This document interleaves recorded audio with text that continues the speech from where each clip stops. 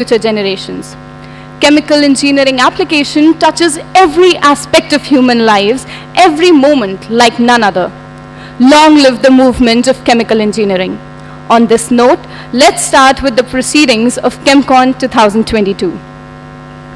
Vidya dadati vinayam, vinayat yat patratvam, patratvad dhanopnoti dhanat dharm tata sukham. It's our holy tradition to worship our goddess of learning and knowledge, Ma Saraswati, before any auspicious event.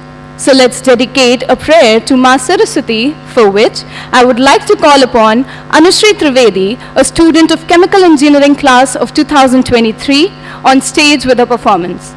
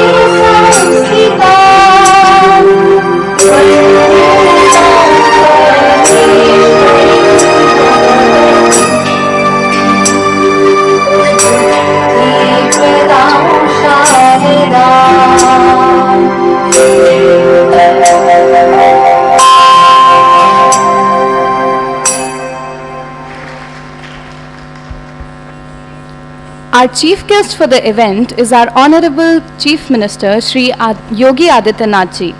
Now, I would like to request our guests to come up on the stage and take their respective chairs. Our guest of honors, respected Mr. Ajit Singh Pal sir, Minister of State, Science and Technology, IT Uttar Pradesh.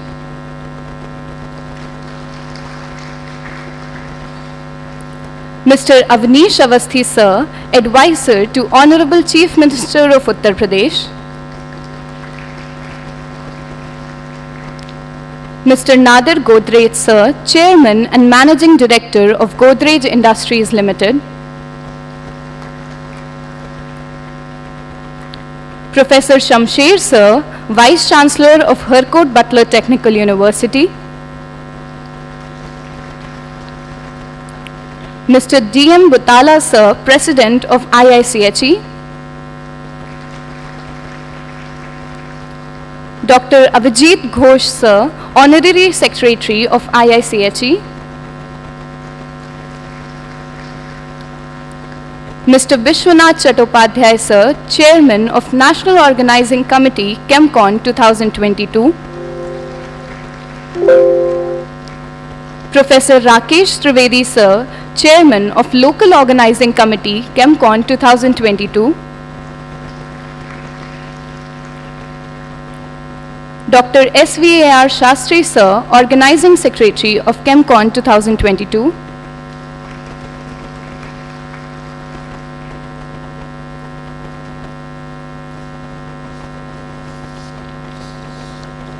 Thank you, sirs. Light is a symbol of brightness and prosperity. As sunlight expels the darkness of night, similarly, blessings bring in our life prosperity and happiness. To make this day a blessed one, we invoke Goddess Saraswati by kindling the lamp of learning and wisdom. For seeking the choicest blessings for the same, I invite all our dignitaries to please light the ceremonial lamp and offer garlands to the portrait of Dr. H.L. Roy, Founder President of IICHE.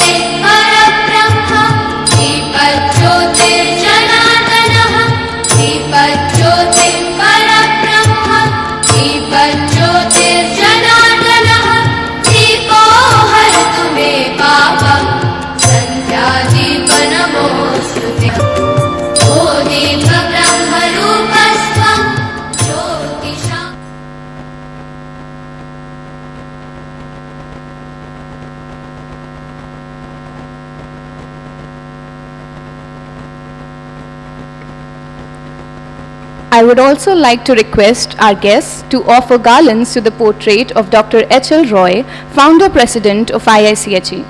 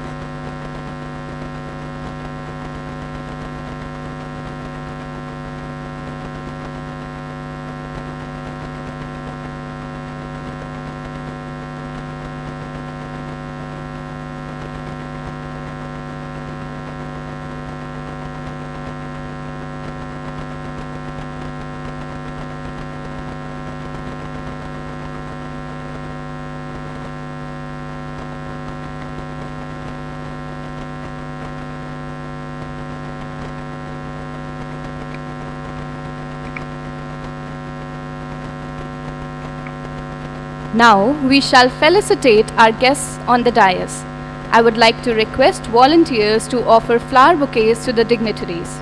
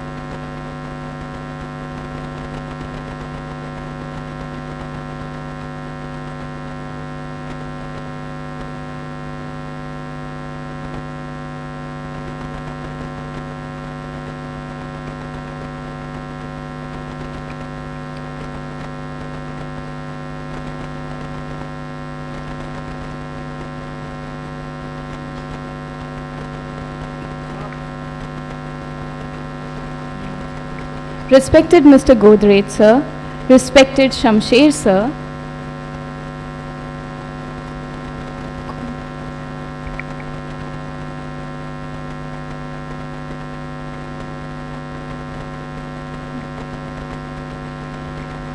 Respected Butala, sir. Respected Chattopadhyay, sir.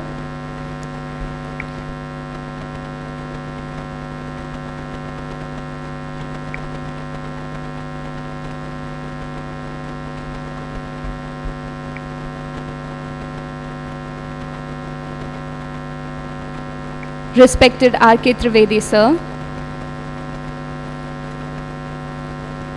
Respected Dr. S.V.R. Shastri, sir.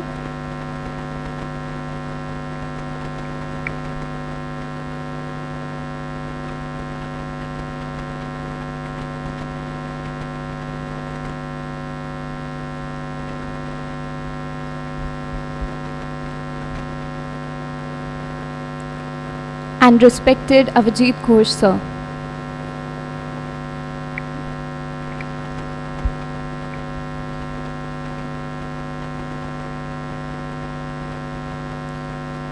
I would like to request Chattopadhyay sir to honor our guest of honor, Mr. Ajit Singh Pal sir, with a Uttariya and a memento.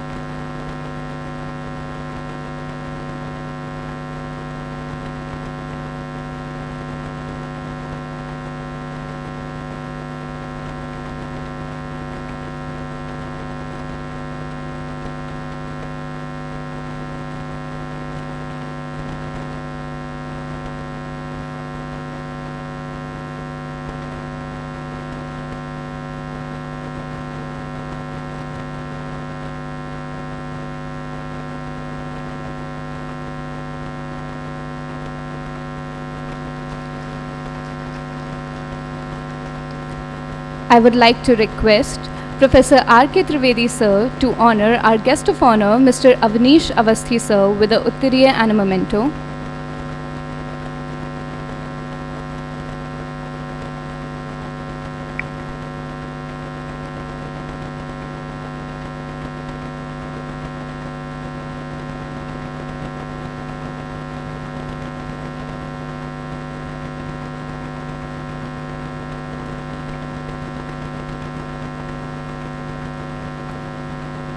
I would like to request Chattopadhyay sir to honor our guest of honor, Mr. Nadir Godrej sir, with an Uttariya and a memento.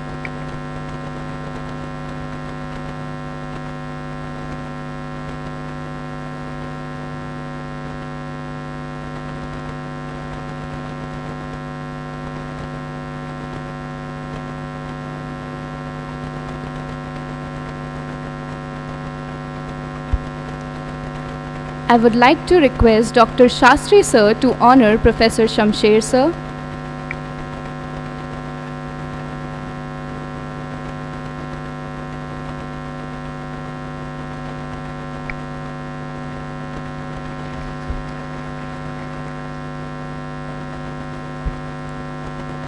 I request Mr. R.K. Trivedi sir to honor Butala sir, the President of IICHE.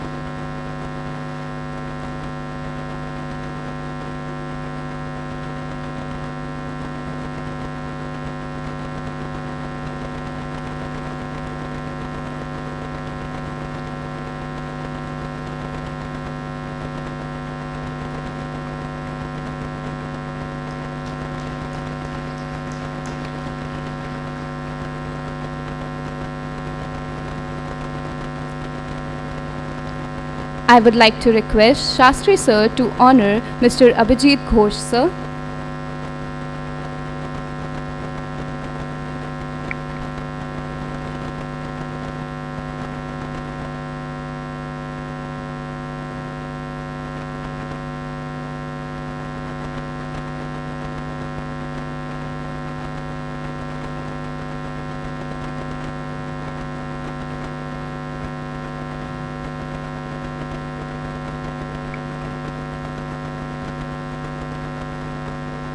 Now, I would like to request the volunteers to present mementos to Mr. Vishwanath Chattopadhyay Sir, Professor R.K. Trivedi Sir, and Dr. S.V.R. Shastri Sir.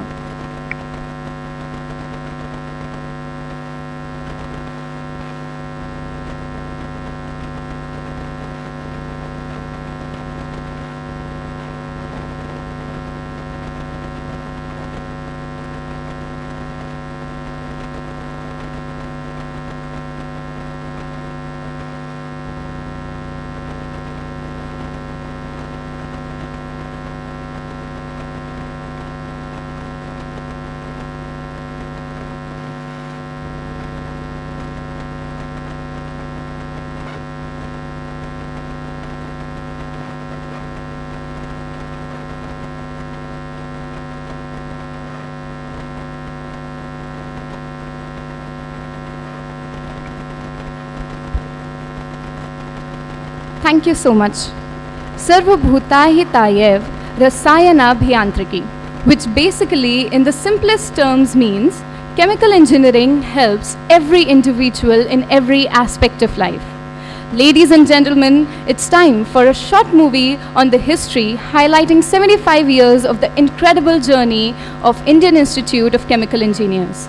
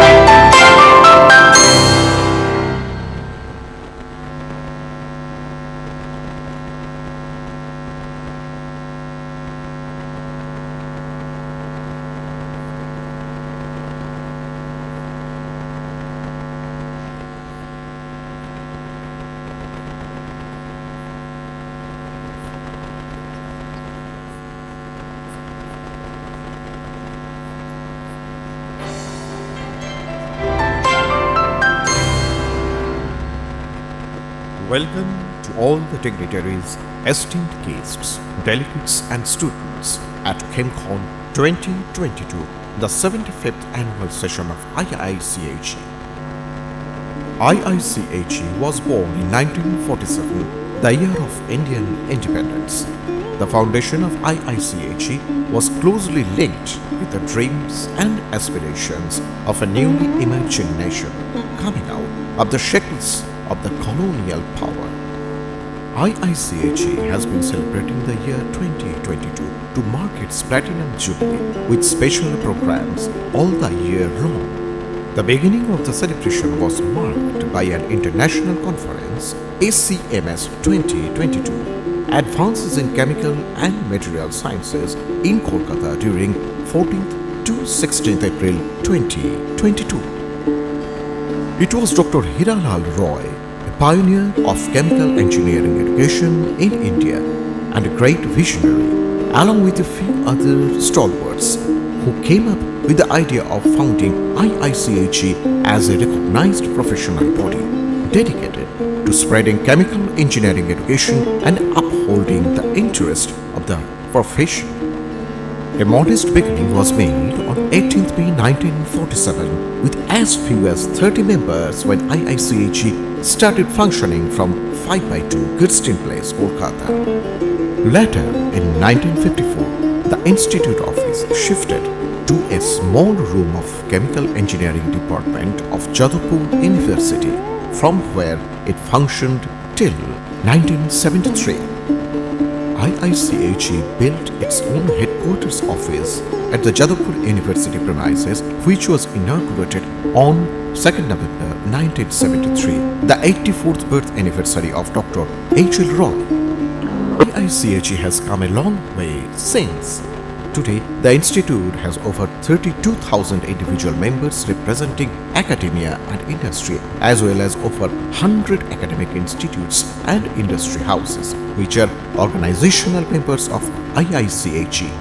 The IICHE umbrella includes 46 regional centers and 182 student chapters all across the country, from Kashmir to Kanyakumari and from Gujarat to Assam.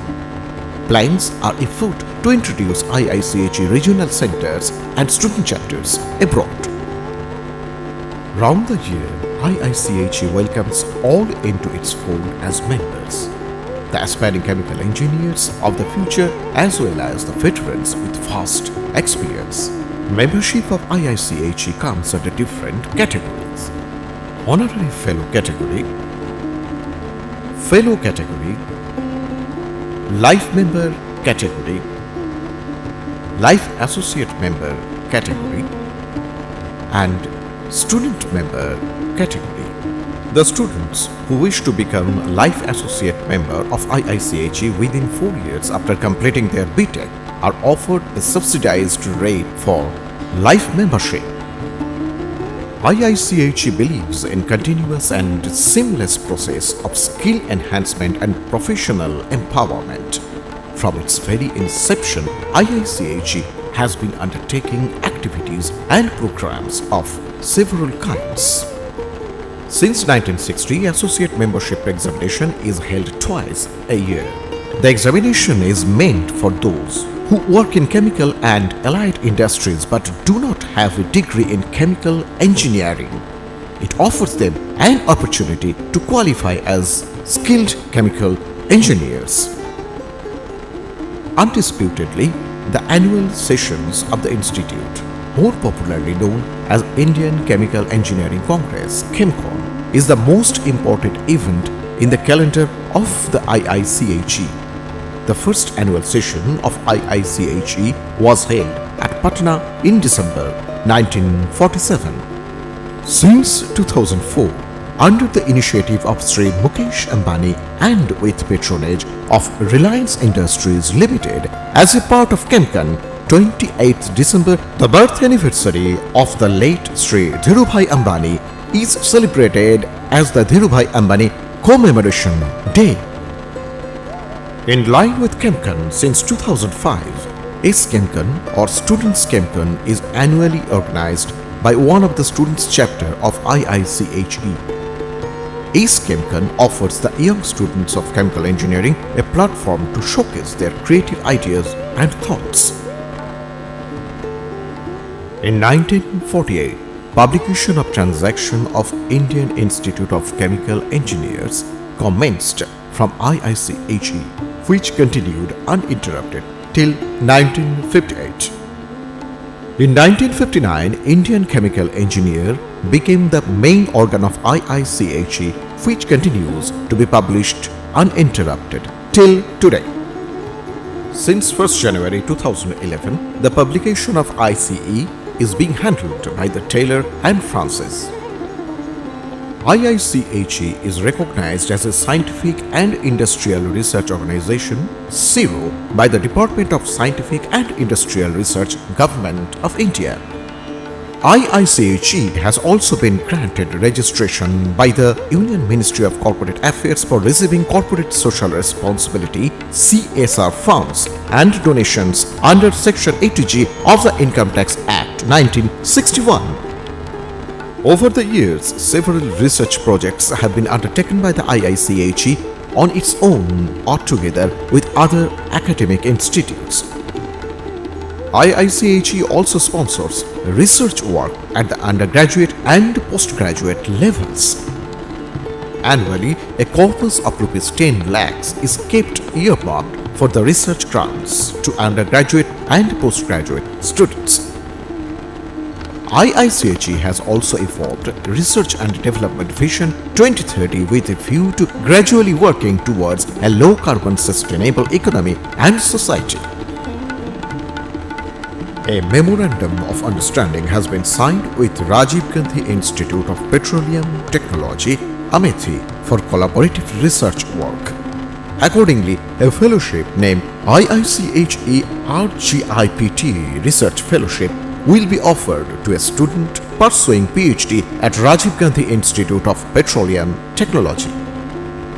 In order to honor eminence and nurture young talents, each year during Chemcon and Chemcon, IICHE confers a large number of awards and prizes under different categories, such as 10 National Awards, 1 Lifetime Achievement Award, 18 Chemcon Distinguished Speaker Awards, around 20 other categories of awards. The awardees represent a wide spectrum: revered scientists, esteemed industrialists, renowned academics, meritorious students and research scholars, etc.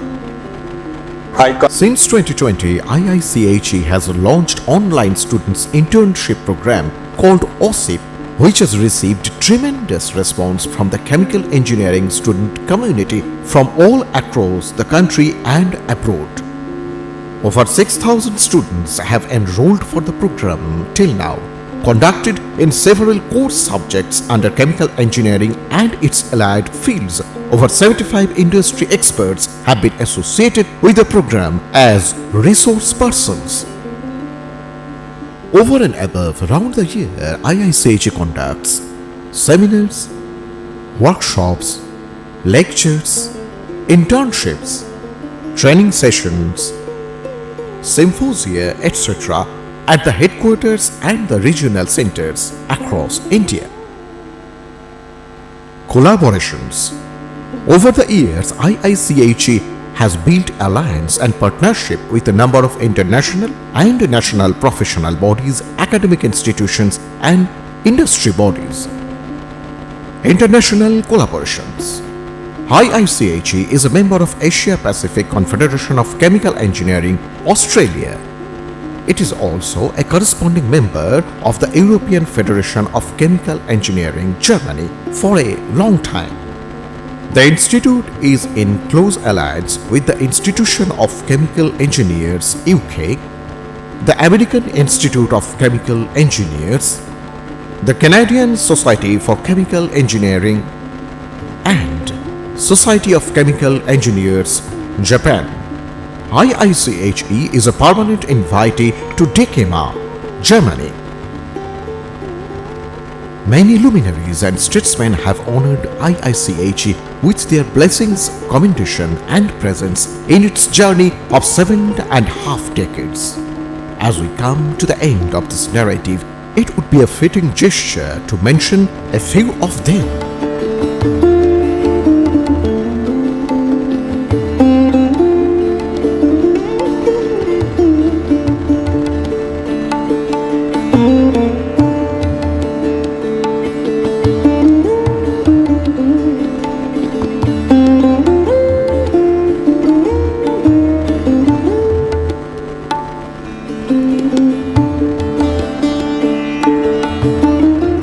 IICHE will continue to redefine its goals and adapt to the surrounding milieu so that it remains a responsible partner in the sustainable ecosystem of this nation.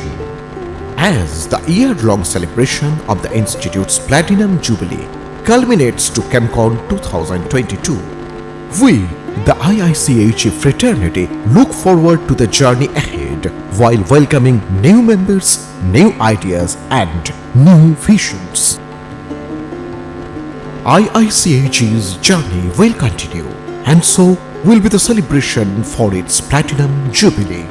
Chemcon 2023, to be organized by the IICHE headquarters in Kolkata during 27th to 30th December 2023, will mark the finale. We extend our warm invitation to one and all, right now and right here. Please join us in Chemcon 2023.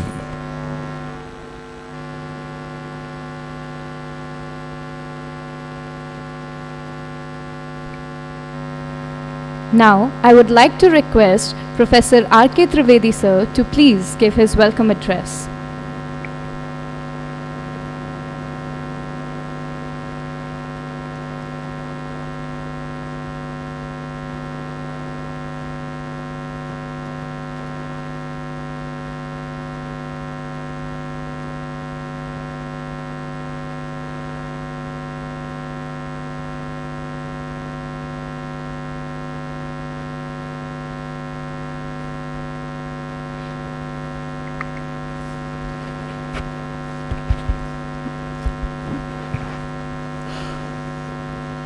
Very good morning to all of you.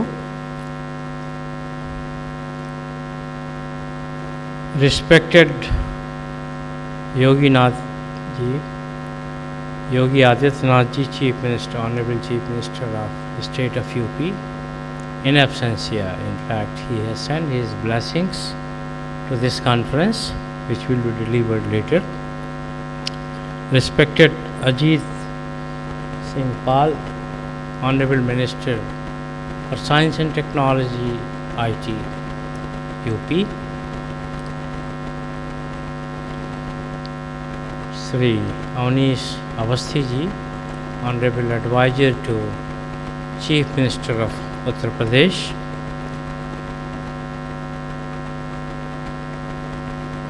Professor Shamsher, Vice Chancellor, Harcourt Bhatta Technical University.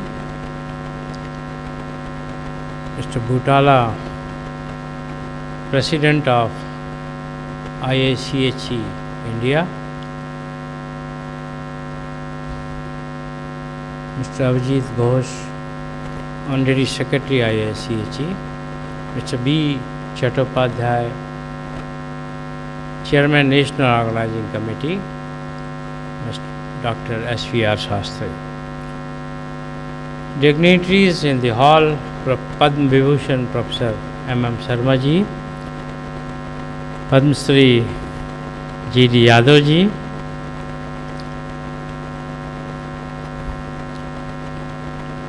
Mr. Rajesh Garg, Chairman, Local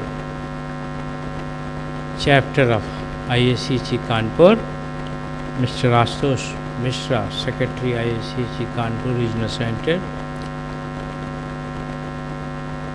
Council members of IACHE, guests from Canada, USA, Japan, and other dignitaries present in the hall. Participants of the 75th annual session of Indian Institute of Chemical Engineers and National Conference. Faculty members of HBTU, representative of press and media, ladies and gentlemen.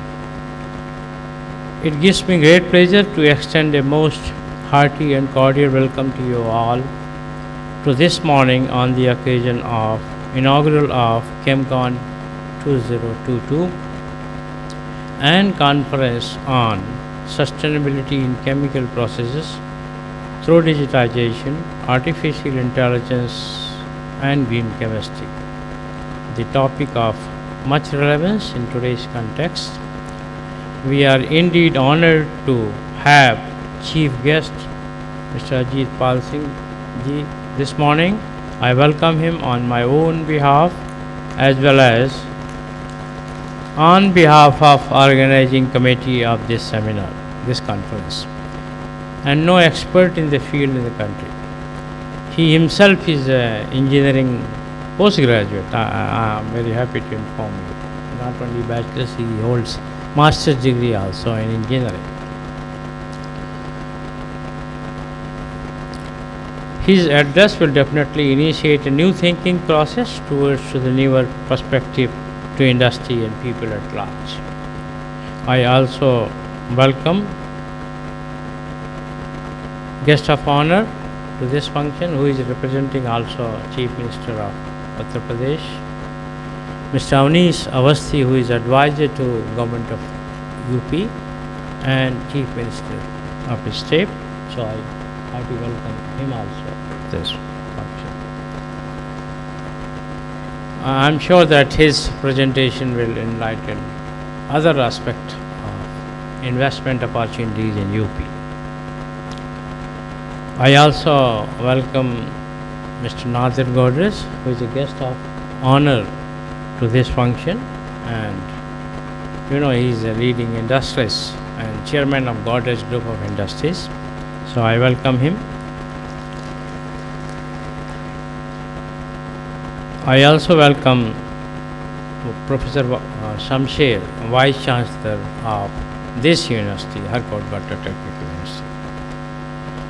I welcome President of IACHE, Mr. Butala, who is here in spite of his busy schedule, and I welcome Mr. Bishnath Chattopadhyay, who is the chairman of National Organizing Committee, and in fact he is the core person in organizing this activity.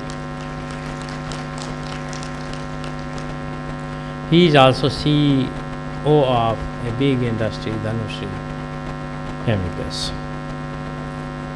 I also welcome Mr. Avijit Ghosh, the organizing secretary of the IICHE party. I was the national secretary, honorary secretary of IICHE, Kolkata. I welcome all the dignitaries, all the distinguished speakers, CDS speakers, and other speakers who are invited here for technical sessions. I also welcome all session chairs, technical session chairs who are here. I will also welcome all guests and faculty members of various institutions, and in particular council members of IICHE and student participants and delegates from all over the country. So I welcome on behalf of organizing committee all of them. I also welcome representative of press and print media and electronic media as well, who are here to cover the technical sessions as well as inaugural session. Kanpur has been a major city of the state of Uttar Pradesh, having reputed technical education centers. Kanpur Regional Center of IICHE is one of the oldest regional centers in India of IICHE. Harcourt Butler Technical University is a state government sponsored university located in Kanpur. It has already completed 100 years last year only.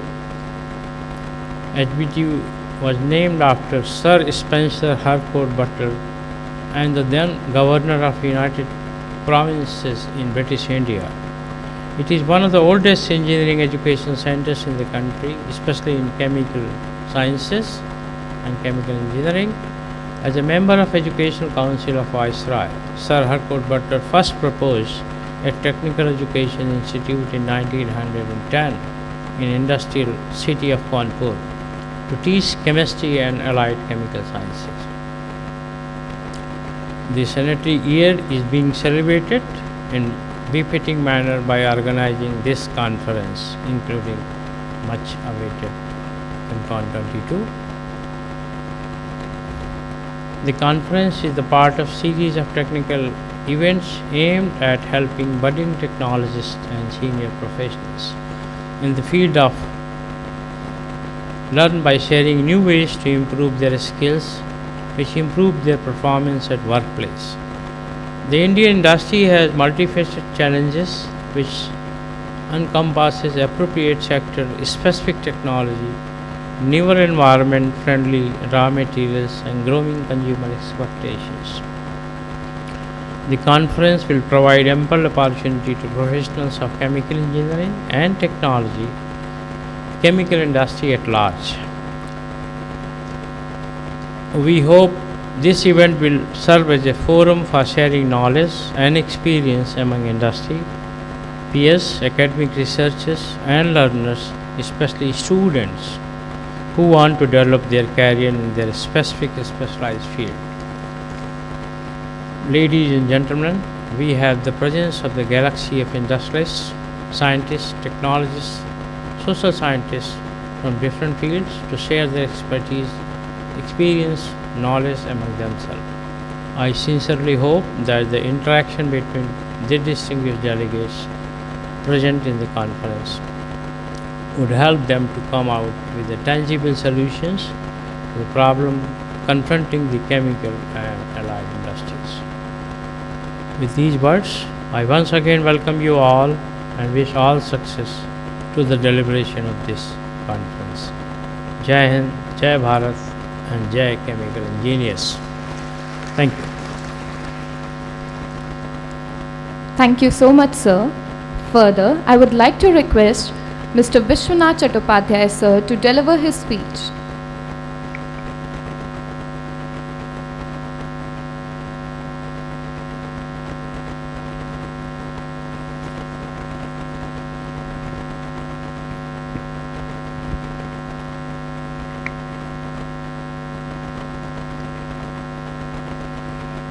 Namaskar and good morning. Honorable Minister Sri Ajit Singh Pal ji, Minister of State, Science, Technology and Information Technology. Honorable Sri Avnish Awasthi ji,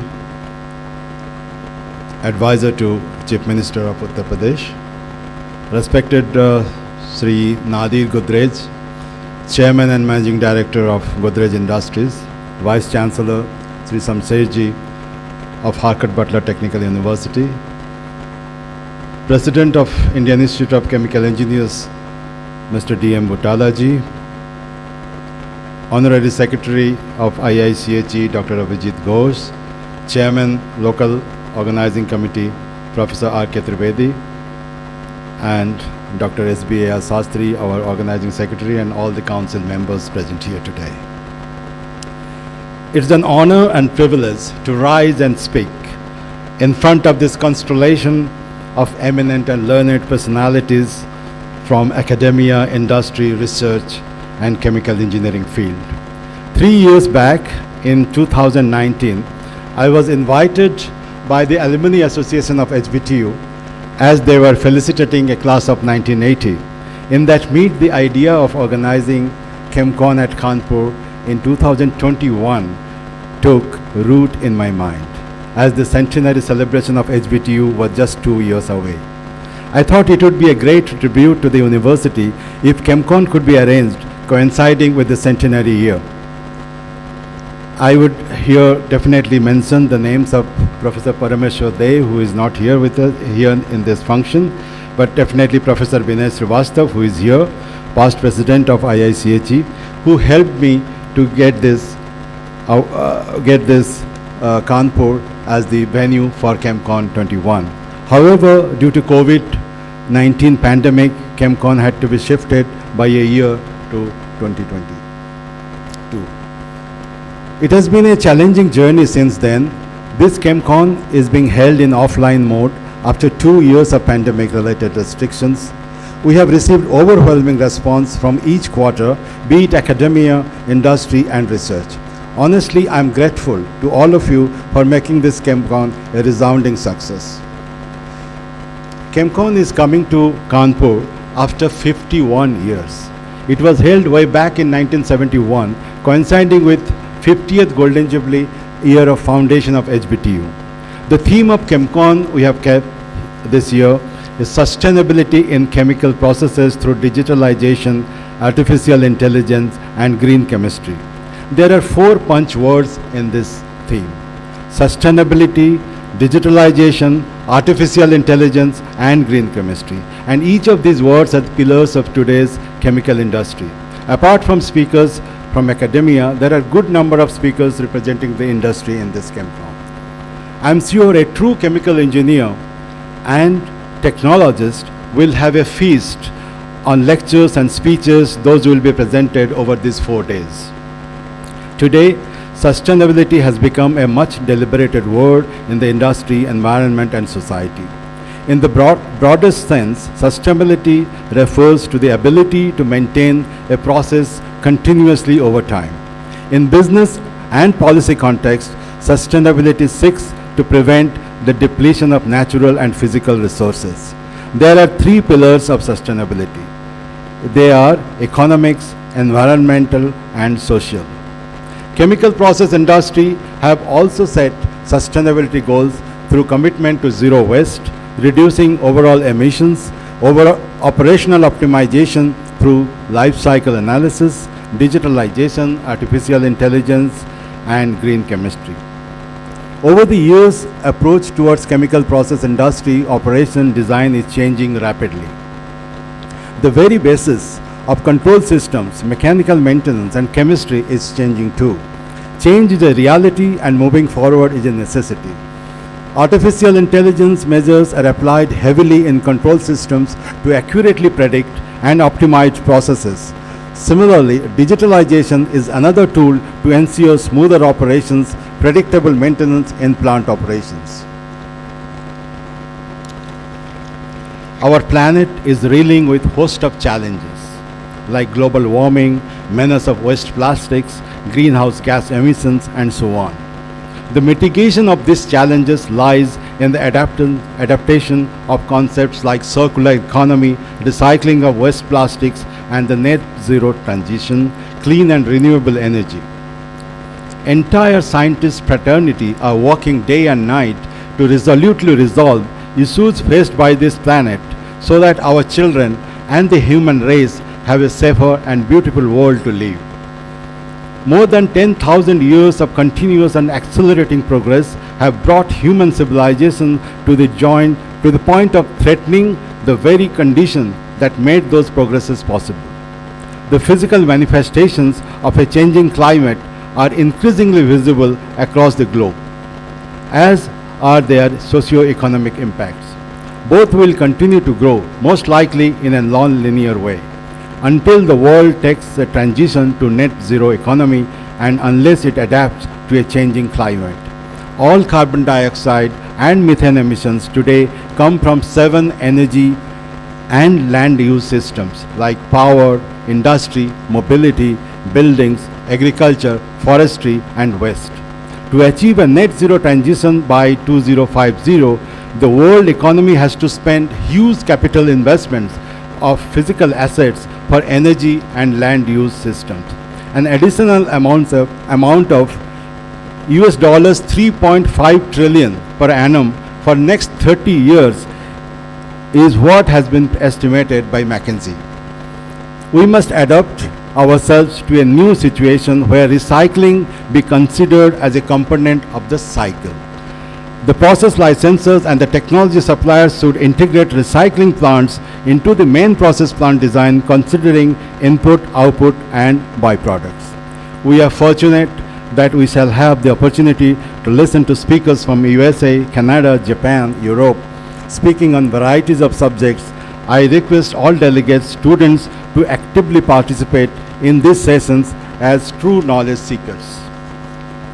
And if you want your speakers to give their best, please be present in large numbers at every sessions and irrespective of the subject of your lecture.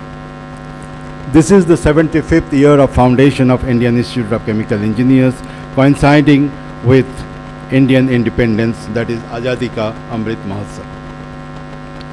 International fraternity of IICHE like American Institute of Chemical Engineers, European Federation of Chemical Engineering, Canadian Society for Chemical Engineers, Society of Chemical Engineers Japan, Institute of Chemical Engineers UK, Israel Institute of Chemical Engineers have congratulated IICHE for Platinum Jubilee celebration. I have personally spoken to Mr. Giorgio Veronesi, President of EFCE, who wanted to have a virtual session between EFCE and IICHE. However, due to paucity of time, we could not arrange this time. I have congratulated Professor David Vogel, President of IChemE, on centenary year of IChemE this year. Very much I'm thankful to Professor Masahiro Matsukata as he accepted my invitation to participate in person and sign MOU with IICHE. This MOU will be similar to what IICHE already has with AICHE, and AICHE's MOU also will be renewed this year. From the very beginning, our interaction with Canadian Society of Chemical Engineers had been extremely cordial. Both past President Mr. Todd Pogsley and present President Professor Cunningham have supported association with IICHE. Canadian society have sent the largest delegation, and success of that attributed to Professor Anil Mehra, who is present here, and Professor Ajay Dalai. It's an honor for IICHE to have American Institute of Chemical Engineers as co-sponsors of Chemcon 2022. Since he took over as AICHE President, Professor Christian Grant agreed to support this conference. I profusely thank Dr. Veera Bodu and Professor Qureshi for their perseverance in getting AICHE's co-sponsorship arrangement. Many thanks to all delegates and speakers who have come from far-flung places to present their papers. Learning is a lifelong, never-ending process. Being a learner is a state of mind, and learnability is the superpower inbuilt in a human being. To organize a conference similar to the stature and magnitude of Chemcon is a huge ask, and could not have been possible without the financial support from many of my friends in the industry, well-wishers and sponsors. Thank you from bottom of my heart to all sponsors for their generous contribution. I am thankful to IICHE for giving KRC an opportunity to host Chemcon and their continuous support to make this event success. Especially, I mention the name of Dr. Abhijit Ghosh, Honorary Secretary of IICHE. For me, it has been a journey full of excitement and challenges, and seeing the response you all have poured in, I can surely say that a mission accomplished. We as organizers of Chemcon and members of KRC wish to take this moment of IICHE forward and plan to construct KRC's own building as a center of excellence for future chemical engineers. With this, I come to the end of my speech. Thank you very much for giving me a patient hearing. Thank you all. Thank you so much, sir. Now we have a video message from the President of European Federation of Chemical Engineering, Mr. Giorgio Veronesi. I'm Giorgio Veronesi, President of the European Federation of Chemical Engineering, EFC. I'm based in Milan, Italy, but the EFC, being a truly pan-European organization, has an important presence in 28 European countries, representing academia and industry. I'm very pleased to record this message to express EFC congratulations and support to the Indian Institute of Chemical Engineers, IICHE, and in particular to his president, Mr. Vishwanath Chattopadhyay, on occasion of its yearly Congress, Chemcon 2022. The focus of the event is on sustainability of chemical processes through digitalization, artificial intelligence, and green chemistry. All themes of great interest, not only for research and industry, but also for the general public. I believe this year's event is particularly meaningful as IICHE celebrates its 75 years anniversary, an important milestone to be extremely proud of, that gives the idea of the considerable experience accumulated through the years by its members. The IICHE is an institutional member of EFC, and we have a regular participation of its representatives to EFC events, both in person and via web. In 2023, EFC has an impressive calendar of events already defined, in particular the European Congress of Chemical Engineering that will be held in Berlin in September. It will be the first European Congress held in person after Florence 2019 because of COVID, so we are looking forward to a great participation from all over the world and India as well. The cooperation with IICHE is very important to us, as we are quite aware of the great contribution that Indian researchers and engineers give to chemical engineering. So we hope that this relationship will not only continue, but will be more strongly developed in the future, in particular through joint projects and exchange of teaching and research staff. Having said that, I would like to conclude wishing IICHE and all participants to Chemcon 2022 a successful and informative Congress. Thank you for your attention and goodbye.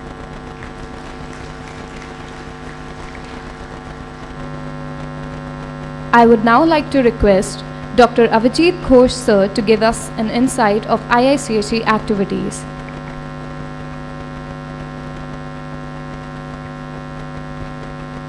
So respected today's chief guest, Sri Yogi Adityanath ji, respected Minister of State Ajit Singh Pal ji, respected guest of honors, Mr. Abnesh Awasthi ji, Mr. Nadir Godrej ji, Professor Samser, Vice Chancellor of HBTU, Mr. Vishwanath Chattopadhyay, National Organizing Committee Chair, Professor Rakesh Trivedi ji, Local Organizing Committee Chair, President Mr. D.M. Butala ji, and Organizing Secretary Dr. S.V.R. Sastry ji. Of the dais, we had eminent personalities, Padma Vibhushan Professor M.M. Sharma ji, Padma Shri Professor G.D. Jadhav, our past presidents, council members, ladies and gentlemen. I welcome you all in this beautiful wintry morning to the 75th annual session of Indian Institute of Chemical Engineers,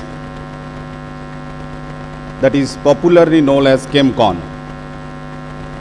For the IICG fraternity, it is a momentous occasion as we meet here and celebrate IICG's 75th years of glorious journey. The journey has begun glorious because the founding father of IICG, the great visionaries and educationist Dr. H.L. Roy, his colleagues and several of his worthy successors defied many odds, made many sacrifices, and displayed tremendous resolve to build IICG brick by brick and take it to its present stature of distinction. My heartfelt tribute and respect to them as IICG embark on a new journey in a new era. My sincere appreciation goes to Kanpur Regional Center of IICG for undertaking the responsibility of organizing Chemcon 2022 with much competence. We are also deeply thankful to the authorities of Hatkor Butler Technical University, Kanpur, for offering their all-out support for hosting Chemcon this year. We are also grateful for the other eminent associates of Chemcon 2022. The IICG year-long does several programs which already we have seen in our short video. I'll just brief about the present vision and mission of the Council. So we are trying to represent pan-India representation across the country and abroad. I'm happy to share that in this Chemcon we are going to start our first overseas regional center at Canada.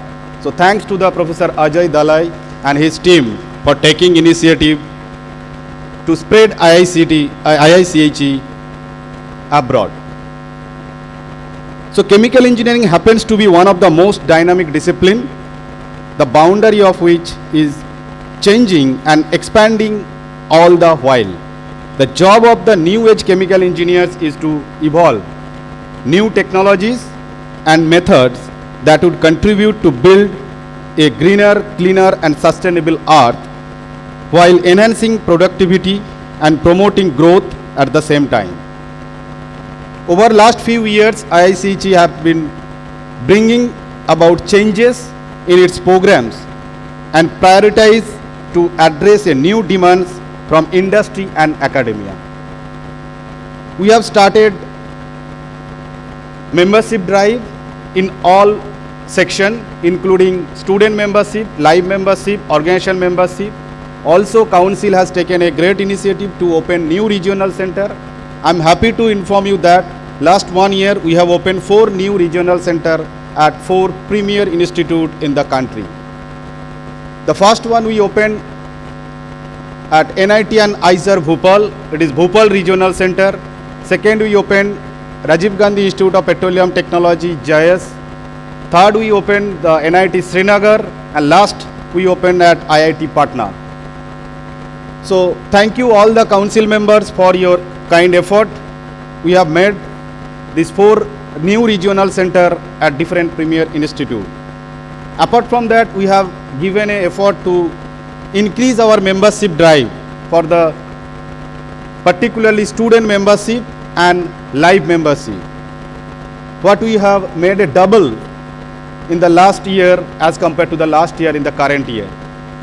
Due to the several student oriented program initiation by the IICG Council through its regional center as well as student chapter and headquarter, the more than 6,000 students have enrolled in the last 2 years as a student membership. So thanks to all the students for joining with the IICG and make IICG family bigger. Council has allocated a corpus fund of rupees 10 lakhs to provide the seed money to the particularly UG and PG students to start their research work for final year UG PG student.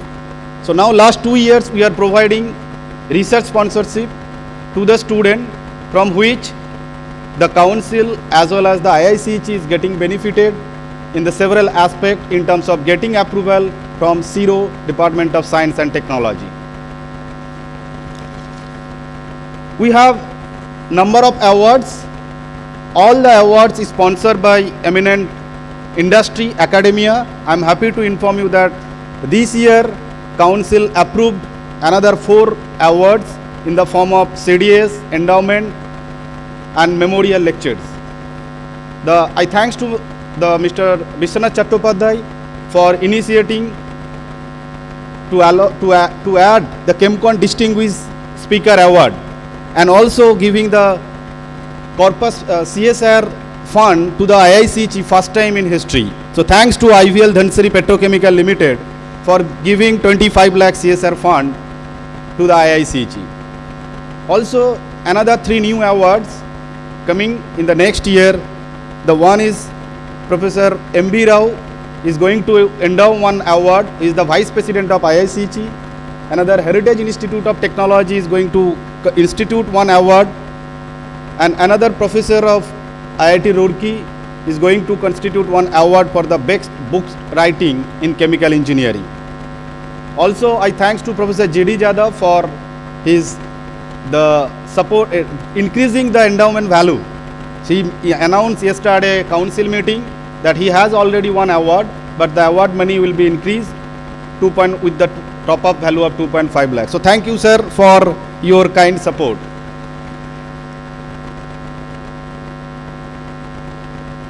As a part of initiative of the knowledge and skill enhancement, IICG Training Institute will be soon launched, which will be separate and dedicated setup to carry out the online internship program, certificate course, diploma courses in collaboration with the reputed institute and university.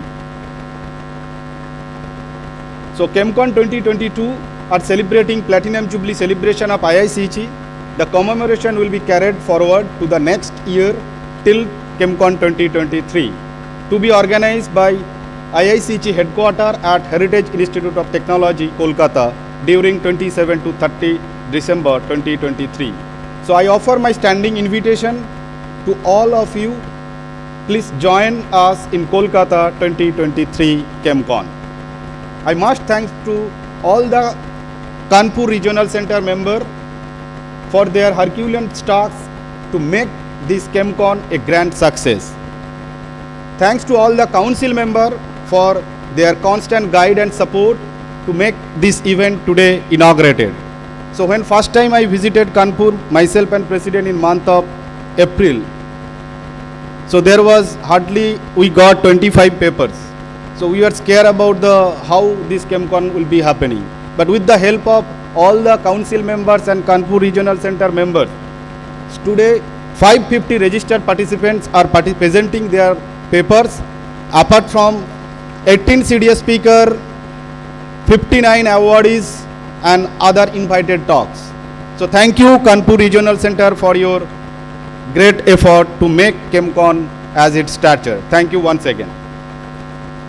With this, I wish many enriching and stimulating sessions at the Chemcon, and also an enjoyable visit to the city of Kanpur, and Happy New Year in advance. Thank you once again. Thank you so much, sir, for taking us through the activities of IICHE. Now, I would like to request Mr. Butala, sir, to address the August gathering.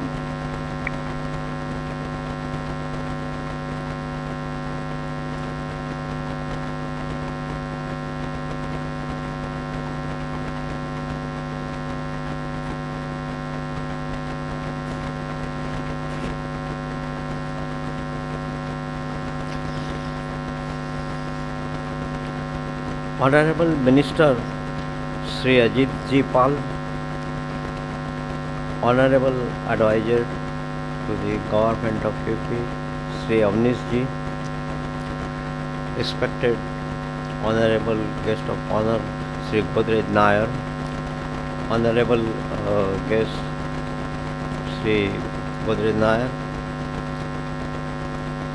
Vice Chancellor Dr. Samsher Singh Ji,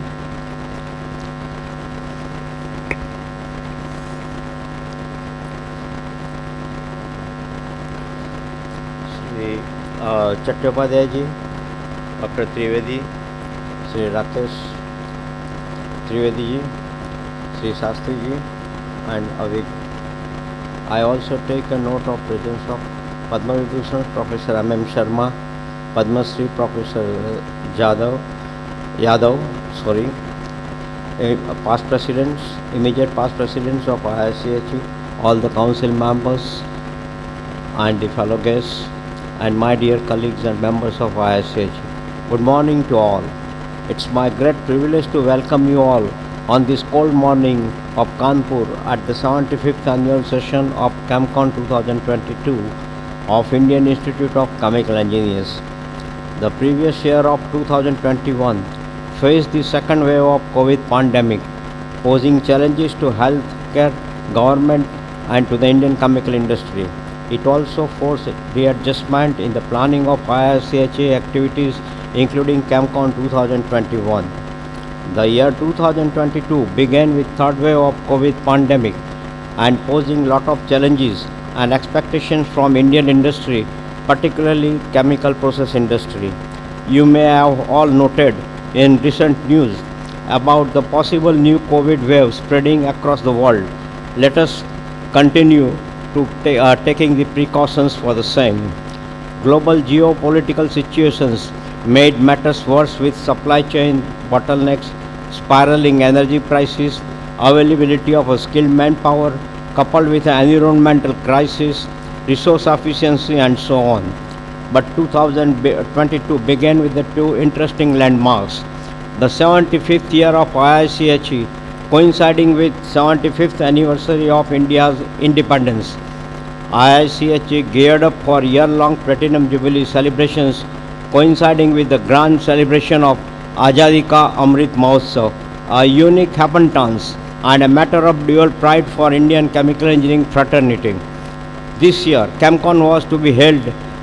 this particular Chemcon was to be held in the year 2021 at Kanpur, befitting to centenary year celebrations of HBTU, which is one of the oldest premier institute of chemical technology and engineering in the country. But COVID pandemic forced to review the planning, but the spirit prevailed. Chemcon 2022 has dual significance. It is the Platinum Jubilee Chemcon of IICHE, coupled with the beginning of the second century of technical education of HBTU, a matter of great pride for chemical engineering society. Kanpur has unique distinction as one of the oldest chemical technology hub and honor of having one of the oldest IITs. With the key defense industries and educational establishment, including 100 years old chemical technology courses, holding of Chemcon at Kanpur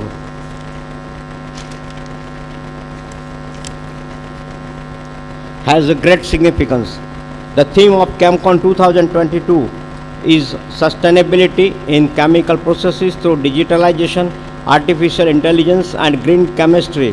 Kanpur offers the right setting for IICHE to host Chemcon, a traditional mega event of deliberations, discussions and interface of a very high value targeted to chemical engineering profession. If I walk back on the memory lane, right from year 1947, from May 18th, IICHE traveled to a milestone called Platinum Jubilee of IICHE, that is this year. The journey has steered ahead and has emerged today as a premier body of chemical engineers. The journey has been providing a platform and bridging the gap between industry, academia, R&D, as well as taking care for the students. The vision of the IICHE is skill enhancement and excellence in chemical engineering is a mission of IICHE, and so it provides appropriate forum for joint endeavor, hand in hand, to work for human beings through application of chemical engineering and allied sciences. In today's rapidly changing world, IICHE can enhance its core capabilities to accelerate learning and innovation for all of its members and supporters. In the crucial area of circular economy, sustainability and green technology, IICHE has an important role to play. I strongly believe that interaction among IICHE corporate members will go in a long way to meet these challenges. It is interesting and exciting for us to be chemical engineers and members of IICHE in the period of knowledge transformation. IICHE's R&D Vision 2030 is for working towards green hydrogen, low carbon, sustainable economy and society. IICHE had various research collaborations as well as there are very interesting activities around the year.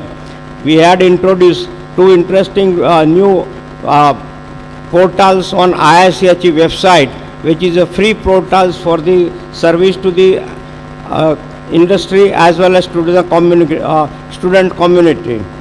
IICHE website based dedicated portal for industrial polyclinic.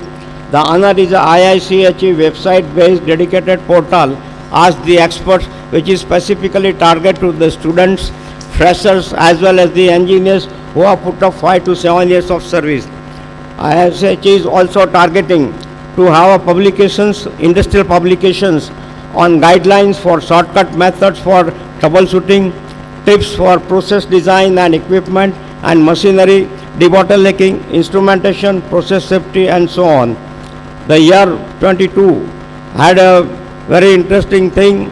Apart from the IICHE head office, all regional centers carried out the various workshops and programs, and particularly in the current scenario of Industry 4, it was more weightage given to sustainability, green energy, hydrogen, environment protection, advances in material sciences, safety management in CPI, role of chemical engineers and applications of artificial intelligence and digitization in chemical process industries, etc. Fitting to IICHE's motto to hone the skills of the millennial students, IICHE continued its online student internship program. IICHE believes ज्ञानम कार्यते बहुविकास एवं ज्ञानः उद्योगस्य लक्षणम. Following to this, IICHE's endeavor is to make IICHE a flag bearer in terms of skill enhancement of freshers, meeting industry expectations, strong industry, academia, R&D bound, turning ideas into reality.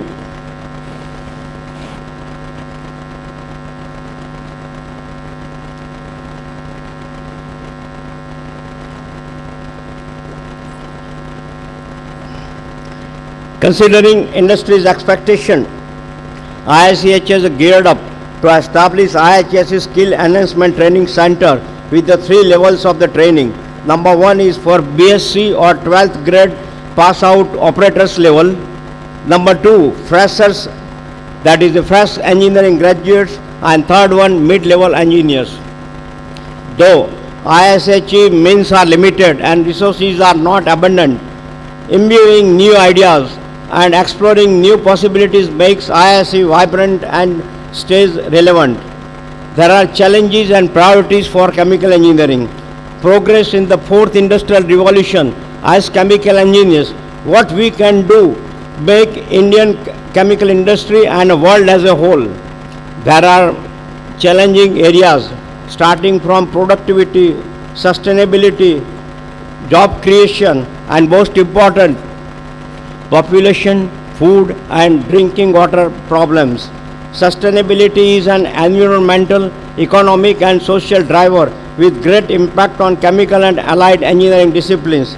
CPI is one of the most energy intensive manufacturing industries and a major source of greenhouse gas emissions. Many current chemical production processes lack efficiency in using feedstocks and produce large quantity of waste. Chemical engineering saves the world and now it is going to save CPI for sustainability and environment. Increasing atom economy is crucial for reducing both the depletion of raw materials and the generation of waste. Increase in the synthetic efficiency and reduce or eliminate waste is a long-term task. Greener and functional solvents, greener catalysts, use of green and renewable feedstocks and energy, green engineering and products, circular economy, these are the key areas of vibrant industrial development where chemical engineering is going to play a key role. Renewable energy is the another area. India being the third largest energy consumer with demand to rise with population growth and modernization.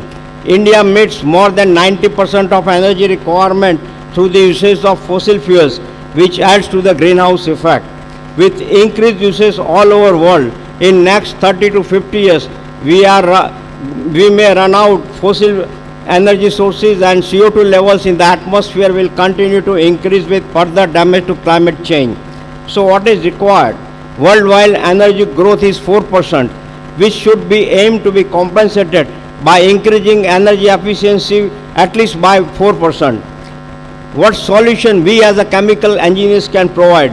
Chemical engineers will have support to support the growth and proliferation of renewable energy and integration of renewable energy resources in chemical processes as well as to establish novel solutions relevant to local but flexible and affordable for low carbon usage.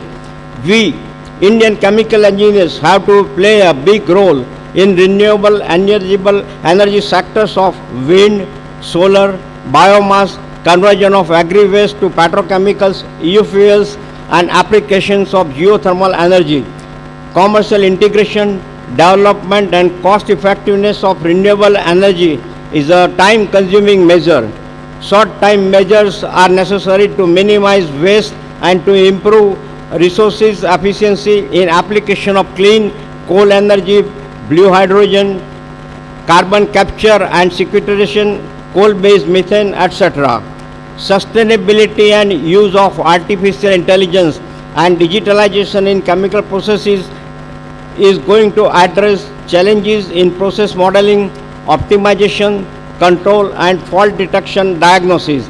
The areas like R&D sector, unit operations, processes and chemical plants, supply chain, resource efficiency and sustainability, health, safety and environment are the areas where AI is going to play a very big role. So what are the focus areas and the challenges?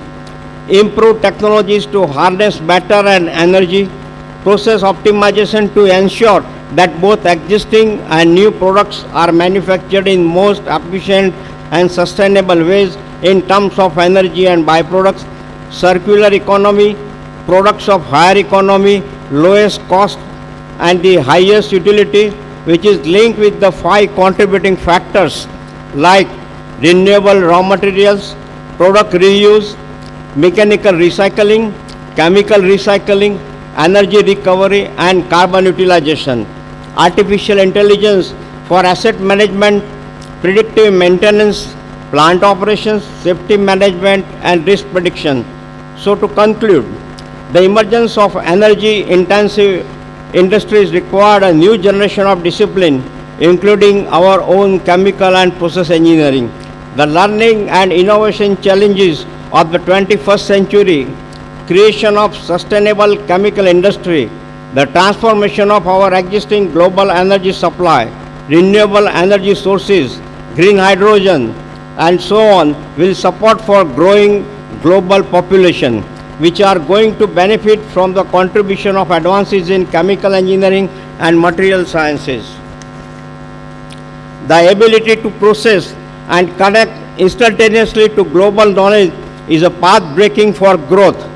Traditional education models are transforming as new skill-based education providers are growing in both sophistication and popularity.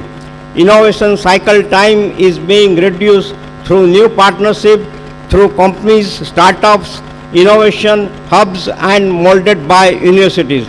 I believe chemistry and chemical engineering imbibed with artificial intelligence and digitalization have an important role to play in achieving a sustainable growth and economical and environmental of Earth. We as chemical engineers have challenging and interesting times ahead. Chemical process industry will become more dominant and will be the driver of sustainability and growth. Before I conclude my address, ladies and gentlemen, I thank you for being present at the inaugural session of Chemcon 2022 and patiently listening to me out all this while. In couple of days, my tenure as the president of IICHE comes to an end as well. The presidency came at an interesting time and has been one of the deep fulfillment and contentment. I feel privileged and took this opportunity to convey my gratitude and appreciation to all my fellow members of the Institute, Council members, and to my colleagues at the IICHE Council for giving me a chance to serve this esteemed institute in the capacity of President. I am also thankful to all senior members and past presidents for their valuable support and guidance to steer ahead the Institute, making my task easy and fruitful. My heartfelt thanks to the entire team of the staff members of IICHE headquarters for their sincere support all along, and I wish them all good luck. I conclude with a big round of applause and special appreciation to NOC and LOC members for organizing Chemcon 2022 at Kanpur for their untiring efforts and hard work, as well as appreciation for the authorities of HBTU, which has entered the second century of chemical engineering education and one of the oldest premier IITs, IIT Kanpur, for all the support. Thanking you all once again and wishing you all a very happy, bright and prosperous new year. Thank you all. Thank you so much, sir. Moving on, I would like to request Professor Shamsher sir to give his address.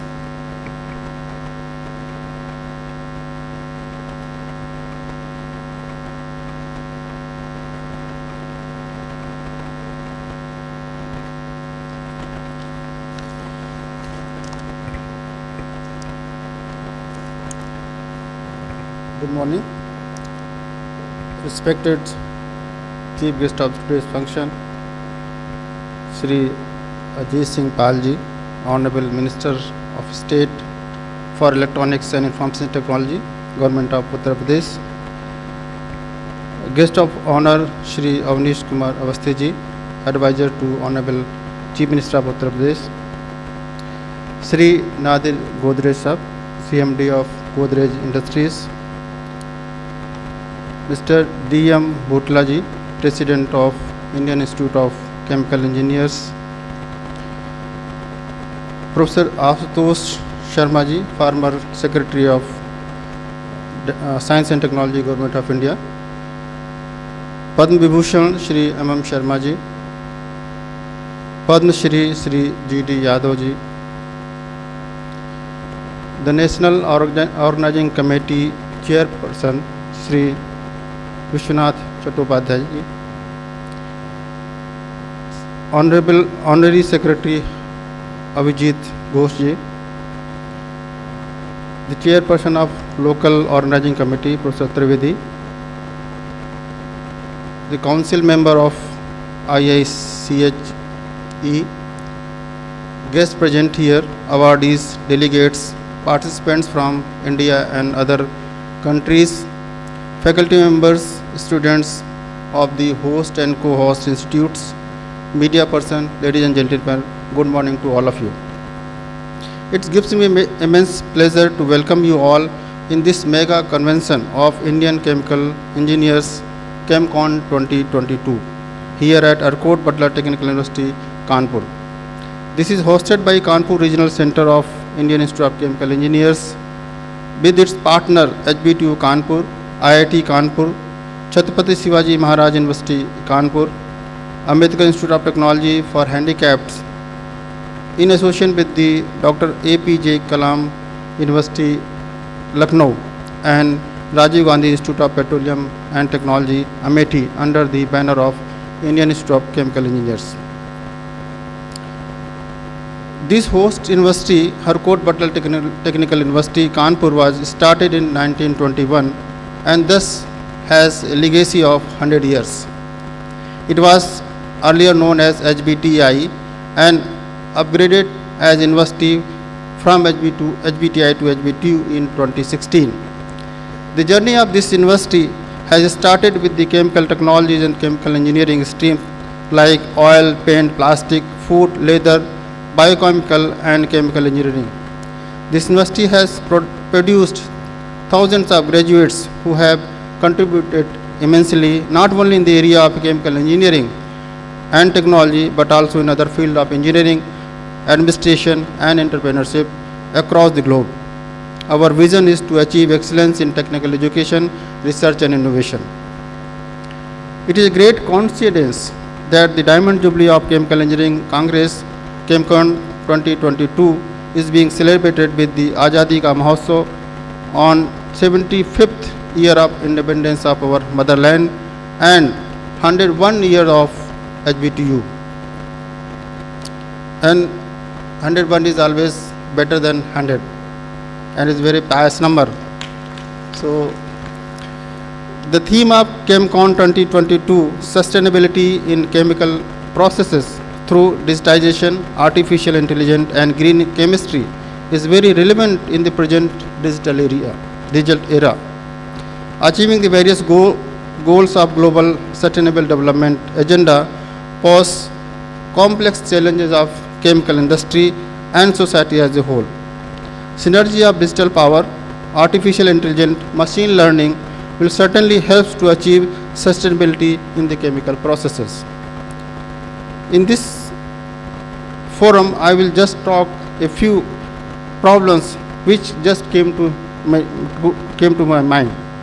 Nowadays, we are facing acute air quality problem everywhere. Major sources are thermal power plants and vehicle pollution. These major aspects are being addressed by the governments at both levels, central as well as state level. And we are moving towards renewable energy for power generation as well as electric vehicle for transportation. But challenges are low efficiency and the high initial cost. We have to bring these to at affordable cost. One of the options could be a polymer-based flexible solar panels, which can be wrapped over any uneven surfaces to generate electricity at maybe more than 40% efficiency. The efficiency of the solar panels presently are between 20 to 30%. So we have to work on the increasing efficiency. Use of efficient batteries, there is another problem with the flexible solar panels around the e-rickshaws. Now we have seen that most of the cities have gone for e-rickshaws. So the efficiency of the e-rickshaw depends on how efficiently they are being charged. So use of efficient batteries with the flexible solar panel around the e-rickshaw will certainly save conventional power used for charging, thus pollution and greenhouse gases emission from fossil power plants. As automobile industry is moving fast toward EVs, therefore there is a need to provide solution for efficient and cheapest batteries as well as solar panels to charge battery as a faster rate. Similarly, efficient conversion of biomass and waste of the crops residues to biofuels and to increase blending in the diesel is another need of the hour. Biofuels will certainly reduce the import of crude oil and thus pollution due to burning and dumping of this waste. In many applications, it has been found the use of nanoparticles enhance the performance of the processes like in energy conversion in automobiles, and also presently lot of work is being done on the desaltification, because we have huge amount of water around the globe, but the water which is potable is very less. So many people are working on desaltification of the water, and it has been found that the use of nanoparticle improves the efficiency of the process. So we have to work on synthesis of cheaper and affordable nanoparticle, because now we are getting the nanoparticles are at a very high cost. So this has to be this has to be seen as a challenge. Currently, we are also facing a lot of challenges to handle the waste and used item and their recycling. The concept of circular economy comprising of reverse logistic, recycling or transformation into the secondary raw materials without depleting the environment, and use of efficient technology which may further generate less waste is another challenge to look into. I hope that these 4 days conference, having about 550 oral and 160 poster presentation and many lectures, will be able to address the challenges in sustainable development and will suggest the way forward. I congratulate the organizing committee members and their hard work and initiative in creating these wonderful platforms and bringing together eminent researchers and scientists from across the globe.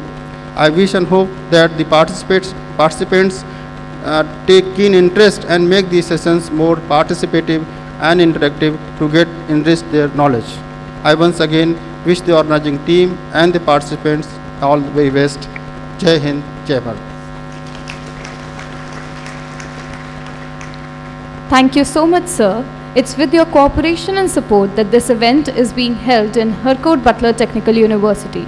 Under your guidance, HBTU is reaching new heights of success with each passing day.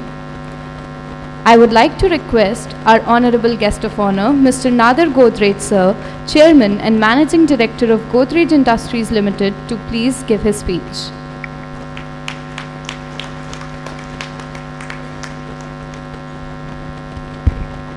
Distinguished guests on the dais, my fellow chemical engineers, ladies and gentlemen. It is our privilege to be a part of the Platinum Jubilee edition of Chemcon 2022, being organized by the Indian Institute of Chemical Engineers in the Kanpur region in the 101st year of this organization at the Harcourt Butler Institute, with which I have long ties through the Oil Technologists Association of India. India is an enticing hub for chemical companies. The chemical industry contributes greatly to the growth of the economy, and this conference is going to benefit both professionals and students. As I'm going to be speaking later, I will limit my remarks and I will say a few words about Godrej and Chemicals and our community of chemical engineers. We are the oleochemicals pioneer. To us, this field is very dear, but over the years we diversified. Agrochemicals were supplied, PGRs and weedicides. With the Aztec purchase, fungicides. And through our new R&D center, very soon we will enter many different technologies. Besides the agro and the oleo, our specialty chemicals also grow. No matter what you formulate, sophorolipids can be great. These products now are in our fold. To my mind, they are pure gold. Good surfactants at a low dose with several benefits, heaven knows. Both antimicrobial and preservative. Innumerable opportunities it can give for any kind of formulation, for cleaning or sterilization. You must clearly understand our biological portfolio will expand. Our portfolio widens every day. In many areas we will play with the good times that we now see and ever expanding R&D. The future will be very bright. We still have the terrible blight of climate change, but technology we will invent relentlessly. In this, our Platinum Jubilee, let us work collectively to save the planet and industry a brighter future is what we'll see. This is the time for us to cheer every chemical engineer. Thank you.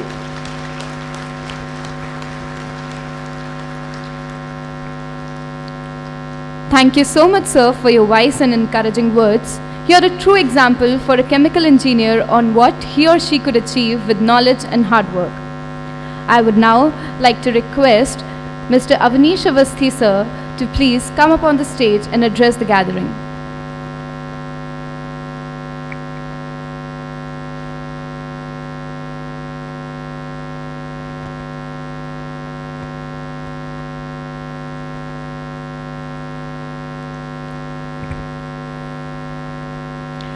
Good morning.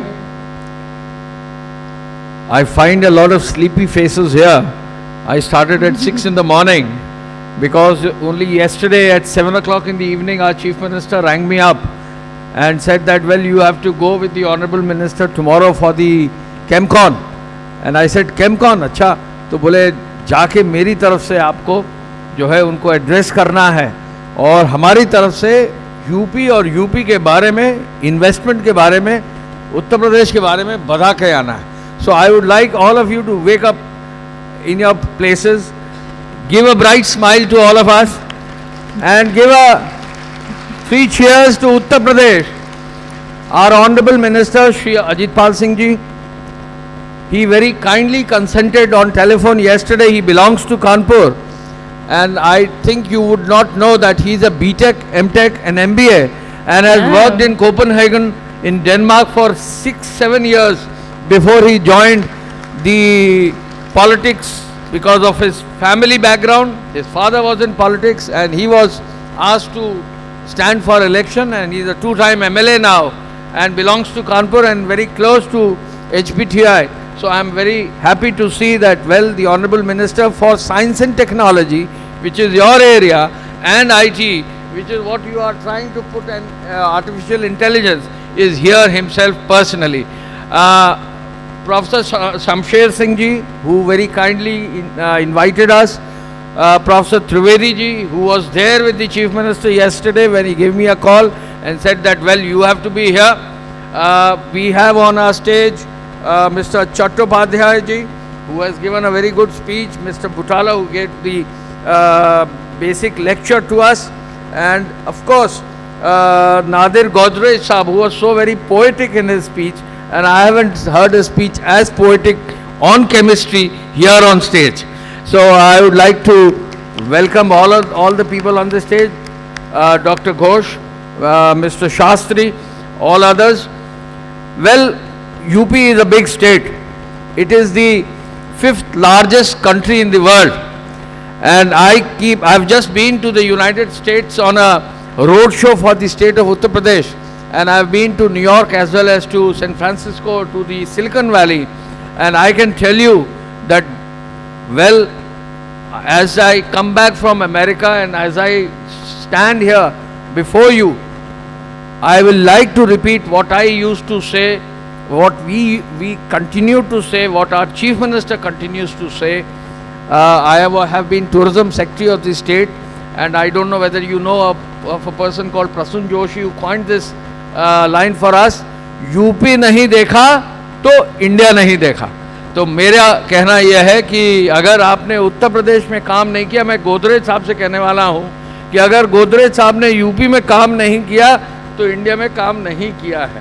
तो मैं यहाँ जितने industrialist आए हैं, जितने industry से जुड़े captains आए हैं, जितने इंडस्ट्री से जुड़े केमिकल इंजीनियर्स आए हैं, मैं सबका आह्वान करना चाहूँगा. I have distributed a few pamphlets, a few hard copies, but I would also like to make a small presentation before you on what is on offer in Uttar Pradesh. You all know that UP is the largest state in the country in terms of population. We are the 5th largest country in the world in terms of population. We are obviously are the state to monitor, state to watch, and you have seen in the last 5 years the way our Chief Minister Yogi Adityanath has moved forward. We in our state can boast of having one of the best law and order situations in the country. UP is one of the safest states, not just in India, but across the world. And you've seen how the bulldozer works against every crime and criminal in the state and country. Well, governance is all about zero tolerance to crime and criminality.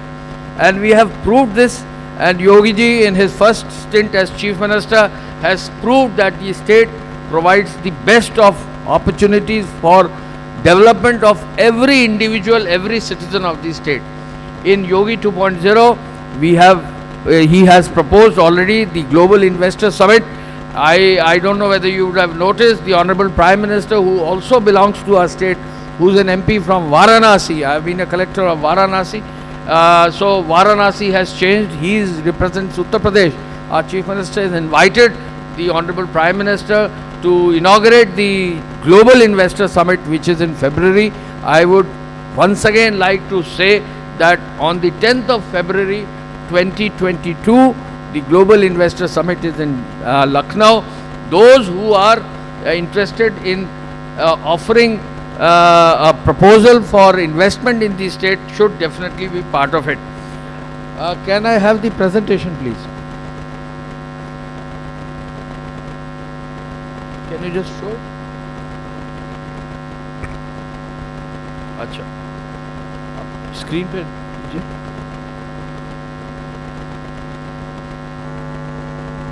Yes. Yeah. I would also like to give a background of myself before I go forward. Well, I am an engineer from IIT Kanpur. I am an electrical engineer. I have worked for very long in the state in various capacities in the power sector. And if you see all the infrastructure which has come in the state in terms of the expressways, I have been the CEO of the Expressways Authority of Uttar Pradesh, where we have done 80,000 crores of expressways in our state. I have also been the longest serving Home Secretary of the state. And incidentally, I joined IIT Kanpur after 12th. If I had joined engineering in 11th, when I appeared again for IIT, I would have joined IIT Kharagpur in chemical engineering, and that would have been an opportunity to see I would have been part of you.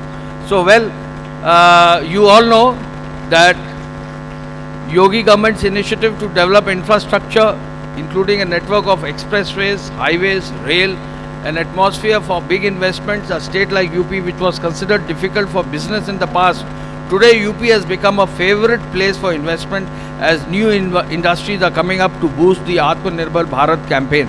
This is our Honorable Prime Minister. We would like to start with a quote from him regarding Uttar Pradesh, which he made on the 3rd of June 2022 at Lucknow. We are one of the largest economies in the country.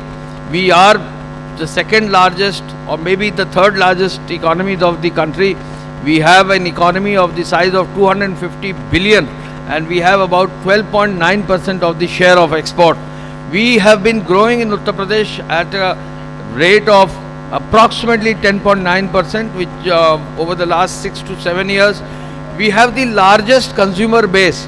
If you talk of soaps, if you talk of consumer items, if you talk of dairy products, if you talk of paints, if you talk of leather components, if you talk of plastics, we are the largest consumer in this country.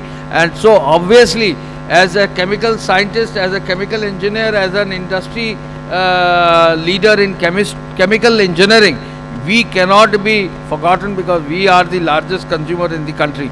I would not like to go further in details, but you would see that during the COVID time, we in Uttar Pradesh had one of the best mechanisms and technology for handling COVID. Although the world shrunk by -3%, India shrunk by -6%, we in Uttar Pradesh did not lose our steam and we continued to maintain our economy.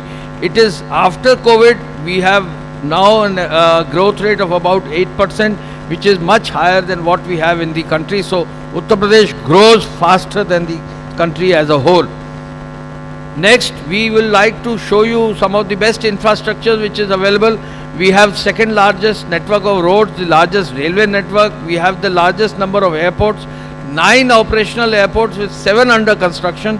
We have the largest, highest number of international airports now. We have metro systems. Kanpur itself boasts of a metro system. We have a rapid rail transport system running from Delhi to Meerut, We have a multimodal waterways terminal in Varanasi and a dedicated freight, the two dedicated freight corridors, the eastern corridor as well as the western dedicated freight corridor, both pass through Uttar Pradesh. We are first in terms of good governance index of 2021. We are second in terms of export preparedness index. We are the achiever state, doing well in business ranking across Indian states. We also have an achiever state status for logistics. We in 2022 brought out the new industrial policy, which is one of the most attractive policies of the country. We also have a top up on production linked incentive scheme, PLI scheme of the Government of India, where we, beyond the PLI scheme of Government of India, provide top up in various sectors. We have 25 now amended sectoral policies, and we also have a Nivesh Sarthi portal which provides support to all the new investments that come to our state. The various various policies that come forth are the defense aerospace policy. I have just been to a company called Sikorsky in near New York, where we could see with our own eyes a lot of work which has been done in the area of defense, and all of defense now is basically new materials, titanium, use of graphite. All of these obviously involve a large number of chemistry and large number of chemical analysis, new research. So these are areas which are close to your heart. Electronics manufacturing, civil aviation, we have an MRO policy, we have an EV manufacturing policy. We would like to encourage anyone to come in the area of new battery manufacturing, and this is another big area which will come up in the country. Warehousing, logistics, pharmaceuticals.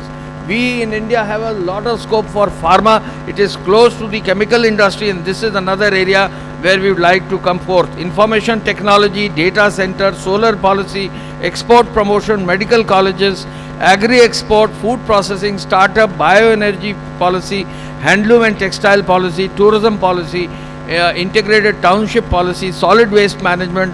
I would like to state that I have just been at the foundation laying stone for the Adani's biggest CBG plant in Mathura, where they have invested a large amount of money to generate CBG, and this is another area where a lot of research is going on how to convert a waste directly to gas.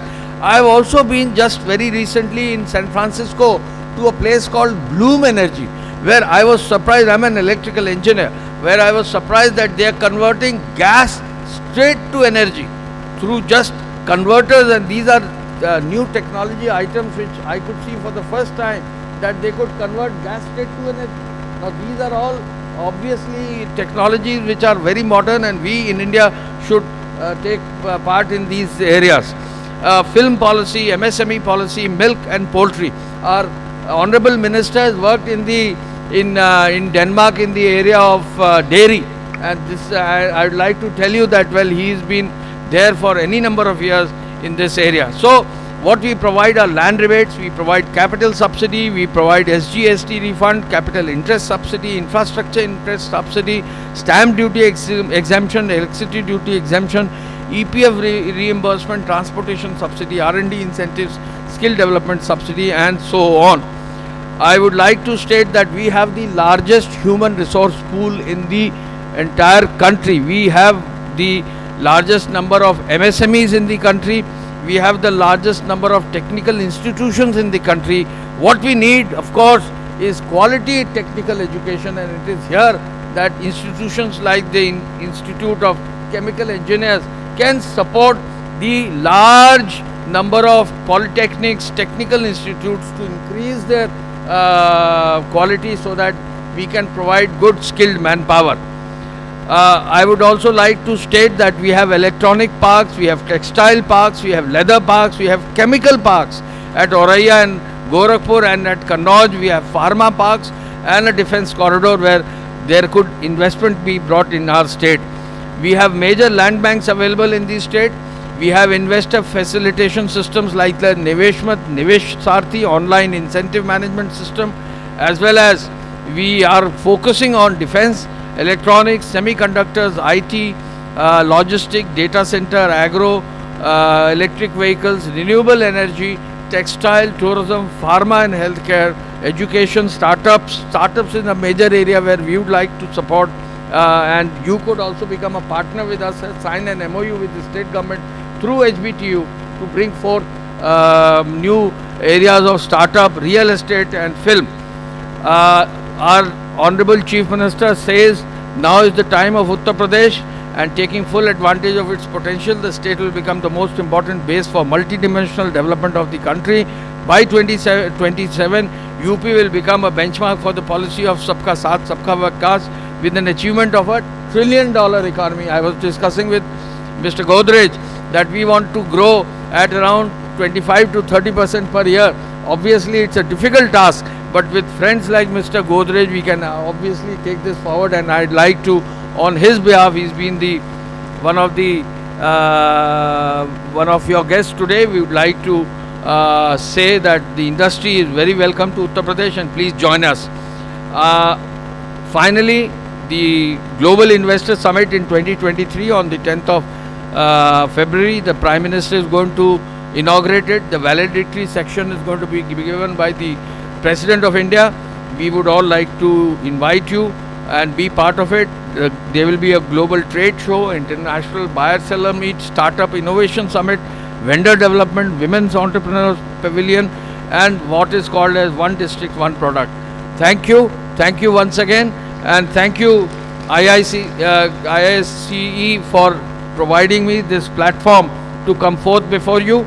I would also like to state that our Chief Minister yesterday late in the night recorded a message for all of you for this conference, and you will be able to see this very soon. Thank you very much. Bye-bye.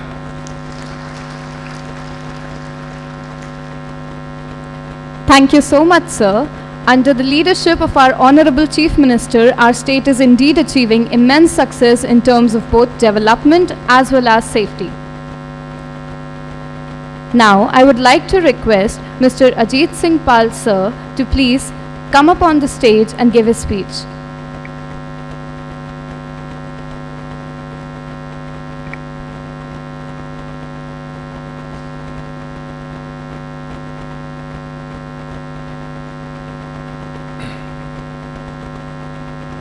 Namaskar. Good morning. It is privilege and honor for me to be part of 75th Platinum Jubilee annual session of Indian Institute of Chemical Engineers. Congress Chemcon 2022 being organized at HBTU Kanpur, and respected guests Mr.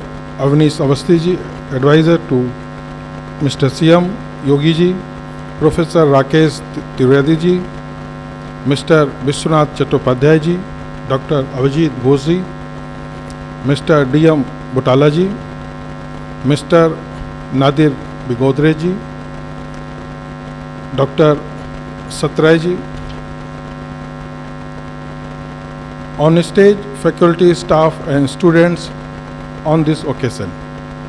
Our institutes of learning beginning from school must act guides in meeting contemporary moral challenges and ensure that our civilization value of love for the all motherland, performance of duty, compensation of all tolerates, our polarization, respect for women and elderly, truth and honesty in life, discipline and itself resistant in conduct and responsibility in action are fully entrenched in the young minds.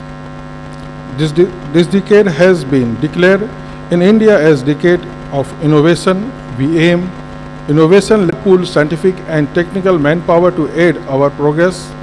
It is this conference, scientific innovations and teach talk that shall create the scientific environment in our country, thus save the future of nation.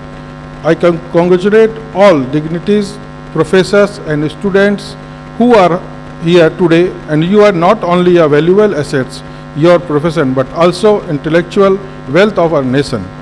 Explore your potential, contribute in nation growth. Thank you very much. Jai Hind.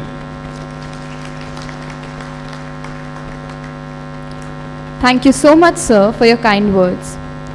Further, I would like to request our chief guest to enthrall us through his video message.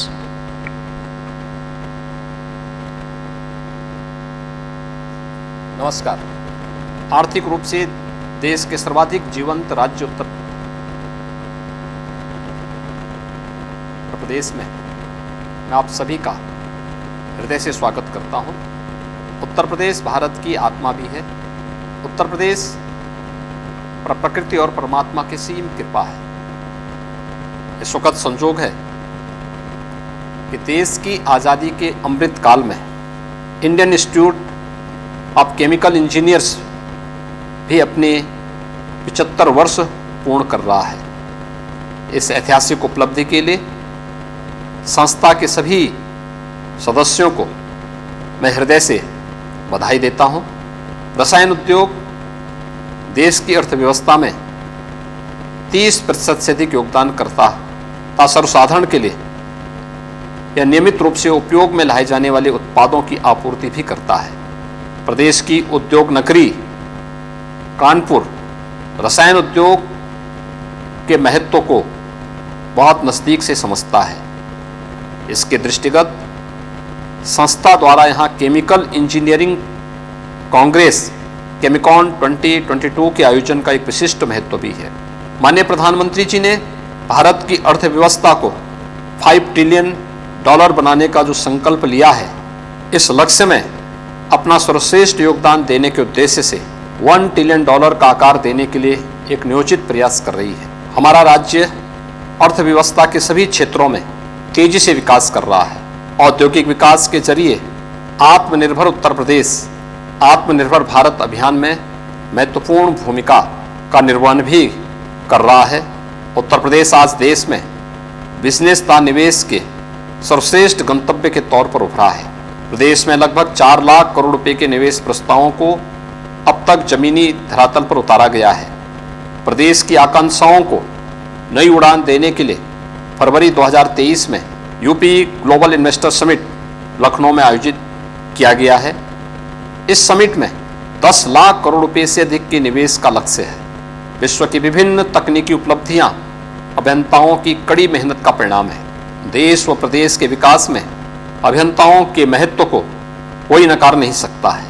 अर्थव्यवस्था के विस्तार में उद्यमियों तथा निवेशकों के साथ साथ अभियंताओं की महत्वपूर्ण भूमिका सर्वविदित है। मुझे विश्वास है इस आयोजन में विचार विमर्श के दौरान ऐसे उपयोगी और व्यवहारिक सुझाव प्राप्त होंगे जिनको लागू करने से देश और प्रदेश के आर्थिक विकास में उल्लेखनीय वृद्धि होगी। केमिकॉन 2022 के सफल आयोजन के लिए मेरी हार्दिक शुभकामनाएं।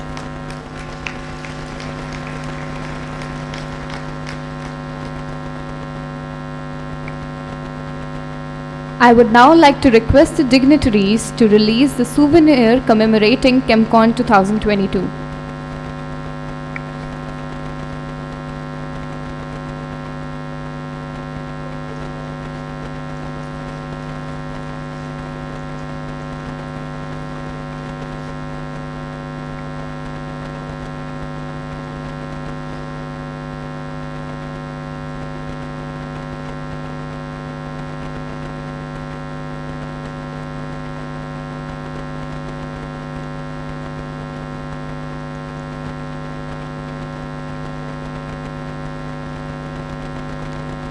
I would also like to request them to release the book on life and works of Spencer Harcourt Butler, founder of Harcourt Butler Technical University. Mr. Bishwanath Chattopadhyay Sir, Chairman of National Organizing Committee Chemcon 2022, is the writer of this book. Sir Spencer Harcourt Butler, Governor of United Provinces, was an erudite speaker and an excellent administrator. He contributed immensely in improvement of primary and university education. The book includes Butler's speech he gave during the foundation laying ceremony of Harcourt Butler Technical University on 25th November 1921.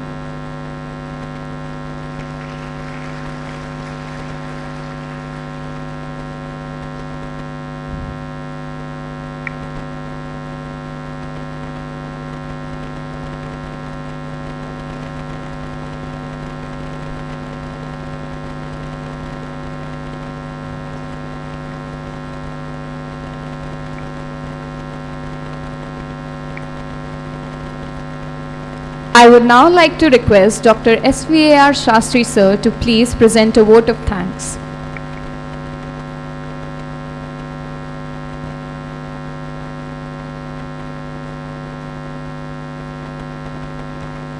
Very good morning once again to all the dignitaries, all the participants. I am Dr. SVAR Shastri, the Organizing Secretary and the National Organizing Committee Convener for this conference.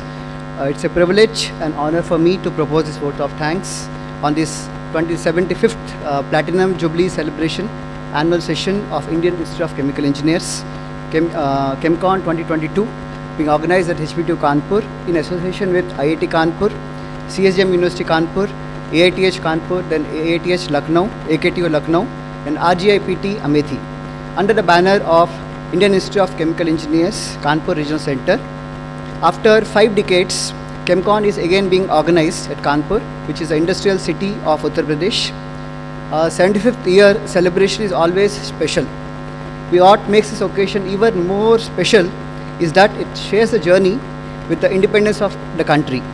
This 75th year celebration of ISCHE at Chemcon 2022 comes at an opportune time to remind us of the significant contribution towards nation building that the Institute partook over the years when our country is celebrating this Azadi Ka Amrit Mahotsav with the aspirational vision of a self-reliant India. So just now we had a wonderful speech by Honorable Chief Minister of Uttar Pradesh, Shri Yogi Adityanath ji. So truly under the leadership of Shri Yogi ji, Uttar Pradesh has become Uttam Pradesh and it will continue to prosper across the country, and it's a great privilege for me to be part of this state here. Basically I belong from Andhra Pradesh and I joined this university 6 months back, and very happy and privileged to be part of this great university and also this great state of Uttam Pradesh. So I take this opportunity once again to wholeheartedly thank our chief guest, Shri Yogi Adityanath ji in absentia, Shri Ajit Pal ji, Honorable Minister for Electronics, for taking out the precious time from their busy schedule and gracing the inaugural function of Chemcon 2022. I also express my gratitude to the guest of honors, Shri Avnish Avasthi ji, advisor to the Honorable Chief Minister Uttar Pradesh, and Shri Nadir Godrej ji, Chairman and Managing Director, Godrej Industries, for gracing this occasion and inspiring the august gathering by their presence. I express my deepest gratitude to Professor Samsher, sir, Honorable Vice Chancellor of HBTU Kanpur, for extending the full support in organizing this international conference successfully. He has always encouraged us to engage in developmental activities, and this event is one such step in that direction.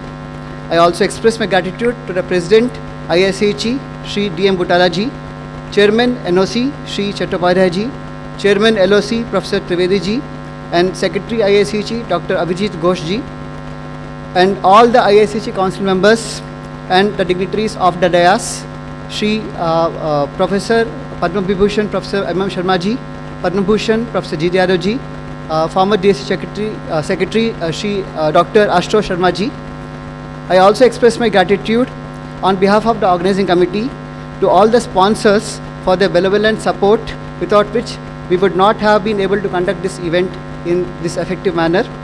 I also thank the American Institute of Chemical Engineers, AICHE, which is participating in this event as the co-sponsor for Chemcon 2022. I thank the DSC Secretary, Dr. S. Chandrasekhar, for giving the Dhirubhai Ambani Oration Award lecture tomorrow on 28th morning. I thank all the memorial CDS and CAS speakers who have kindly accepted our invitation to deliver the expert lectures in these 4 days. I thank the distinguished speakers from Canada, US and Japan who have kindly agreed to participate and also conduct the Indo-Canada, Indo-US and Indo-Japan joint symposiums, which will be held in the coming 3 days. I am also grateful to all the participants from coming across the country and across the world who showed overwhelming response and have come from all over the world, taking all the pains in spite of the warning signals of COVID pandemic, and they have come all the way to actively participate in this event.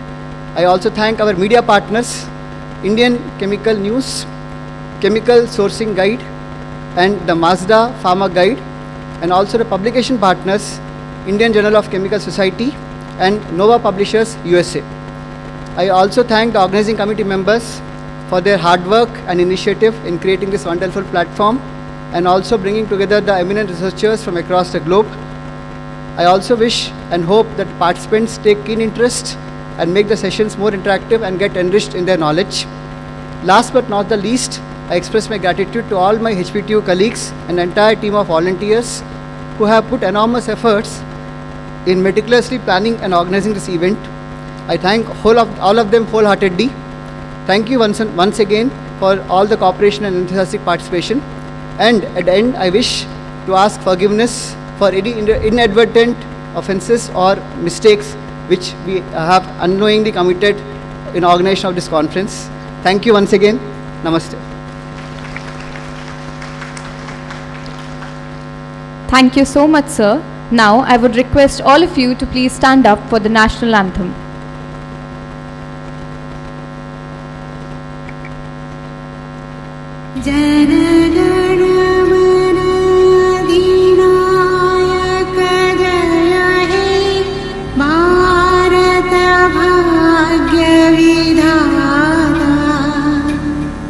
Punjab Sindh Gujarat Maratha Dravid Utkal वंग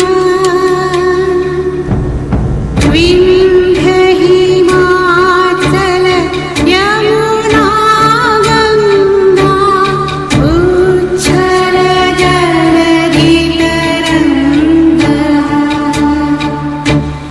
तव शुभ नामे जागे तव शुभाशीष मांगे गाहे तव जय गाथा जन गण मंगलदायक जय हे भारत भाग्य विधाता जय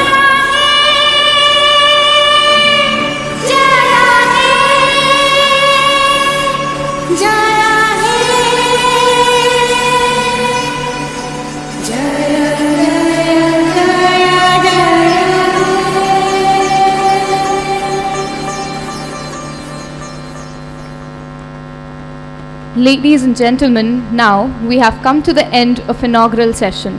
I request you all to please be seated. With this, we start with IICHE award function ceremony. I would like to request Mr. Avijit Ghosh sir to please take the stage.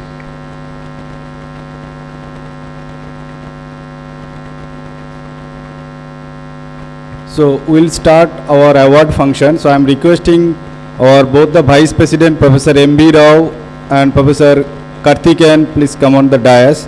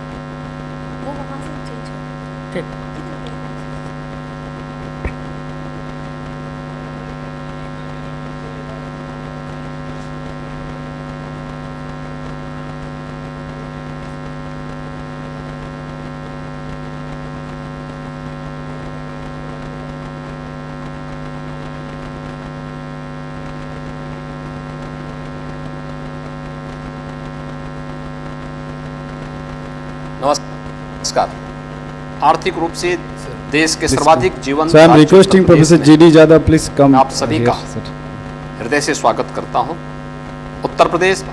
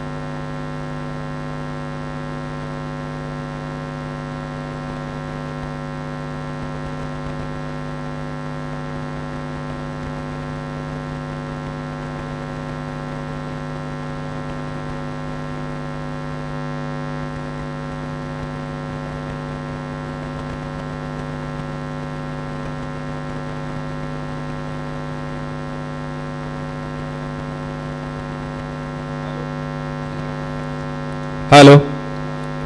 So, respected delegates, please be seated. So, we are going to start our award function. So, I am requesting the respected President, Mr. D.M. Butala, respected Vice President, Professor M.B. Rao and Professor Karthikeyan, please be on the dais. So, very quickly we will go through our award program.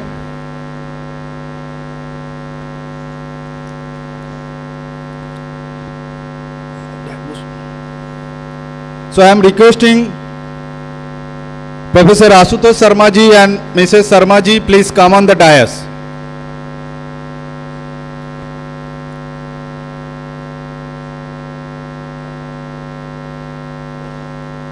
So, first award is BP Godrej Lifetime Achievement Award. So, this time Council conferred this award to respected Professor Asutosh Sharma ji, former Secretary, Department of Science and Technology, Government of India. Sir, please. Sir, please. So, big round of applause for his.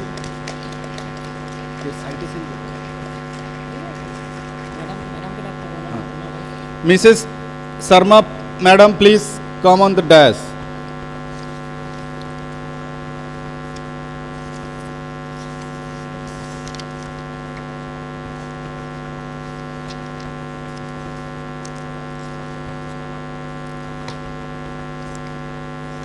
Sujoy.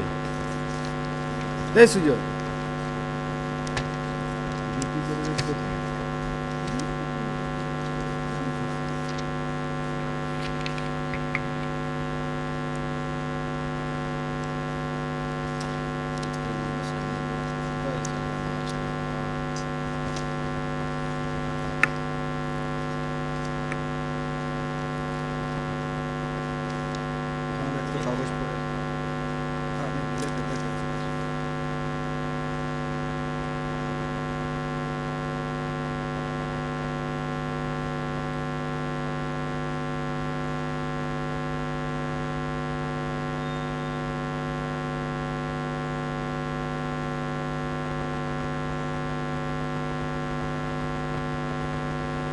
So, I am requesting respected Mr. Nadir Godrej ji, please come on the dais.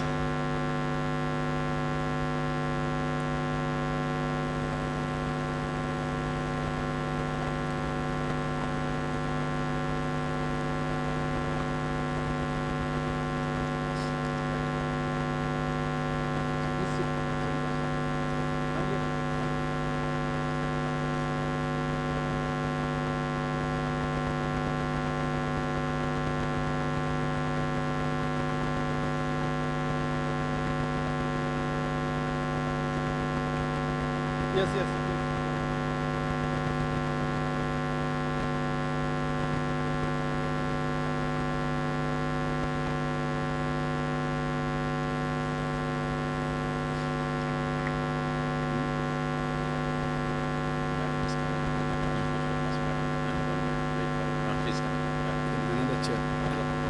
Yes. So I am requesting Madam Sharma, Madam, please come on the dais. Or one chair, more chair.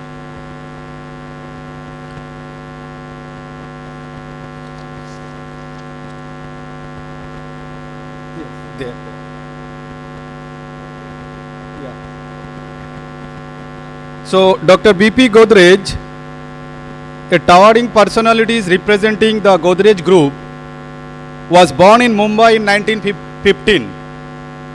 Besides being an industry doyen, he was a passionate researcher, an advocate of green chemistry. A doctorate in engineering from Technical University of Berlin, Dr. Godrej achieved many triumph in his pursuit of research that lead to the development of various new products and novel designs. His success not only helped promote indigenous industry, but it also encouraged economic sustainability. Especially remarkable was his pioneering role in the oleochemical industry in India, particularly in the manufacture of soap and detergent. Recipient of honors and awards galore, Dr. Godrej was conferred the Excellence Award in 1989 on the occasion of Jawaharlal Nehru Centenary Year for enhancing India's prestige and contribution towards national development. He breathed his last in 1994. Indian Institute of Chemical Engineers is honored and grateful to the Godrej family for instituting the prestigious Dr. B.P. Godrej Lifetime Achievement Award for serving the profession of chemical engineering technology and industry in the year 2001 as homage to Dr. B.P. Godrej. With the help of our former President Professor G.D. Jadhav, we are indeed very fortunate that on this occasion, a scion of the family, Sri Nadir B. Godrej, Chairman and Managing Director, Godrej Industries Limited, and Chairman, Godrej Agrovet Limited, is present among us today. So thanks for, sir, thank you very much for coming on this occasion, first time since 2001. We are greatly honored to confer Dr. B.P. Godrej Lifetime Achievement Award for serving the profession of chemical engineering technology and industry to Professor Asutosh Sharma, Institute Chair, Professor and INAE, Visvesvaraya Chair, Professor, Indian Institute of Technology, Kanpur this year. So I am requesting our respected President to read out the citation of Professor Asutosh Sharma ji.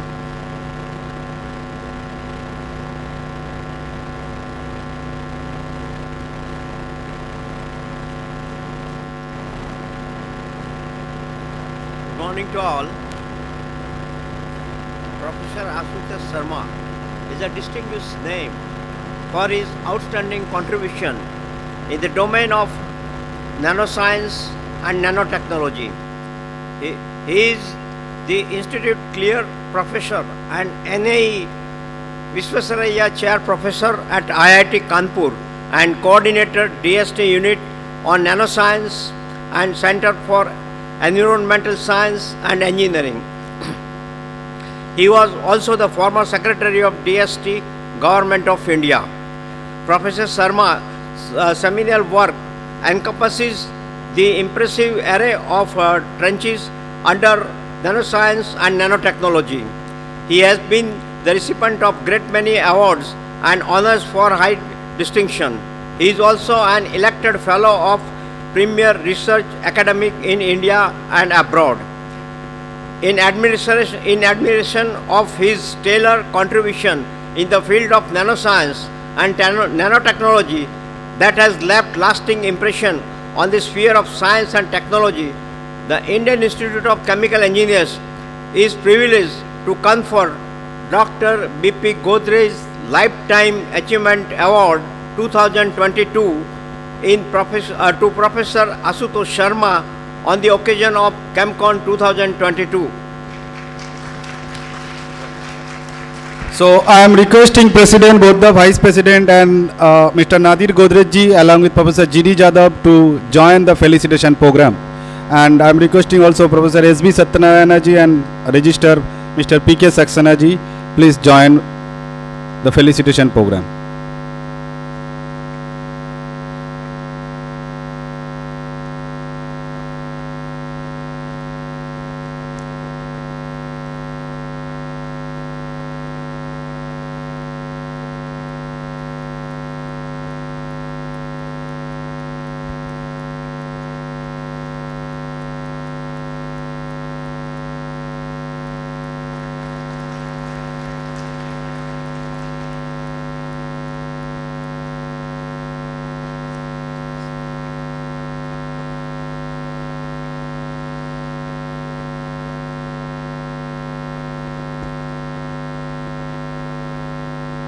Yes, Mrs. Butala, madam, please come.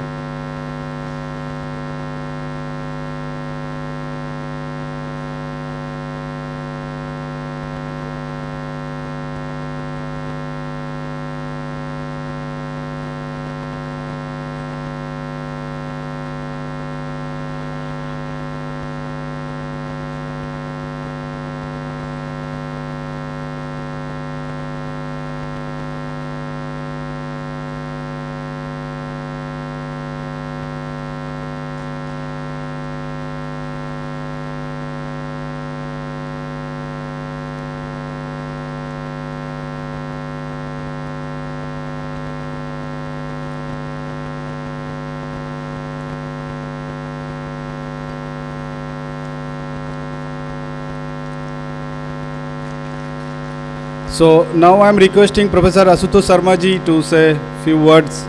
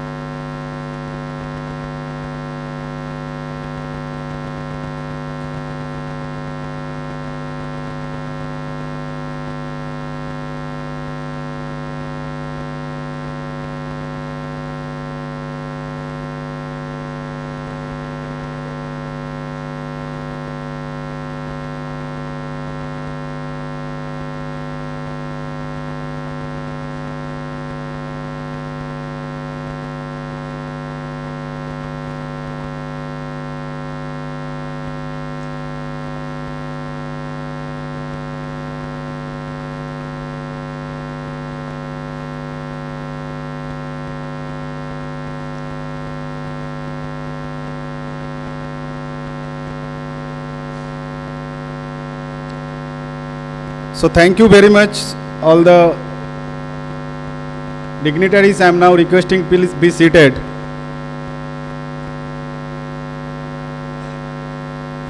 Yes, sir, please.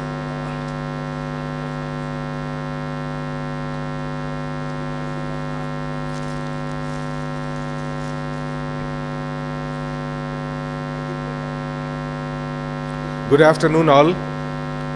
We have had a great session in the morning, listening to the progress both of chemical engineering and UP, all the development which is happening here. I am so delighted to be among all the friends, all the friends, gurus. I see here Professor M.M. Sharma, Professor Santosh Gupta, my gurus, my students are there, colleagues, everybody. So it is indeed a very delightful day for me to be among you all and to receive a shawl and everything else. I keep telling people not to give me shawl but to give a t-shirt. But there are, I mean, it's the days of innovation. So we should depart from, no matter how the great practices were 100, 200 years ago, we can always change. And I'm very grateful, of course, to Mr. Godrej for this honor. Indeed very unique, because this is the first time that I have sat with my wife Neeti on a chair. She reminded me that the last time we did that was during our wedding. So it's fantastic. I'm so grateful to IICHE, GD Yadav, the original mischief maker, everybody for this occasion. Let me very quickly say about chemical engineering, because this is about IICHE, about our profession of chemical engineering. So I chose chemical engineering in 1977, coming to IIT Kanpur. Believe it or not, it used to be number one in those days among IITs and so on. It still is number one in my heart. I have always stayed here all my life since 77. And so why did I choose chemical engineering? I talked about, I asked people, I had cousins, I had people, some of them doing electrical engineering, some were doing mechanical engineering and so on. And I said, look, I wanted to do something which was versatile, which would not tie me down to a particular thing. Of course, I'm not saying mechanical engineering does that, but this is how I decided to do chemical engineering. And they say if you do chemical engineering, you can do anything. And in fact, when I wanted to work for my PhD, I went on to work with a person who said that you can work in any area from microbiology to astrophysics as long as it is interesting. And I think the chemical engineering gives that versatility to us, saying, look, that we can bring in a very versatile background and toolbox, if you would, that allows us to address any relevant problem, any important problem. And chemical engineering has been changing over the decades. I mean, when I was doing PhD and the chemical engineering today, they are so different. In fact, even when I completed my PhD and couple of years after that I came join IIT Kanpur, I remember people were saying, look, what I was doing was not chemical engineering. Of course, I did not agree with that.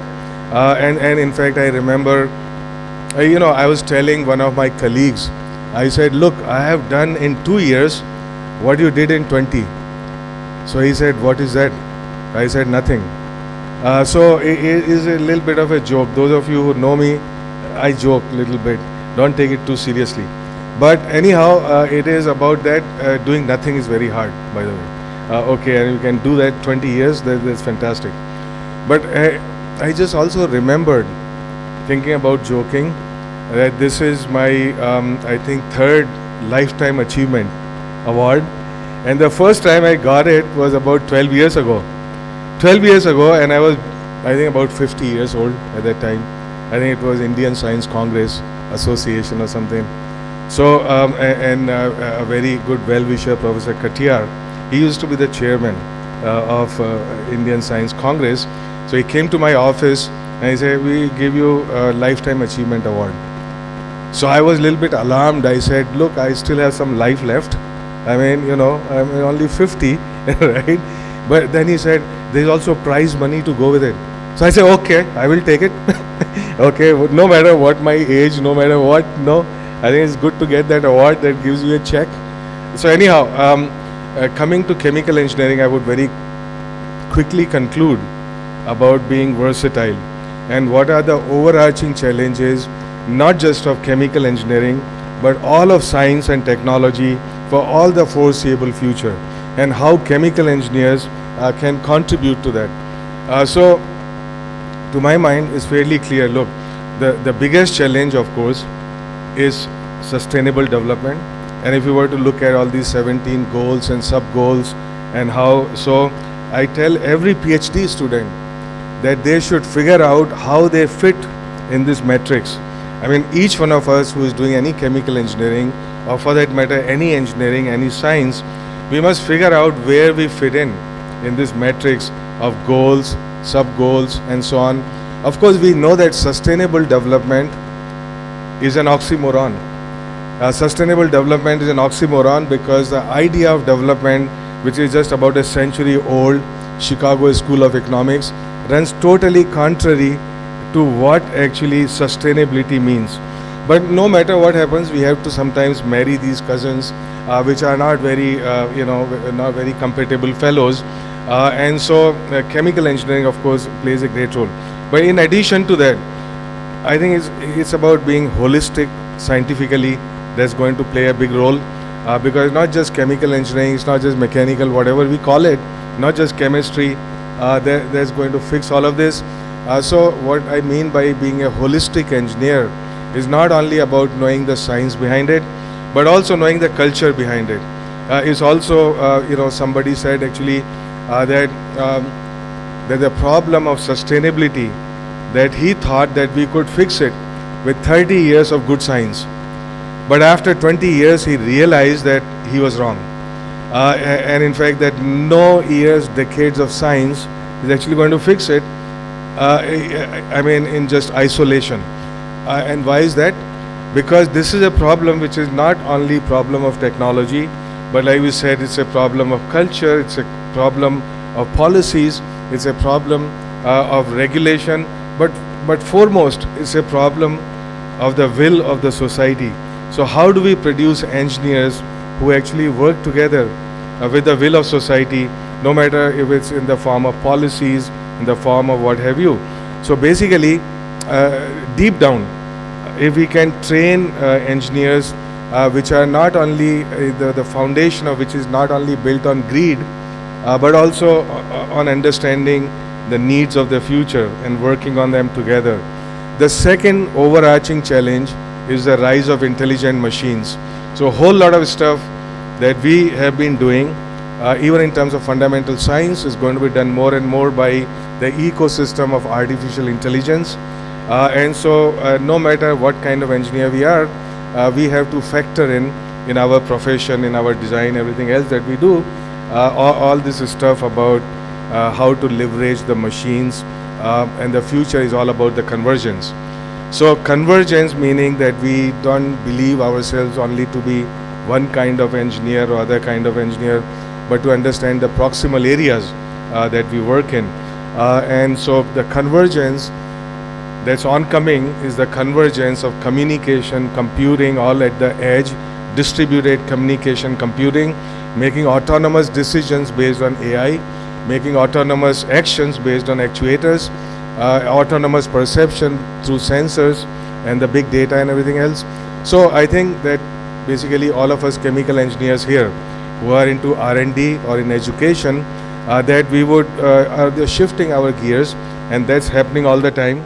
And I think chemical engineers are uniquely placed to very rapidly shift gears and to get into the fast lane and to leverage the challenges and opportunities which are ahead of us in this fast lane. The reason I would again kind of remembered why I became chemical engineer, because I really learned very little. I mean, as a chemical engineer, we were not indoctrinated about something. We are not said, look, it's only this, it's only chemistry, it's only physics, it's only this, right? But the things that the diversified background and the ability to think on our feet for problem solving. So essentially all of science technology is moving from being tool centric to being problem centric, and we are not part of the problem, but we are part of the solution. And again, so thank you very much, Dr. Godrej, everybody, my gurus, my associates, my colleagues, all the distinguished chemical engineers here. I wish you all the very best to do great chemical engineering, solve problems, and do rock and roll. Thank you very much.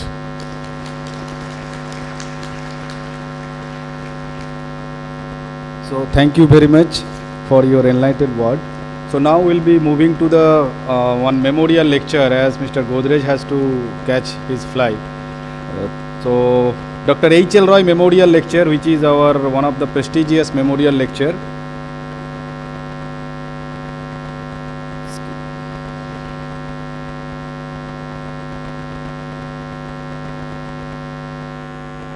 Yes. So Dr. Hiral Roy, the Chief Architect of Chemical Engineering Education and Research in India and the founding father of Indian Institute of Chemical Engineers. Dr. Hiral Roy was born on 2nd November 1889. After finishing his school education in erstwhile East Bengal, now Bangladesh, in 1908 with distinction, Dr. Roy joined the Bengal National College under the National Council Education, which is known as NCE Bengal in Calcutta. In 1910, Dr. H.L. Roy passed the 7th standard examination of the NCE in science, equivalent to ISC, as a topper. The same year, Dr. Roy went to Harvard to study chemistry. He passed the BA examination from Harvard with great distinction in chemistry and returned to India in 1913 to join NCE under the Bengal Technical Institute, Calcutta, as a teacher of chemistry. Here Dr. Roy became keen on introducing chemical engineering as a subject of study. In 1923, he went to Technical University of Berlin, Germany, and in 1925 came back with his doctorate degree. He joined the Bengal Technical Institute based at the Jadavpur University as a head Department of Chemical Engineering. Dr. Roy remained devoted to his alma mater till his retirement in 1952. In 1953, he received the distinction of Professor Emeritus. Ever dedicated to the mission of advancement of the chemical engineering education, Dr. Roy founded IICHE in 1947. He became its founder president. In fact, Dr. Roy was elected as the IICHE president for 1948 to 1949 and 1949 to 1950. And later again for the year 1960 to 61. He was the only president in the annals of IICHE being elected to this post for 3 times. Dr. Roy continued nurturing the institute till he breathed his last on July 26, 1965. To pay homage to this colossal personality, IICHE instituted Dr. H.L. Roy Memorial Lecture, a signature event organized annually from the platform of Chemcon, known as Dr. H.L. Roy Memorial Lecture, sponsored by Jacob since 2014.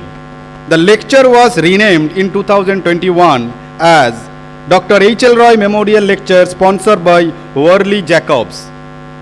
This year, we are greatly honored to have respected Sri Nadir B. Godrej, Chairman and Managing Director, Godrej Industries Limited, and Chairman Godrej Agrovet Limited, delivering Dr. H.L. Roy Memorial Lecture, sponsored by Jacob Worley. Sir, please.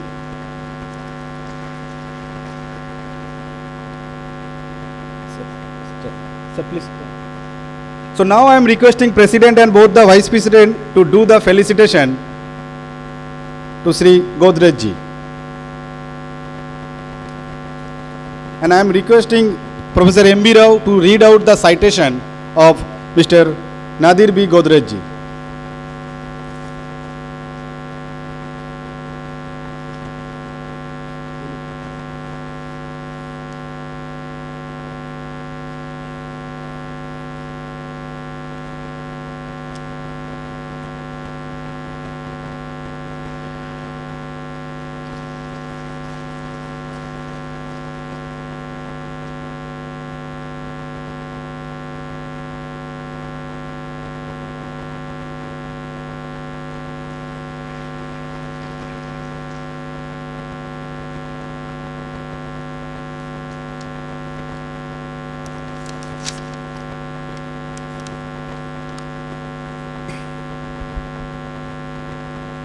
Good afternoon, everybody. Sri Nadir B. Godrej is Chairman and Managing Director of Godrej Industries Limited, one of the leading business conglomerates of India. He is also the Chairman of Godrej Agro Vet Limited. Deeply committed to the good and green strategies, Sri Godrej played a leading role in the development and growth of business for the Godrej Group in the area of agriculture, inputs and chemicals, animal feeds, etc. His research initiates largely contributed to the grant of several patents in the field of agricultural chemicals and surfactants. Sri Godrej has received awards and honors gallery, including 2 French national awards. In admiration of his versatility in steering the business colossus Godrej Industries while being deeply committed to the business ethics, the Indian Institute of Chemical Engineers is honored to invite Sri Nadir B. Godrej for delivering Dr. H.L. Roy Memorial Lecture, sponsored by Jacobs Worley on the occasion of Chemcon 2022. Thank you.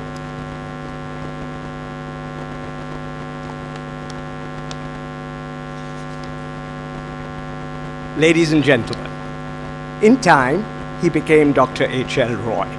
But when he was a little boy, he was orphaned at the age of 5, and on his own he had to strive. He headed the Swadeshi call. A government scholarship was not at all what he could therefore aspire to. There was nothing he could do. But science teachers were then the need. So the NCE then took heed and science scholarships were awarded. Hira Lal was rightly rewarded. But a strict condition was a quid pro quo. Upon their return, the students, though, had to teach for 7 long years. Hira Lal, of course, adheres. At Harvard, he completed his AB with great distinction in chemistry. A PhD scholarship was proffered. He longed to accept what was offered. But since he had promised to teach, this wonderful offer was out of reach. He started teaching chemistry to fulfill his promise to NCE. For 7 years, his mission was steady. For his next step, he was then ready. Chemical engineering was on the rise. He really felt it would be wise to introduce this new discipline. A PhD could help him win. America was the pioneer, but that would cost them very dear. He had to wait till 23, but was then sent to Germany. And yet it must be understood, the Technische Hochschule is very good. In fact, I would like to share, my brilliant father studied there. Dr. Roy was the Indian pioneer, the leading chemical engineer. He was the mover and the shaker, the enterprising path breaker. Everything we now enjoy is thanks to Dr. H.L. Roy.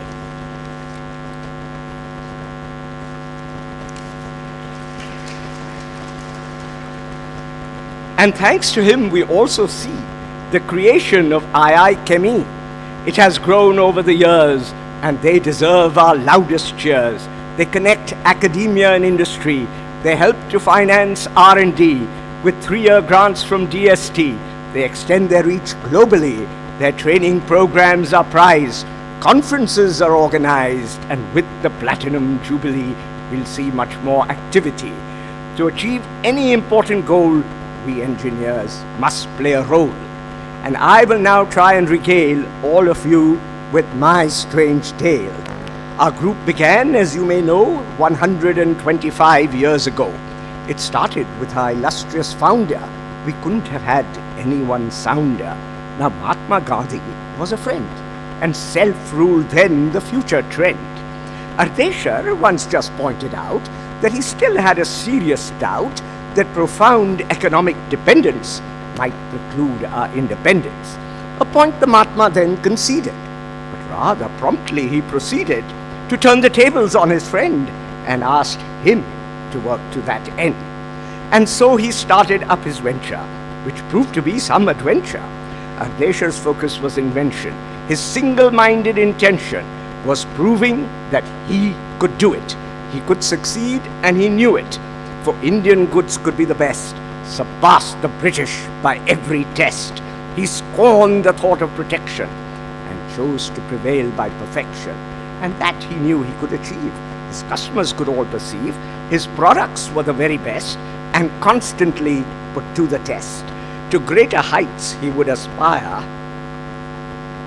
His safes survived ordeal by fire. Once in the harbor, a ship exploded. Though outer walls of safes eroded, the inner contents were all intact, and even when thieves attacked, they could barely pit and dent. Sometimes the plates were slightly bent. And so the thieves, but the safes would never break, and so the thieves could never take any goods his safes had secured. For years and years his fame endured. There was no limit to his scope. He worked as hard in tackling soap. For many years he tried his hand, until he could well understand the ins and outs of making soap. To vegetarians he gave hope.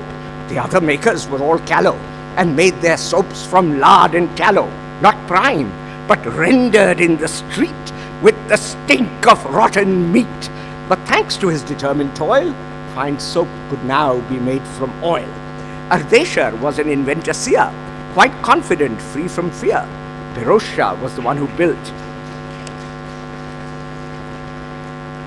an institution that would not tilt, standing straight and standing tall, answering a higher call. Both brothers helped build the nation on the back of innovation. All this transpired long ago. At first the growth was rather slow, but the group still succeeded in bringing products that were needed. The second generation did its bit, There was a managerial split in engineering, Naval held sway. In soaps, Barjol led the way, and Sorab was the public face. And many causes he led with grace. My brother Adi joined in 63, and from that point one could see the influence of MBAs, the advent of professional ways. The economy gave us little scope. With the license Raj, there was no hope. The growth was slow, but rather steady, and in a sense we were quite ready for the coming liberalization. This was the time of preparation. Consumer goods were less protected. We weren't so badly affected when competition levels rose, for we had enjoyed a healthy dose of competition with Unilever, which made us a firm believer in fighting costs to compete. Yet, could we bear the increased heat? To hedge our bets, we formed JVs with partners from overseas, but not the kind that last till death. We learnt a lot and held our breath. And as our partners went their way, we bought them out, again held sway. The portfolio looks diversified, but much of what we have tried was something that we slipped into. For animal feed, this proved quite true. For compound feed, there seemed no need. Then Bueller sought out L&T. Together they had tried to see if any market might exist. There were no takers on their list. Thus, forced to make a clean swipe, they were then left with a prototype. A discount customer was sought, and Adi was the one who bought. Serendipity and not a vision helped us start the feed division. My father hated LAB. Even then he could clearly see the need for products truly green, and so we made natural AO. The concept though was a no-go. But fatty alcohol came into our fold. This precursor was pure gold. Import duties then were high, and palm oil duties scraped the sky. We quickly seized the opportunity of introducing the oil palm tree, and at that time the DBT served as the nodal agency. The Godrej was the biggest player, then everyone was a naysayer, but after the commodity boom, this business did begin to zoom. With the government's latest policy, rapid growth is what we see. In the northeast, it will now spread, and India can pull ahead. In oil palm too, let's hope one day we go the Atmanirbhar way. My father was an engineer, and like his uncle, a pioneer. He never chose the beaten path, studied far from home and hearth, and not the normal US, UK. He boldly chose the German way. In retrospect, what could be cooler than studying in Technische Hochschule, something my father would enjoy as much as Dr. H.L. Roy. For years, everything was fine, but then, of course, came 39. The signs of war were in the air. The British consul told Indians there that it was time for them to go. My father had no way to know that he would have a longish break. In fact, 10 years it would take for him to get his PhD. But during those long years, you see, my father chose not to be placid, but made good soap from fatty acid. The topic then he had selected, and thus his thesis was perfected. But thanks to this twist in the plot, Godrej soaps gained quite a lot. In fact, we went beyond just soap. Now chemicals were in our scope. With food quite short, there was no hope of edible oils being used for soap. This breakthrough proved to be astute, and thanks to this novel route, inedible oils were used for soap, thus giving industry new hope. I learnt all this at my father's knee, first languages and geography, then dollops of oil chemistry. I accept this blessing gratefully, and equal guidance came from Adi, and though by now he's my best buddy, back then he was a father figure and trained me with the greatest rigor, and it was Adi who laid the seed that permitted us to succeed. Is Adi's success because of skill, or is it more his iron will? For Adi was always organized, and punctuality was prized. By dusk his desk was very neat. His paperwork was all complete. Not agonizing is the trick. Decisions must be very quick. Adi can't stand the status quo. All novel things he wants to know. And if he thinks that it is right, he puts in all his will and might behind the new initiative, and with support that he can give, We quickly learned the latest ways, make sure the group sees better days. He advised me on my education, then recalled me back to our nation as my studies went on and on and on. For 6 long years I had gone. All these years I had been shirking, but Adi had been busy working. Boldly he had taken charge, not just business but affairs at large. He led associations one by one and started anew as one was done. But let's move on from Adi's glory and return now to my own story.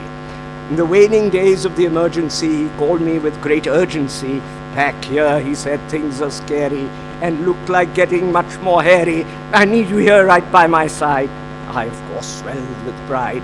An academic life was spurned. The perpetual student then returned. And very early I took the lead in the nascent business of making feed. And this very small beginning ultimately would bring the agribusiness we now see based on chemistry and biology. In India, oils were very short. Different minor oils were sought. Their odors were very strong. For our fine soaps, they were wrong. We found a way to deodorize. At first, of course, we didn't prize the odor cut we thought was waste. But later on, we made haste to try and turn our waste to gold. Our R&D was very bold. Agrochemicals were made, and when we entered this trade, many products proved to be stars. We made novel PGRs. NCL's research was applied to make homobrasinolide. In brassica it can be found. Alas, there isn't much around. So it had to be synthesized, and steadily we optimized. We ventured into herbicides, much later into fungicides, when Aztec came into our fold. Many more products will be sold.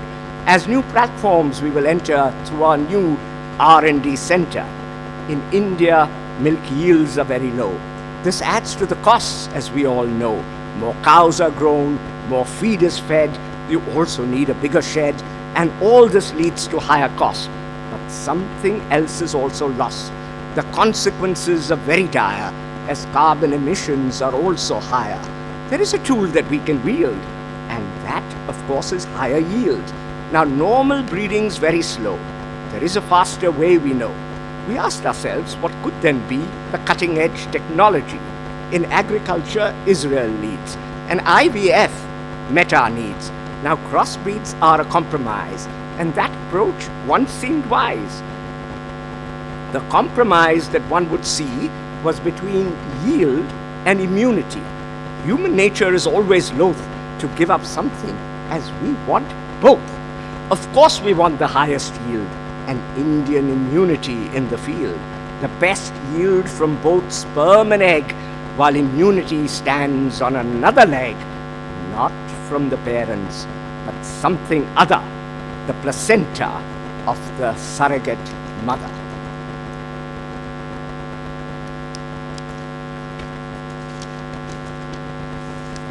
As a chemical engineer, to me it is indeed quite clear. The cow's a natural factory. Different stomachs is what we see.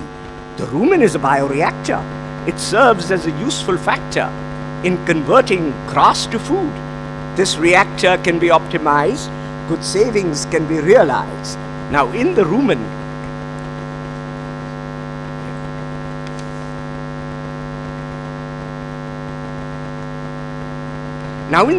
I'm afraid, good nutrients do degrade. But if they are chemically treated, encapsulated or heated, the game can be better played. They enter the milk and don't degrade. Now NG Card was our research station. It's a fountainhead of innovation. With steady progress in newer feed and Maximilk's superior breed, we are now sure we can succeed in providing protein, our dire need, much more efficiently, sustainably, and consequently, affordably. On my father's hunch, we had invested in something strange and so untested as making olefins from oil. It hardly seemed worth all that toil. But alcohol was an intermediate, not ethyl, which gives an immediate kick to all who do imbibe it. And for this audience, I describe it as chain length 12 to 18. And now this change in tact would mean a change in all our strategy. it was largely up to me to clean up the entire mess. And it was tough, I must confess. But when you have the perfect teams, the impossible also seems like a stroll in the park, though sometimes strolling in the dark. The group was there with all its strengths. To help us out, they went great lengths. A merger helped to save our skin. You must survive before you win. We lived to fight another day. Step by step, we found the way. We had to work to make things right. On every front, we had to fight. Now we had suffered for our sins. But since we stopped the olefins, we had 2 columns that were idle. Not using them was suicidal. Configuring them for fractionation, we used them for the preparation of much desired single cuts. And when we settle into ruts, such innovation gets us out. And I have not the slightest doubt, our engineers helped save the day, the continuous improvement way.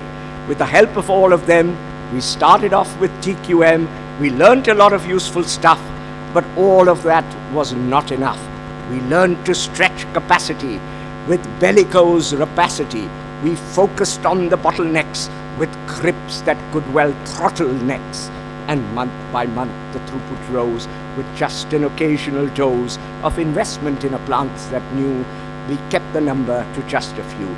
We built new plants for fractionation, restarted with our sulfonation, but by then we made no olefin, and so we chose to bring it in, of course, made petrochemically by Chevron, Shell or BP. The base we told for HLL, the rest to others we could sell. Now HLL served as the bread, the rest was a nutritious bread. Our hydrogen was good and cheap, the benefit we could then reap by using all that we could spare to make some stearic acid there. With Dr. Pandit's help we tried and made a plant that is our pride. At a low cost we then supplied good alcohol sans aldehyde. Others know how fees were high, we did not pay a single pie. The cost of Indian plants is low, and this enables us to grow. In order to increase our trade, we quite specifically made C16, 18 cuts from palm, but this had some attendant harm. For every time the feed was changed, the product streams were exchanged, we had more fractionation cost, and more material was lost. Our engineers then were the ones who cut the costs with longer runs. From time to time our plants were down, and this would cause us all to frown. Now TPM was a solution. For us, it was a revolution. The plants were up more and more, the costs were going to the floor, everywhere the throughput rose, and we had a healthy dose of cutting costs everywhere. With energy we took great care. Whatever saving was suggested, we evaluated and invested. From everyone we always sought good learnings, but the one who taught us best was Kokyo's Mr. Kawai, who's always pushing us to try to make our product somewhat better. And then one day we got a letter complaining we were not consistent, although we were quite insistent that we had exceeded norms. He urged us to make reforms. We had exceeded by too much. And we learned that there is such a thing as being far too good. Without him, we never would have known that consistency is better than proficiency. A constant 98.2 is fine, and better than a stray 99. So nothing will help better than a good customer from Japan to keep you always on your toes and teach you everything he knows. And if you have enough endurance, you will have the assurance your quality is of the best for having passed the greatest test. With our experience in soap, we had already learned the ropes of processing most distillates available at attractive rates. Competitors used processed oil. Our R&D with skill and toil, although the task was rather tough, found ways to use the cheaper stuff. All of this was very fine and added to the bottom line. The catalyst was optimized, the throughput was maximized, and per ton costs were minimized. The profits were then supersized. Production wasn't the only story. Now marketing brought us some glory. Flaked longer chains were our forte. We found new markets for a sortie. In China, we could sell a lot. We liked the margins that we got. In Argentina and Brazil, our coffers we could slowly fill. We listened first and then we played. Each time we made a different grade. In wonderment you might well gape. There's an oil seed that is known as rape. But all the same it is a fact that rape, that shocking, violent act, has absolutely nothing to do with the oil seed that good farmers grew. In the genus Brassica one sees various species and varieties, different colors, similar shape, whether called mustard or rape, brown or yellow, black or white, rather dark or very light. Though varied colors can be found, the seeds are always small and round. The difference though is no big deal, they all have similar oil and meal. For chain lengths that are very long, both these oils are very strong. The erucic content is rather high. In the 70s, scientists did try to test this acid's health effects. Their studies did show some defects. Though we've used these oils for years, these studies kindled many fears. Such studies, though, are hard to do. Their conclusions might not well be true. The breeders, though, did succeed in producing a Lurso breed. One fact I would like to share, some glucosinolates are there. They are the special attribute. They are the ones that contribute the spicy taste of sarson ka saag and kolu oil with extra jag. We humans love that special zing. For chickens, it's a different thing. Alas, they just can't tolerate a lot of glucosinolate. A plant breeder can be a hero if he produces 00. An achievement that was truly great, 0 erucic and glucosinolate. For the oleochemical industry, this wasn't what they'd like to see. Erucic acid has its uses, and the Western industry now loses. Now India has an advantage though, as Herso's what we always grow. Herso is the kind we need, but Lurso is a different breed. For our business, this is dandy. Herso comes in really handy. Behenyl alcohol can be made. For erucic acid, we are well paid. The C20 is a valuable chain. The C16 and 18 are again ideal for use in lubrication. Each adds to the valuation. Now it should be understood, tall oil comes to us from wood. It's not very sustainable, nor is it cheap. But we are able to replace tall oil with our 1618. Many benefits can be seen. And now we can clearly see that R&D will be the key. Specialty chemicals is the way to go. With R&D, new products flow. Developing new chemistry and skillful use of biology will help us all to steadily grow. New products will constantly flow. Sophorolipids are in our fold. To my mind, this is pure gold, a good surfactant at a low dose, with several benefits, heaven knows, both antimicrobial and a preservative. For every problem that we face, a program should be put in place. The populace should benefit and business targets should be hit.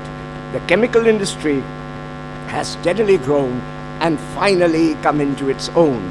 If we spend on research and do things right, our future will be very bright. Engineers have a role to play in showing society the way. There are problems in the world, and each year more are unfurled.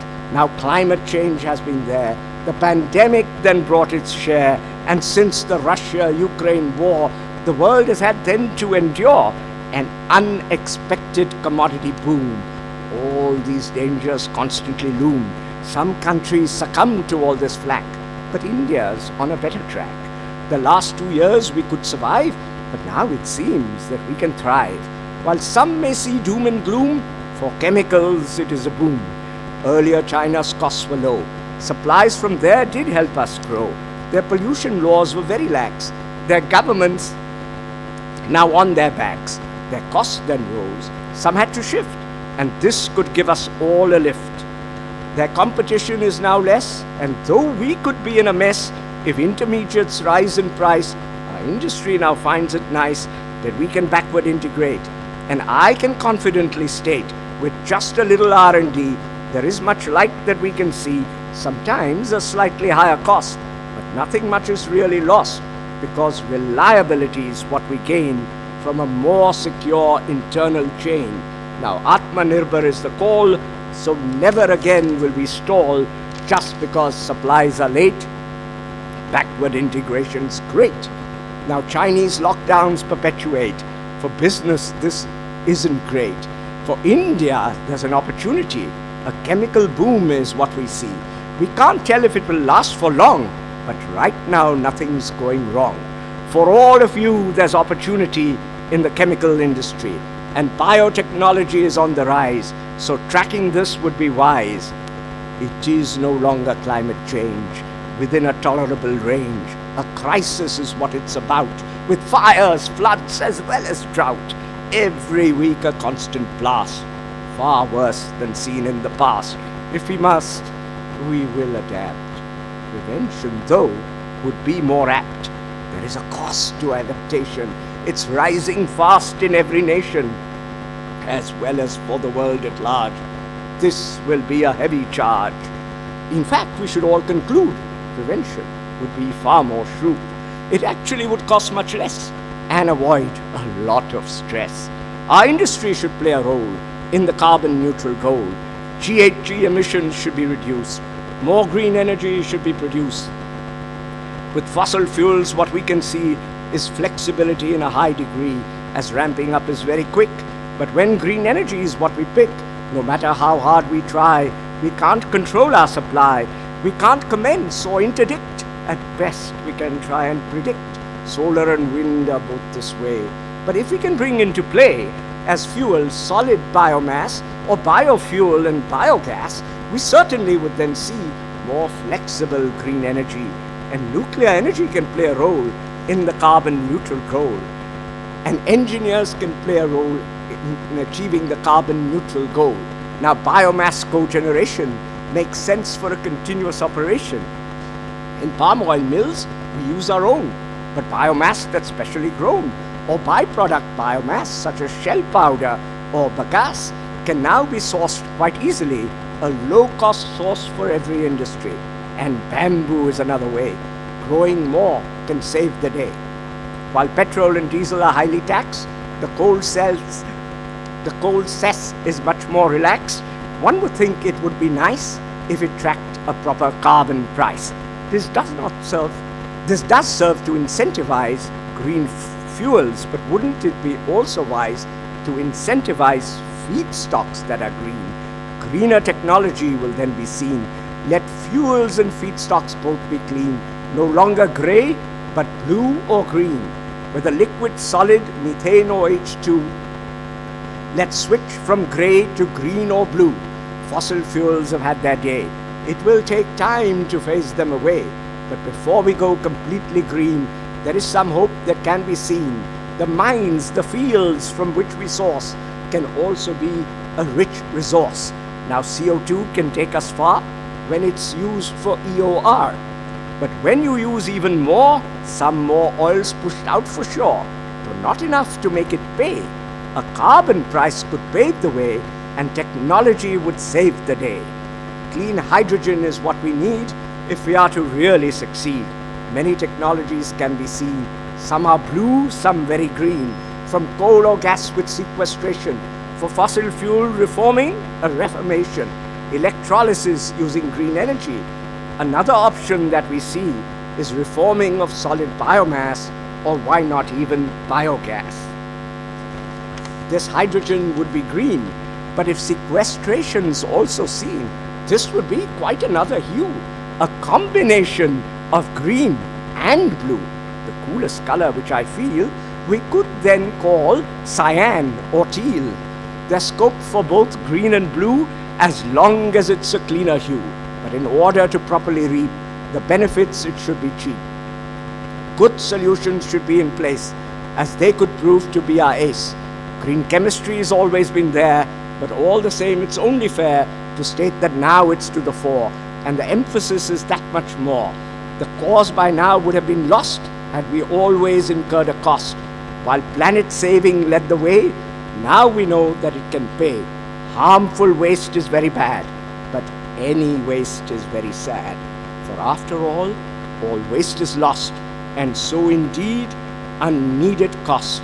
For saving wastes, it's always nice to have our reactions quite precise. Of course, green chemistry is clean, but it also pays because it's lean. Much progress we now clearly see with nano and biotechnology. Crop yields are all on the rise, and so it's not a big surprise natural feedstocks are catching on. The fossil way may soon be gone.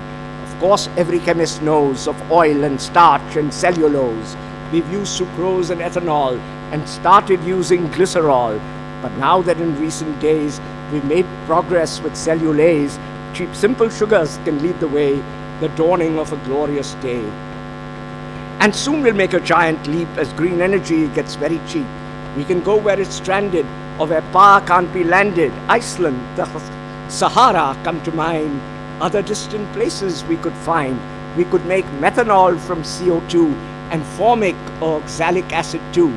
Professor Yadav's trying hard. Catalysts are his trump card. Many benefits can be seen. Fossil fuels could be made green. There are many paths that we can see for achieving carbon neutrality, but the cheapest way is certainly through energy efficiency. Real interest rates are rather low and high returns quickly flow from any energy-saving device. For business, this is very nice. Not only are returns quite brisk, there's also very little risk. In India, mandated CSR can help us go very far. Multiple benefits are what one sees with water projects or growing trees.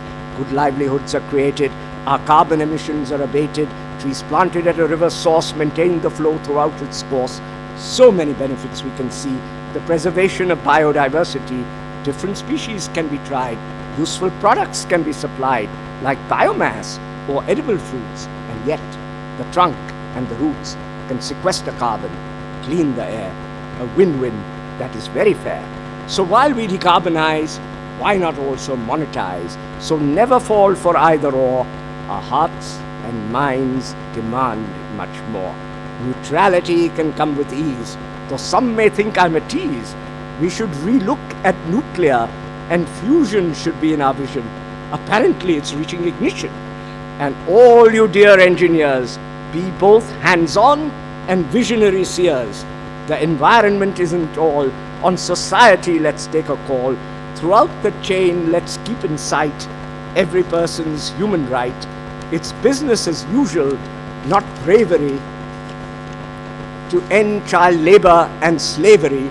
And in all businesses, we should see the broadest reach of diversity. Not only is it fair and right, it would give us the best insight. Since life is full of many hard knocks, we need to think out of the box. Diversity is the perfect aid when we are required to wade through troubled waters or quagmires. Unusual thought is what inspires. Ingeniously we can plan it, save profit, people and planet. Sustainability is not a pain, for after all it is a gain. It helps us all to survive, last long as well as to thrive. It's a license to operate. The ecosystem finds its great. Society, governments, banks cooperate, convey their thanks. Together with both heart and brain, sustainably let's sustain. It would now be very wise if we begin to digitize. A great increase in productivity is what we should proceed to see. All engineers will play a role in attaining this worthy goal. Whether in factory or field, let's raise productivity and yield. Let's digitize health and education and promote good sanitation. Let's carefully pay attention, not just to cure but to prevention. Prevention comes at a lower cost. This expenditure is never lost.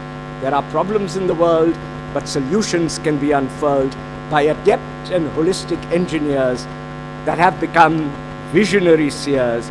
Use economic thought and design thinking. Face all problems without blinking. If these challenges are braved, the world can indeed be saved.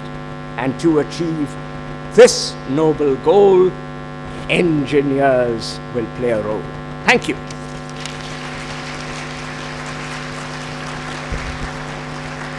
So thank you very much, sir.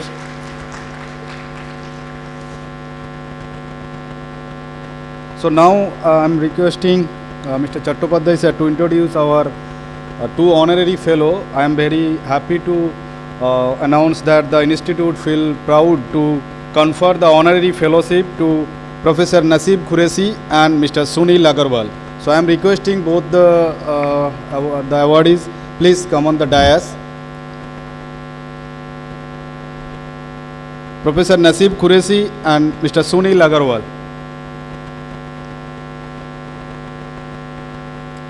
And President and Vice President are requested to do the felicitation. Let me introduce first Sunil. Sunil Agarwal is the Managing Director of Kamdhenu Group. He is a chemical technologist from the class of 1980 from Harcourt Butler Technical Institute that time, now it is university. Sunil joined his father's business of steel mills after completing his graduation, and he grew the business and established the Kamdhenu Group. He took charge and in short time could grow the business to a $2 billion US company. And this group has interest in steel and paints. They have an pan-Indian presence growing every day.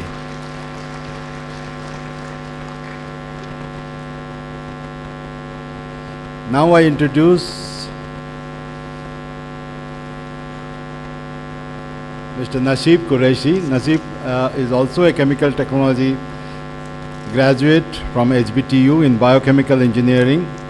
He is at the moment with United States Department of Agriculture. One of his papers were sent to Nobel Committee for selection, and he's a very erudite scholar, and he's doing in the US great job. On our request, he has come to India. Hello. Okay, thank you. So next we would going to the PK Nair Biennial Memorial Award for Excellence in Design or Development of Process Plant and Equipment. The award goes to Ms. Sutonni Lahiri from BARC, Trombay, Mumbai. So please come on the dais.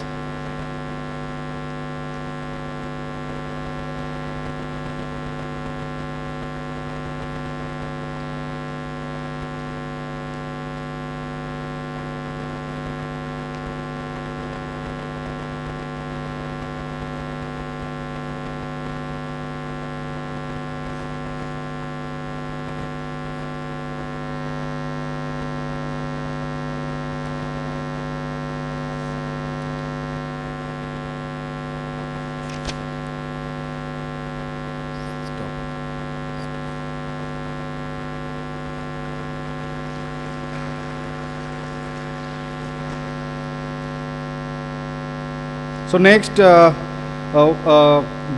hosting the inaugural program of the Platinum Jubilee session in the international form of international conference ACMS 202.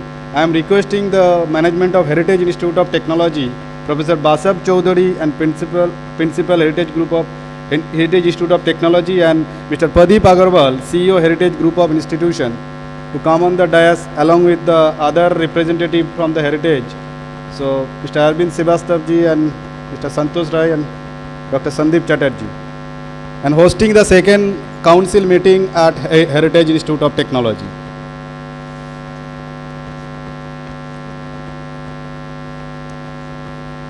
So I feel happy that I am also belong from Heritage Institute of Technology.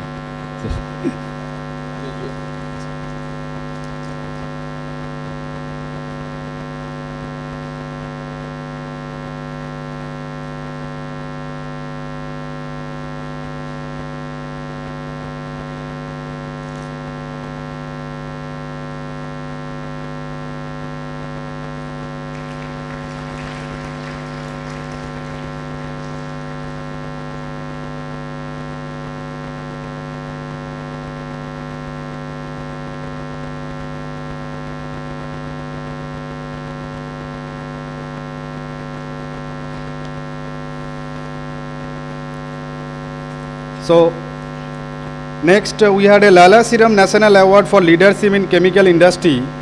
So I am requesting Professor M.K. Jha to read out the citation of the awardee Sri Somire Somaya, CMD, the Somaya Group, and requesting Mr. Somaya please come on the stage.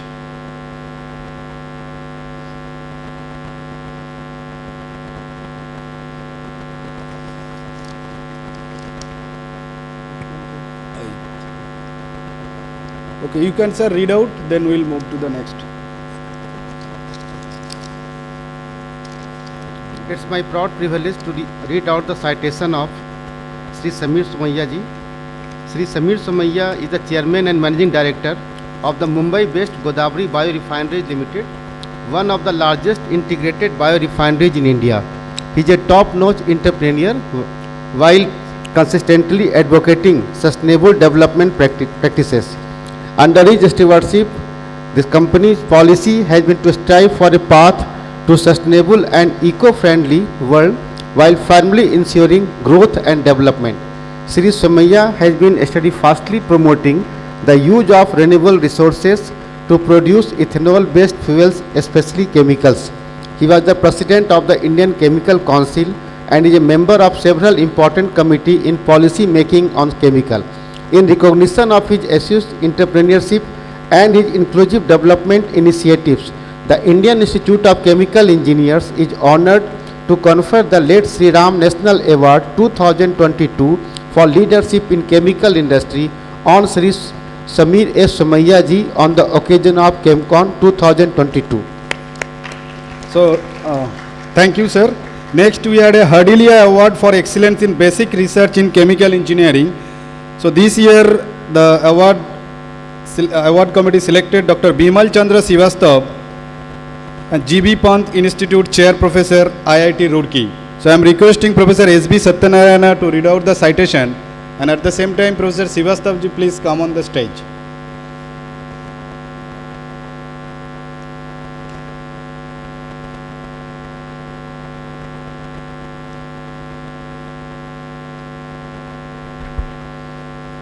It is a great privilege for me to read out the citation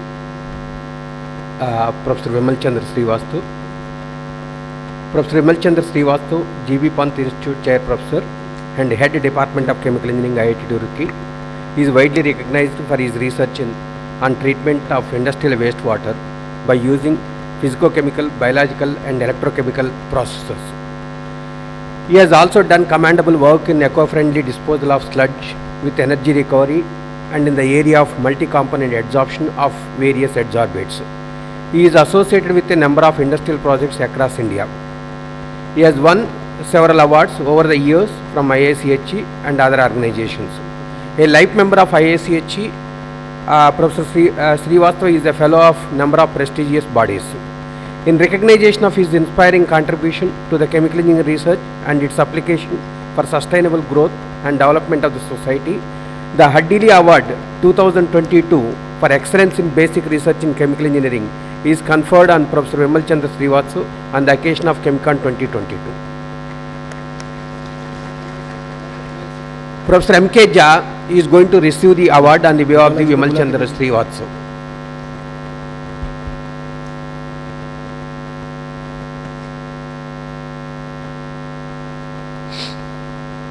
So next we had a NOSIL Award for Excellence in Design and Development of Process Plant and Equipment.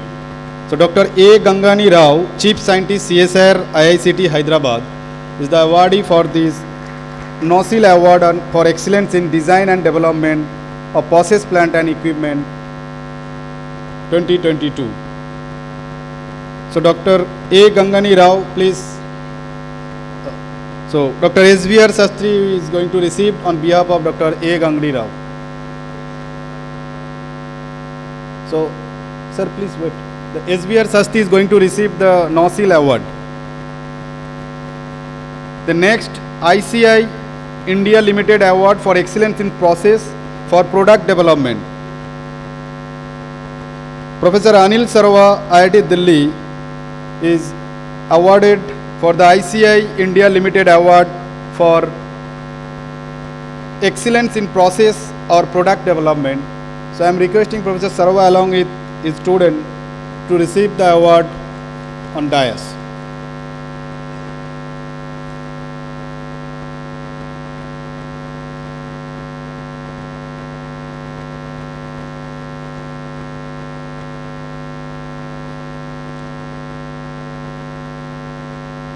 Next, Amod Daikem Award for Excellence in Research and Development for Chemical Engineering below the age of 35 years is awarded to Hari Prakash Veluswamy from IIT Roorkee.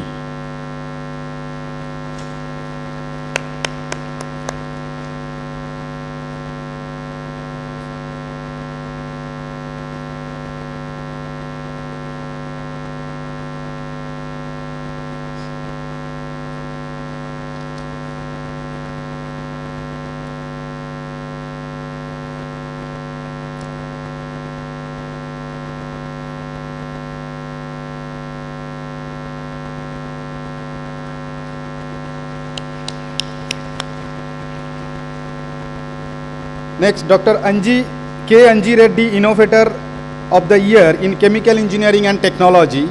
This goes to Dr. Birendra Kishan Rathore from ICT Mumbai. So Rathore ji, please.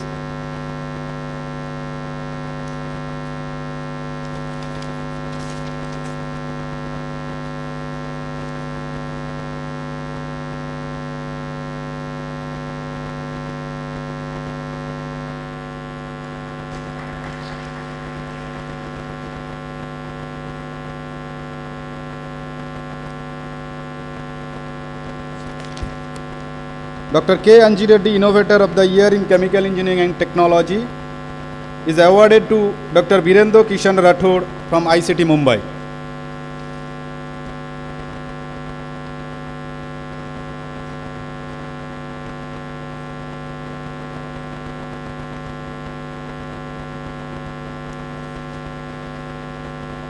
Next is Jubilee Award for Outstanding Work in the area of Green Technology is awarded to Dr. Vishwajit Mandal from Haldia Institute of Technology.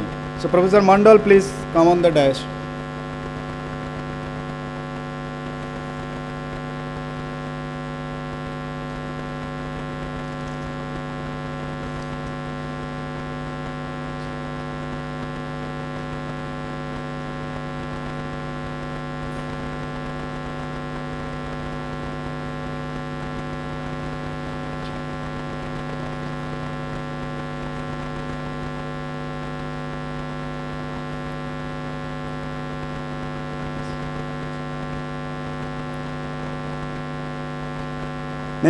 Next is Professor Asutosh Sharma Award for Best Research paper published in a national or international journal by undergraduate chemical engineering student in female category.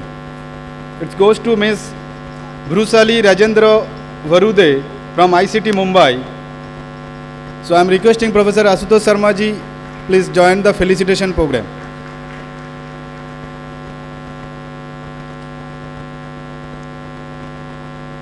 Yes.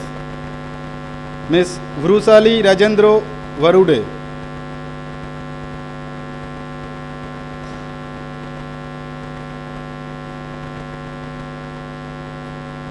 Okay, Mr. P.K. Saxena will receive the award on behalf of the awardees.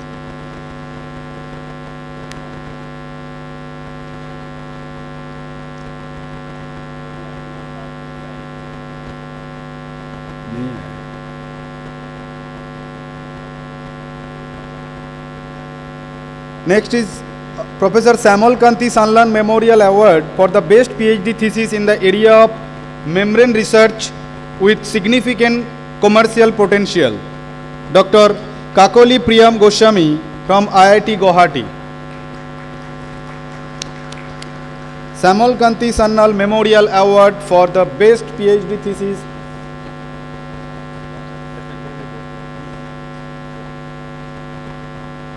in the area of membrane research with significant commercial potential. Samuel Kanti Sannal Award.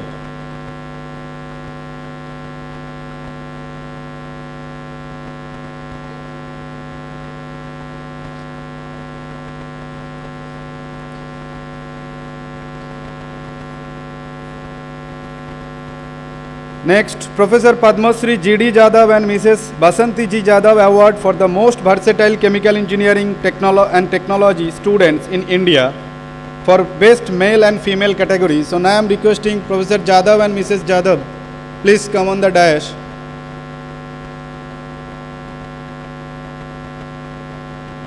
The awardees are for the male categories, Mr. Somojit Kundu from Heritage Institute of Technology, and female categories, Mrs. Busra Mukundani from NIT Srinagar.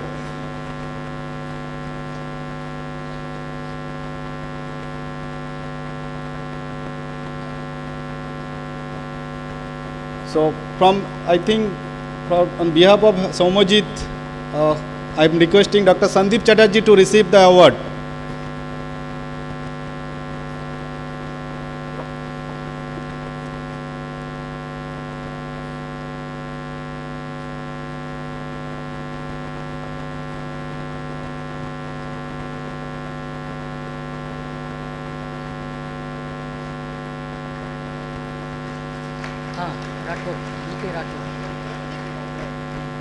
For male category, Mr. Somojit Kundu from Heritage Institute of Technology, Dr. Sanjeev Chatterjee will receive on behalf of Mr. Somojit Kundu.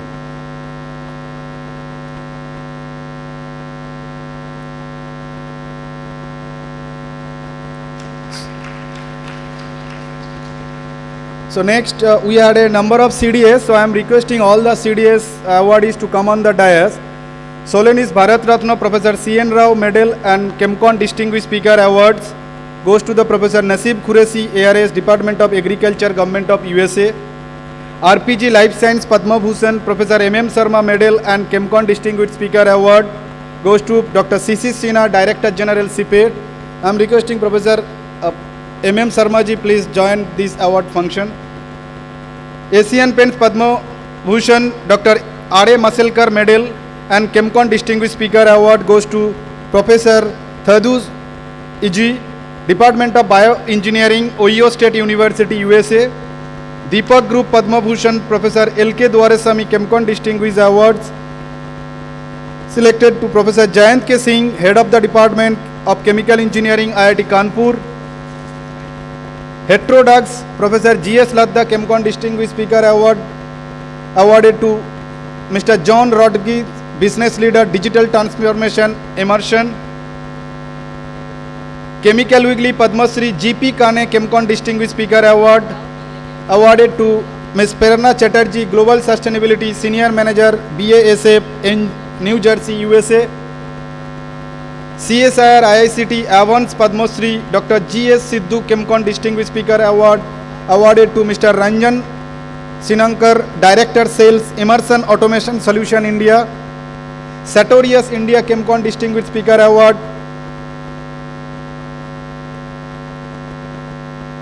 awarded to Mr. Alak Pandit, CEO, Equinox Software Services.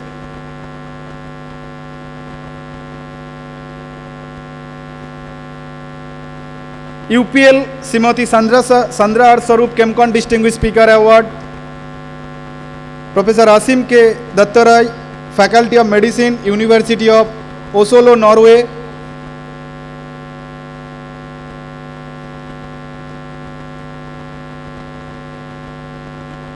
Hickels Chemcon Distinguished Speaker Award is awarded to Mr. Gautam Samanto, Head PV Technology, Juniper Green Energy, Gurgaon.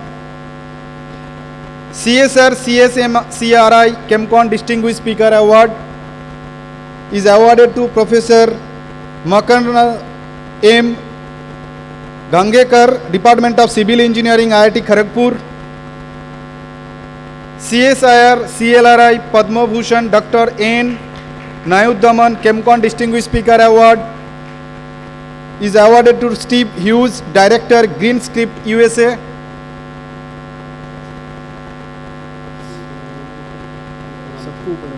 So all the awards are requested to please stand on the dais. So all the Chemcon Distinguished Speaker awardees are requested to stand on the dais. Those Professor S.K. Sharma Medal and Chemcon Distinguished Speaker Award is awarded to Dr. Veera M. Boddu, Environmental Protection Agency, Government of USA.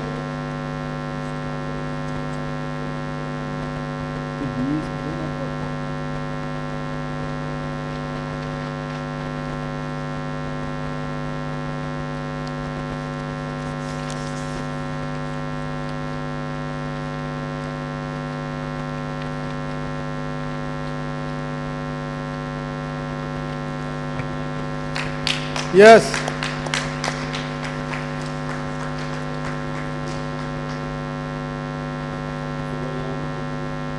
CSIR Neri Chemcon Distinguished Speaker Award is awarded to Mr. Debabrata Ghosh, Director Sales and VP Sales and Marketing, Worlicon Textile India Private Limited.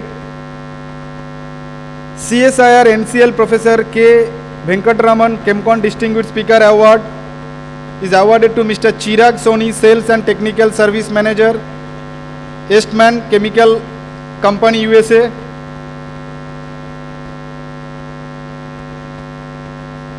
Lab India Padma Bhushan Professor R.K. Chemcon Distinguished Speaker Award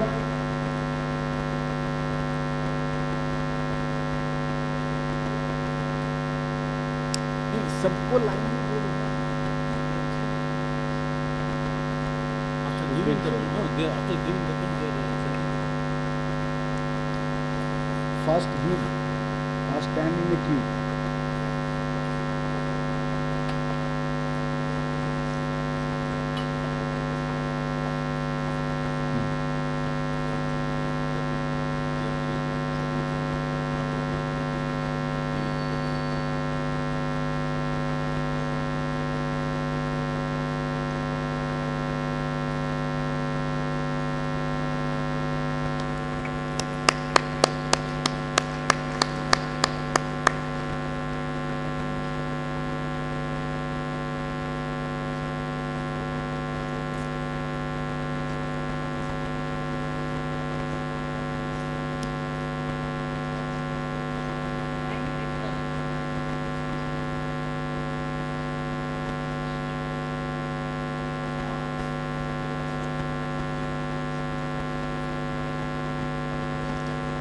Then Lab India Padma Bhushan Professor R. Kumar Chemcon Distinguished Speaker Award is awarded to Professor Binay Kumar Sivastava, past President IICG.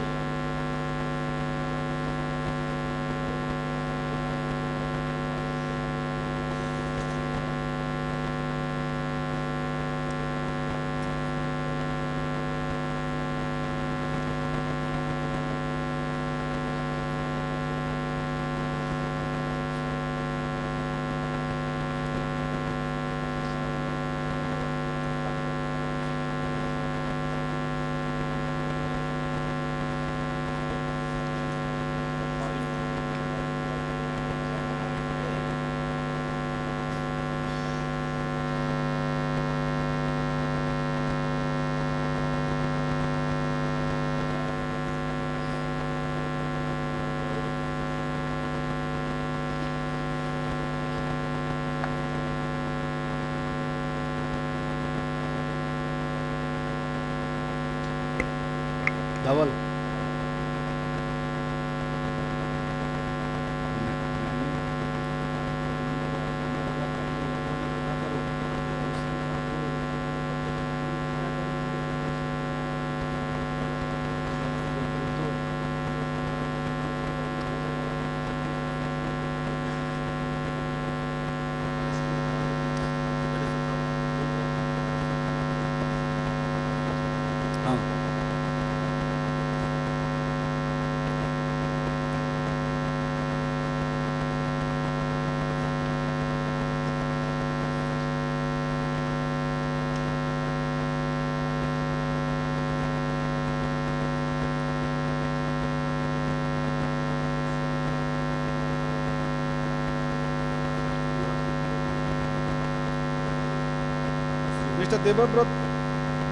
Mr. Debabrata Ghosh, Director Sales and VP Sales and Marketing, Orlicons Textile India Private Limited. Okay, he is not present at right now. So during his lecture, we will hand over.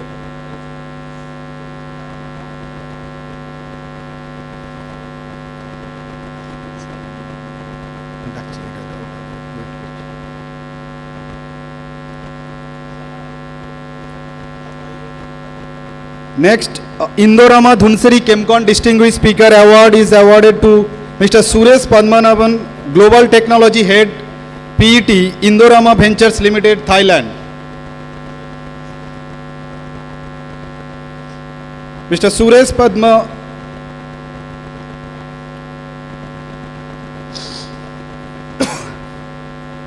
Indorama Dhunsari Chemcon Distinguished Speaker Award is awarded to Mr. Suresh Padmanabhan, Global Technology Held, PET, Indorama Ventures Limited, Thailand.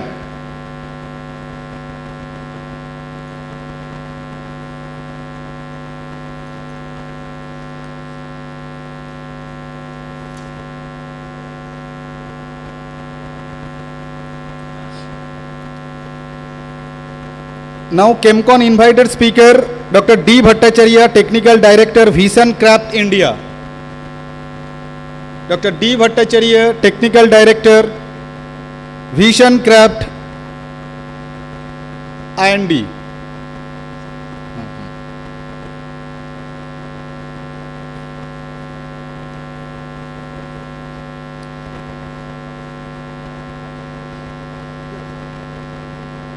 Chemcon invited speaker Dr. D. Bhattacharya, Technical Director, Vision Craft, India. Next is Chemcon invited speaker Mr. Pratik Mohalwar, CEO and co-founder, BioAge Germany. Mr. Pratik Mohalwar, CEO and co-founder, BioAge Germany.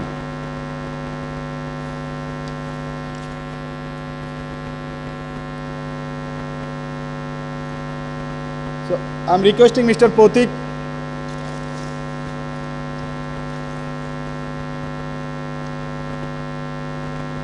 Mohalwar, please come on the dais.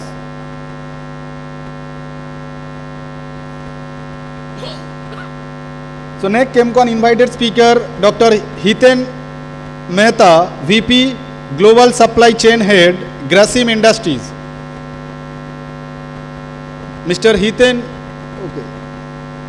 okay. So now move on to the national awards. Saha Sulman Award for the best PhD thesis in area of colloid and interface science for 2021. It is awarded to Dr. Ayman Abar, BITS Pilani, Hyderabad, and the supervisor, under the supervisor of Dr. Ashok N. Bhaskarar from IIT Delhi.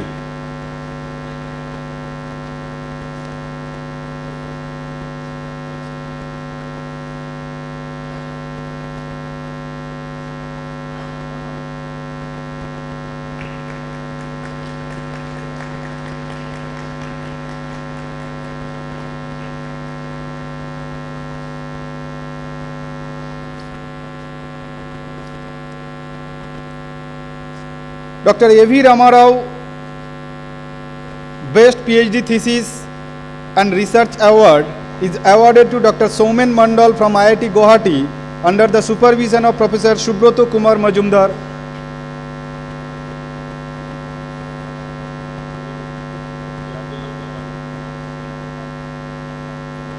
Dr. Soumen Mandal, please.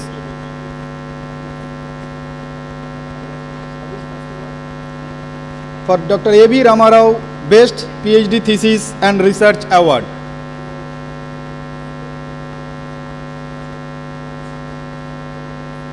Next is Chemical Weekly Prize for Best Research Paper published in a High Impact Factor International Journal by an undergraduate chemical engineering student. There are two categories. First prize goes to Mr. Shikhar Dinesh Singh from ICT Mumbai. And second prize, Ms. Pragya Narayana Prasad from SBNIT Surat. Chemical Weekly Prize Awards. The first prize goes to Mr. Shikhar Dinesh Singh from ICT Mumbai. And second prize, Ms. Pragya Narayana Prasad from SBNIT Surat.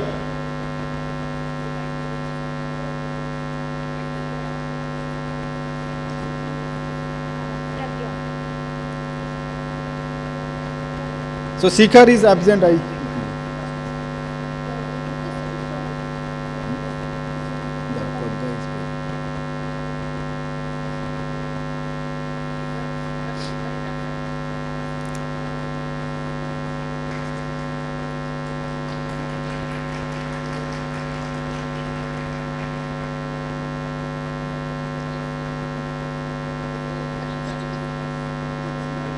Next is IICH NRC Award Best Paper in Indian Chemical Engineers 2021. There are three awards. The awardees are Mr. G.M. Jagandhar Raju from Andhra University, Mr. G.V.S. Sarma from Andhra University, Mr. K.V. Ramesh from Andhra University.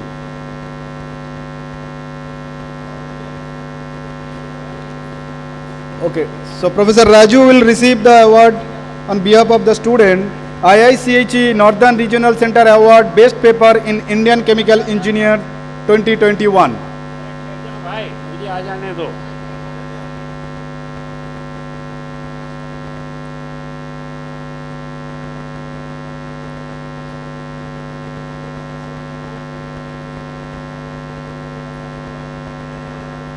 Next is Coulor Memorial Award to the best technical paper published in the Journal of the Institute in the issue of the preceding years.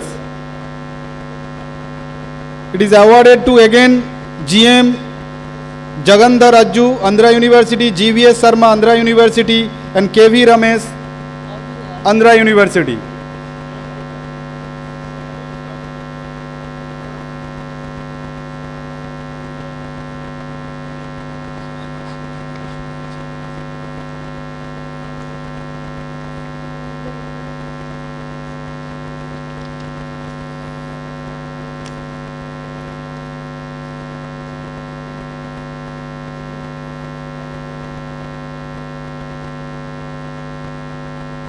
Then IICH NRC Award, second best paper in Indian Chemical Engineering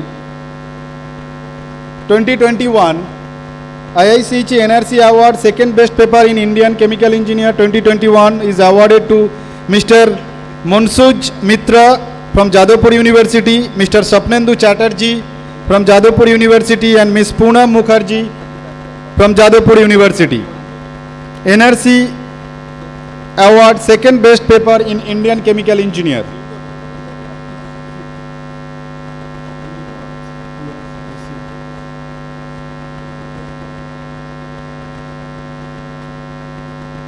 Okay. Then Sisir Kumar Mitra Memorial Award to the second best technical paper published in the Journal of Institute in the issues of proceeding year. Also same awardees. So I think they are absent. So next we will go to the IICH NRC Award, third best paper in Indian Chemical Engineer. It goes to Miss Meera T. So, ICT Mumbai. Miss Meera T. So from ICT Mumbai.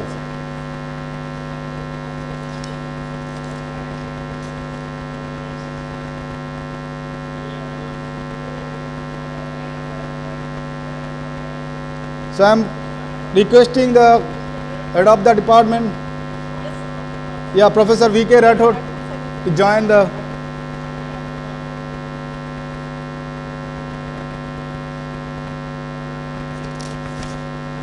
IICH NRC Award, third best paper in Chemical Engineering.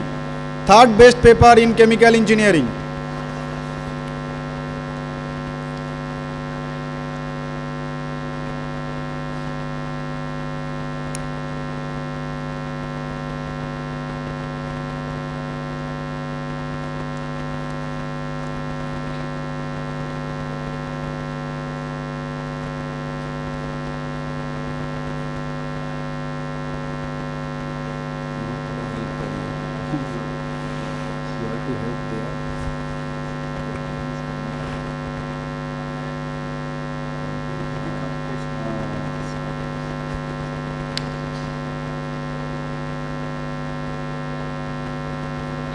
Mrs. Chinnamul Memorial Prize for Best Technical Paper presented in preceding year Chemcon, Ms. Ritu Parsar, BC Naiwal, N. Goswami, Saumitra Kaur, A.K. Adak, A.K. Singha, S.C. Parida, S. Mukhopadhyay from BARC Mumbai. Anyone is present here? So Dr. T.L. Prasad will receive the award on behalf of the awardees.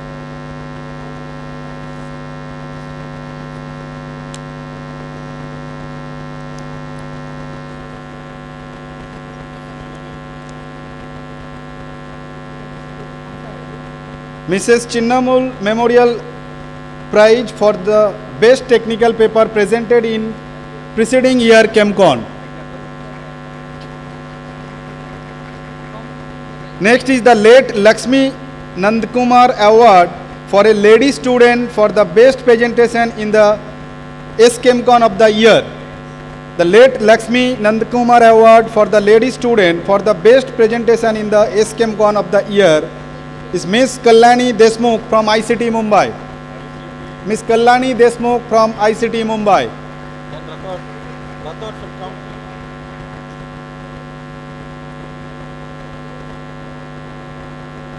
Okay, we can give later.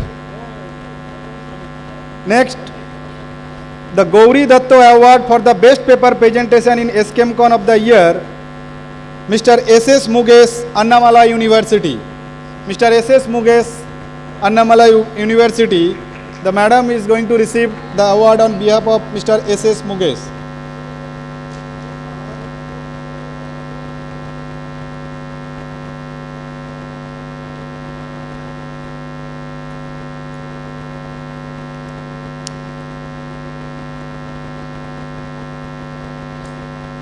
Next, Ambuja Young Researcher Award for doing postgraduate studies in India after GATE examination.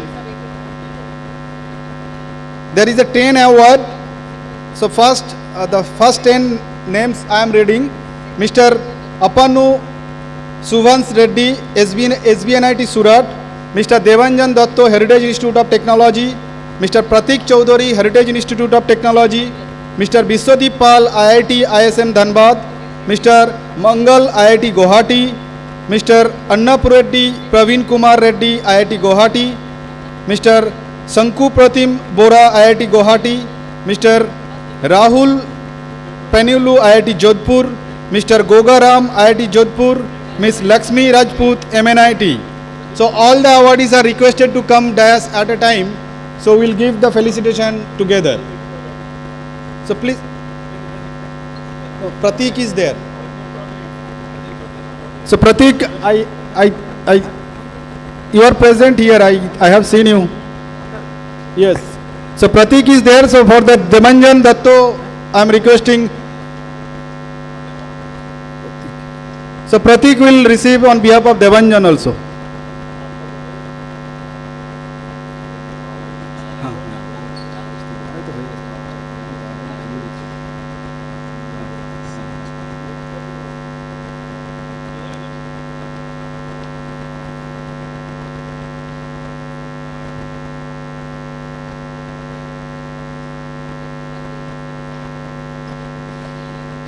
So Pratik will receive on behalf of Devanjan also.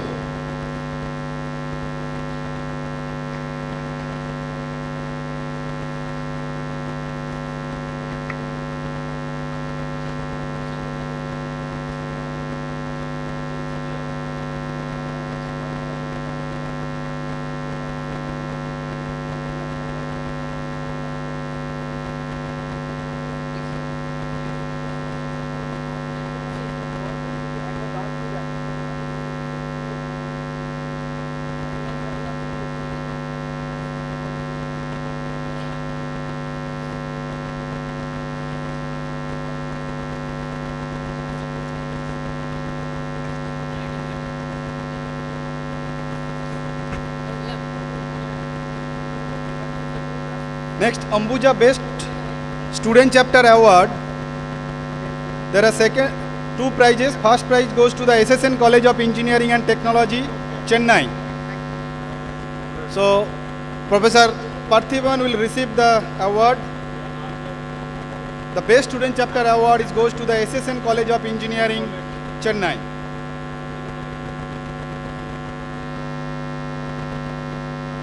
And second prize goes to the Sri Venkateswaraya College of Engineering, Chennai.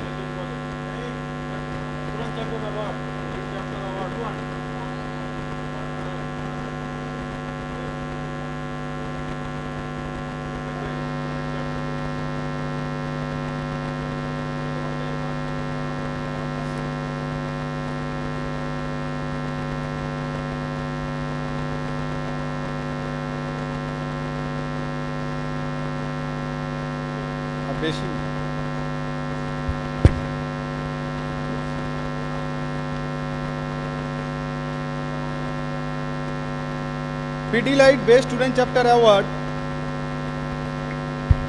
Pidilite Best Student Chapter Award goes to the SOP SR Rotary Institute, Ankleshwar. Pidilite Best Student Chapter Award goes to SOP Rotary Institute, Ankleshwar. So, Mr. S.I. Thakkar along with the other team will receive the award of Pidilite Best Student Chapter Award.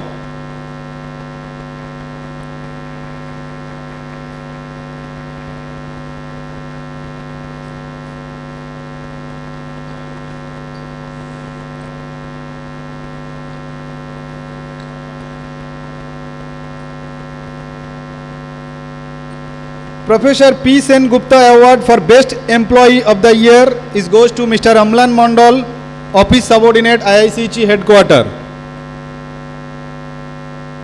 The next, Mr. MP Chari Memorial Award is awarded to Dr. Devi Prarna De, CSIR IICT Hyderabad. CSIR IICT Hyderabad MP Chari Memorial Lecture Award.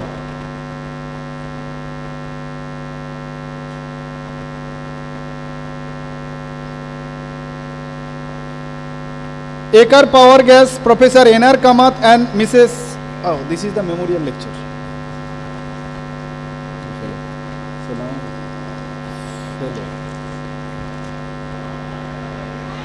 So we had the fellow of the institute. This time 4 members is awarded fellow. Dr. Madhu Agarwal, Professor Manoj Kumar Mandol, Dr. Mahesh Murthy, Dr. Anil Kumar Mehatra. So I am requesting all of them, please come on the dais, who has been awarded as a fellow. Dr. Madhu Agarwal from NIT Jaipur, Dr. Mahesh Murthy from DNB Australia, Dr. Anil Kumar Mehrotra from Calgary University, Canada.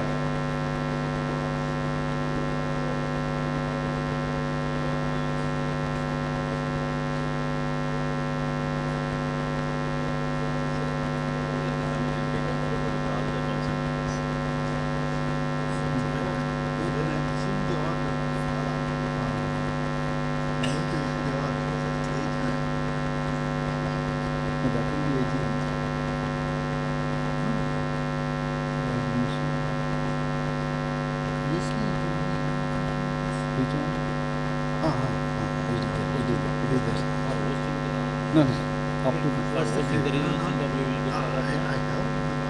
That is 88. So Madhu madam,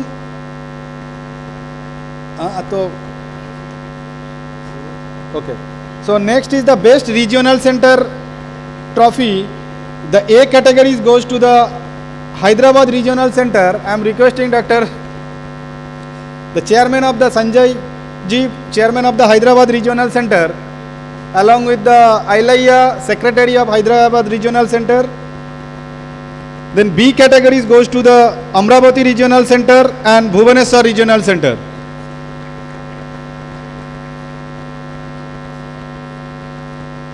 So the A category goes to the Hyderabad Regional Center. The award is going to receive Dr. Sanjay Bharadwaj and Dr. Ailaya.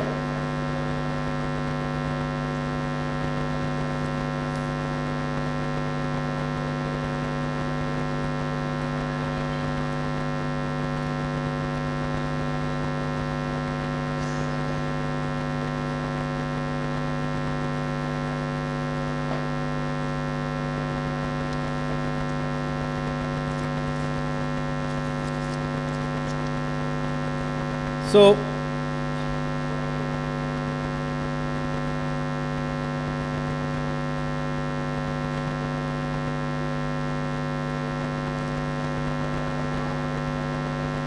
category B for the Amravati Regional Center and Bhubaneswar Regional Center.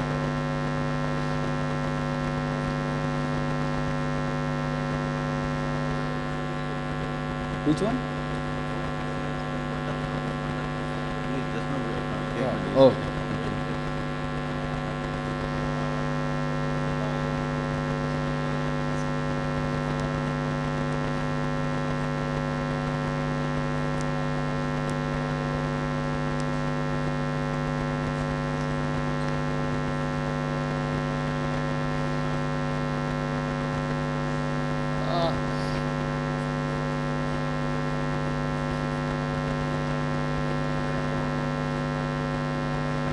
नहीं का तो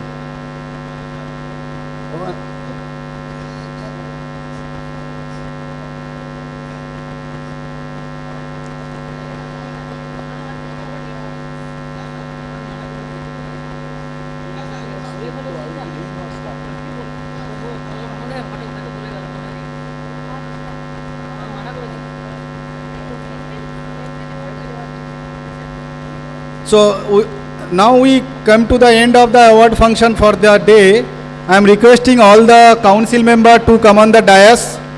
All the past presidents of the institute, please come on the dais.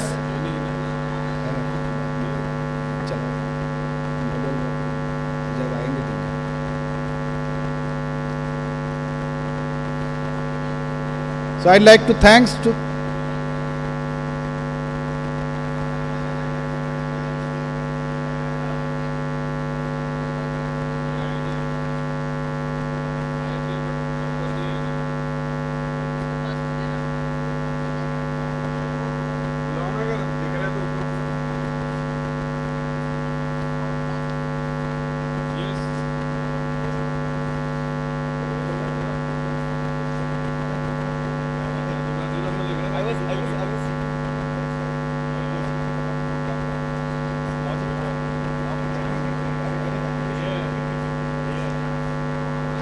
So thank you very much. Now we had a lunch break. After that we'll start the memorial lecture session with a keynote speech by Professor M.M. Sarma. So we'll start.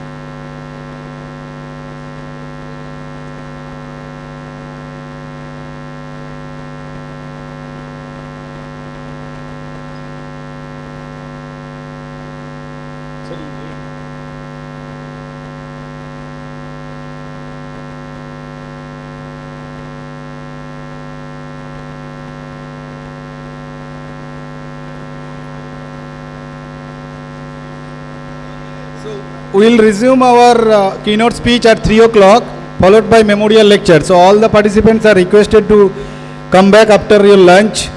So though we are late 1.5 hours, but anyway, I am extremely sorry for the delay.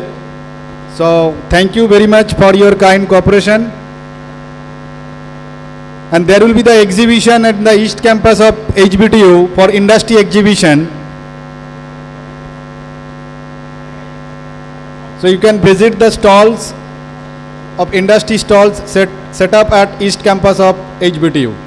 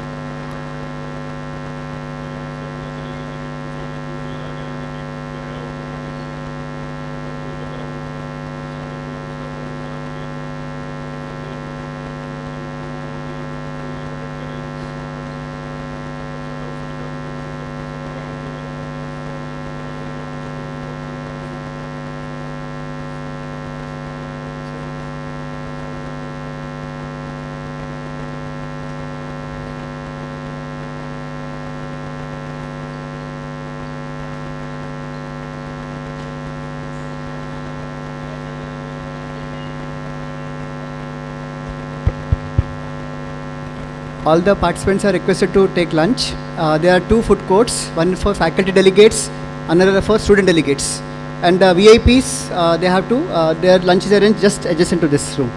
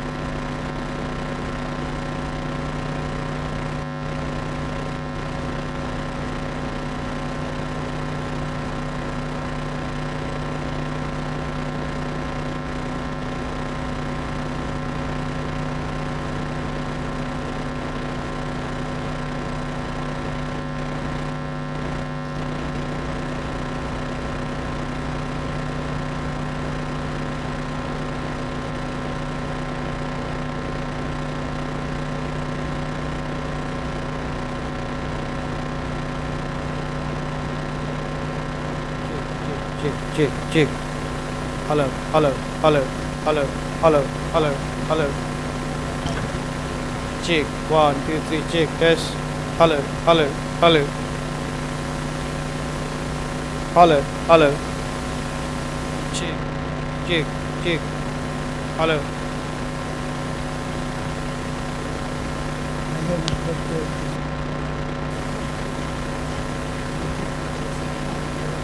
Hello.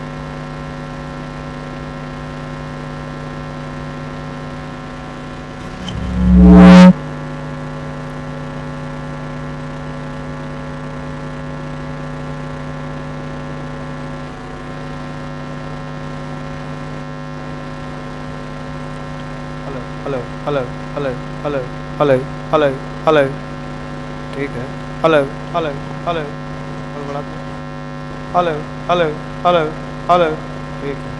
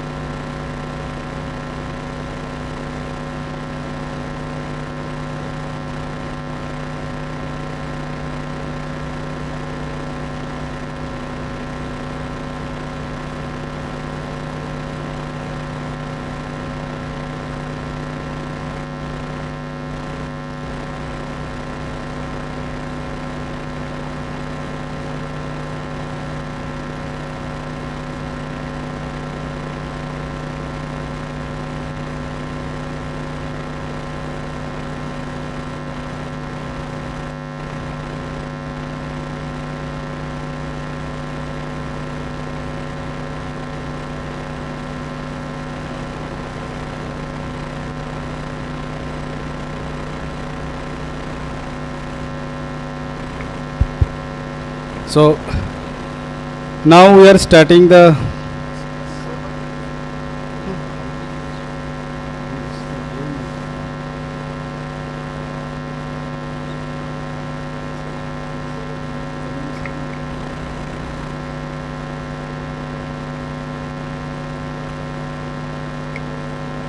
So now we'll have a keynote speech. I'm requesting Professor Padma Vibhushan, Professor M.M. Sarma ji, so to deliver a keynote speech of the Chemcon 2022, then followed by 2 memorial lectures, the N.R. Kamath and C.K. Murthy memorial lectures. So I request all the participants, please be seated, and we'll have a second session after the post-lunch session of Chemcon 2022.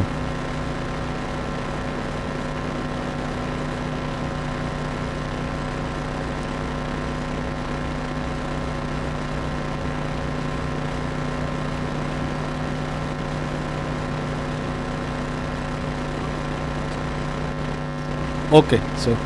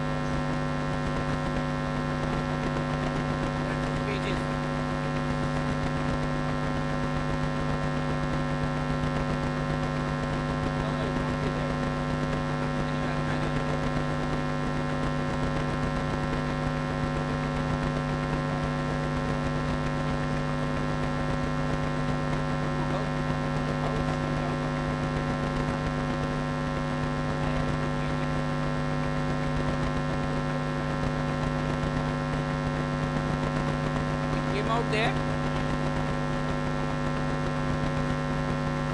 I can do without it. Can I begin? Where is your president? Where is your president?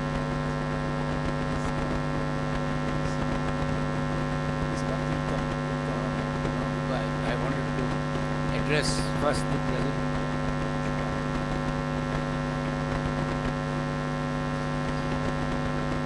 Mr. President, past presidents, other dignitaries, ladies and gentlemen, I was requested by Dr. Upadhyay to address you at this time of the Chemcon.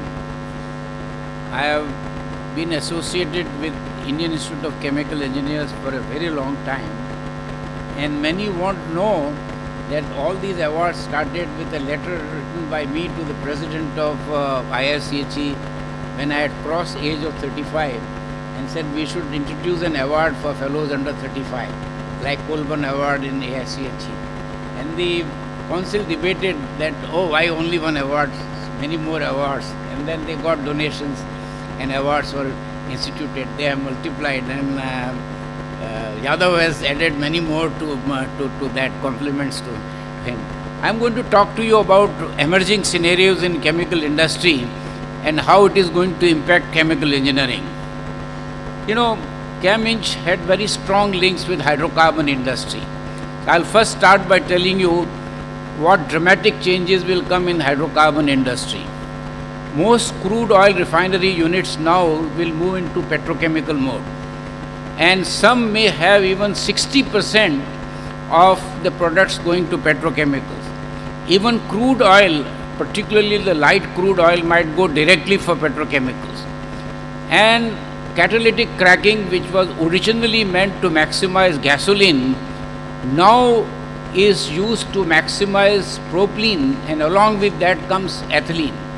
You will find number of polypropylene units in India which are based exclusively on cat cracker propylene, where thanks to the work in China and IOC, the yield of propylene, which used to be 4 to 5%, has now gone beyond 20%, and there are chances of this going to 30%. What does it mean for a chemical engineer? the deep catalytic cracking unit, whether multi-zone or otherwise, requires very articulate chemical engineering. The separation train that comes because you are doing deep catalytic cracking, you get many fractions with olefinic compounds like benzene, and the recovery of that throws many challenges in separation technology. Please mark that major part of the investment is in separation technology, and chemical engineers will keep on facing more and more problems. India is earmarking lot of their C4 olefins into LPG, which is a very bad practice. We must valorize all the C4 olefins fully. Similarly, from naphtha crackers, all the C5 olefins, diolefins must be valorized. They are not being done. And the interesting part for chemical engineers is, like, how do you separate isoprene, cyclopentadiene, piperylene, and if you look at the separation train, you will get some excitement. So, whole idea is to valorize every part of the barrel of crude oil. And crude oil directly to petrochemicals is almost a reality, and many things. But an exciting that can happen is, can you get gasoline from light crude without distillation? Answer is partially yes, because you can use a membrane separation, which is permeable to the gasoline fraction. And membrane separations have come center stage. RO is the most outstanding example, but RO is now taken for granted because everybody in the society knows RO now, including the Pani Puri wala. Everybody knows RO without knowing what RO stands for. That is a different matter. Now, what has happened, the membrane separations have gone to a stage where you are doing molecular level separation. Nanofiltration allows molecules with molecular weight more than 255 to be sieved out. Even more exciting is charged membranes, which will separate divalent from monovalent. A lot of developments are required from polymer science in terms of creating membranes which can stand very polar solvents like dimethylformamide, dimethylacetamide, and so forth. The whole exercise is in connection with valorizing, and you need varieties of separation technology. And I want to single out, everybody knows distillation extraction, but what is going places is adsorptive separation. In common lingua franca, you have heard during COVID time PSA, and most people do not know what PSA. PSA was one of the great triumphs of chemical engineering, because without simulations you couldn't design PSA. And now with the advent of new adsorbents like MOG, COG, where the areas can go to 3000 square meters per gram, we are in a new era. So much so, some of these adsorbents might allow you to capture moisture from atmosphere in desert areas. In fact, water is going to be such a critical factor that as of now 70% of our water is going in agriculture, and humans are suffering. And the bad crops from point of view of water consumption are sugarcane and rice. And we have to look at, but in any case, we chemical engineers have to look into how water can be recycled. Zero discharge. It's not an easy thing. It's not just doing multiple effect evaporator. And all these cases, you should first look at the stream that is coming out, whether it's a pharma industry or... There is nothing like waste. Waste is something with a negative... remember the famous case of H2S. Even H2S used to be in tall chimneys ejected into atmosphere from the sour gas fields in Middle East. Today, all the sulfur in the world is coming from recovered H2S, from sour gas as well as from hydrodesulfurization. So, waste to wealth requires very demanding chemical engineering. And in pharma industry, APIs, which normally have for every kilo of API, easily 5 kilos, sometimes 10 kilos. Solvent ratio is at least 10 times.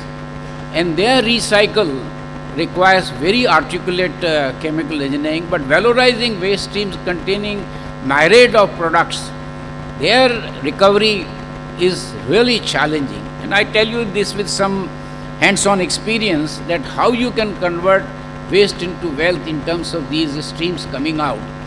Now, water recycling, an example is of Singapore, where 80% of the water is recycled because they have no water of their own, they get it from Indonesia and Malaysia. And that should be a lesson for us. But after you have the anaerobic treatment, see, just like shortage of hydrocarbons in coming years, the fields are getting depleted, like our Bombay High or in Europe, North Sea. Similarly, we have very acute problem with phosphorus. Phosphate rock deposits in the world are limited. Therefore, recovering phosphorus, and one of the unusual sources is municipal wastewater treatment, the sludge that is left after. There are already 2 operating pilot units in Netherlands recovering phosphorus in the form of a soluble phosphate fertilizer. India has practically all phosphorus imported, all potassium imported. And I keep on telling people in fertilizer, 6.5 million tons of KCl, why should we be applying KCl? Convert KCl into KNO3 or potassium phosphate. But what is the challenge for chemical engineers? A lot of challenges in converting potassium chloride to potassium. It's not all that simple as the equation shows you. It's like soda ash equation looks deceptively simple, and you look at the flow sheet of soda ash plant, then you realize what chemical engineering is all about. Solvay process is an excellent example of chemical engineering long before it was born. Now I am going to come to renewable raw materials, and we are in UP. Lot of things have been sung about UP. I found one item singularly missing was sugar. Not only excessive amount of water, but I want to look at something more positive. Bagasse is the single largest agro material available in India. You never go out of it.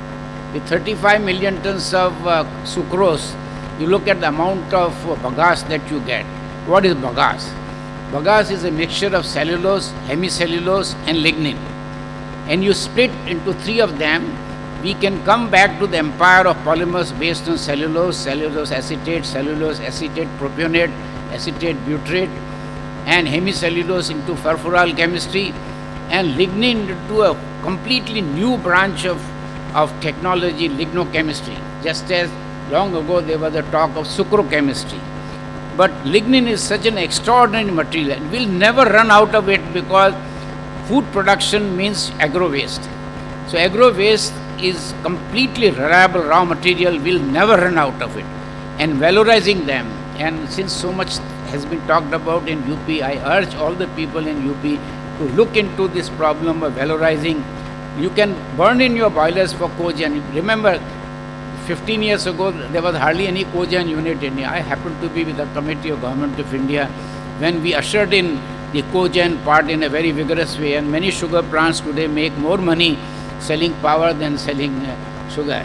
So, similarly, fermentation. What will happen in the coming years with the industrial fermentation? It is going to revolutionize. And this directed evolution of Nobel laureate Francis Arnold is doing wonders. But let me give you 1 or 2 simple examples. Why it is that we want to convert cane juice or molasses only to alcohol and emit a lot of carbon dioxide? Go back to First World War, when we made acetone and butanol, and Weizmann then became president of Israel. Look at Second World War, when we converted them to 2,3-butanediol, which was dehydrated to butadiene to make synthetic rubber. But look at the marvels of industrial biotechnology. We can make 2,3-butanediol, we can make 1,4-butanediol, now we can make even 1,3-butanediol just by twisting, by evolving the microbe. I think for making optically active molecules for the well-known drugs like sitagliptin for diabetes, or Lipitor, atorvastatin, the intermediates are optically active. And they come through directed evolution because the normal cell culture gives very low productivity. Sad in India we don't have expertise worth the name in directed evolution. I've been working very hard in getting people to do this because it can revolutionize. Imagine racemic materials to be resolved. What do you do with an unwanted isomer? And a very serious problem. And FDA insists that if the drug is racemic, they will not accept it. You have to show efficacy of the optically active isomers. And there are many, many examples. Optically active isomers are now prominent in agrochemicals. Optically active molecules are now famous even in perfumery and flavor. Finest example, again UP is the leader, menthol, which is an agro product and is optically active. A racemic menthol doesn't have the same cooling power. So biotechnology, in fact, let's give some simple example. The latest I read last week was there is already an experimental production of palm oil about which Godrej referred by fermentation. We already have farnesene by fermentation, semi-commercial vanillin. So whatever nature produces, with the expertise that we have, there are very bright chances of our ability to come out with fermentation. Then you have limited space. Agriculture requires a lot of area and all. So industrial biotechnology, again there, one of the critical part, if you take total investment in an industrial biotechnology plant, 75 to 80% investment is in downstream. And we have weakness. Even if you go to the classical lactic acid, the recovery of lactic acid via calcium lactate and acidification is a critical part of lactic acid manufacture. So downstream processing where chemical engineers play a big role. So a lot of this biotechnology part where you do this fermentation, the major hurdle after you got hold of the bugs is in the downstream processing. And that requires very smart chemical engineering. Now, there are a number of other renewable raw materials. India is a grower of cashews. Cashew nut shell liquid is phenolic. It does wonders in terms of making epoxy resin, in terms of making ethoxylate. There should be more and more reliance on materials which are more readily available and not pinch edible. So I am only advocating agro so-called waste, and again I repeat, there is nothing like waste, and non-edible oils to be valorized in a number of ways. And the classical example in India, which is the leading producer of castor oil, that how we make nylon 11 out of castor oil, how we make ethoxylates out of castor oil, how many things we are doing out of castor oil. And it's a great triumph because it used to be so-called border crop, border between different agriculture fields, but today it is specifically grown with a new variety which can come in 120 days. So it has made production of castor, particularly in Saurashtra and area, very, very attractive. Recycling of polymer is going to put very heavy demands. We have had great success in PET bottles. And I was told, I thought it was 80%, but Chaturvedi told me it is 95% plus of PET bottles are recycled. It's a great triumph. We have set a record in the world. But polyethylene, which is the biggest packaging material, the recycling of polyethylene, and I keep on saying, what is polyethylene? It is glorified wax. So polyethylene recycling, giving you oil which can go along with naphtha for cracking tool.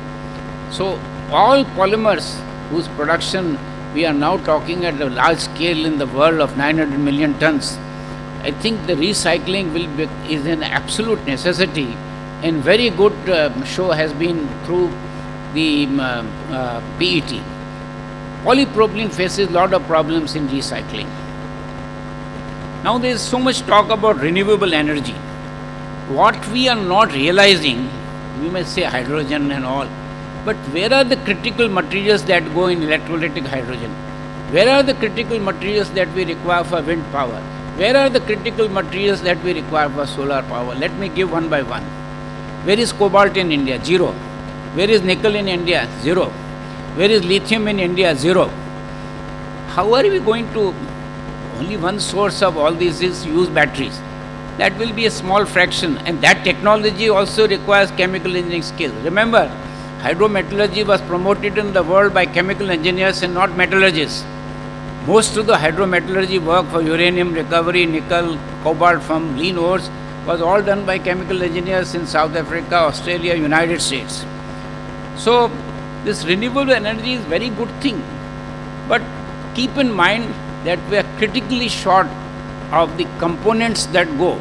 For the wind power, you need neodymium magnet. We have no neodymium. So many rare earths, although we have rare earths, we are not valorizing rare earths sufficiently.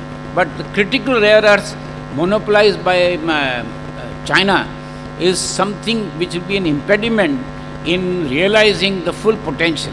But from point of view of polymer scientists, one of the great challenge would be, can the wings go for offshore to 200 meters? There will be a quantum jump in the power generation from the wind power in the coastal area, because then there is no limitation on the length of wings. How to make these composites which can stand? But there is a concomitant problem that they have limited life, and the world is facing problem of how to deal with the used wings, and many tons and tons of material accumulating. There isn't enough landfill availability. So recycling of even thermoset resins is going to attract lot of attention and requires lot of demand. I already referred in the area of, but where this renewable energy, because solar power is everywhere, there is going to be renaissance in electrochemical engineering. It was a very interesting subject in 50s and 60s, then it took a back seat. But it's going to see a big revival, very big revival, because nothing is cleaner than electrons. And anodic oxidation, cathodic reductions and all, and simultaneous production. Everybody, people are only talking about hydrogen. But there are many things. BASF is a leader which does anodic and cathodic simultaneously for two specialty chemicals. And remember Monsanto's breakthrough process when acrylonitrile was converted to adiponitrile by electrohydrodimerization. There are many electrochemicals that you will be able to. I'm not talking of caustic soda or aluminium. I'm now talking about doing specialty chemicals which you can do any part of India, because solar power will be available anywhere in India. Wind power is not available everywhere in India, but solar is available everywhere in India, and it is going to make a lot of difference. What are the demands on chemical engineers in coming years? We need astute scale up, no failure, and very little scope to do pilot plants, because for many things you can't just put pilot plants. So you need CFD. You need all these things which have been talked about.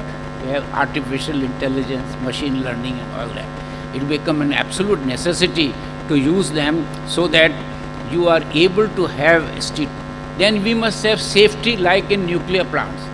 Moment you have some accident in chemical plant, it makes big news. And then it is disgraced that chemical industry people are polluters, but chemical industry are problem solvers. They overcome the problem. What happened to H2S, SO2, all these were solved by chemical engineers. Even CO2 is going to be solved by chemical. It is here that lot of been talked about. Unless hydrogen becomes very cheap, CO2 conversion to methanol and others will be economically unrewarding. Only when hydrogen cost comes down to very low level, maybe a quarter of the today's price, then only there will be. But where one sees a great success and challenge for catalysis scientists, catalysis has always been very important for chemical industry. In fact, non-catalytic process like naphtha cracking, candidate for making it catalytic so that you get much better yield. And this catalysis in methane dry reforming where nickel stability. I take you back in early 60s when naphtha reforming for syngas and carbon layup was solved by ICI. So methane plus carbon dioxide, which is in a very advanced stage of dry reforming, both the reactor design and stability of the catalyst, chemical engineers along with physicists and chemists will play a lot of important role. Finally, I want to say we chemical engineers are problem solvers. It has been always an evolving discipline. We will solve any kind of problem. Ashutosh also made a reference to this. We can solve, give us any type of problem, we'll look at it, split into solvable part That's why a famous definition of engineering which applies all the more to chemical engineering. An engineer is interested in getting things done and making things work, and is prepared to accept partial solutions to insolvable problems.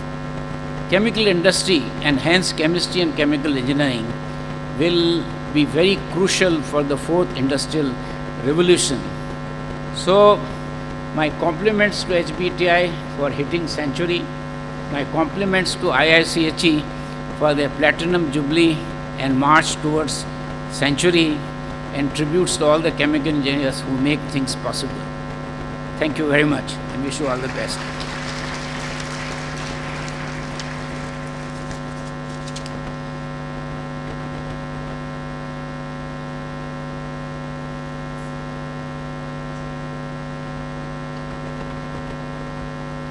So thank you, sir. Now I am requesting President and Vice President to do the felicitation of our respected Professor M.M. Sarmaji.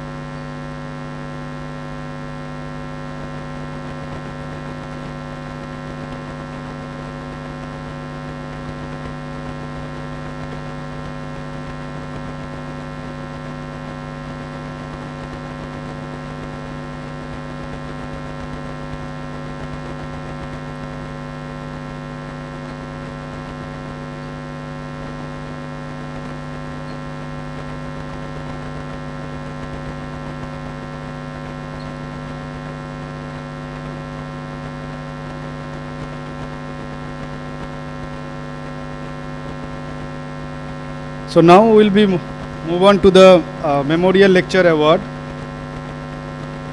Professor N.R. Kamath Award and Mrs. Rujana Kamath Memorial Lecture. Professor N.R. Kamath, a distinguished name in the profession of chemical engineering, was born in September 1914 at Mulki, a small town near Mangalore in the state of Karnataka.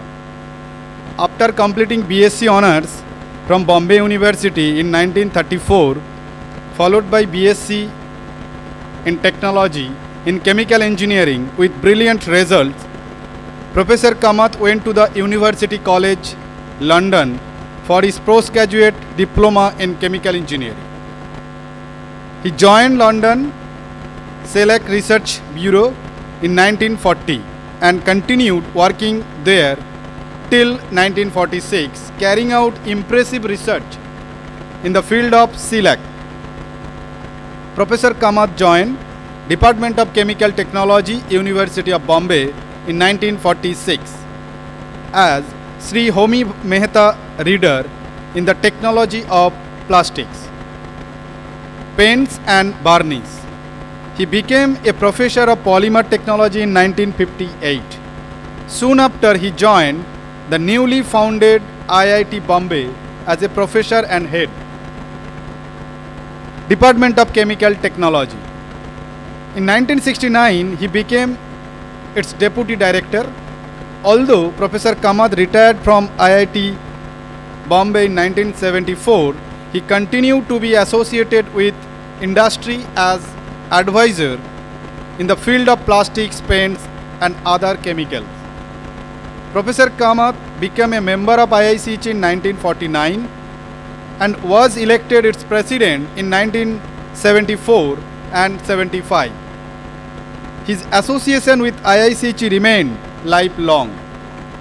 To honor this eminent scholar, teachers and researchers, IICH instituted this prestigious Professor N.R. Kamath Memorial Lecture Award, delivered annually from the platform of Chemcon. In the year 2008, the lecture was renamed Ekar Power Gas Professor N.R. Kamath and Mrs. Rujana Kamath Memorial Lecture. We are greatly honored to have Professor Sudhashatta Basu, Director, CSIR Institute of Minerals and Materials Technology, IMMT Bhubaneswar, and former Director, CSIR Central Institute of Mining and Fuel Research, Dhanbad, delivering Professor N.R. Kamath and Mrs. Rujana Kamath Memorial Lecture this year. So big round of applause for the Professor Sudhashatta Basu, and I invite Professor Basu sir on the stage. I am requesting Vice President IICG Professor C. Karthikeyan to read out the citation of Professor Sudhashatta Basu.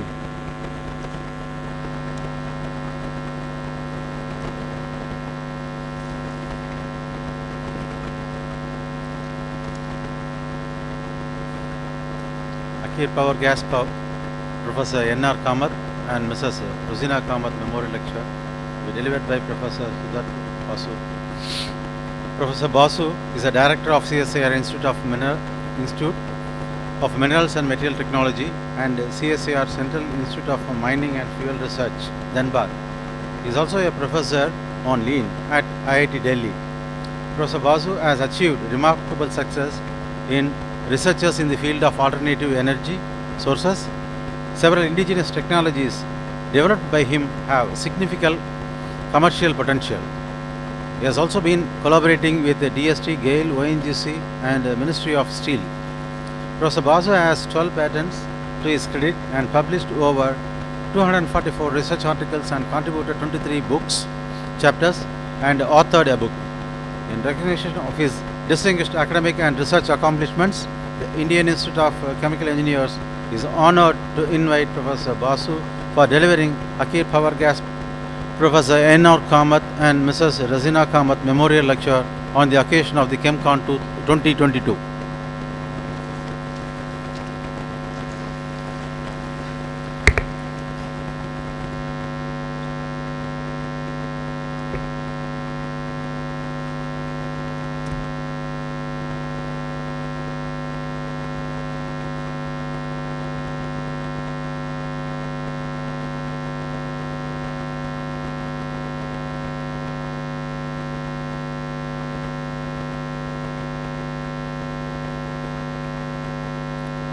Good afternoon to all of you. I hope that this is a challenging time because I am giving a speech after lunch.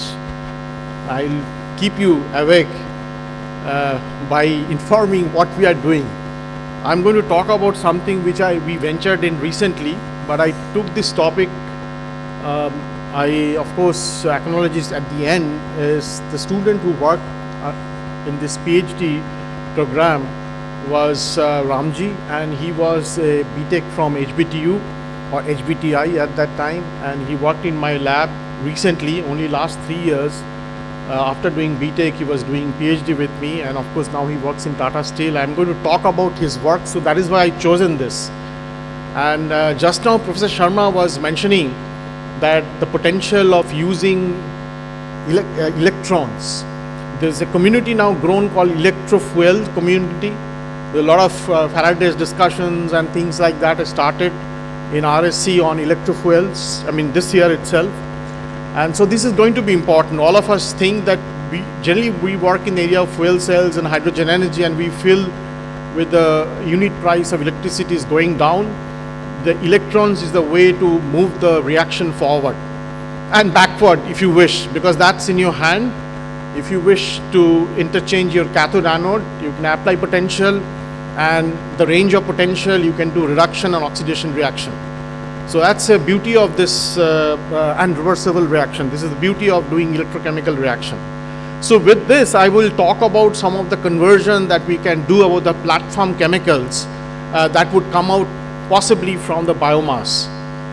So it's about bioelectro refinery that we'll talk about. So first few slides will be an introduction. I know that there's a big number of students who come here from different disciplines in chemical engineering and outside chemical engineering. So I will have a little bit of introduction. We all know that there will be depletion of fossil fuel. We know that there is a continuous emission of greenhouse gases. And if you want to do a carbon balance, using biomass and getting oil from there is the way to move forward, because we will have a carbon balance even if you have CO2 emission, and also it is renewable in nature. So that's how we were looking at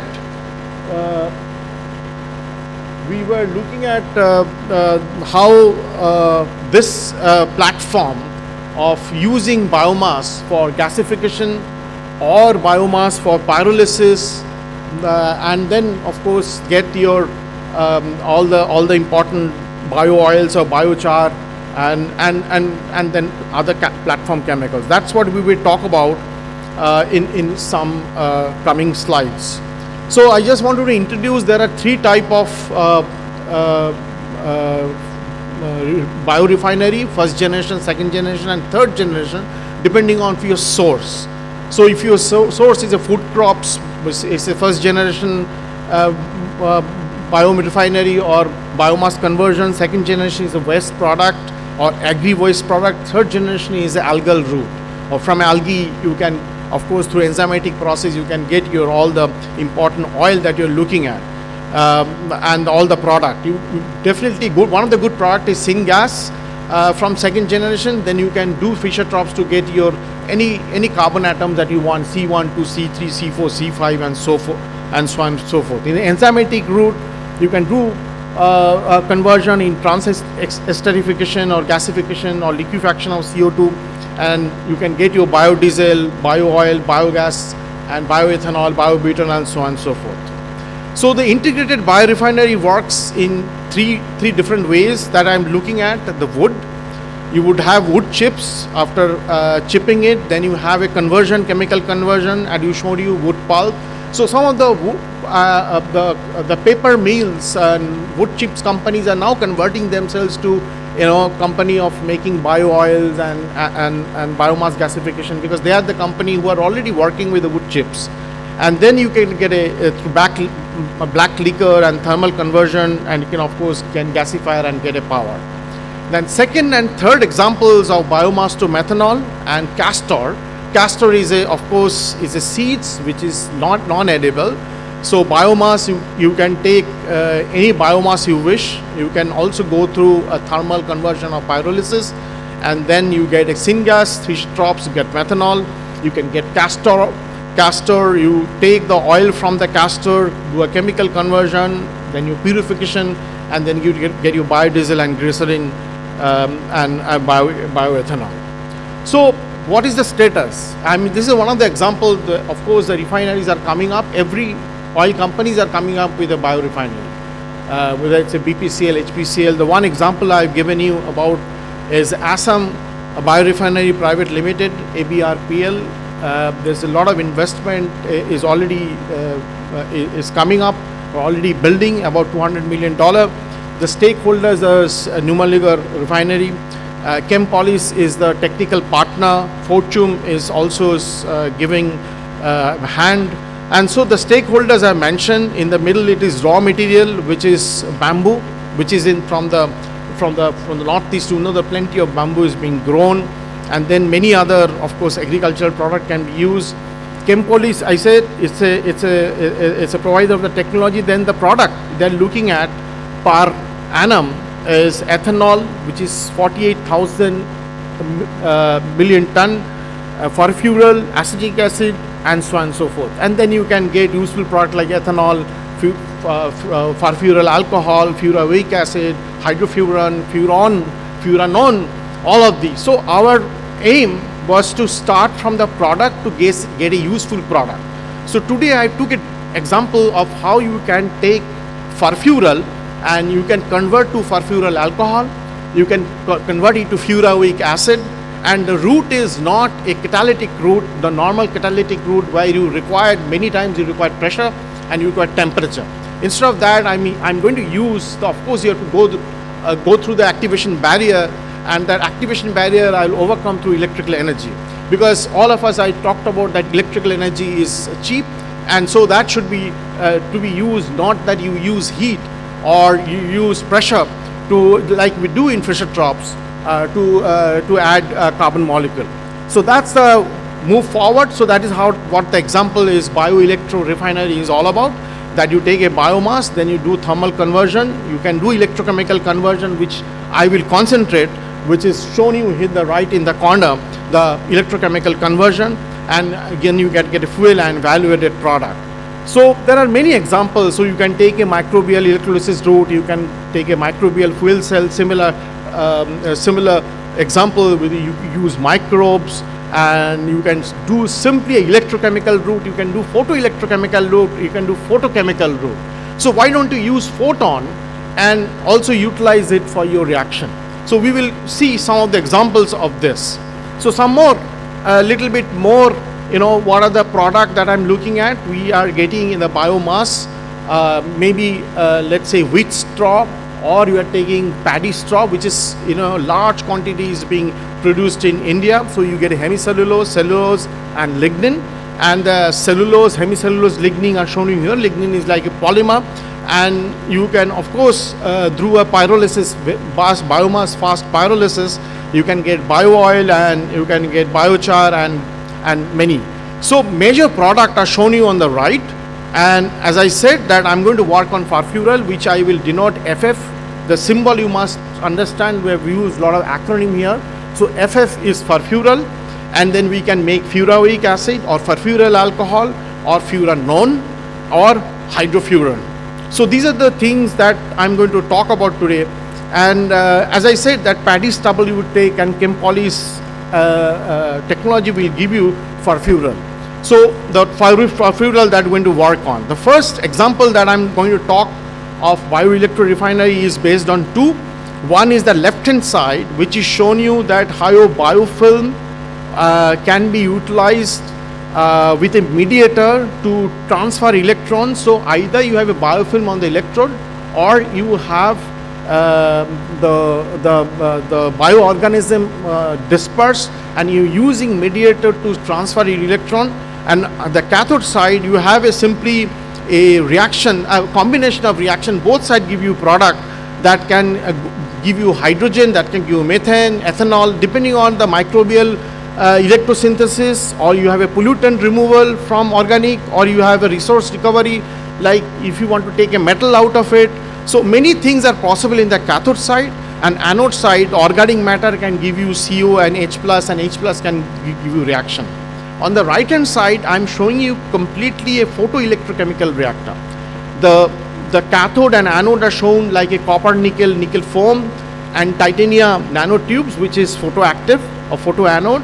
And farfural can give you farfural alcohol in both sides, one using photon, another using electricity, or combination of these two. So these are the two ones that I'm showing, that now the reaction steps that comes in electrochemical conversion of farfural. And the first step is the ECH reaction or electrochemical hydrogenation. So we do hydrogenation, this we give ECH, electrochemical hydrogenation. So H2 take electron will give you H adsorb and OH minus. So H adsorb is most active element that actually propagates the reaction. So you take the farfural, which takes electron, and make a sort of radical, and these two radical can give you hydrofuran, which is shown you here. That if you take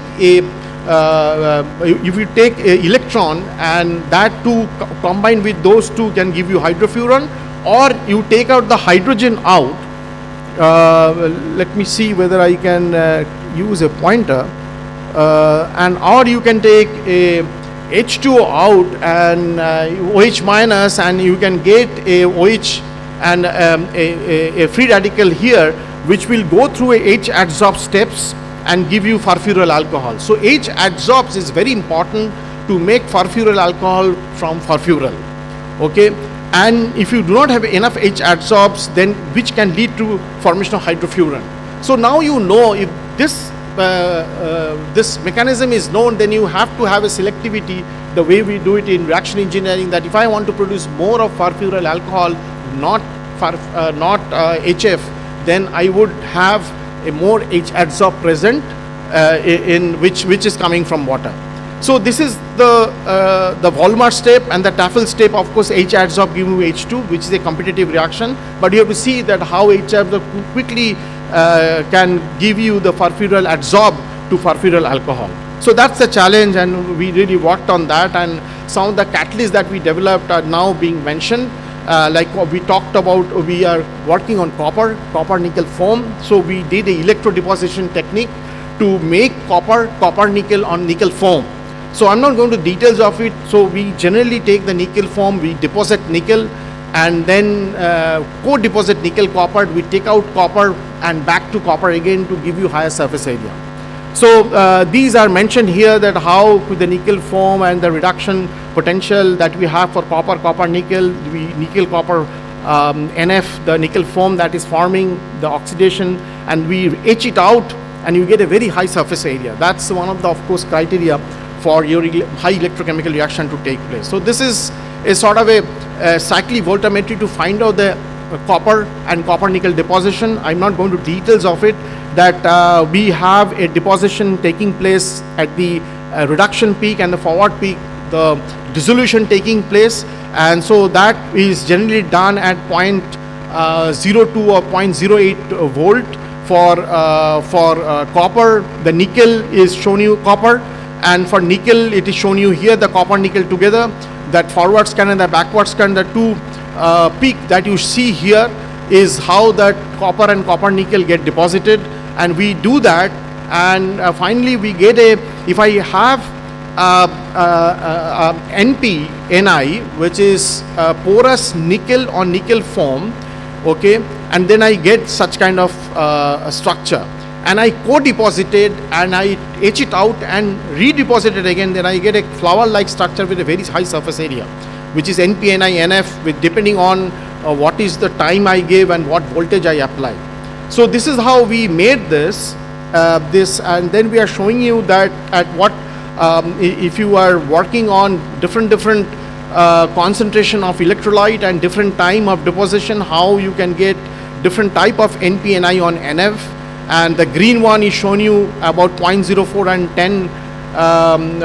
10 minute of deposition time that will result of this.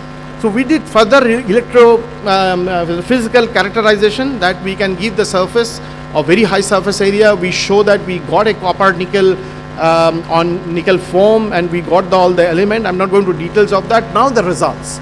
So the results, we do the reactions, then you take the product, and then you do the product analysis. So this is RFA, the furfural alcohol rate of the reaction, which you can see with the copper NP, Ni, NF, the blue color, you get a very high rate of furfural alcohol formation.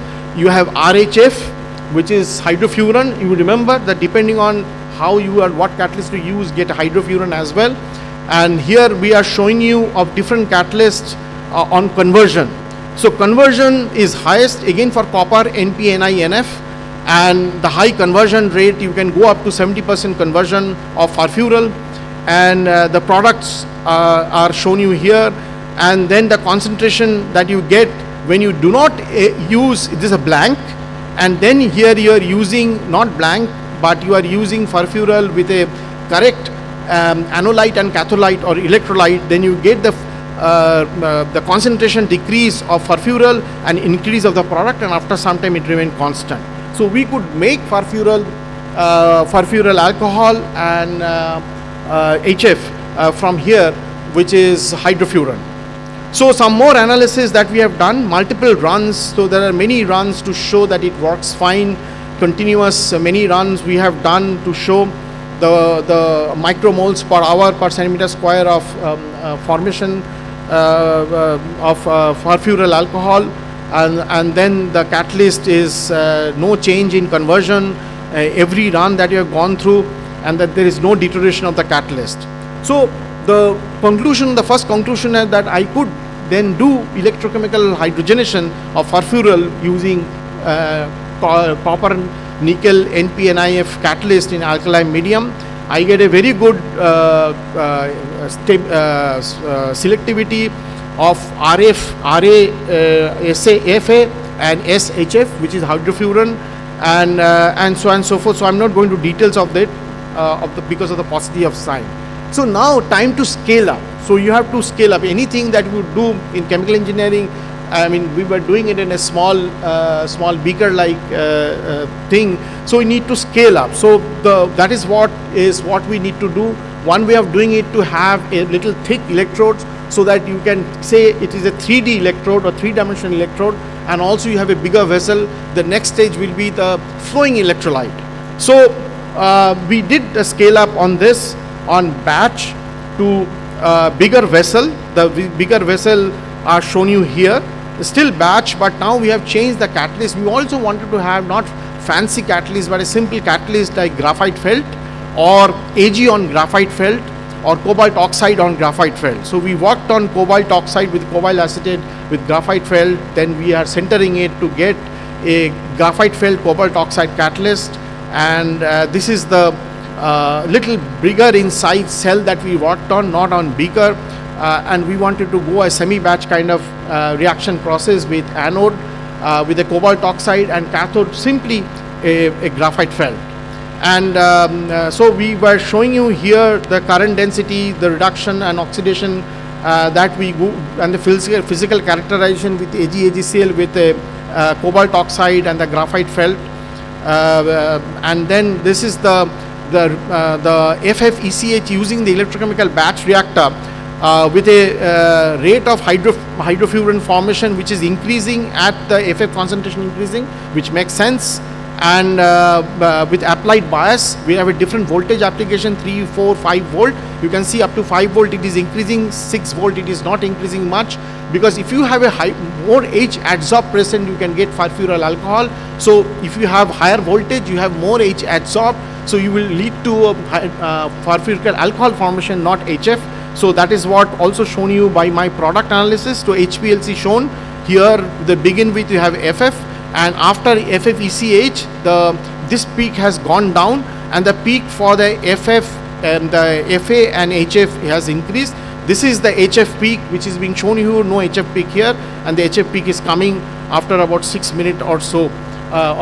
We do our reaction for 1 hour, 4 hour and 10 hours as we are talking about. Next material that we worked on electro deposited on iron and bigger reactor with a 3 stack, just showing you in the picture the 3 stack, and all the anolyte catholite is mentioned here, so one can go to refer to our paper and patent, and one can see that how we have worked on that.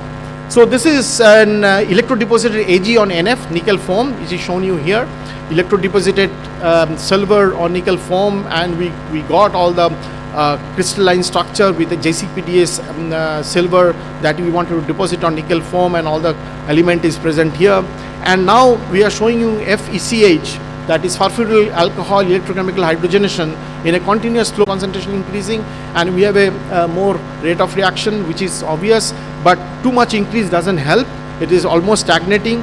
The furfural alcohol, and this is of course concentration. This is with the flow rate, again same, with the increase in flow rate there is an increase and then there is a decrease. Of course there's a your residence time decreases, and then applied bias. Of course with the increase in voltage you always have more and more reaction and more furfural alcohol formation, because we wanted to find out the regime where we have more formation of furfural alcohol. In a regime we have a more formation of HF and different type of catalyst when you have different type of product formation. And this is your HPLC results showing the furfural alcohol initially was there and it is depleted, and you have a because of the FECH formation. So we are showing that a simple catalyst instead of copper nickel foam, we take just silver deposited nickel foam that works as well as even better than all the complicated structure that we worked on, and which is of course in flowing electrolyte cell. Second, we all the time this was in one side is happening. Now we want to do it in both sides.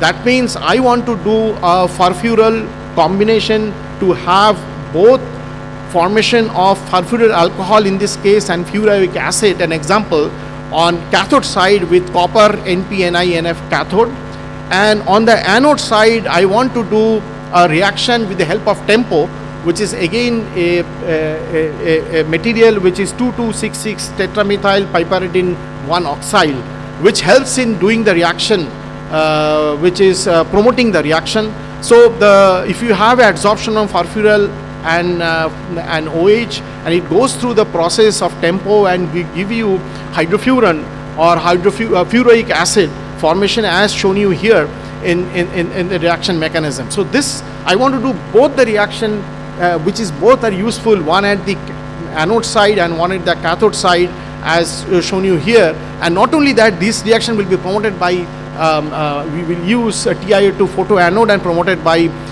the solar photons, so that you require less electrical energy. That is also possible. So we did the TiO2 formation, TiO2 nanotube formation, which is the protocol is shown you here. One can see the details of how TiO2 nanotubes are formed, which we formed in situ with a photoelectrochemical reactor. And then we have this TiO2 nanotube is shown you here, and all the properties regarding TiO2 nanotube. And then we were combination of these two we were working on, and we are showing you the current density with the applied bias. So when we are using dark, the green, and you can see that no reaction. When you have light, PEC light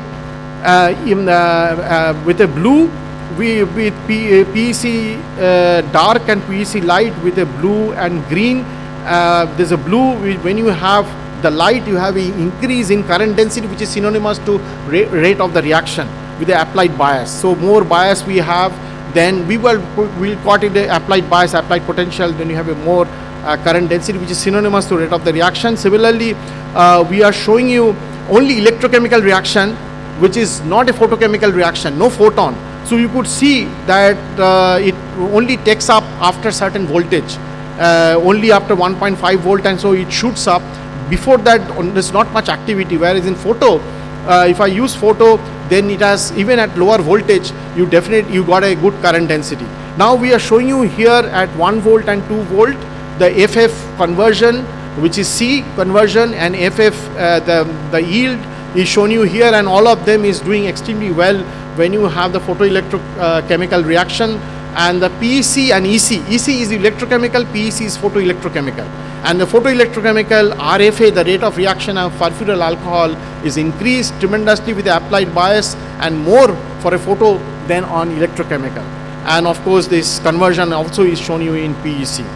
So we have done more reaction.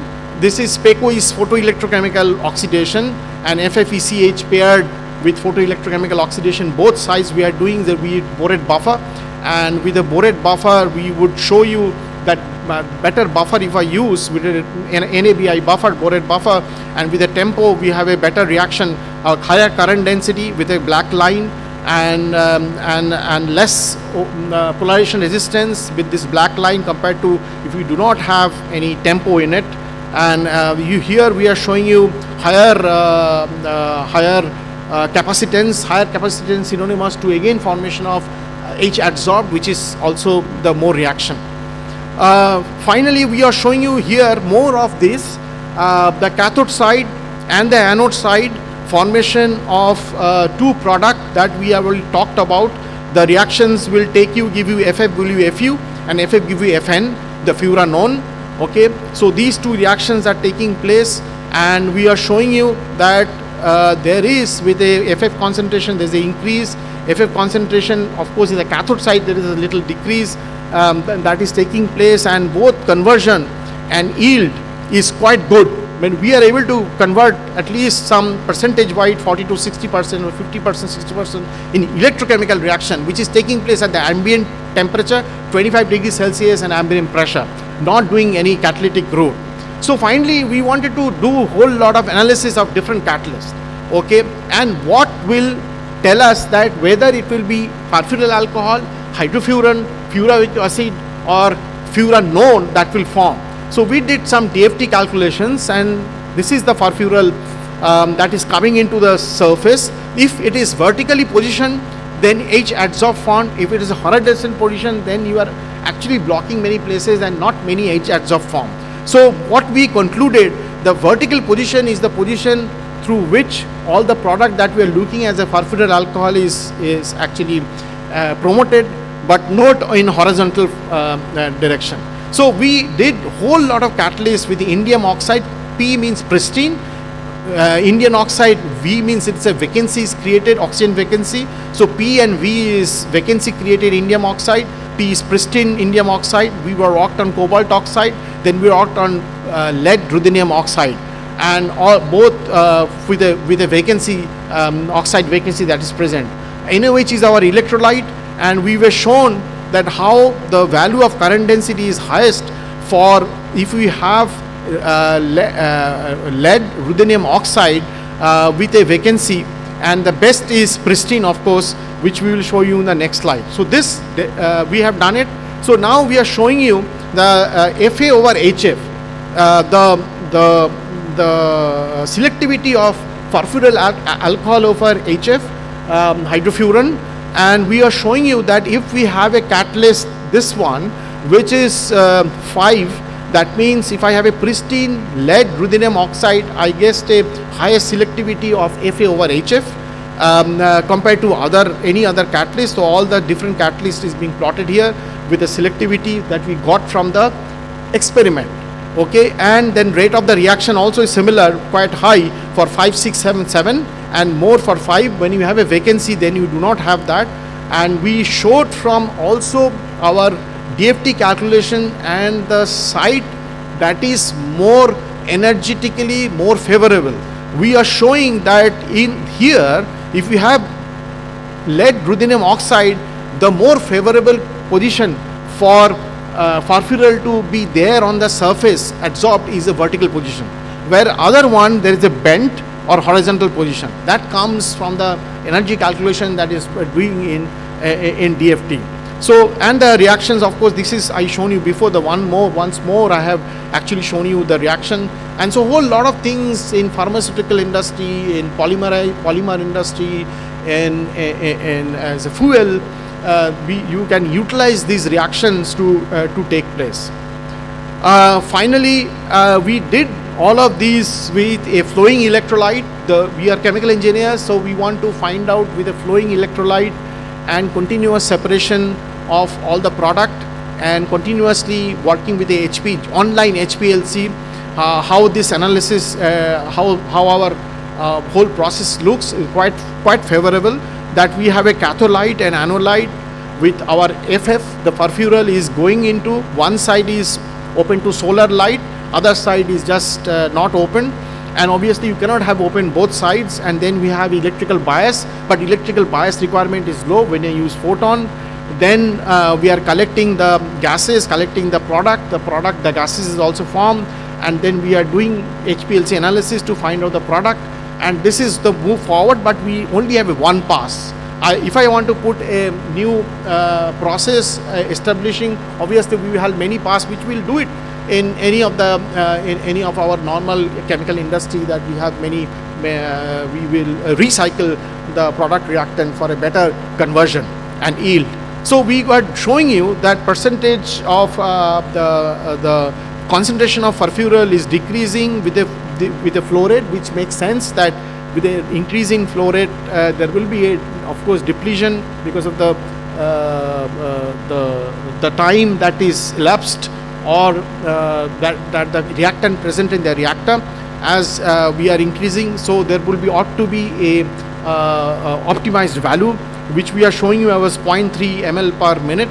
Then the flow rate, then we are showing the rate of the formation of FU, okay, which is of course optimized. We were looking at optimization part only in the product side, and so it is increasing and then decreasing with FU formation, and FA, the furfural alcohol formation, is also increasing and decreasing. So this tests our results that it works, and quite a good amount. With one pass we got about 5 micromoles per hour formation, and it's a small reactor that we worked on. It's not a huge reactor, and it has got a big scope in future for application, being that there is a that electricity that I talked about. So what we can, third conclusion is that copper NiNF at the anode, and then at the cathode we were using again in a copper NiNF and then we were doing FF ECH with a tempo, and FFP PECO. PECO is our photoelectrochemical oxidation with FA, both forming in FU and FN. The rates are mentioned here, and the DFT calculations show that lead ruthenium oxide will actually work extremely well. Indium oxide also will do well, and we were working on those. I mean, I'm not presented all the results here. We are all working on, and then flow electrochemical reactor showing a good conversion and good selectivity. So finally, I just wanted to give you a ballpark figure. I don't claim that I'm making a big claim here. Hydrofuran, HF, which is very costly chemical. Okay, the cost is mentioned. Market cost of hydrofuran, if you go to Sigma Aldrich, is shown you here. And this is a Chinese patent and a journal publication, which hydrofuran has a good market. It all get imported here in India and has a good market for pharmaceutical industry. And they make through hydrogen in a simple catalytic route, which is shown you here to make HF. Our process is through electrochemical route, and we of course have RHF is shown you here as 0.038 gram per hour. Our is 2.5 gram per hour. The selectivity is there. Selectivity is better. Our selectivity is about 64.6%, but our cost is pretty low, very low cost. So we had a great hope for this compound through this route. In other compound like farfuryl alcohol, furaric acid and furanone, we are working on it. We have seen the initial cost is a little higher than the market cost, and we are still working because there are many factors in doing so. So this is just one example on hydrofuran, that furion that I wanted to specifically mention, and such an important topic. So I just summarize finally, this is my last slide, that biomass derived FF transformation into platform chemicals like FA, HF, FU and FN, which is useful for polymer and pharmaceutical and biofuel, is possible. And H adsorb is the route through which takes place. So whenever the H adsorbs is more, then you get a FA. And alkali medium, what we have used, and different type of catalyst, we have used copper nickel on NPNF, which is nanoporous nickel on nickel foam. And we also worked on different other catalysts like AG electrodeposited on NF or on graphite felt, and solar light also we have used. Finally, I must acknowledge the Ramji, who is a graduate of HBTI Kanpur, who worked with me, did BTech here, worked with me to do this PhD at IIT Delhi, whose work I presented. All my PhD students, all my postdoctoral fellow who are continuously supporting me, and because of whom I am able to make presentation, and then support that I get from different funding agencies as mentioned here with the DST, ONGC, MIT and DRDO. Thank you.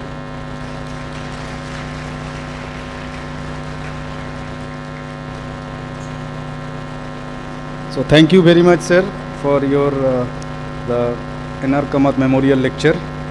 So now I am requesting President and both the Vice President to do the felicitation to Professor Sudha Basu, sir. Sir, please.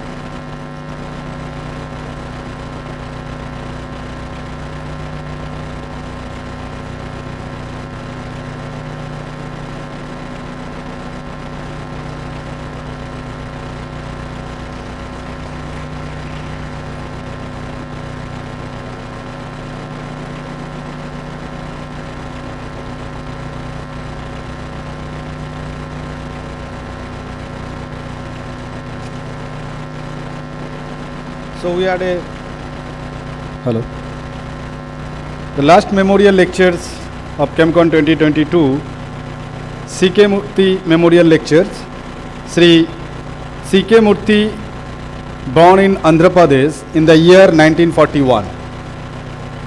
had a brilliant academic career all the way and was pursuing an impressive professional path when his life was tragically cut short to cancer in the year 1984.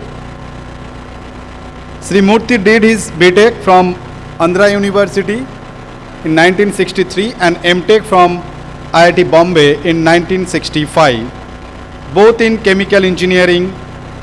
Later, he did his MS in mechanical engineering at the University of Calgary, Canada, all with his distinction.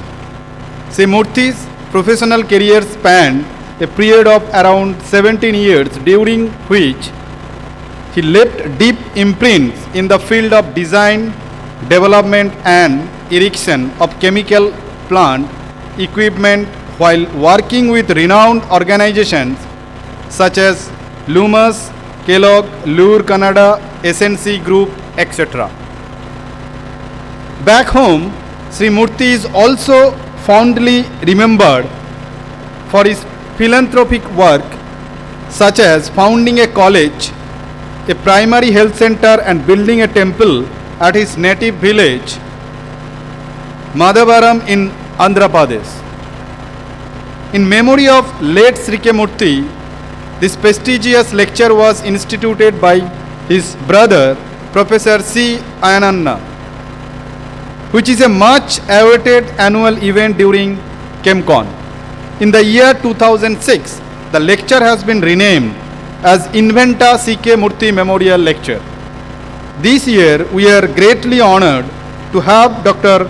Atul Narayan Vaidya, Director of CSIR National Environmental Engineering Research Institute, CSIR NERI, Nagpur, delivering Inventa C.K. Murthy Memorial Lecture. So I am happy to invite Dr. Atul Vaidya sir on the stage, and also requesting Mr. Praveen Saxena, Registrar IICG, to read out the citation of Dr. Atul Vaidya sir.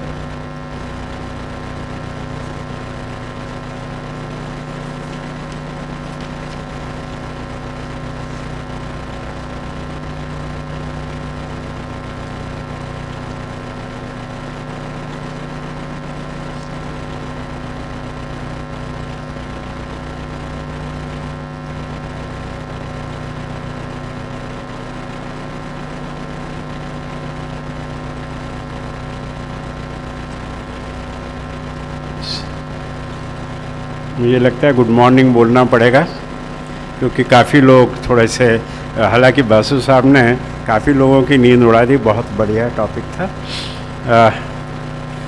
आज मैं काफ़ी अपने आप को गौरवान्वित महसूस कर रहा हूँ कि इस अमृत महोत्सव के, भारत के अमृत महोत्सव में Indian institute of chemical engineer के अमृत वर्ष में मैं एक इंस्टीट्यूट ऑफ केमिकल इंजीनियर्स की तरफ से एक केमिकल इंजीनियरिंग के गैलेक्सी के मैं जो सितारे हैं उनका आप लोगों से इंट्रोडक्शन करा रहा हूँ। हालांकि वैद्य साहब के लिए itself is a very lone figure in the fraternity, but as a formality we are just giving the introduction. The Atul Narayan Vaidya Sahab is the director of CSR National Environmental Engineering and Research Institute, CSR, it's NERI, is a name to recognize the nationally and internationally in his ground-breaking work in environmental science and technology. Particularly remarkable in his work in the field was waste management. Dr. Vaidya is closely associated with the Stock Convention, UNFCCC and Minamata Convention. He is also acclaimed for the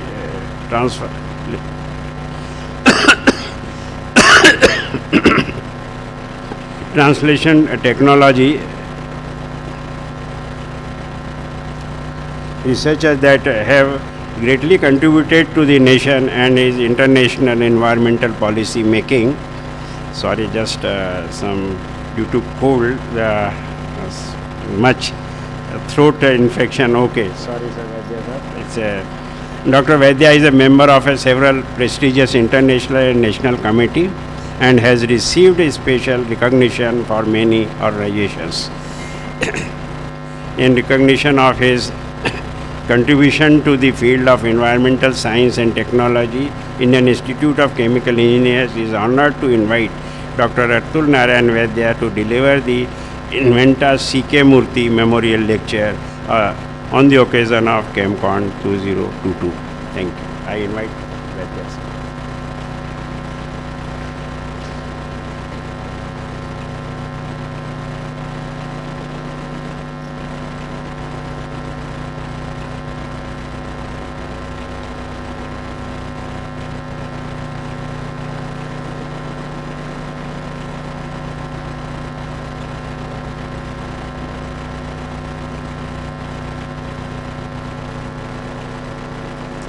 good afternoon to all.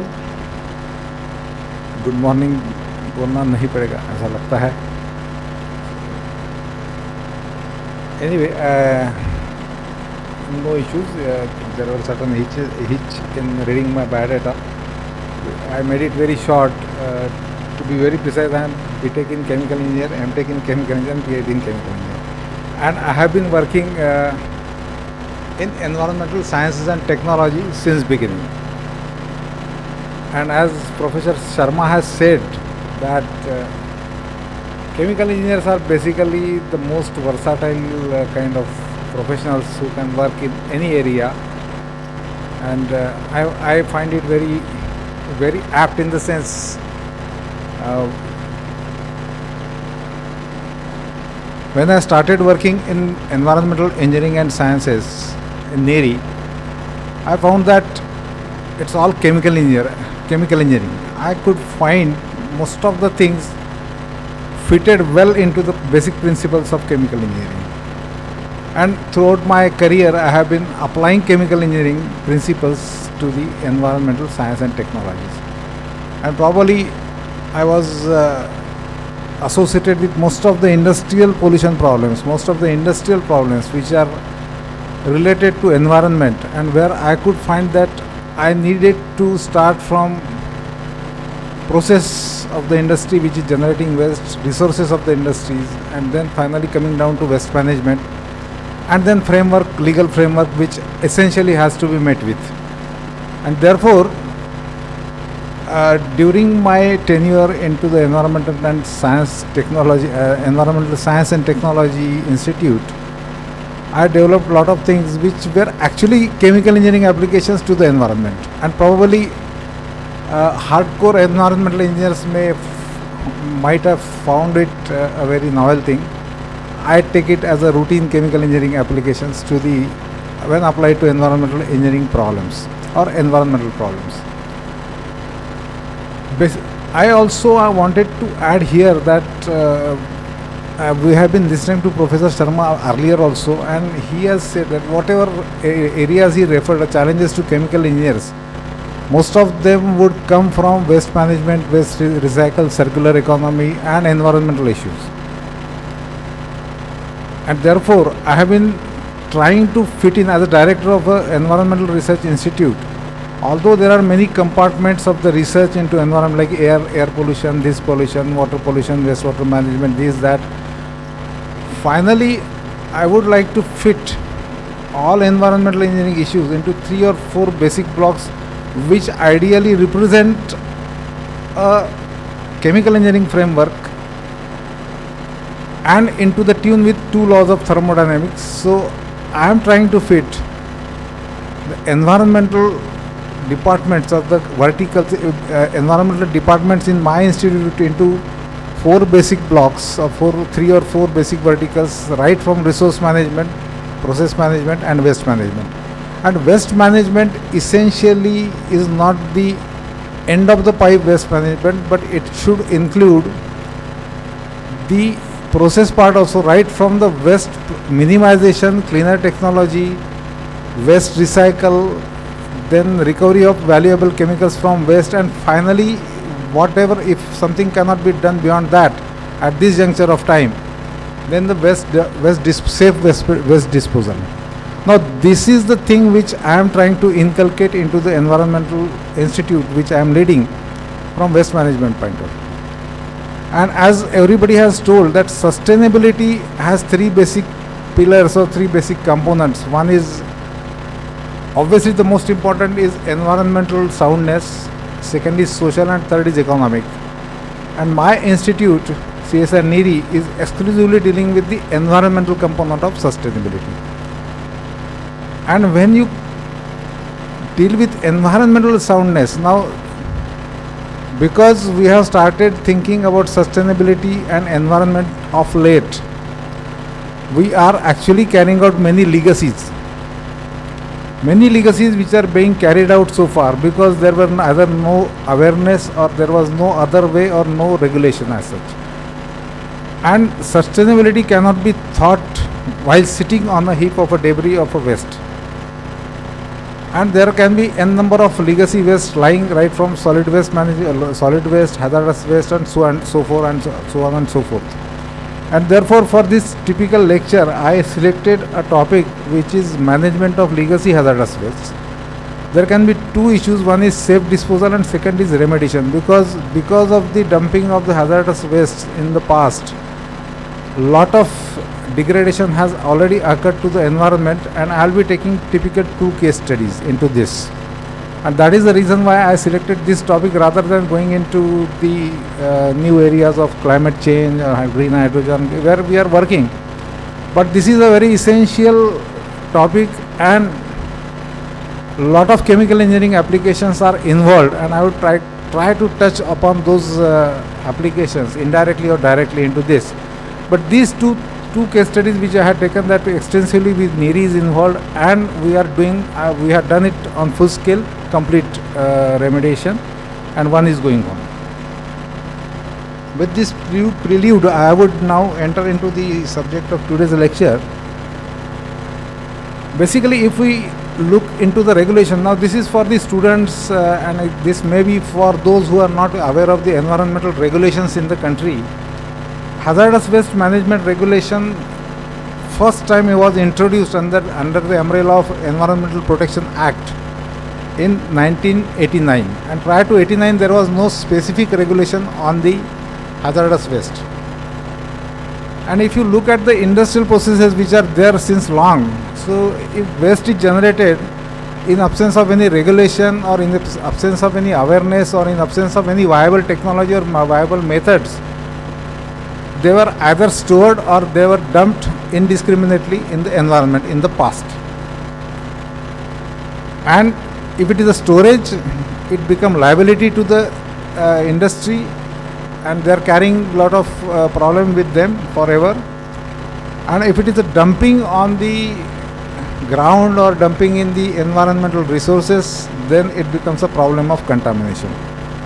And in these two cases, in first case it is remediation is required, and in second case safe disposal is required.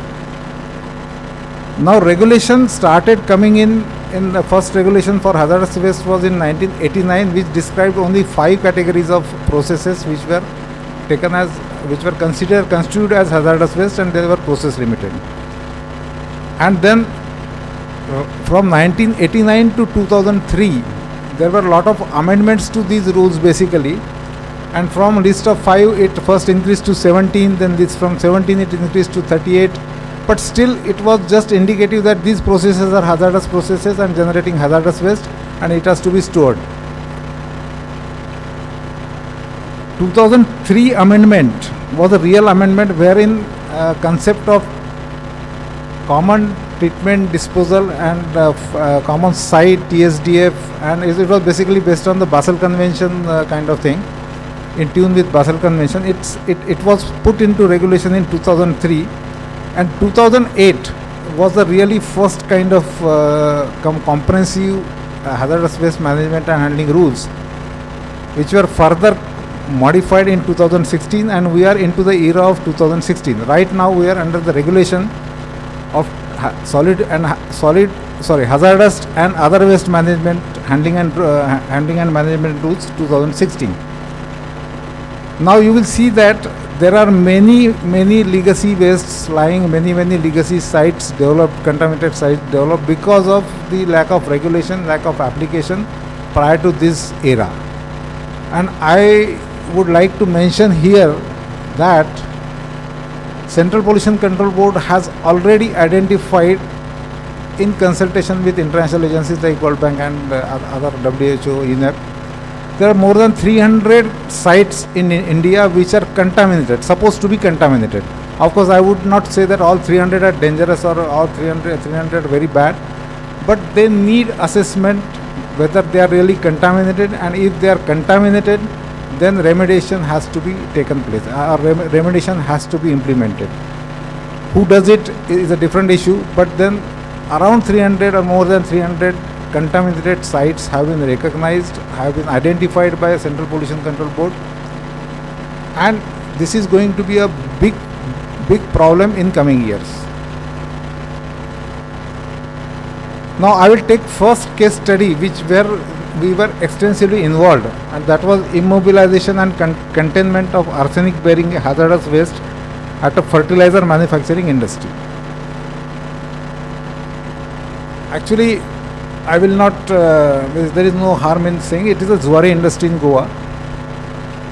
It was the industry manufactured urea and mixed fertilizers. It is still manufacturing. And that time that process involved cracking of naphtha. It was naphtha based. Now everything is converted to gas based, but then it was naphtha based CO2 into CO2 and ammonia. It should be NH3, which are separated and purified and reacted to produce the routine fertilizer production, the urea production, ammonia production process. In this particular process, arsenic based process was discontinued. There was an arsenic based process, in the sense they used to have solution for arsenic which used to help them, and it was a kind of anti-corrosive kind of solution into corrosive, and this practice was discontinued after 1978. They shifted to vanadium based solutions. But then in this process, at that time, almost when this phase out took place from arsenic to vanadium, almost 600 cubic meters of the waste, which contained almost 7 to 8% of arsenic, around 10% also, it was stored in a huge tank, and industry was not knowing what is to be done with that. They tried to release a little bit of arsenic, and there was a fish kill, and probably the estimate said that if 600 cubic meters of arsenic would have been released, entire aquatic life along the Goa coast and probably in Konkan coast would have been dead because of this kind of arsenic. And therefore industry was keeping this in their premises, stored safely in isolated area, around 600 cubic meters of this arsenic waste. Now in 2003, Supreme Court Monitoring Committee for Hazardous Waste, they located this, or they identified that this is a problem, and this problem was referred to us, because the industry said they are ready to safely dispose it, but then they don't have any technology, and therefore the problem was referred to us, and we started working on that, and we developed a process for the safe disposal of arsenic waste. It is disposal, no recycle, nothing, but then it was to be safely disposed as if it, instead of keeping it there as 600 cubic meter tank, and it is a potential bomb kind of thing.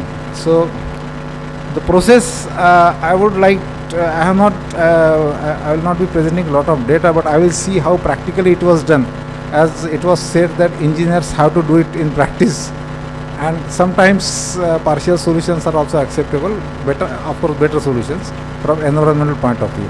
And you have to look for the situation which is there at the site. You cannot dictate, or you cannot demand the best kind of reactors or best kind of systems in the field. So we have to do with that. So I will just present one by one this particular case study. Here I would like to say that the basic chemistry, I am not basically very good chemist, but anyway, arsenic 3 was to be first converted to 5, and then you have to provide atmosphere, or you can say a kind of matrix which will not allow reducing back to S3, and then you have to solidify, you have to stabilize it. Now the major issue in hazardous waste is that leachability either into water or acidic solutions or alkaline solution has to be minimum. There should not be any leachability, and even if something is leaching out, it should not go beyond a particular concentration of that particular component, and of course all other hazardous components. And therefore we needed to first characterize the waste properly for all components. Of course, state of the review and all these things are there. You need to read a lot about arsenic, because none of us are actually expert, at least that time. We are not arsenic experts as such. We were into environment and we were into air chemistry of that. Then proper sequence and technology has to be identified, worked on base scale. So we did bench scale treatability study, we did pilot scale studies also, and finally full scale treatment and disposal. Now the basic philosophy here was that the arsenic solution was to be stabilized and solidified. Standard way of solidifying is, then from this tank we used to collect small amounts of arsenic solution for our experiments. We used to take it to nearby process lab, and in process lab detailed analysis with all sorts of you can say instrumental analysis, analytical chemistry. They are experts in dealing with arsenic. We use industry people for that. And this kind of small solidified blocks were tested. They were put into water for long time. They were put into acidic solutions, and leachability was checked. And finally, we concluded that with a particular mixture, a particular composition, it was solidified and stabilized. You can see this is all set up where we work in the industrial laboratory with whatever resources available there. We did that, and we did pilot experimentation in some shakers and all those things, whatever was available. And finally this was the design of the landfill. A site was selected in such a way that that site was the most suitable site within the industry. It could not have, and you can see this was the construction done. This is a partially underground tank. You will find that there is a concrete platform at the bottom, and the thickness was decided that it should be quite thick, so in case of any problem, that nothing should come out. Although it is a stabilized and steady mass, it should not come out. And then it was put with double liner system of SDP liners. You can see that SDP liners are being laid, and there are two layers of the SDP liners. The bottom and there is a bottom portion of this landfill, and both the places are actually connected to monitoring or leachate monitoring wells. If something comes in the bottom well, that means there is a puncture. So therefore there are three testings. Double liner system is very foolproof system for landfill. You can see that people are actually lining, and then this sealing of all these problems are basically engineering problems. You cannot have a big full like this. If this is the size of tank, we cannot have a full HDP. There is a limitation of the HDP size. But then two HDP sheets have to be sealed. There is a typical sealing machine which is there, and you have to check integrity of that welding by passing air. These are all on-spot solutions, on-spot test you have to do. We did that. You can see that air is being pumped inside the weld, inside the joint, and all the testing pressures were checked. Of course, as a project, so we had to talk with all the industry people, inform them. So all regular meetings were taken here. And finally, how to mix the tanks, how to mix the ingredients of the recipe with arsenic. So there was no reactor available, nobody was ready to mix. So finally we selected a cement mixer or concrete mixer, which had, according to the size of the concrete mixer, the platform was erected near the tank. Temporary pipelines were laid, and this was put into all the mixture was done like this into the cement mixer. Now here I will tell you that I have a complete document on this. We just generated. We in laboratory and pilot scale, we recorded the time-wise temperature, viscosity, and everything was recorded, because we were not sure that in the full scale maybe this is more than 1 cubic meter or 2 cubic meter at a time. what kind of heat generation will be there, what kind of viscosities will achieve. So we kept the record, and we actually practically in first 5 batches we had to do actually running around, taking measurements and doing all the calculations.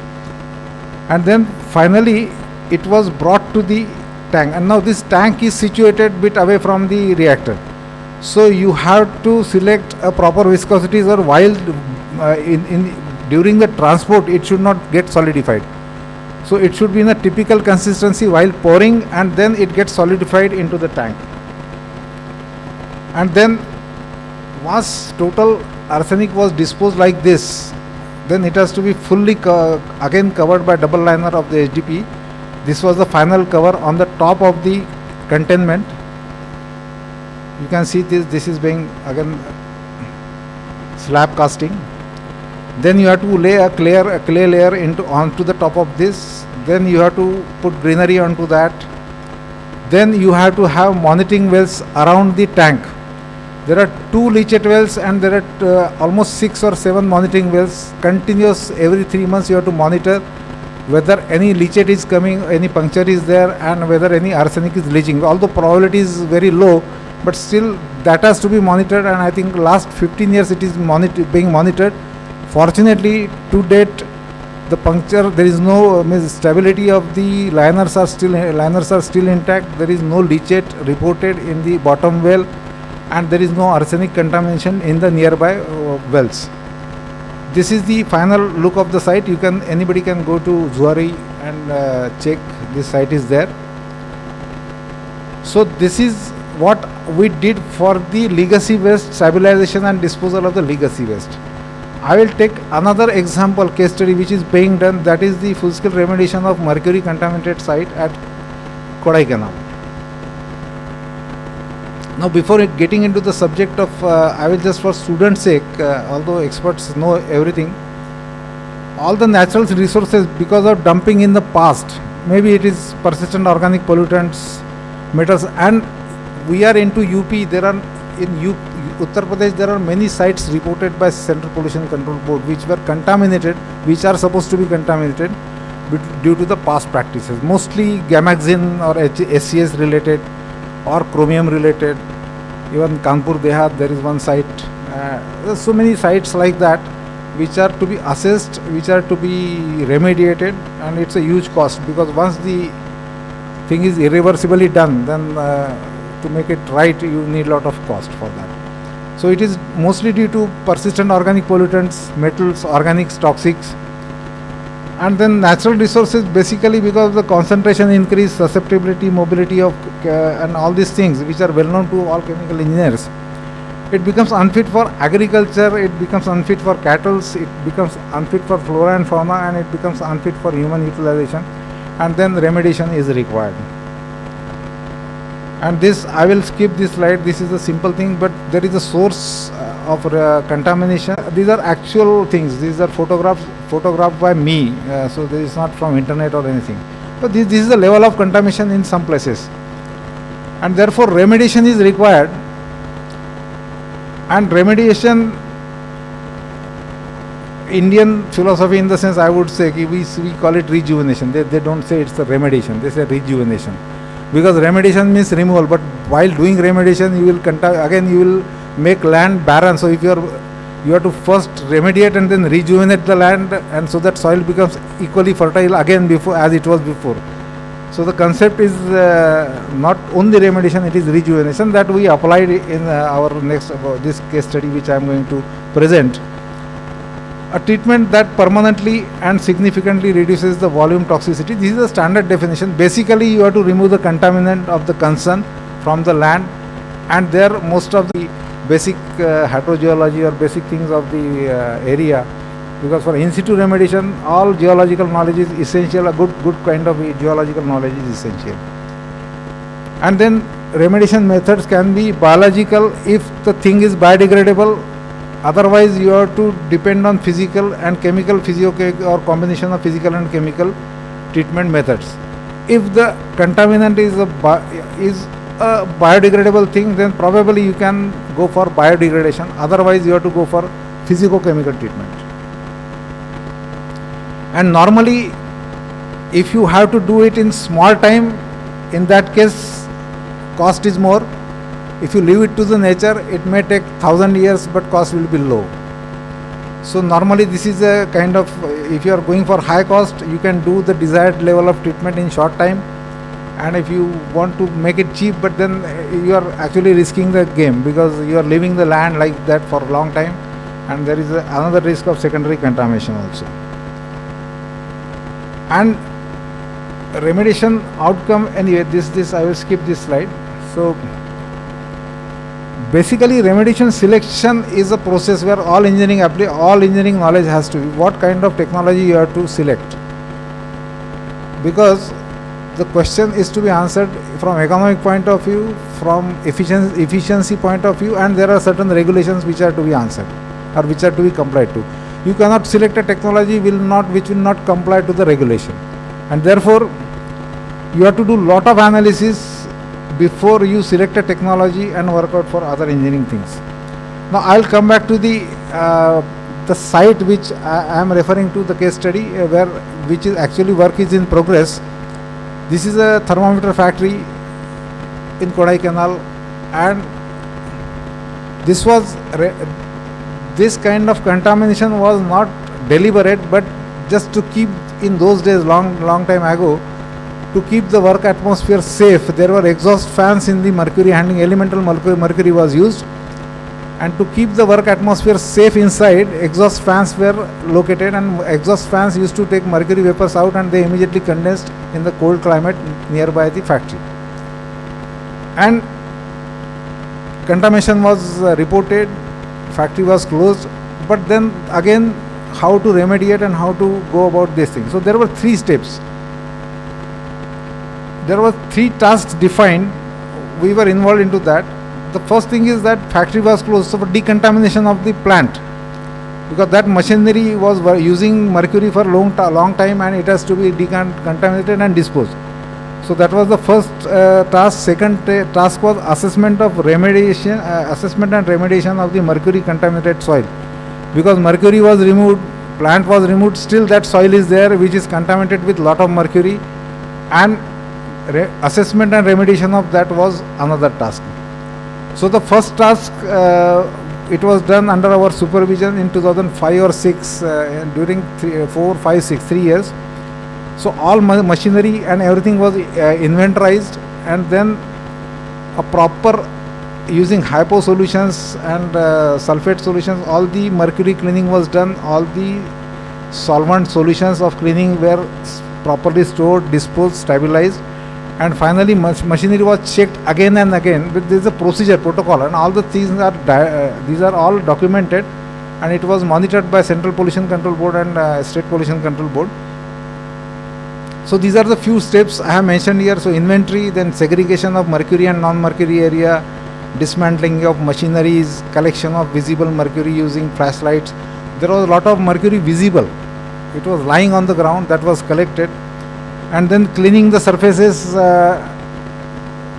with hypochlorite solutions, and treating surface with sulfur slurry, testing and everything. Finally, when mercury was less than, the whole machinery was mutilated and finally sent to scrap after the certification by regulatory agencies. So that was the first task which was done. So that factory is free of all contaminated machinery. Second task was assessment of the extent and quantum of contamination, development of site-specific remediation standards. This was the second step, which led to lot of litigation, which led to lot of court cases. And third was development of site-specific remediation technology and full-scale remediation. Now assessment was done. It was simple. We did extensive sampling of soil across the area up to Pambarshola.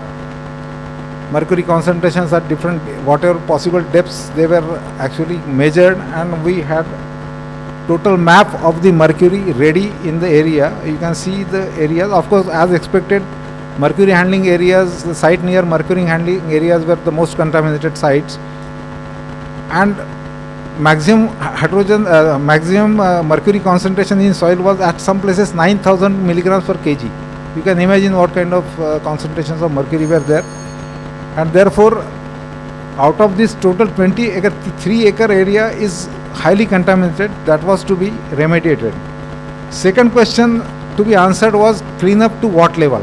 Ideally, people would say it should come down to 0, which was not possible due to non-availability of technology, and of course at lower concentrations the cost increases, mass transfer reduces, all those things are there. So this is the risk-based analysis was done by NIRI, ERM, IIT Delhi, CPCB and international experts of the CPCB, and finally it was pleaded in court, it was pleaded in NGT, and finally 20 milligrams per kg was the assigned target level for which we have been working now.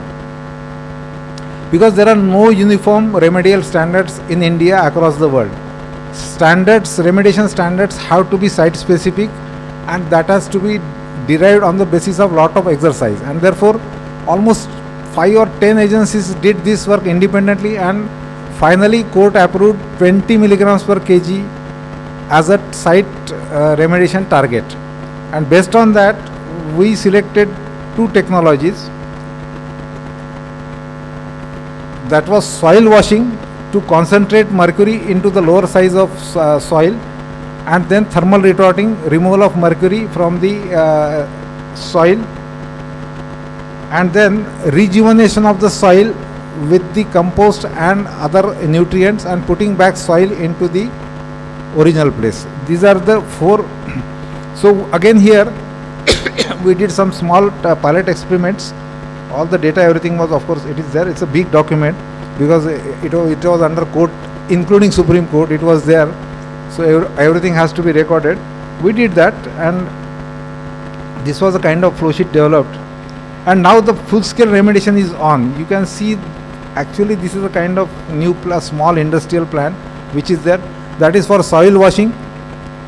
Fractionations, different fractions of soil are to be tested, and mercury is to be concentrated in small fractions. All the emissions from the washing are to be treated through activated carbon and proper removal of the proper scrubbers. All the wastewater which is to be which has to be treated and put back into the use, because every time you cannot use new water for soil washing, that has to be recycled, and everything is monitored online with all records in place. You can see excavation going on. These are the things which are going on in the factory. And then this is actually fractionated, and you can see that as the soil fraction after washing, smaller soil fraction has more amount of mercury, and wherever mercury is exceeding 20 milligrams per kg, that fraction is only taken for the thermal retorting, so that to save on cost and economics. So total quantity of soil processed from March 21 to June 22, because there was 2 years of COVID where operations were denied, where operations were not possible, and so far 3,157 metric tons of soil has been successfully remediated, and we are getting concentrations even less than 10 at some places, at 15, but the confidence level is 20 milligrams per kg, and then soil is amended with nutrients and compost, and then put it back to the original place. So then these are the things, this data is there in the whatever data we have right now. So you can see different plants in place. This is a thermal retorting plant, and you get lot of condensate from that, including mercury and some volatiles from the soil. And then on the right hand side you can see that the soil is put back after rejuvenation with the nutrients and compost. So it has to be brought back to the life. So almost 50% of the total work is done, and it is ongoing at Kodaikanal. This is monitored by, obviously it is a Supreme Court monitored case, so Supreme Court committee is monitoring. There is a special task force of Tamil Nadu Pollution Control Board, a committee of scientists and eminent professors. They are monitoring it. Of course, NERI is continuously supervising this. Our people are always there on the site, and under our supervision this work is being done. So this total cost of this remediation is around 200 crores, and that is to the industry, not to government or no other agency is spending money. The industry is spending 200 crores of rupees on this remediation, and whatever they will do, whatever expenses are to be done, they are to be borne by the industry. And this is the first major contaminated site remediation project in India. And as I said, out of 300, more than 100 are supposed to be remediated. So this is our project team. You can find many people worked in this because it's a court case. It was a long story. So right now it is in place. And I am thankful to all these people who have contributed directly or indirectly to this kind of all these 2 case studies. So this was what I wanted to present in this August gathering of chemical engineering, and I just deliberately took these two case studies where you can find that it's all chemical engineering operations.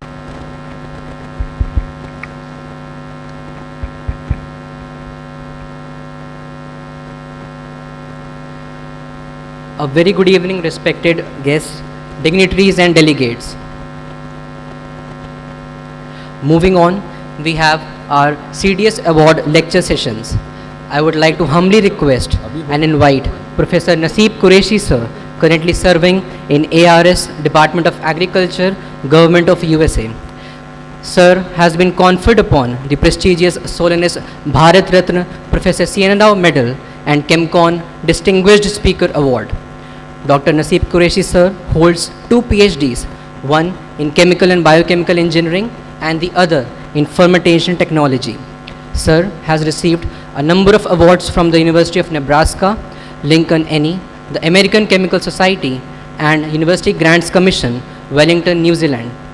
Currently, Dr. Qureshi is a member of team of scientists and engineers that conducts research on conversion of cellulosic biomass to biofuels. I am also proud to mention that Sir is also an alumnus of our very own institution, Harcourt Butler Technical University. Sir shall be delivering the lecture today on his area of expertise and research on novel engineering technologies for bioconversion of biomass to biofuels and chemicals. Amidst your huge round of applause, I would like to request Sir to kindly deliver his lecture.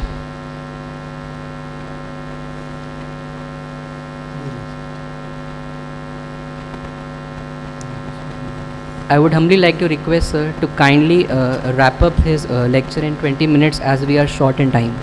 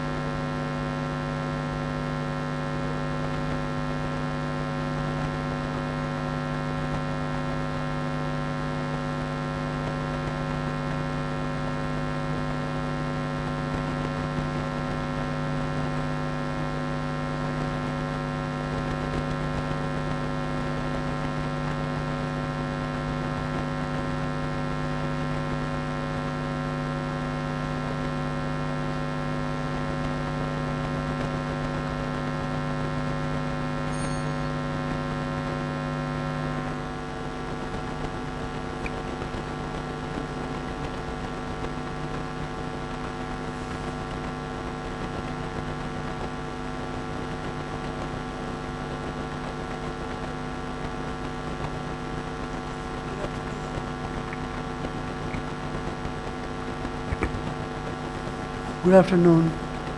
Thank you for attending this presentation. I'll be talking on green biorefineries, novel technologies for bioconversion of biomass to biofuels and chemicals. I work for ARS, US Department of Agriculture. General brief information, what renewable energy or chemicals we are talking about. They are like liquid fuels, ethanol, butanol, biodiesel, and currently jet fuel. I will skip biogas and hydrogen production, wind energy, solar energy, and electric energy. I'll also mention briefly about butyric acid fermentation. Brief outline of presentation. Importance of butanol, commercial production of butanol in the past. There were plants around the world. Novel technologies that impact butanol's economics, including development of high productivity reactors, novel product recovery technologies, process integration that includes simultaneous saccharification, fermentation, and product recovery. Development of improved butanol producing strains and use of agricultural residues, energy crops, food waste, orchard waste, yellow top press cake, and some more, and process economics of future of commercialization. What is butanol? It's a 4-carbon alcohol, and advantages of this fuel: higher energy content than ethanol, less hydrophilic than ethanol, more compatible with oil infrastructure, lower vapor pressure and high flash point than ethanol, is less corrosive, and butanol works well with diesel. You can blend in any proportion, and butanol has good fuel properties. A comparison of butanol's energy content. On the left is diesel, is 140,000 BTU per gallon, gasoline or petrol. This is about 114,000 BTU per gallon, and ethanol on the right, butanol on the right, it has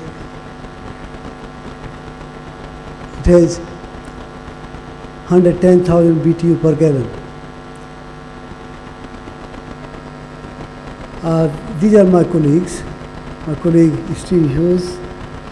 This car was driven from Ohio to San Francisco on butanol alone. No major changes were made to engine. History continues. Butanol production by fermentation was discovered by Pasteur in 1861. The production is second to ethanol in importance in history. There were plants all around the world during World War I and World War II, including US, even India, China, Australia, Brazil, South Africa, and many more countries. After World War II, AB or acetone, butanol, ethanol fermentation industries ceased operations due to development of petrochemical process.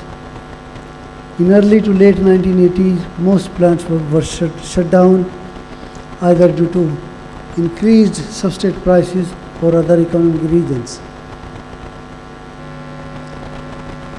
This is picture of a commercial plant that was in Terre Haute, Indiana. These are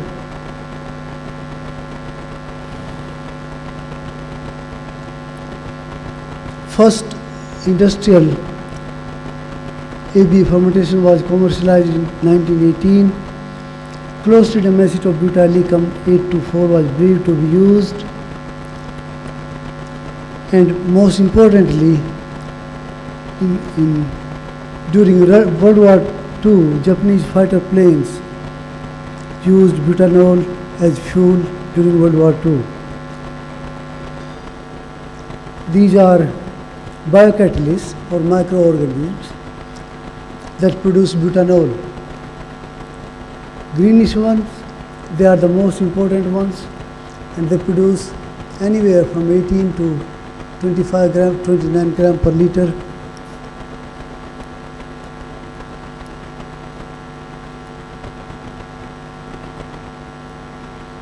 It, 18 to 29 gram per liter.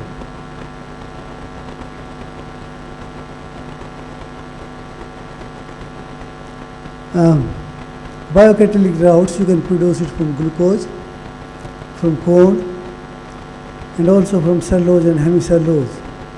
Production from glucose is simple. From starch, culture it can produce amylase enzyme that converts starch to glucose, and then same culture can ferment it to butanol.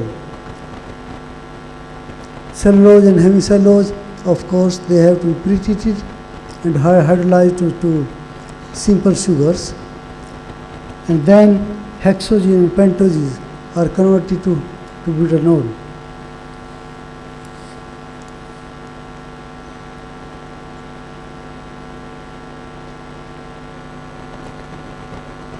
Production of butanol in a batch reactor. This is simple reactor.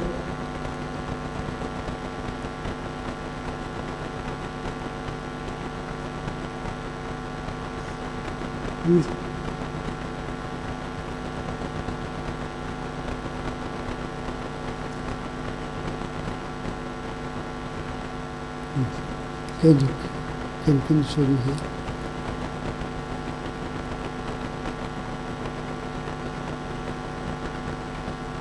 Very good.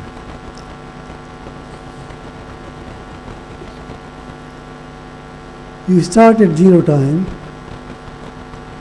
then in about 72 hours, it produces approximately 25 gram per liter total acetone butanol ethanol, of which about 16 gram per liter is butanol. In a period of 72 hours, it produces 25 gram per liter with a productivity of 0.35 gram per liter per hour.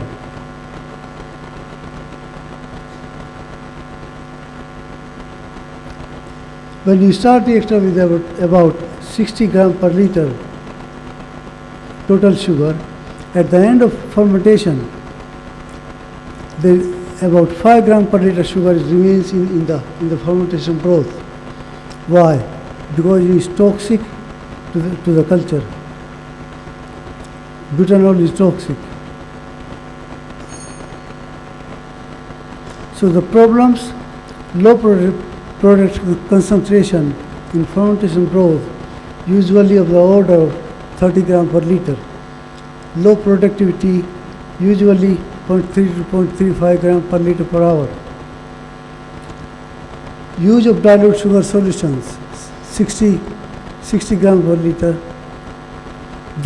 which results in large process volumes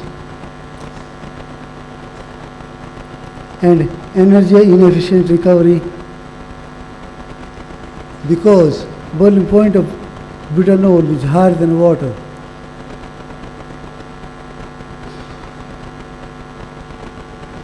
Economizing butanol fermentations, use of economic feedstocks like biomass, improve productivity, develop energy efficient product recovery techniques, in situ product recovery, simultaneous hydrolysis, fermentation and product recovery, use hot water to pre-treat agricultural residue, separation of CO2 and hydrogen. Hydrogen is an excellent fuel, and use of CO2 as substrate.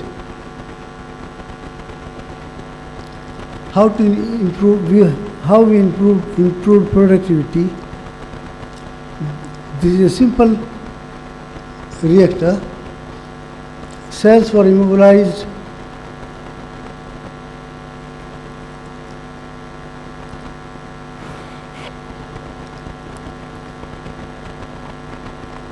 Cells were immobilized on bone char, packed in the reactor. The reactor was fed at the bottom and product was obtained at the top.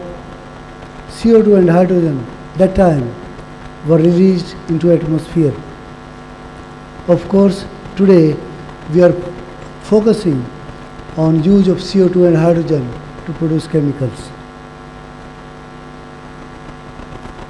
This is electron scanning micrograph of adsorbed cells. This is bone char. This is a bone char covered with cells, and here see this is transmission electron micrograph. This black surface is bone char, and on top of bone char cells were immobilized heavily.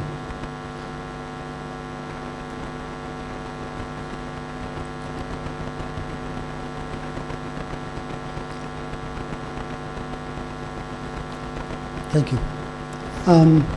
Cells of this is under higher magnification. This is comparison in batch reactor. This is what we achieved 0.3 to 0.35 gram per liter per hour. In immobilized cell reactor, we achieved 15.8 grams per liter per hour.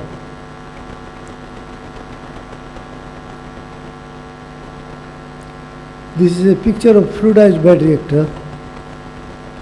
Here, this is reactor. This is jacket. Reactor was fed at the bottom. This is effluent line, and this is a recycle line. This reactor was operated for about 4 months in continuous operation. These are on the left are particles of bone char, about 0.5 mm size, and after 4 months, these are the particles. These are the biomass particles where cells grew all around the particle, and reactor was very productive.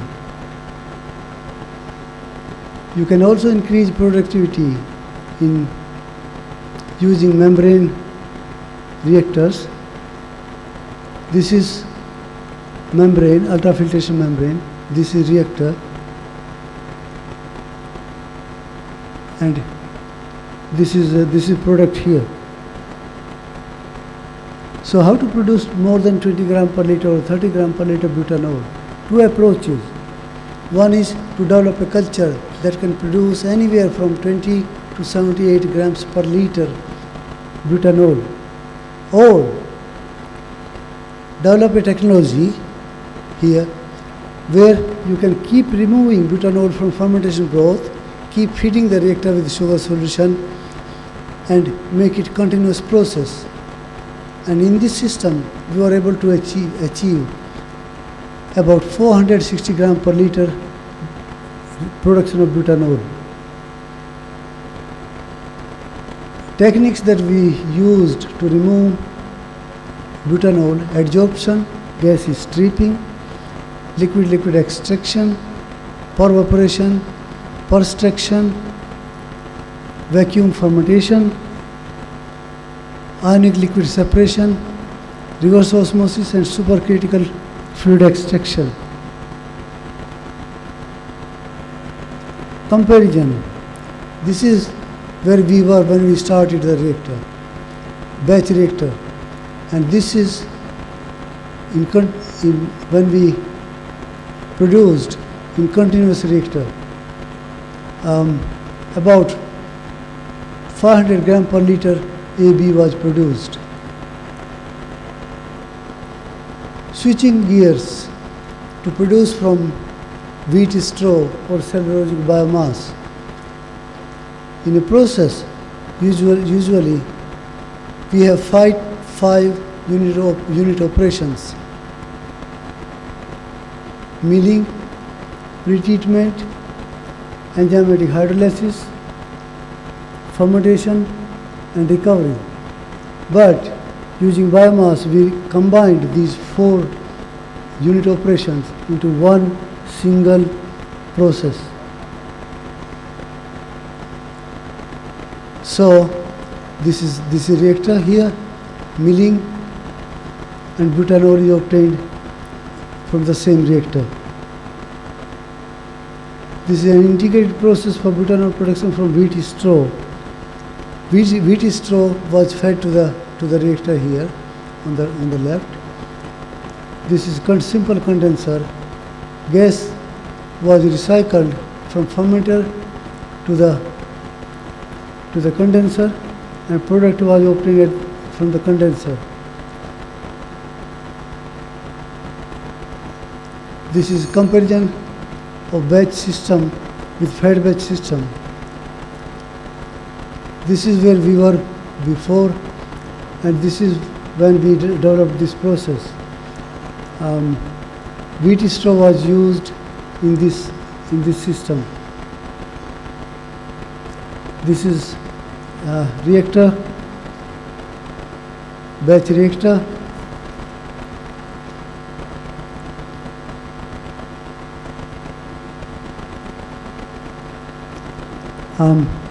These are various controls. This is automatic control reactor batch system.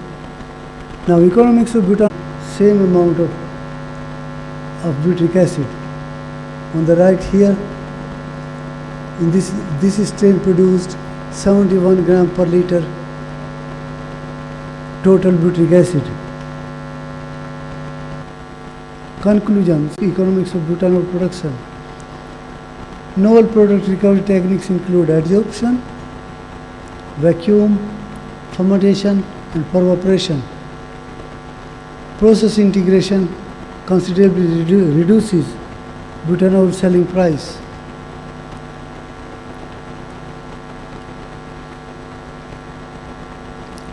Fermentations with nearly all cellulosic feedstocks were successful, and they included wheat straw, corn straw, barley straw, sweet sorghum bagasse. These are acknowledgements. I would like to thank Prophet David Jones for providing us Clostridium barrancae P260. We would like to thank USDA for financial support. These are some of my colleagues.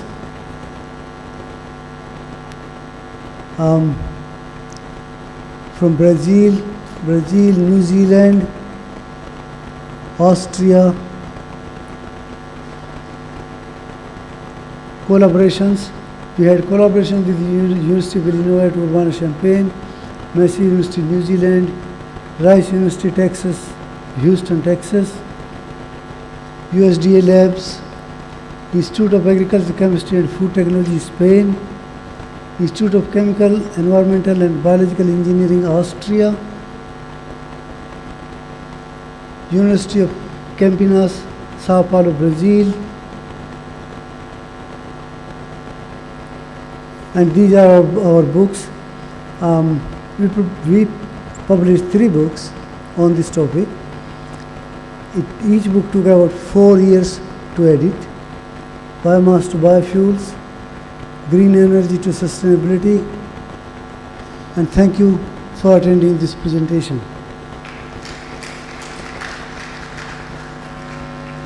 Hello. Thank you so much, sir, for that knowledgeable lecture. I would like to request President, sir, to kindly felicitate Professor Naseeb Qureshi, sir. A huge round of applause, everyone.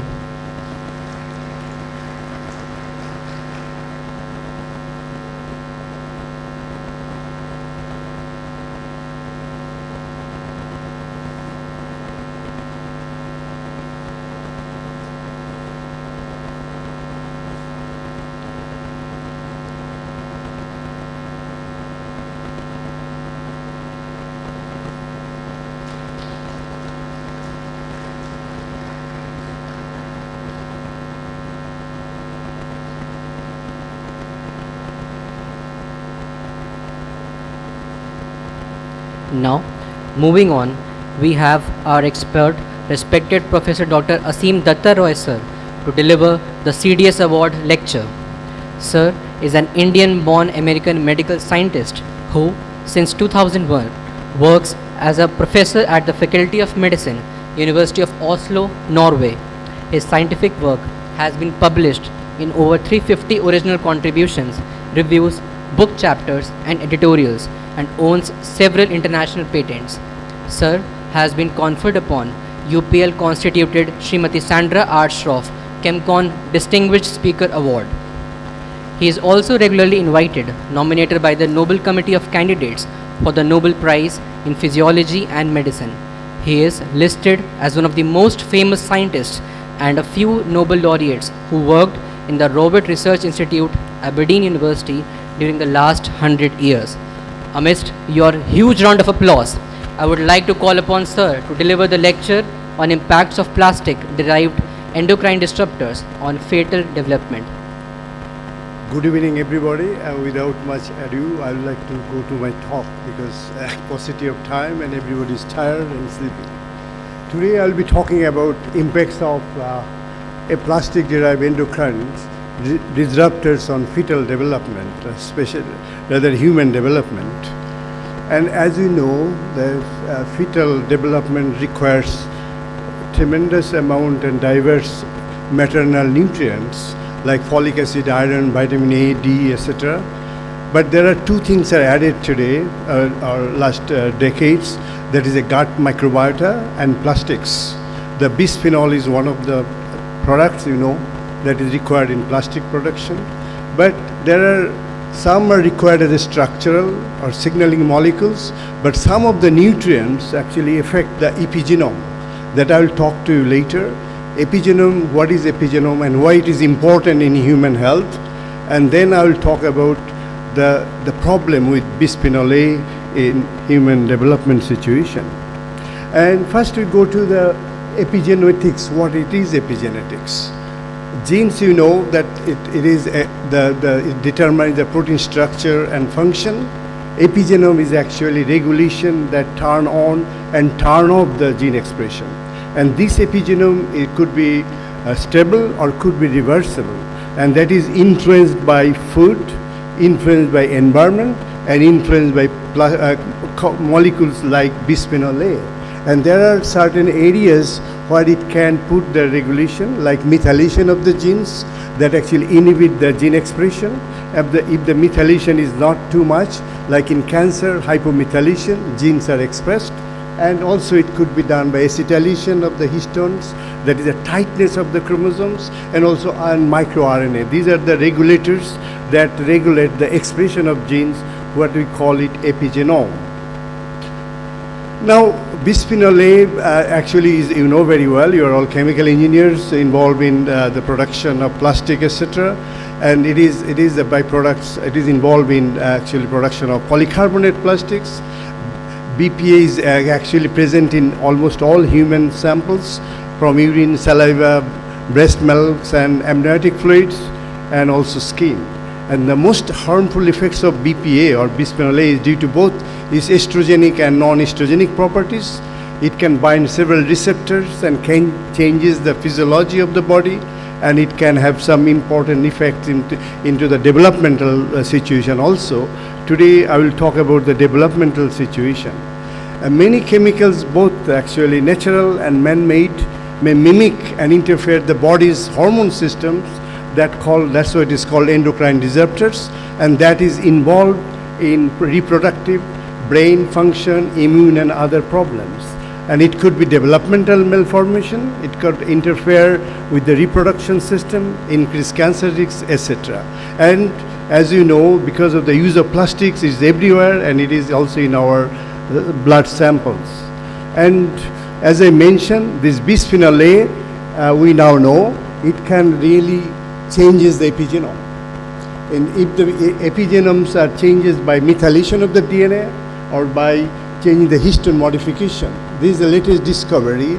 This chemical actually changes how the gene expression can be modulated in our system. And this bisphenol A and phthalate, by changing the DNA methylation, histone modification or microRNA can alter the gene expression, turn on and turn off, and that can have adverse health effects. You know very well the imprinting of genes that we get from both parents, and some of the genes are imprinted, some are not.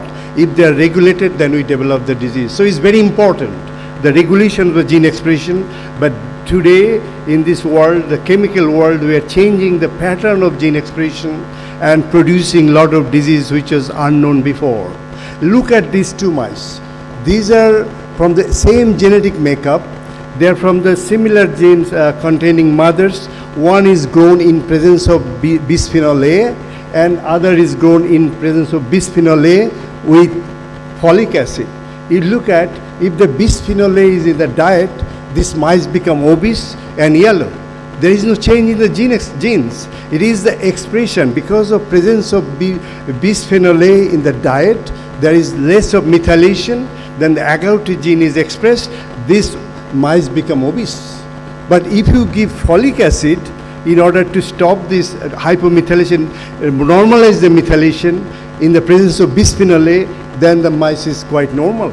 So very just simple presence of bisphenol A, the phenotypes of the mice is changed, and we can regulate this by counteracting the effect of bisphenol A by giving folic acid in the diet. So this is showing the power of the chemical that changes the pattern of gene expression, producing different phenotypes by simple these things.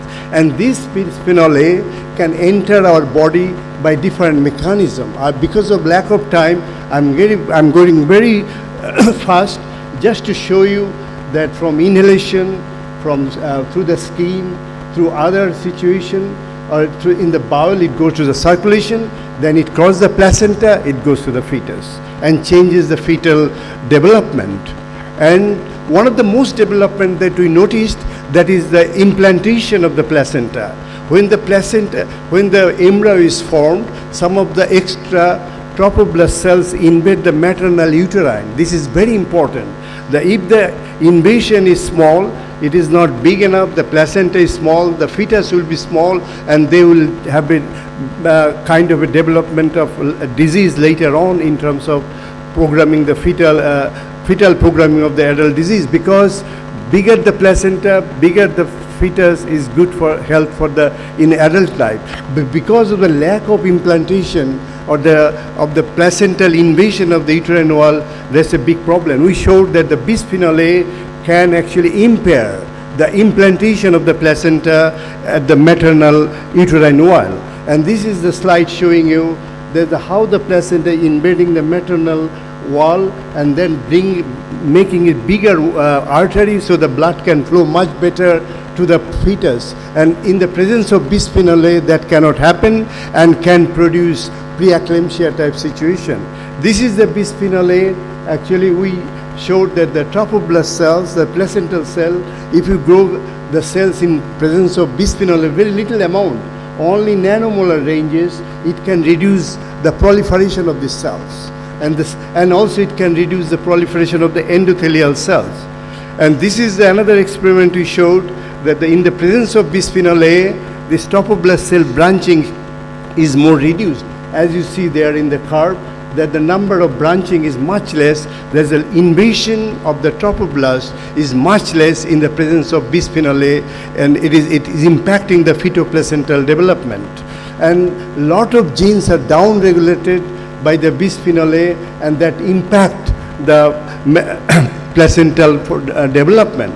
If you look at this slide, the left side, it is showing the normal placentation, where there is a bigger artery, the spiral is gone, and this is actually replaced by trophoblast cell endothelium, and it's a bigger low pressure zone, so the blood can come easily to the placenta and it can nourish the fetus. But the other side, abnormal placentation, where the placenta is shallowing, invading the uterine wall, and still the artery are coiled and the blood is coming less, and the placenta fetus becomes small, placenta becomes small. That gives poor placentation, gives oxidative stress and led to preeclampsia and the fetal problems and the development problems, so many problems we know of. And another thing is happening, if the placenta is small, then during the last trimester, human fetus needs two important fatty acids, docosahexaenoic acid and arachidonic acid. These are very important for the IQ, intelligent, cognitive properties of the fetus, and this depends on the placental transport of the maternal, these two fatty acids up to the other side of the fetal circulation. But if the placenta is not to its full potential, then the transport of these two very essential fatty acid, docosahexaenoic acid, 26 omega-3 fatty acid, and arachidonic acid, if they are not there, then there will be compromised brain development in human fetus. And human brain development is a time-bound development. It happens during the last trimester of the pregnancy and little bit during the lactation time. The breast milk, because breast milk also has these two fatty acids, and premature babies, they suffer cognitive development because they don't get these two fatty acids during the last trimester of the pregnancy. And these two fatty acid transport seems like is very important, is happening during the third trimester. It can go a little bit in the postnatal time, but it should happen this. But because of bisphenol A, they down-regulate some of the important proteins that is involved in the transport of these two fatty acids across the fetal side is disturbed. And as you see here, that this is very important for DHA, docosahexaenoic acid. They are involved in this kind of invasion, is actually increasing the VEGF, vascular endothelium growth factors. All these processes actually compromised in the presence of bisphenol A. And as I told you that arachidonic acid and DHA are the most two important fatty acid for the brain development, and these are involved from cell division, growth, cell membrane structure function, synaptic plasticity, anti-apoptic, all these things are very important. The structural material during the last trimester somehow is disturbed during the when the bisphenol A is present. And this is another thing, that the gut microbiota, that is very important, that is important during the fetal development, because they send some signals during the brain development of the fetus, and this can lead to dysbiosis if the antibiotics or pollution like bisphenol A is there. They then produce less of propionic acid, butyric acid, acetic acid, and serotonin and GABA that impact the brain development. And this microbiota we get during if the babies are delivered normally, then they get it from the mother, but this can be changed by environmental pollutants and antibiotic and other drug, and that can have a huge impact in later life. And so in summary, this bisphenol A, that if it is there during the developmental processes, they can have impact on the cognitive decline, neurogenesis, and also increase the neuroinflammation, because of the lack of microbiota and lack of short chain fatty acid, propionic acid, butyric acid, acetic acid, these are all involved in the development of the fetal brain, are also lacking. That is one of the main mechanism where the microbiota and the presence of bisphenol A actually controlling this factor. And this is one of the studies that we did, showed that the BPA, how it disrupt the development of the mouse brain sleep center, as you see in the outline, the control, and in BPA, and it shows that the sleep center without BPA is different than the control. So if the bisphenol A is exposed to the pregnant women during the gestational age 14 to 27 weeks, then the DNA methylation pattern in the offspring is different at the age 2 and 6, and body mass index difference in 2/4.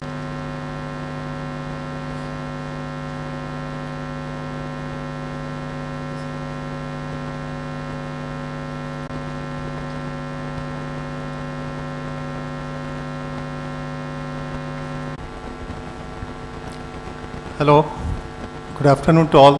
That from where it comes into the food. So it mainly, the bisphenol A contain a polycarbonate, the water is packed, or it is used for sterilization, milk bottle, where it is potential. But otherwise, there are the many other polymers which I am going to now cover it, is PET, where there is no bisphenol A. Anyway, I will take it forward. Thank you. Once again, it's a good day to all of you. It's a great pleasure to be here with you all present on this topic, utilization of plastics and polymer waste. It's a circular economy. This is a great conference and be among all the esteemed persons and different industries, esteemed academic institutions. This is the post-COVID era. I could see in India, the first time I keep coming from Bangkok, and then never such a large conference. We meet with closed room with a lot of precautions due to COVID, but great to be connected to see most of the people, and it's a post-COVID free. We are all out of dangers, but still the COVID is resurging from China, but we will be taking precaution. But great to remain connected with everyone, to meeting all of you. So on this topic, utilization of plastics and polymer, this is the many polymers has been evolved in last 1950 onwards.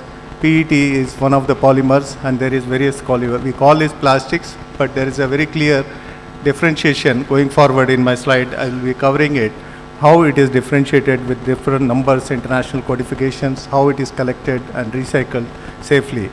So some of the plastics are good and it is recyclable fully, and it's also a part of circular economy. While giving all these benefits, the used plastic started to pile up in the form of mountains. Later, which we talk of the world everywhere, the plastics is making the pollution, whether it is rivers, oceans, or it is just dumped into that.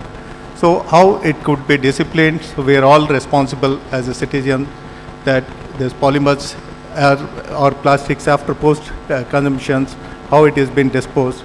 In the advanced country, this has been very much focused, especially in Europe, Americas, well-established systems, there's proper collections. In growing countries, so this is the pollutions, but there is a way it is being collected, used for mainly in textiles. But in going forward, the regulation will come, single-use plastics, or in this plastics post-consumer recycle is collected and injected back into the system. Otherwise, there is going to be a plastics penalty. To make it disciplined, there is a depository scheme also. It is being various governments, countries, it is being announced. It's followed systematically. India also, it has been announced, and PET is polyethylene terephthalate, commonly called as PET. This is going to be, it started, FDA approval has been given. Now rPET, then it is used for 25-30% content in backbone, and then chemical recycling. So that will be benefiting to overall to avoid this kind of pollutions and dumping the waste.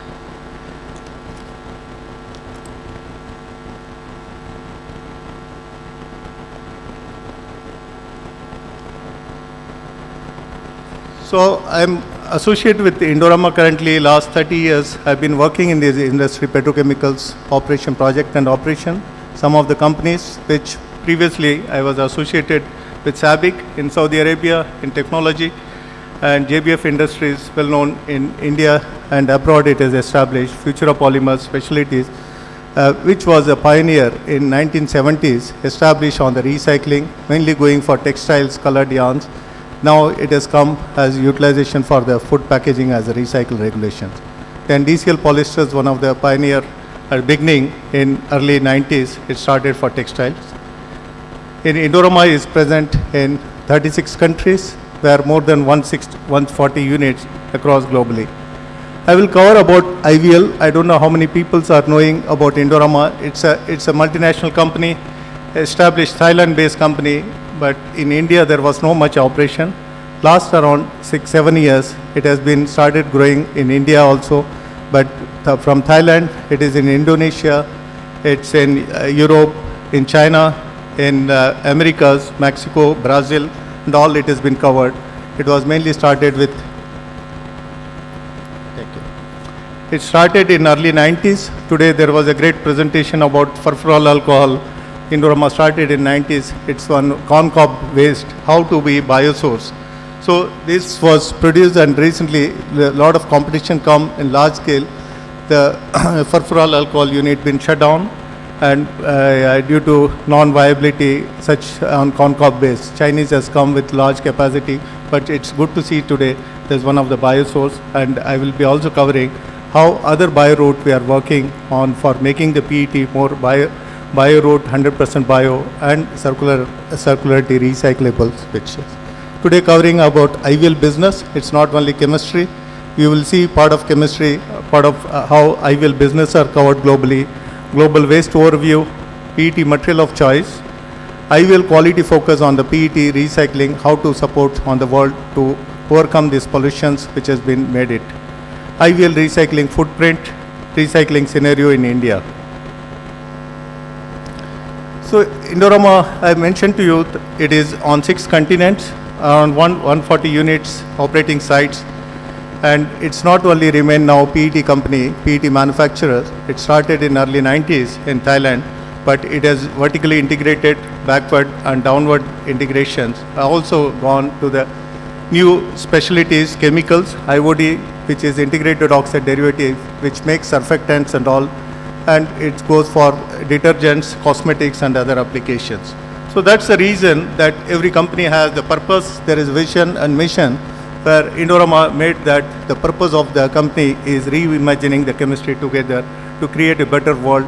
So also overcome these pollutions, what being talking about the PET, how to make it circular. This is having involved on manufacture PET feedstock, PET polyesters, fibers, recycled PET, packaging products, downstream preform, woolen yarn, intermediate chemicals and surfactants. So just take you to the story how IVL has grown up, which is, it started in 1990, early 94, put the first PET plant in Thailand. We have today started in, by 2022, it is 20 billion company revenue. It is in 35 countries, 140 units, 26,000 employees working across with various nationalities. If you see the bottles, just 2 examples to give you, out of 5, 1 in 5 bottles is made of Indorama PET. So that's how that's large the company. Around 37% it covers the, about the business of the PET polymers in the world. 1 in 2 it also goes to baby diaper. It's again a specialty, not only PET, it's a bico fibers. 1 in 2 premium baby diaper made from our fibers. Airbags, also tires it goes. Various high-end companies, applications. 1 in 4 airbags made from our yarns, and second largest ethylene oxide producer in the world. So give you the glimpse again, it's not from PET, the basic raw material is the, from the paraxylene to PTA, and IPA is the comonomer and glycol. It forms the PET, it goes for the textile application, packaging application, film applications. So finally the preform to packaging, and then it gets into the post-consumer recycle, also reusable, returnable, also it is there. But mostly as a single use, when it disposed of as a packaging, it's getting collected as a post-consumer recycled PET, it gets into the recycling. And this also as a raw material for polyesters, fibers, for lifestyle, which mentions, and also for some feminine care, baby diapers, it goes the polyesters using. IOD is from ethane shell gas, it goes to the cracker and ethylene, EOEG, ethylene oxide, ethylene glycol, and part of this ethylene glycol goes into the polyester manufacturing, and then it is on surfactants and oxyfuels. It is touching every day on our life general, that if you see that whole chemistry of this one. Our chemistry, as I mentioned, touches everyday's life, hygiene fibers, surfactants, lifestyle fibers, mobility fibers, PET resins. So the polyesters or PET or general plastic stocks, but in terms of polyester, it is everyday's life, it is deeply connected. So it is only when we talk about the waste, how everyone become a discipline and bring it to the regular utilizations, proper disposal, collections, it goes and it becomes a circular economy again. Hallmark of Indorama Ventures Limited journey, where it started early in 1994-95. The company started only 0.2 billion US dollar revenue, and then it has grown by 2007 is 1 billion. Today I talk it is 20 billion. When it started early, the company was merely small packaging producers, polyesters and wool company was there. And whatever the business was there, it could have been imitated by anybody. But in 2007, it has gone to 3 continents and various technologies, expertise. Still, it was possible to imitate others and there could be a competition. And when it has grown up further, it has acquired. Now Indorama is more acquisitions. It is grown up, growing. It's a company like Eastman is one of the prominent company who's pioneered DuPont or Eastman. We've been hearing on the polyesters. Indorama acquired that company and made turnaround. So then it becomes a more competitive, such great assets acquiring and closer to the customers on different continent. And it's become a difficult to imitate and also a lot of knowledge, expertise. We have various R&D centers and continuously there are the research and acquisitions, how keep growing this business diversified and make it on day-to-day life, the products which we can deliver it. This is on 2030 vision, what I can show you here, 30 billion. There is the aspirationally, it will be going to be around 40 billion company, $40 billion company, which Ms. Loya, always the visions, we can see that from the history, he made it in reality, that doubling the EBITDA in every 5 years. The next is global waste overview. I just cover it. We can see that left hand one chart and right hand how the GDP growth, and it is again the country where the most GDP growths are there, high income group companies and low, medium and low income. Where the high income group, there is more and more consumption of PET or packaging material, and it is also systematic way of collections, disposal and collection, where in the right hand side I have put the graph to clearly low income group where 93% is getting dumped. That is how it comes as the most pollutions, but more and more now India also the regulations has come, Thailand, Indonesia in APEC region. So we hopefully hold the people, those responsible using the packaging, they will be more sensitized how to dispose and not to just throw it away in any dumping grounds. So as the countries develop, they produce more waste. In low income countries, material that could be recycled account for only 16% of the waste. And lower income countries generally rely on open dumping, which you've seen clearly, 93%. This has been survey done by various brand owners. How the global waste composition, this gives you the pie chart.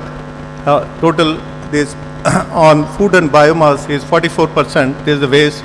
Paper and cardboard, this is also large packaging material used, and it is also collected dump.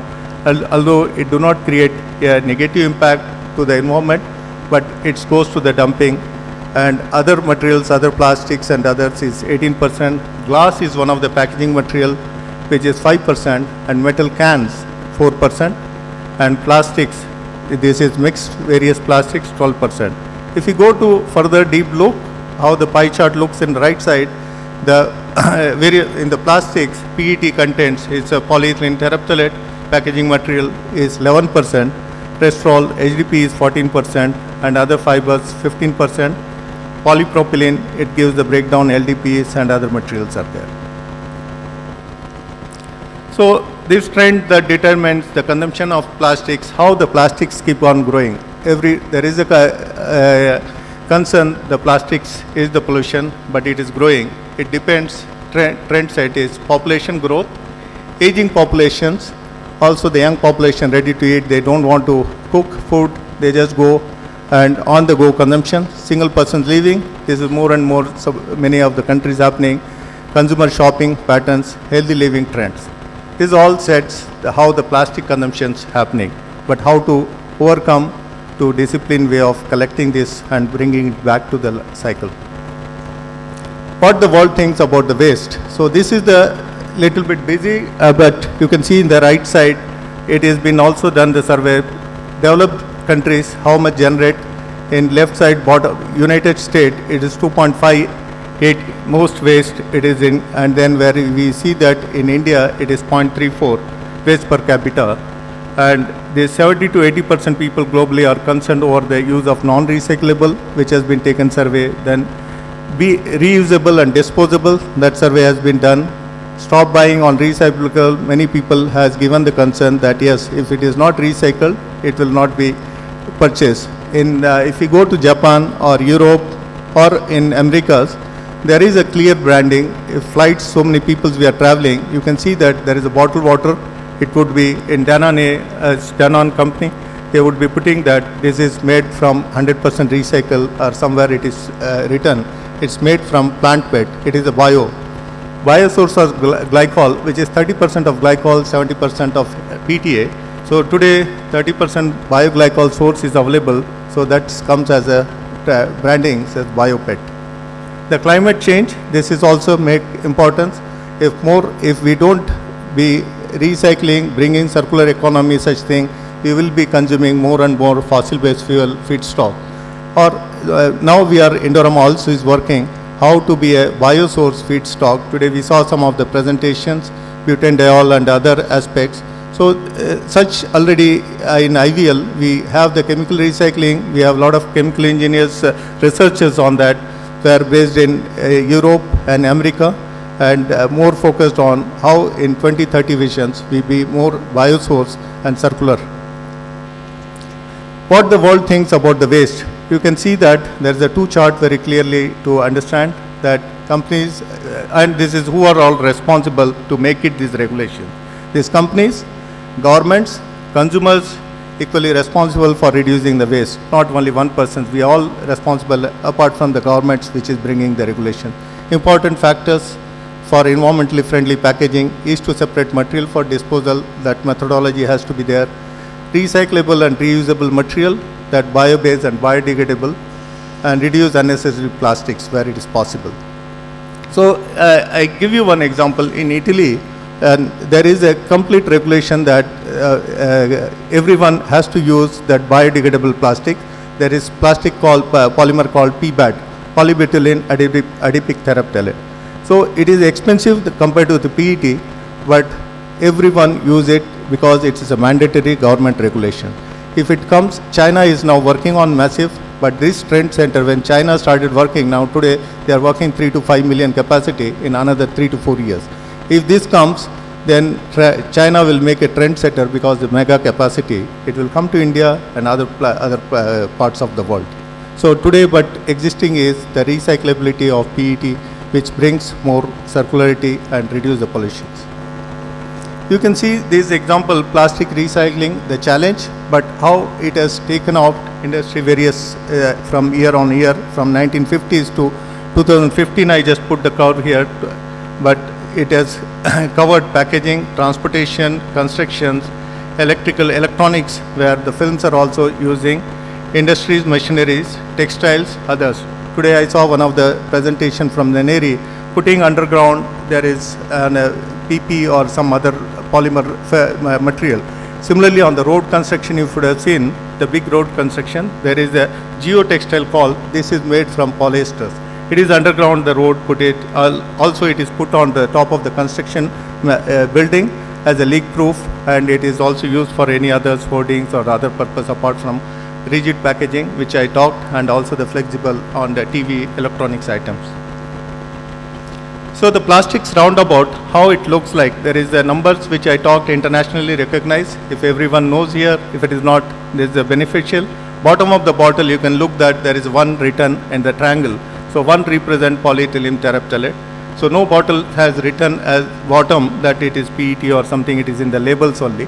So apart from this packaging, it goes for the fibers, films, food packaging, drinks bottle, there is a rigid and flexible. Number two, it is the HDP polyethylene. It goes for cleaning agent, containers, pipes, gas, drinking water, and household. It's a general purpose it is. And PVC, it is a polyvinyl chloride. Most of the countries, this is being now as a biggest concern due to the chloride contents, phenyl content. So this is being how to convert other polymers for the use of this. These boots, curtains, windows, this is the lower cost polymers. Plastic bags, number 4 is the LDP, which is most of us carry that carry bag, which is also creating the most pollutions and fly in the air and get into the. So this is, there is alternative biodegradable has come, and also micron level has been fixed in various countries, but there is a stringent regulation. polypropylene is that another, and polystyrene, and there is one of that also such application, polycarbonate also being used, but it is replaced by the PET taking this application due to its 100% recyclability.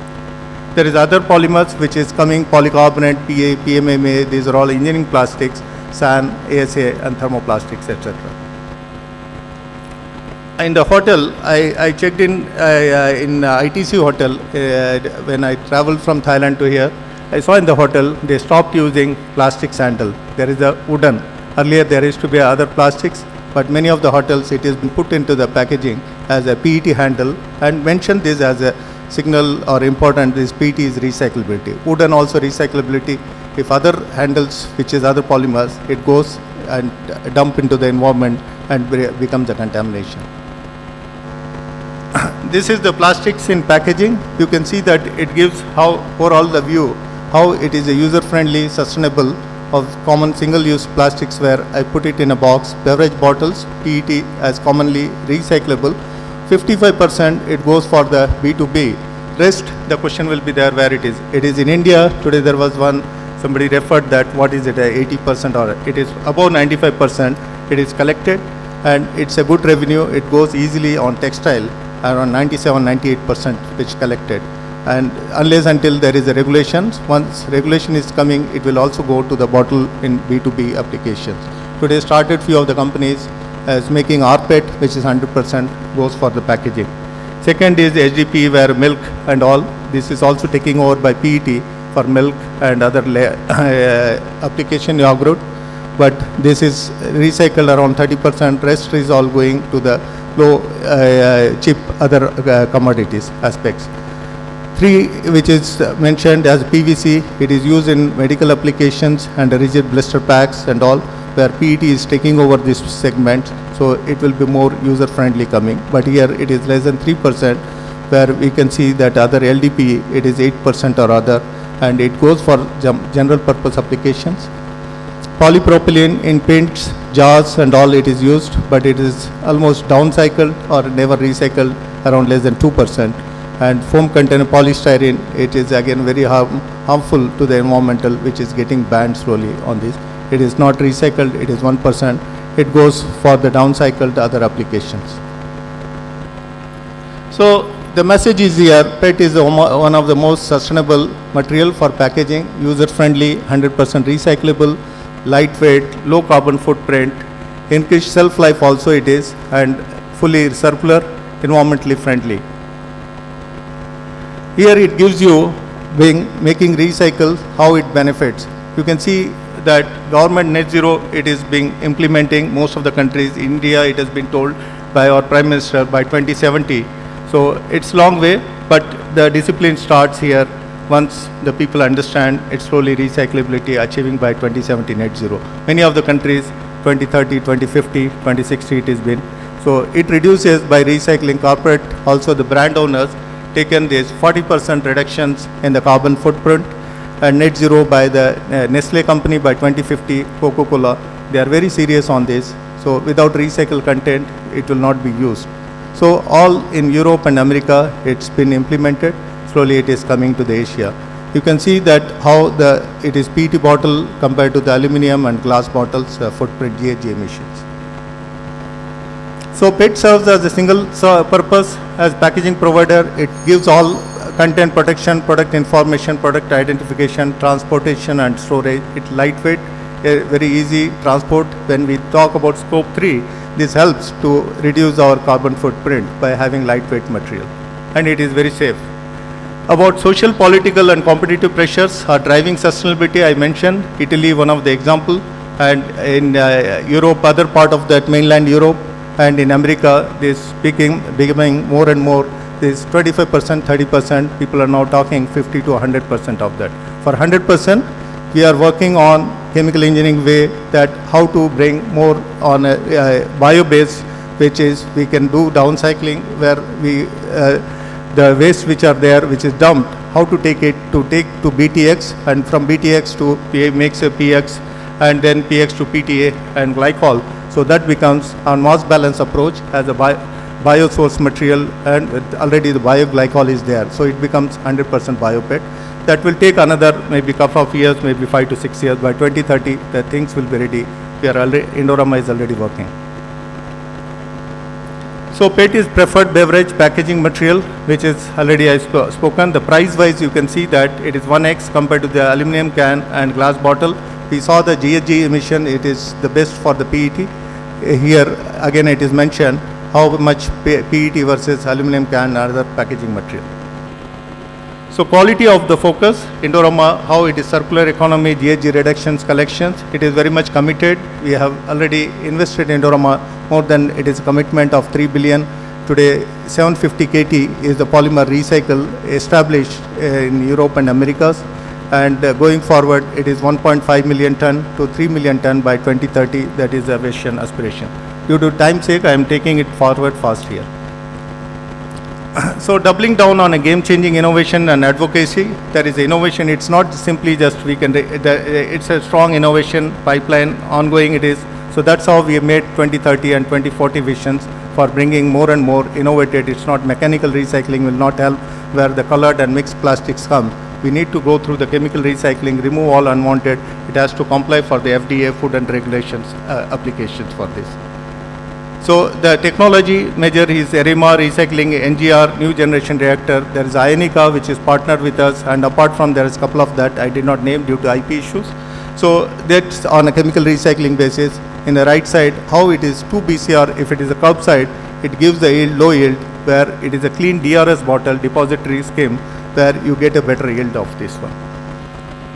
So IVL recycling footprint, it is how this is from virgin raw material. In the left side of that, it makes that preform film or fibers, and it makes, and then it is going to after post-consumer. Textile cloth is another big issue. Now today rigid plastics, whatever the used textiles in Europe, we cannot dump it anywhere. We'll have to leave it in container, and that's taken and recycled. Today we are also working on chemical recycle, textile to textile. It contains spandex, polyesters, any other, even the cotton. Only the PET will be taken out, and it will be from the chemical reaction such a way it is designed that rest of this will be separated out, and PET goes to make the textile. There is no stringent requirement in FDA, so textile to textile, no colorant impacts for this. So this is the Deja, how the sustainable, this is the French word, everybody must have seen that Deja, this is we are branded. If you go to see into the website, Deja sustainable polymers to collecting and recycling 100% for this. This is how do we collaborate to educate going to the school level, children's and institutions and publics, that NGOs, how to educate proper collections and this thing. Then it is circulate for this and sustainable life, innovations with that working. Give you one classic example. Around a month back, I was interviewing the engineer. He was very experienced, around 7 years experience mechanical. After I said, do you have any question? He said, I wanted to ask only one question. I am hearing there is a plastics. Do your company has care for the environmental and public? So that is how the new generation look for that. This is I just wanted to give that. Unless until the company is not care for ESG on environmental sustainability, the new generation do not look into that, do not consume such kind of product. This is how the sensitivity coming. So this is what I already mentioned. The graph left side is 0.5 million ton to 750 KT, then 3.1 million ton, and the investment of 3.7 billion by 2030, which makes on fully commitment to recyclability such kind of brand owners, which is being demanding for that. So different technologies. This is LSP, liquid state polycondensation. The NGR which talks, so it is EFSA approved. It can use low yield and remove all the contamination to make FDA compliance. So this is depolymerization technology, where from the crude to naphtha, paraxylene to DMT, PTA, this is major raw material source, and then making the packaging material, and finally how it comes mechanical recycling or depolymerization, low molecular weight, or BHET we call, and then it goes back to the raw material to make the 100% recyclable. So this is another technology, new technologies of that from it is BHET, DMT, it is mainly chemical recycling, no mechanical I mentioned here, removed PET, non-PET contaminants, it goes for other applications then. This is how the status mixed bill comes, how it is processed through. You can see that flow chart in the right side, it is clean, clear flex. Color bottle goes for fiber application. Then the BHET or monomer, it used for, and it is in polymerizations. And finally, it mentioned 25%, 30 or 100% making for PET bottle packaging application. So this is some of the hybrid approaches. I will skip through this. I have already spoken. Recycling scenario in India, in short, quick, there is a regulation. We have been seeing that every day on the paper. It has been announced by our Prime Minister by going forward 2060, 2070 is net zero. This is one of the, it will contribute. Now rPET has come. Similarly, single PET solutions. So this means partly this will be in a backbone matrix of the virgin polymer to have 25-30% content of that. As the packaging market size in India is $73 billion.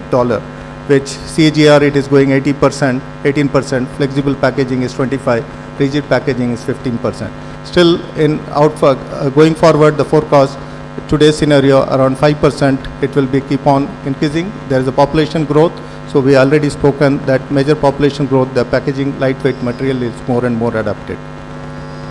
India climate leadership, so this helps on the carbon reduction, renewable energy, national resource efficiency plan to minimize the fossil fuel base, the raw material consumptions to depletions on this. It is also committed Paris Agreement, UN Sustainable Development Goal and circular economy it gives. So regulatory rights to enable India circular, it was not there. Now since it has come, FDA approvals and all, this helps to more and more recycle, adapt this in going forward in coming years. So the final message, recycling PET bottle in the circular economy, it is more user-friendly, more safe, there is nothing harm. Today it is an opportunity where a lot of here knowledgeable people, all engineers are there, scientists. This will help when people talk general in that it's plastics, but you can differentiate that it is a PET, it is more safe, it can be recyclable. This is what the message I want to say. Thank you very much.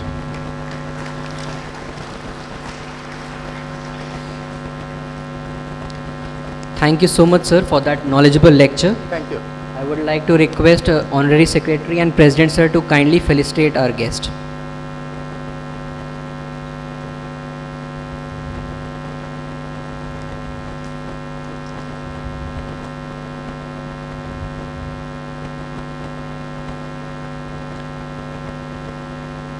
A huge round of applause, everyone.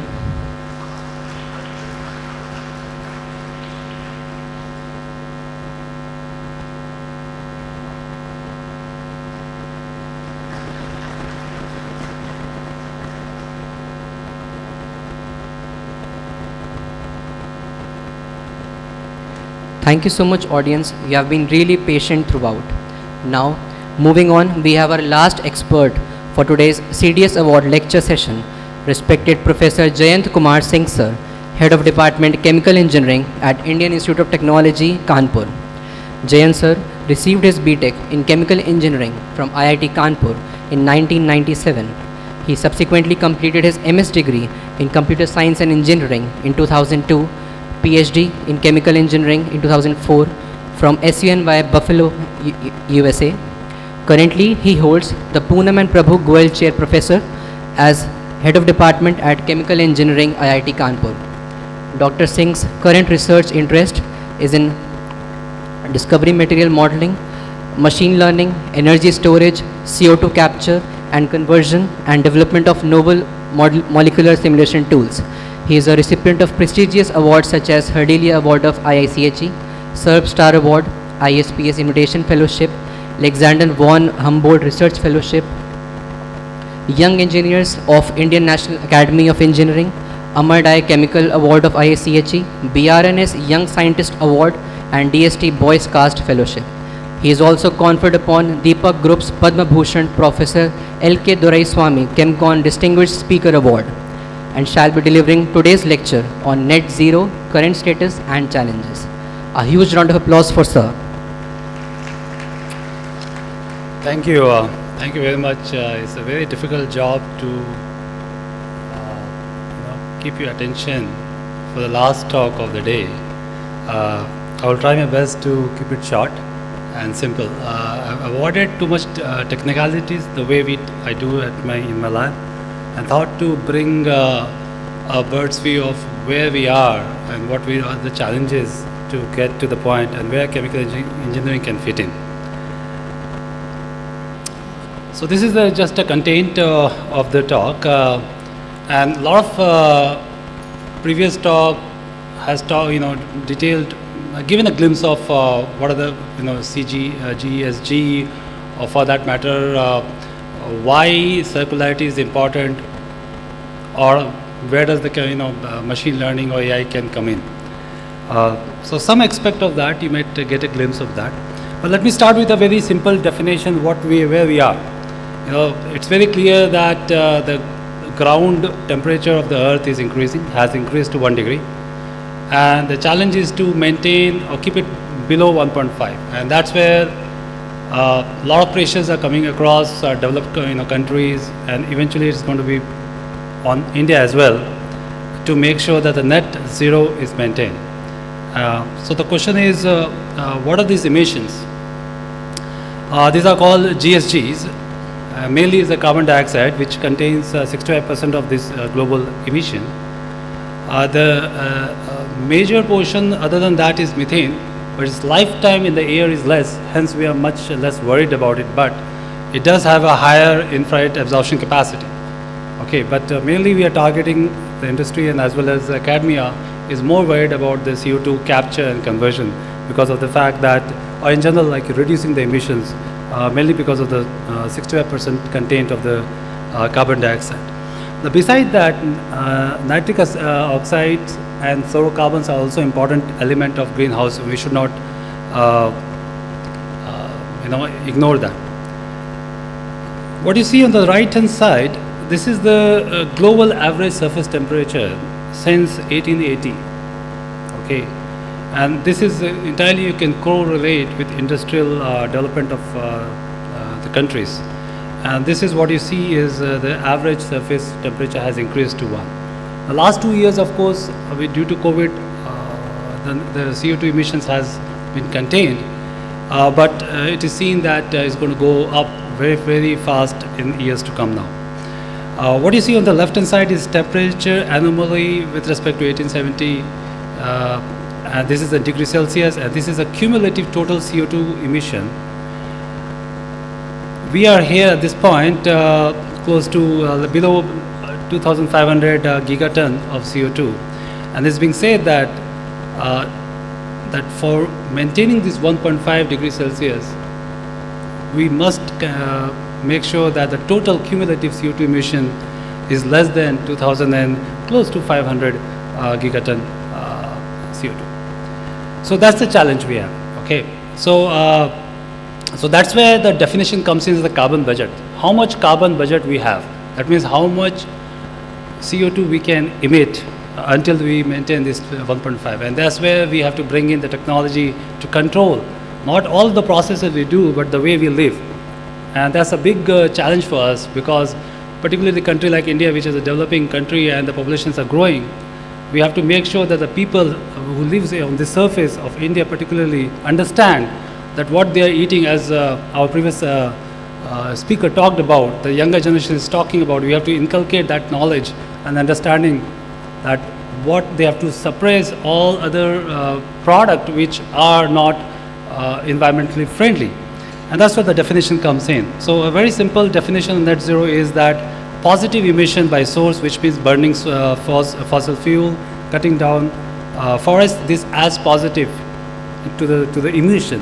And negative means that growing forest or engineering removal of CO2 from atmosphere. Net zero stands for that eventually these two, if you add it up, it leads to zero CO2 emission. So that's the target we are talking about. This is where we are, cumulative CO2, okay, close to this much. If you currently is 40 gigaton per year, but if you add since 1870, it turns out to be 2350 gigaton of CO2. Now, there are many policy think tank, many organizations, we're talking about different scenario. Okay, all these different scenario would only lead to one thing, that as an engineer, we have to come with new technologies which are effective. But just to give you just a glimpse of different ideas or pathways people are talking about. This is one scenario which is a very rather optimistic scenario. which talks about that it will drop very sharply, the CO2 emission per year, leading to the remaining this residual CO2 of 337 gigaton. And eventually we have to remove carbon dioxide from the air, which we call it direct air capture, to the tune of 87 gigaton of CO2, leading to remaining net budget of 250 gigaton, which will maintain the temperature of the surface below 1.5 degrees Celsius. The other, which perhaps looks like more practical because we are still to gear up, across different countries, that a larger emission will come out, which leads to very aggressive set of emission, and hence we have to also add in the technologies to remove CO2, which essentially would lead to something like CDR, which is a CO2 removal from the air is 87 gigaton as opposed to the less one which was there. So there's a possibility which is quite prominent, is that the average surface temperature will be far beyond 1.5, it perhaps leads to 2, which means is we havoc in many parts of the world, and many of our next generations are going to face that.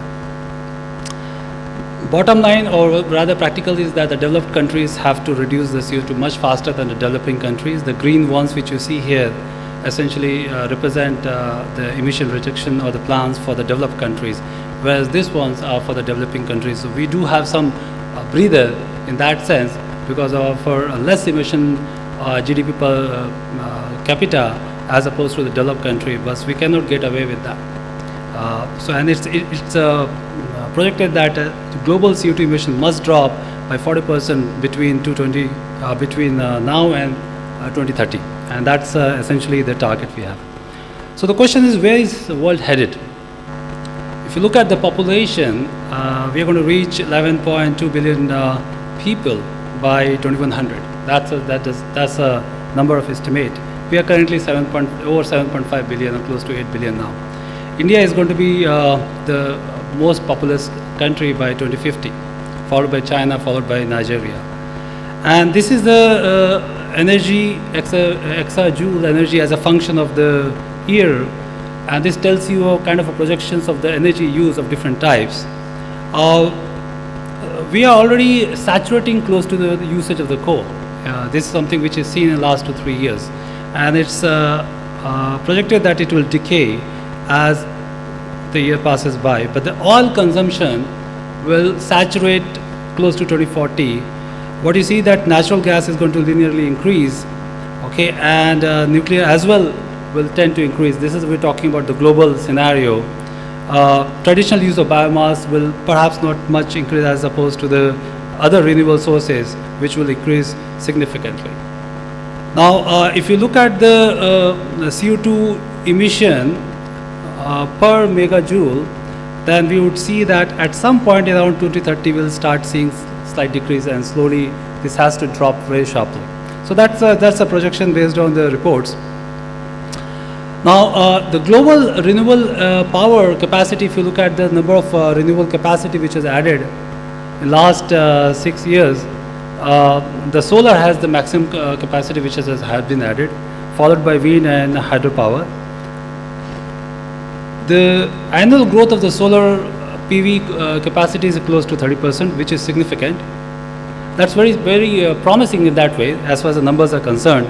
But if you look at the target renewable capacity which is being met by different countries, Brazil is close to 45% of the total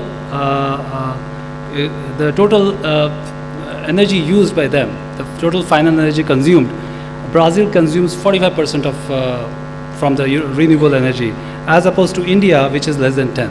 And many countries doesn't have the target yet, and that's something which is a bit worrying. But if you look at, there are two aspects of this, the recent development. One is that recent all annual addition of the energy last 10 years, 87 of them are renewable. And that's a good sign that whatever we are adding now, majority of this new addition energy is renewable. But if you look at the total contribution of renewable, then it's much less. It's still, we are close to 80%. So 80.3% are still from the fossil fuel. And that tells you the challenge is that, at some point we have to accelerate our contributions, or rather development of the renewable sources. What is estimated that at some point in 2050 we will be getting 69% of the energy, total primary energy from the solar PV, and the rest from the wind and other forms. But clearly wind and solar is what people are betting on it, as opposed to what you see here in this case. So Indian market essentially is small yet as far as the renewable energies are concerned. We are here, okay, but this is the kind of a share of the global market of the renewable energy as a function of the size of the market. And at around 2040, we expect solar PV of Indian market will be approximately 30% of the whole world. And that's something which is quite impressive for a lot of opportunities are there. And similarly, batteries are also going to take remarkable contributions, which is going to be 15%. But all these other technologies which we are going to continue, some of them are going to be extremely difficult to remove emissions from. What you see here, the one which is extended out from this pie diagram, like for example iron and steel, which currently contributes 5% to the global emission, cement, aviation, shipping, these are long distance road transport, and load falling electricity, which is basically the gas turbine where you're trying to control precisely how much load is required. These industries are going to take longer time, a difficult time in fact, to convert into renewable form. And this tells you that close to around 9 gigatons CO2 essentially will have difficulty in removing it. I mean, this is from the primary, the major sources of the so-called energy. So some of the signs have already been seen. For example, buildings, we already see that 15% close to people are using across the world, if you look into the numbers from the renewable sources. Whereas the industry in general is having a difficult time to make use of the renewable, particularly those which are high temperature in processing. Transport is, this trend probably will rise now. During last 2-3 years it's being slowed down. Power, of course, because the solar is making a big impact. China is of course leading the whole way in this area. But nevertheless, whatever the policy, whatever the way we are think about the going future, there is going to be an extreme gap for to maintain this 1.5 degrees Celsius average temperature below before 2100. And this leads to the fact that we have to intervene using technology to capture CO2 emissions from the air, and that's something which is the rest of the talk which I'm going to talk about. So when you look at CO2, of course the fossil fuel has, if you use all aspect of the fossil fuel, this will generate this much amount of CO2, but most of the global coal sources have to remain underground if the target to limit global temperature increase to 1.5 degree is to be achieved.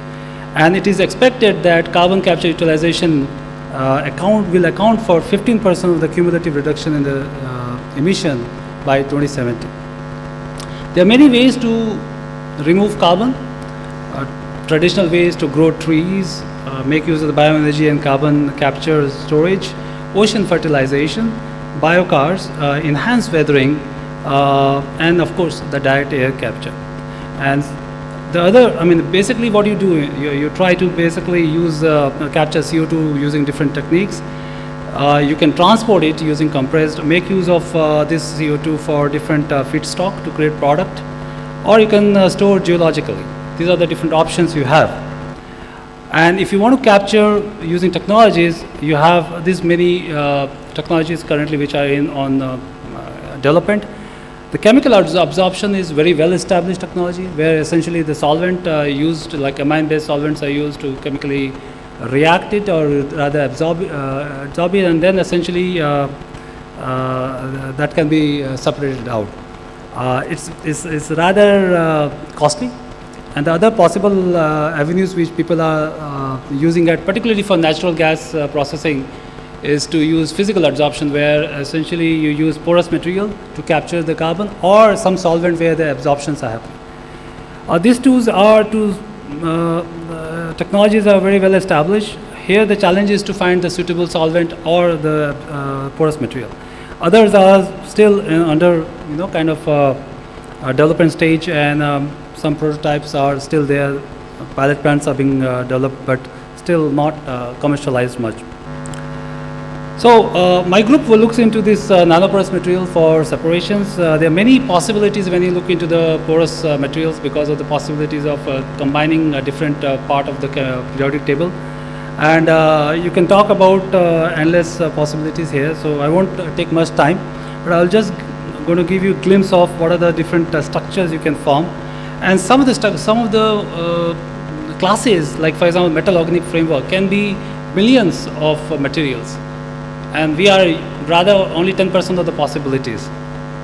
And that's where your machine learning and artificial intelligence comes in.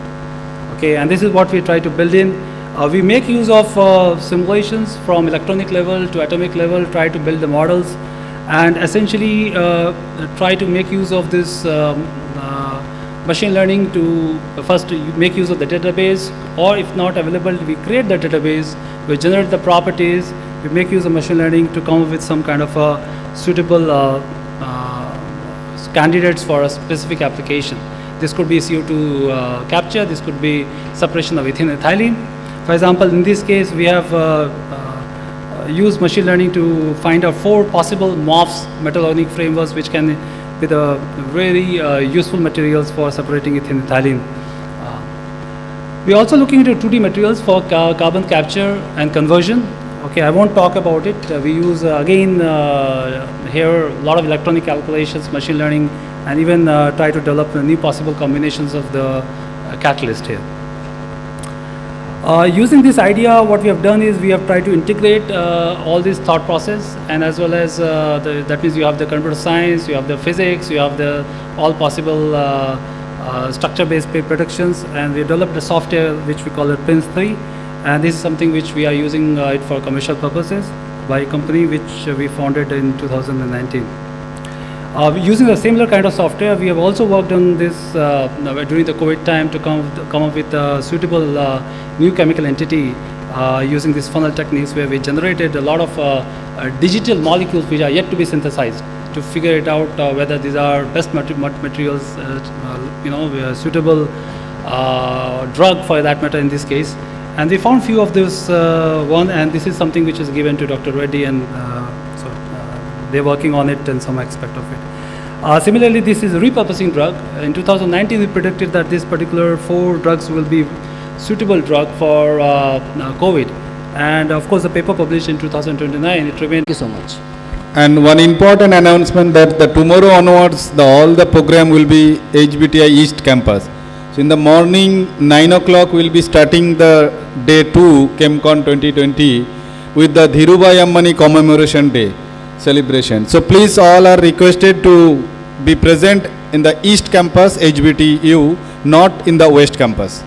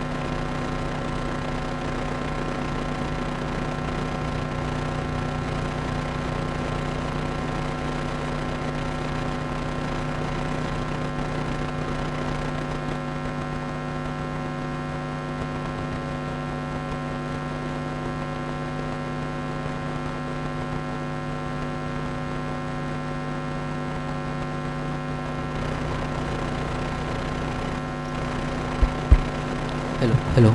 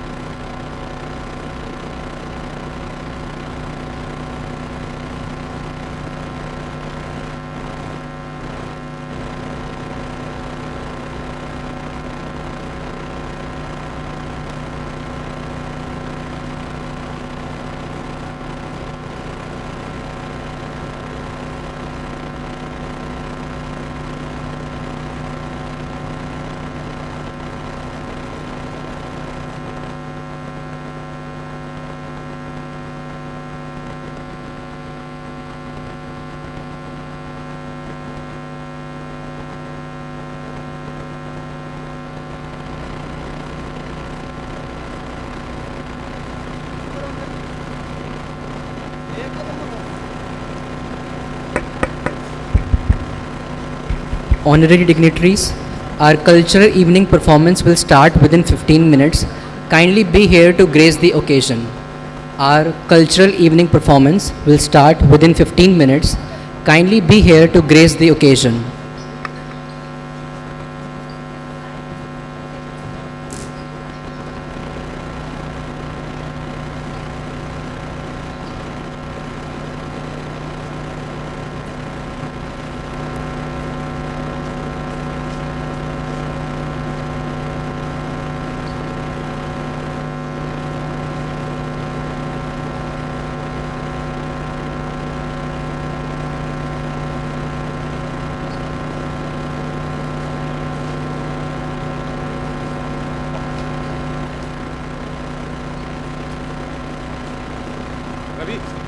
Ravi charger इसी का है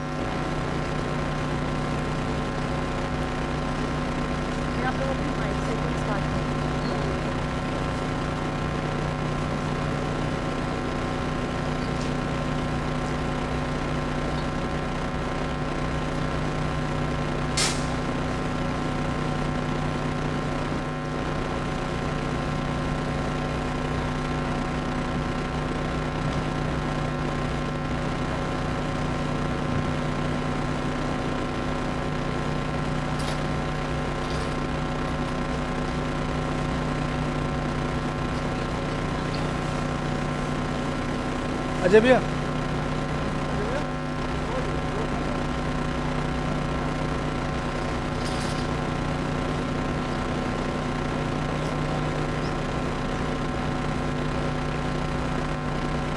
pointer लेके गए pointer torch वाला मोटा वाला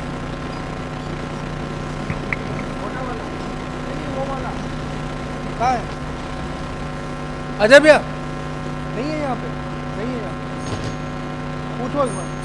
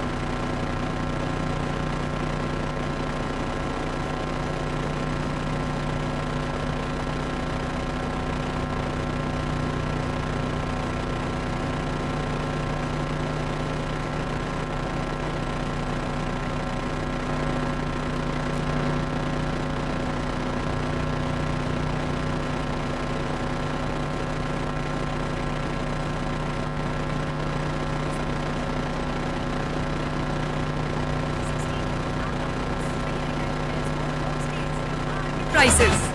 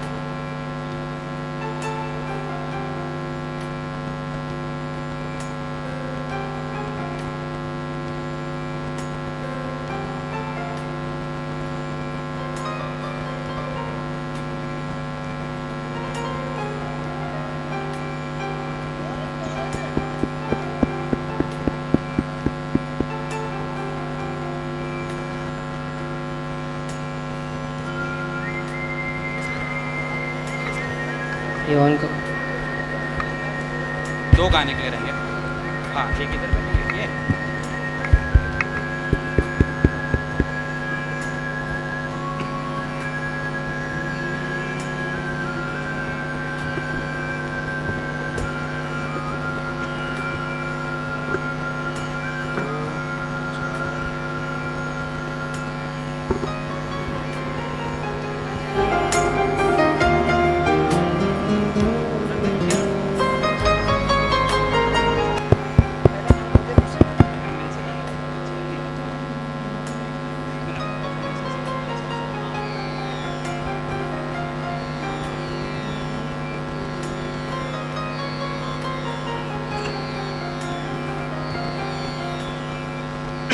एक इधर रहेगा।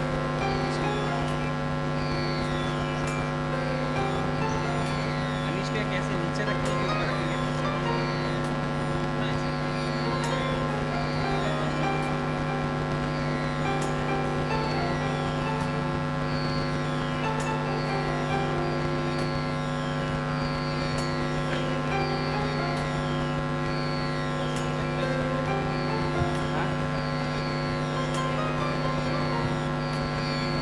भैया शॉल मेरा है क्या? मॉनिटर्स वैसे थोड़ा सा हमारी तरफ बस फेस हो जाए, बाकी सही है। फेस इसका हमारी तरफ हो जाए बस।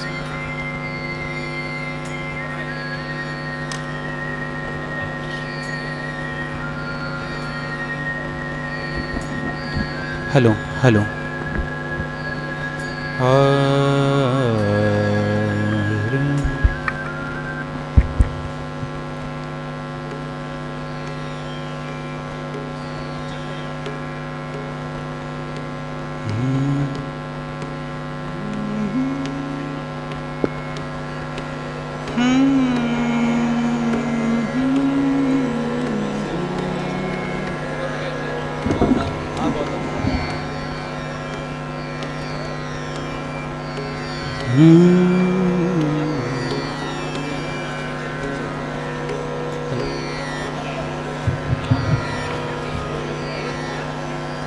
Hello.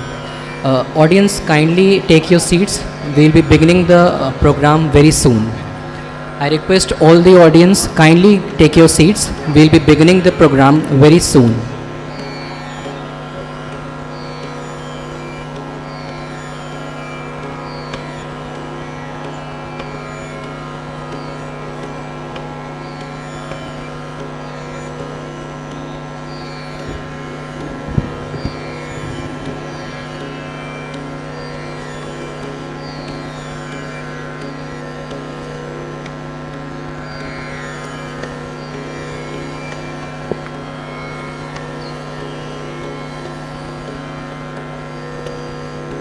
इसमें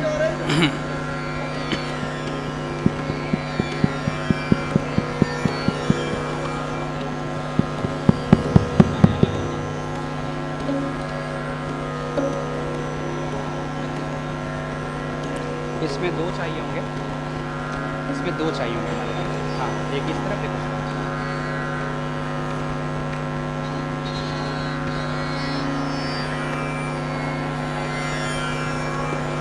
और फिर एक बिना स्टैंड के इसमें दे दीजिए, और 2, हाँ, और 2 इन लोग को दे दीजिए स्टैंड के साथ। जगह कम है ना थोड़ी सी।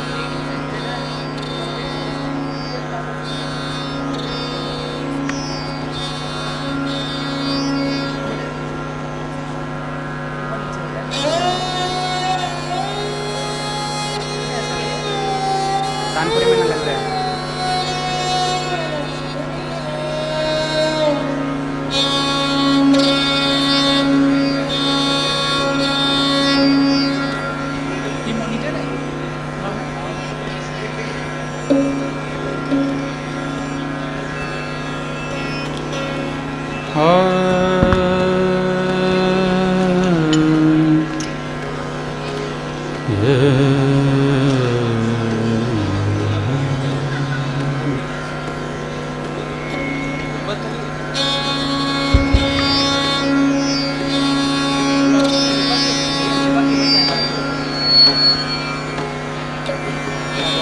ठीक है।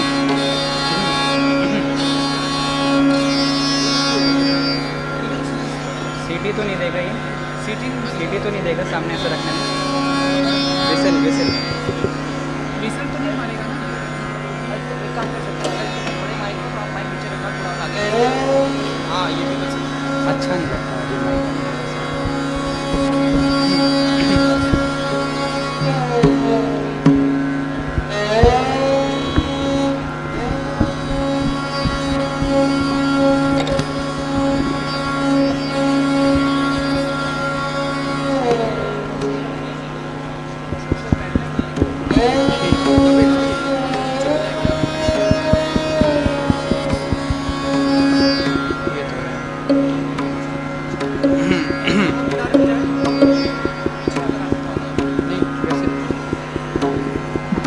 इस तरफ थोड़ा सा बदला के थोड़ी सी और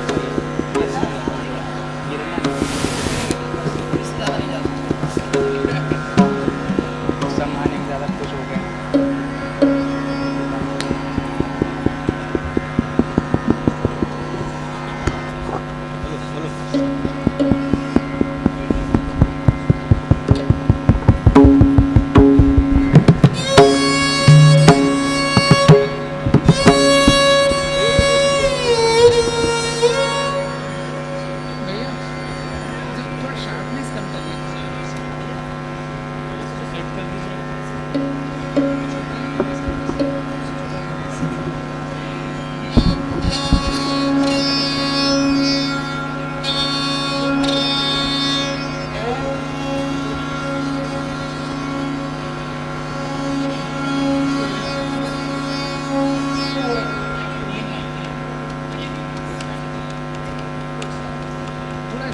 शार्पनेस कम करिए, रिबक बढ़ाइए, शार्पनेस थोड़ा कम करिए।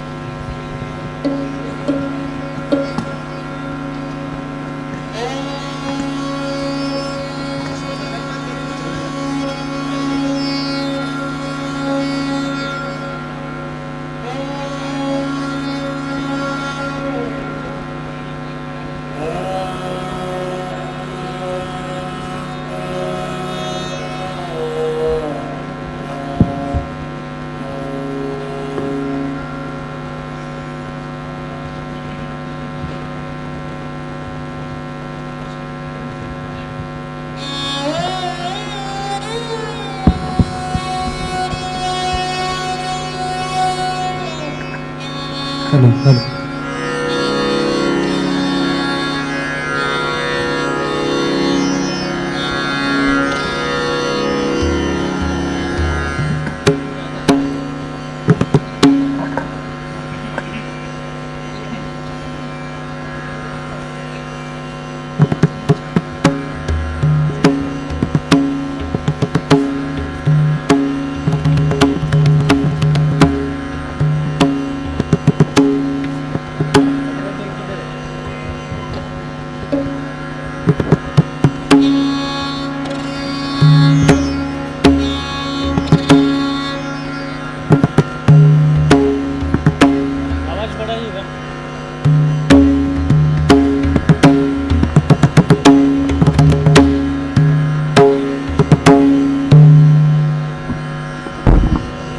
गेन बढ़ाइए, गेन छाती का राइट का गेन।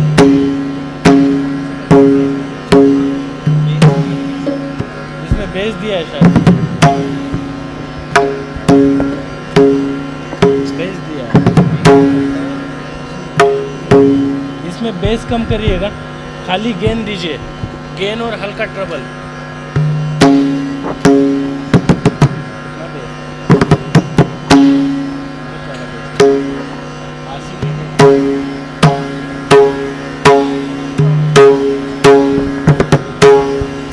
आवाज दीजिए।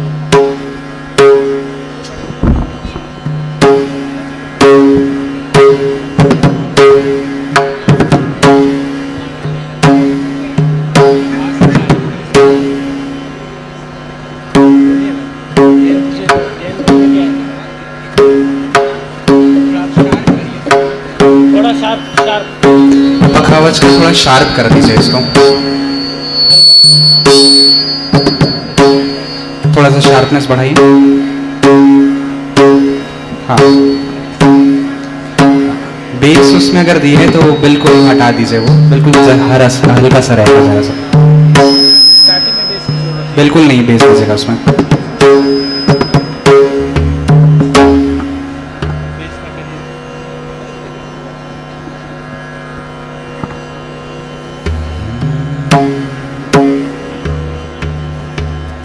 अभी इसमें लेफ्ट में बेस दीजिए, लेफ्ट में बेस और गेन।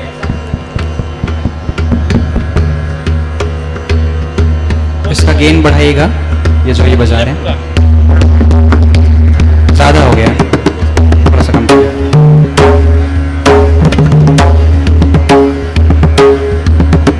बेस कम कर दीजिए लेफ्ट साइड में।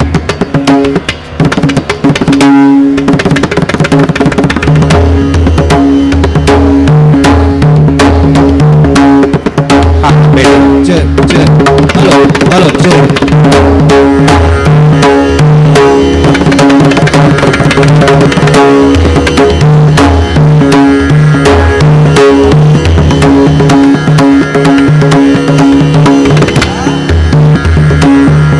थोड़ा चाटी बढ़ाइए, चाटी।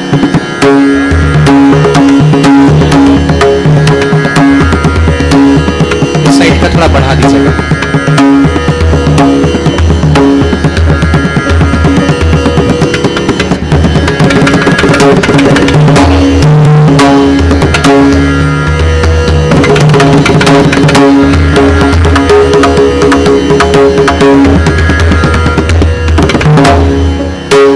ठीक है।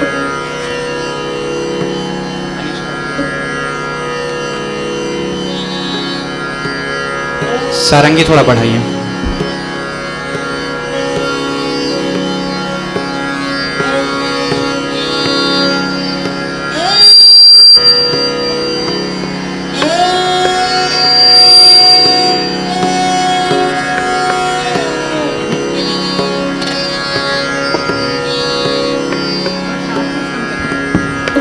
शार्पनेस थोड़ा सारंगी कम करिए।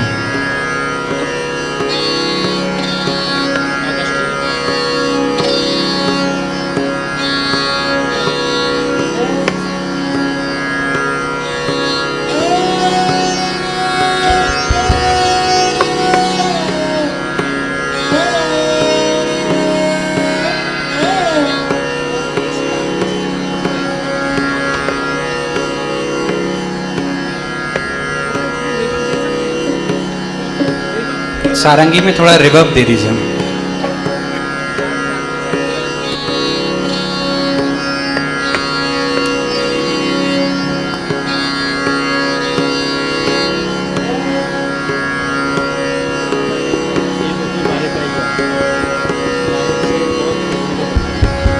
एक दूसरा वाला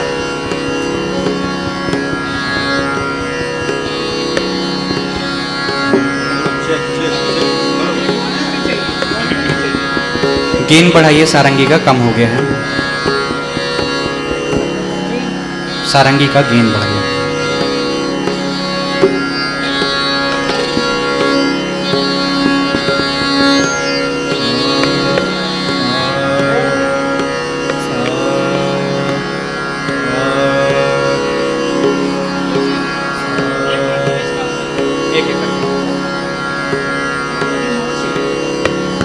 सारंगी बढ़ाइए, अभी कम है, काफी कम है।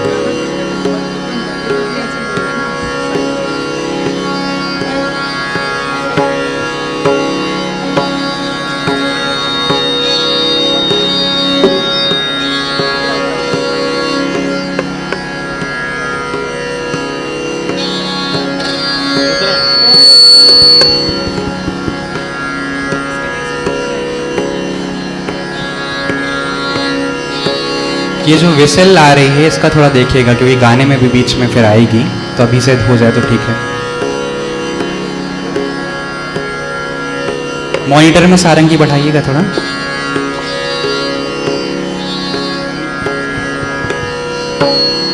नीचे सारंगी आ रही है, आवाज नहीं आ रही, बढ़ाइए थोड़ा, गेन और बढ़ाइए।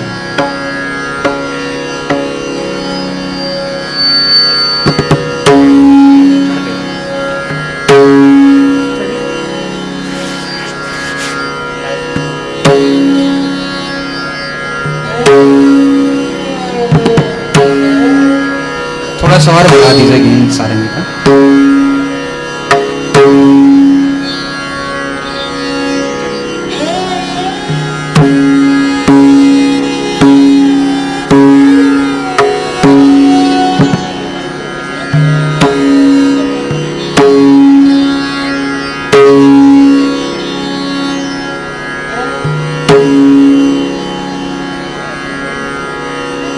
थोड़ा और बढ़ाइए सारंगी, और बढ़ाइए।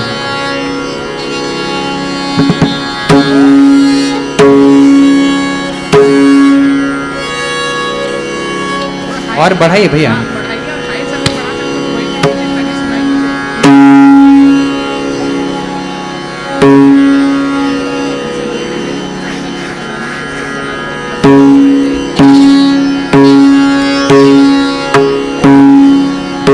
सारंगी भैया आप थोड़ा निश्चिंत हो गया, थोड़ा बढ़ा दीजिए अच्छे से, अभी कम है, धीरे धीरे बढ़ा रहे हैं तो टाइम निकल जा रहा है।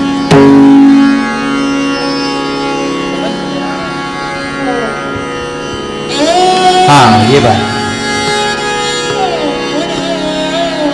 ठीक है, बढ़िया। इसको देखते हैं, ये वाला माइक।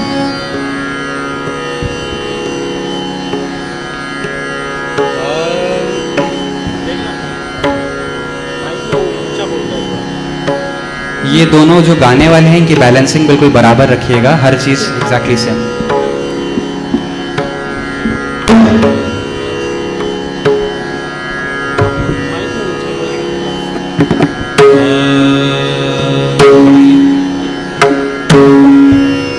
दोनों को बिल्कुल बराबर कर दीजिए।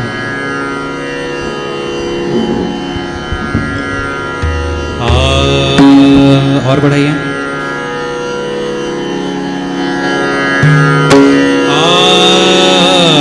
गेन बढ़ाइए थोड़ा सा।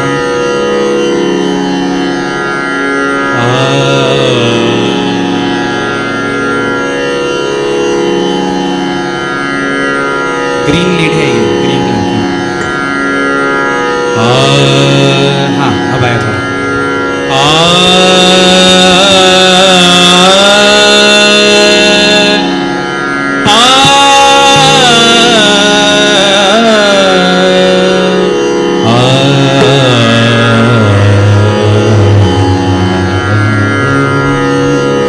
ठीक है, इसको भी कर।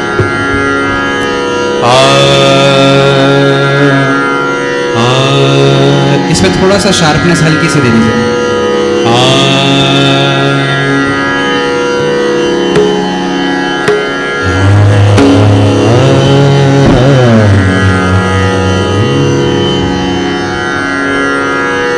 ठीक है।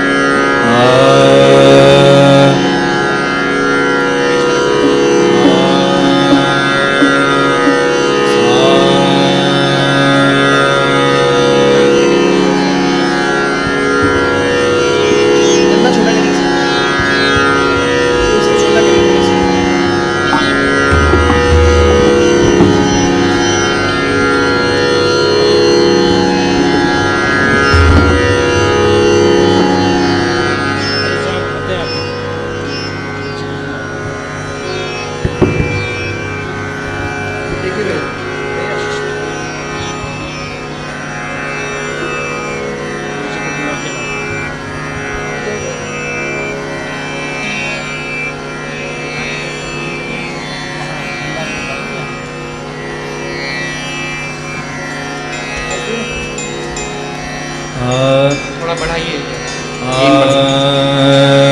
बस थोड़ा ज़्यादा होगा, थोड़ा सा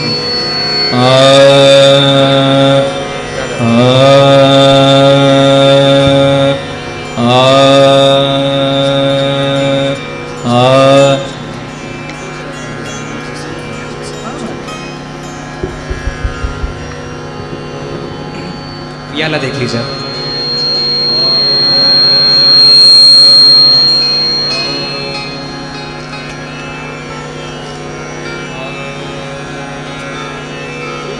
ब्लू कलर की लीड है ये, इसको देख लीजिए।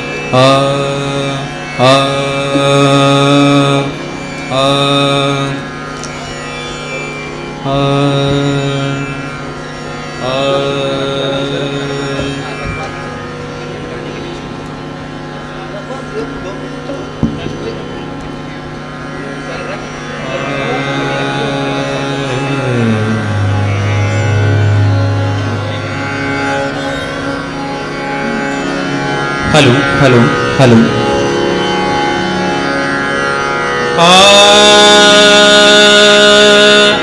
एक बार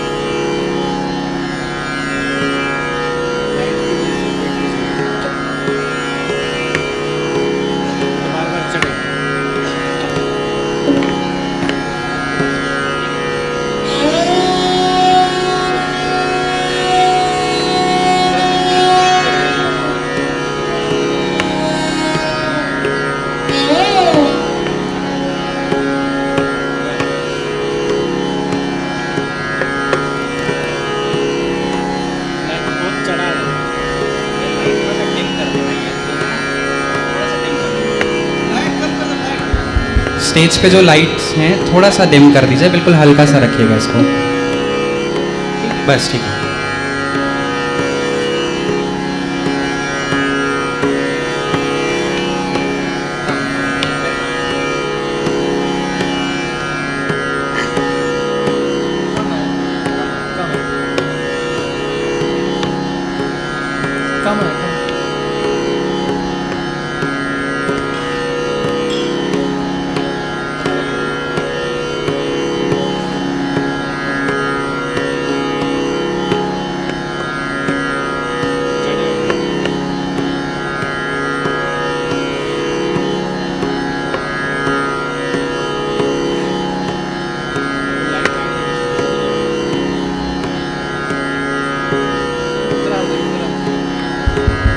हेलो हेलो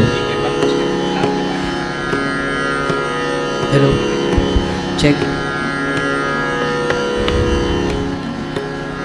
यद्यथा चरति श्रेष्ठा तत्वदेवोत्तरो जना स यत् प्रमाणम कुरुते लोकस्त दनुवर्तते।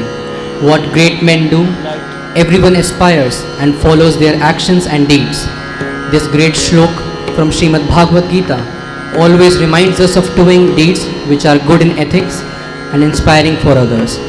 Ladies and gentlemen, on this very first day of Chemical Engineering Congress and 75th Platinum Jubilee annual session of Chemcon 2022 organized by IACHE at Harcourt Butler Technical University Kanpur, we witnessed an exuberant inaugural session by eminent dignitaries followed by technical lectures by our experts. You have been a very patient and lively audience, and now to lift up our mood and spirits, we have an amazing cultural evening Drupadanjali for you all to sink in the ragas and melody of our world. I would like to call upon the world, I would like to refer world-renowned performing artists led by respected Pandit Vinod Kumar Dwivedi ji. Sir, kindly come upon the stage. I need a huge round of applause, sir.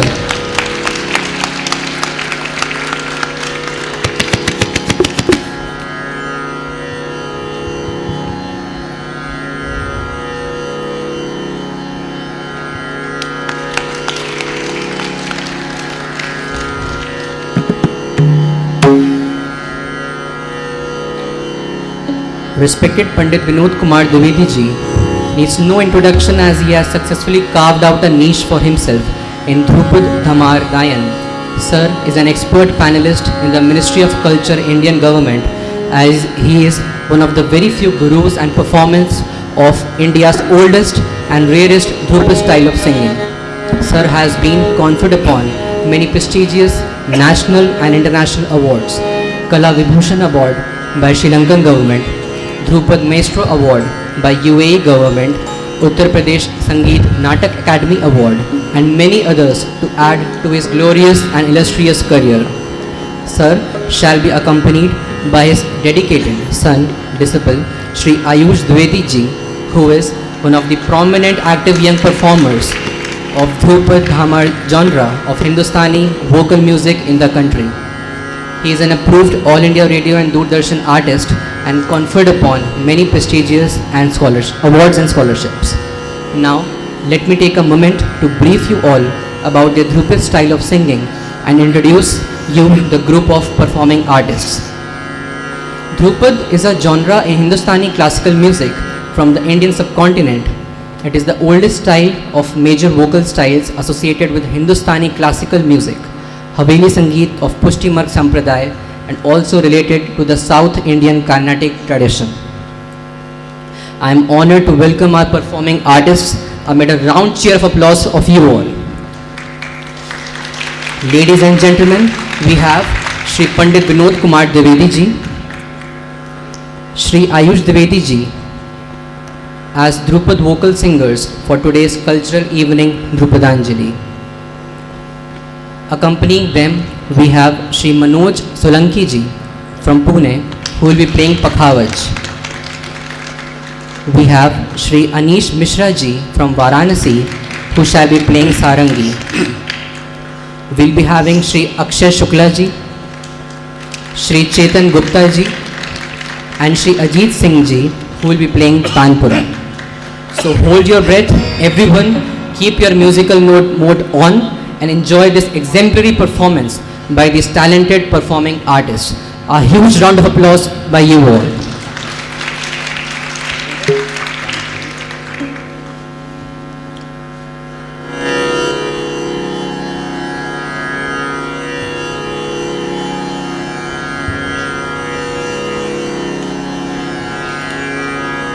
सबसे पहले यहाँ लोग जो विराजमान हैं सभी के चरणों में मेरा सादर प्रणाम, सादर नमस्कार। अभी आपने सुना ध्रुपद के बारे में, जो मुझे काम करना था भैया ने कर दिया है, उनको बहुत बहुत साधुवाद।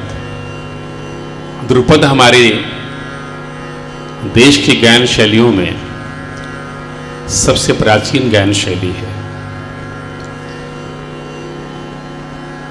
हमारे देश में जब तानसेन गाते थे, ध्रुपद ही गाते थे।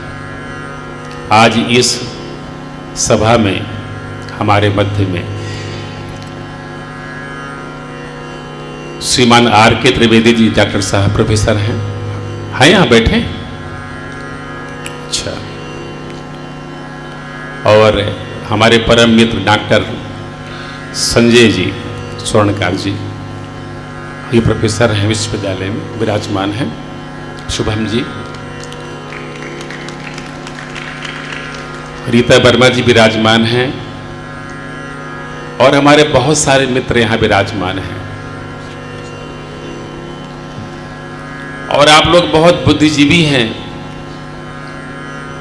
इतने वर्षों में मैं संगीत के बारे में जो जान पाया हूँ, नास्ति नादात परो मंत्रः न देवा समात्मना परा, नानुसंधे परा पूजा नहीं तृप्ते परम सुखम।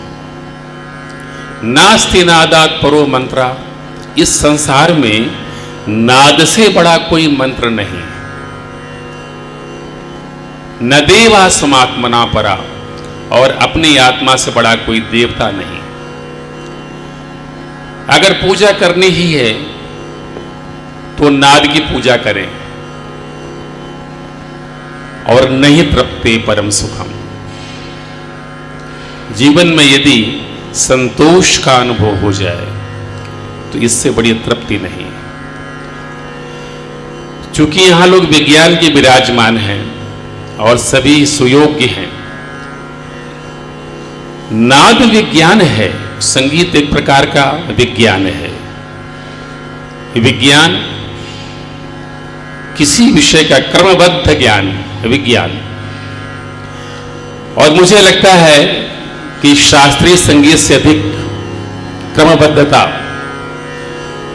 अगर थोड़ा सा भी हमने ऐसे किया तो उसका पूरा विज्ञान चला जाता है। ध्रुपद अंतरनाद है अचल अटल गतिमान, सुरलय ताल प्रमाण। ये जो सुरलय ताल का प्रमाण है यही विज्ञान है इसका। अभी बताया गया ध्रुपद के बारे में। ध्रुव पद एक ऐसा भजन जो ध्रुव के समान अटल हो, वह ध्रुपद है। जैसे आप सुनते हैं मीरा का भजन, कबीर का भजन, सूरदास जी का भजन, तो ध्रुपद भी एक प्रकार का भजन ही है। शास्त्रीय दृष्टि से हम पूर्णता भरते हुए विज्ञान का आधार लेकर के, विज्ञान और भक्ति का सुंदर समन्वय है शास्त्रीय संगीत। भक्ति भी है और विज्ञान भी है, दोनों का समावेश है। तो आज हम लोग ध्रुपद प्रस्तुत करेंगे और मैंने समय का राग लिया है, उस राग का नाम है केदार। अब देखिए साहित्य की बात है। हम आपको ले चलते हैं जनकपुर, वहां सीता जी का स्वयंवर हो रहा है। एक से एक राजा आए हैं और शर्त यह, धनुष जो तोड़ देगा वही सीता जी के साथ विवाह कर पाएगा। अब मन ही मन मनाव अकुलानी, हो प्रसन्न महेश भवानी। पूजन गौरी सखी ले आई, करत प्रकाश फिरत फुलवाई। सीता जी जगत जननी है, मातेश्वरी हैं, दिन में पूजा करने आई हैं, लेकिन वो जैसे मंदिर में जाती हैं तो सूर्य के प्रकाश में भी उनका प्रकाश दिखाई देता है। करत प्रकाश फिरत फुलवाई। दिन है लेकिन सीता जी के व्यक्तित्व में इतना प्रकाश है कि वो चमक है। मां गौरा से वरदान मांगती हैं, आज मेरे सम्मान की बात है मां, मुझे राम ही वर के रूप में प्राप्त हूं। पूजा कीन अधिक अनुरागा, निज अनुरूप सुभग वर मांगा। तब मां कहती हैं, मनु जाहि राचो मिलहि सोवर, सहज सुंदर सांवरो। यही बंदिश है। चंद्र बदन मृग नयनी, राग केदार में 4 ताल में है। चंद्र वदन मृग नयनी, जनक दुलारी सीय। पूजन को थार लिए, गौरी को नवायो मात। अंतरा ध्यान धरत स्तुति करत, राम मूर्ति हृदय धरे। जगत अम्ब कृपा करो, मेरो वर तिहारे हाय। राग केदार ये ध्रुपद की रचना है और इस सुंदर व्यवस्था के लिए जो इतने भी वॉलेंटियर्स हैं, कंदर्व और उनकी पूरी टीम को भी बहुत बहुत बधाई कि इतनी जल्दी आपने ध्रुपद जैसे विधा का कार्यक्रम रखा और उसको सुव्यवस्थित करा, सारी व्यवस्थाएं बनाई। तो उन लोग को भी लिए भी बहुत बहुत बधाई के पात्र हैं। ध्रुपद एक प्रकार का मेडिटेशन है जिसमें 2 भाग होते हैं, जैसा कि अभी गुरुजी ने बताया।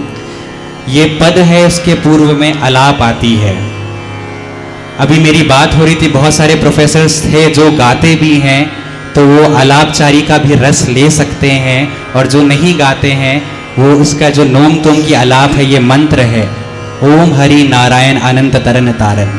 तो उसको आप आंख बंद करके उसका मेडिटेशन का अनुभव कर सकते हैं। प्रस्तुत है राग केदार।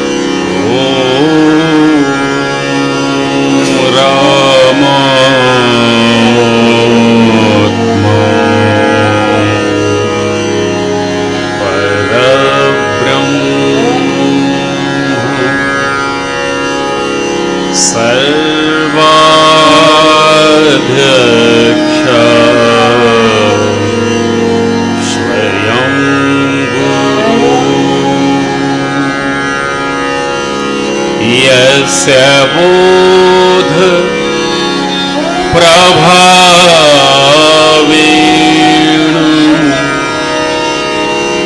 शोषयामि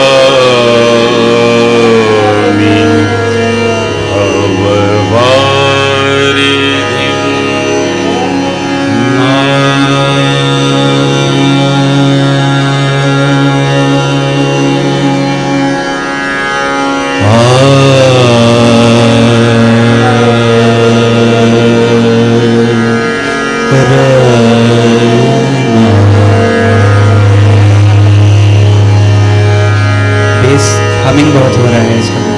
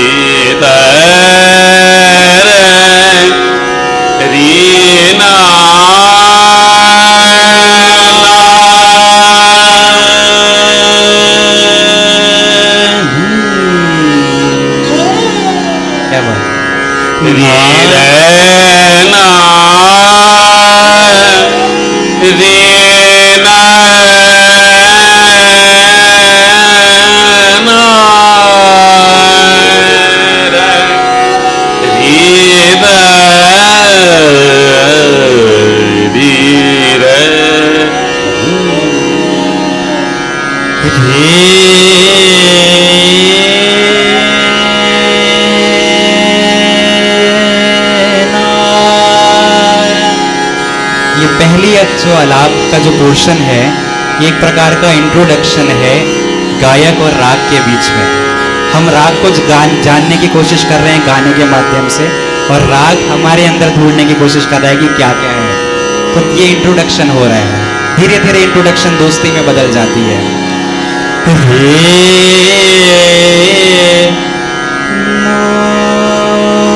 क्वेश्चन है कि हु आर यू?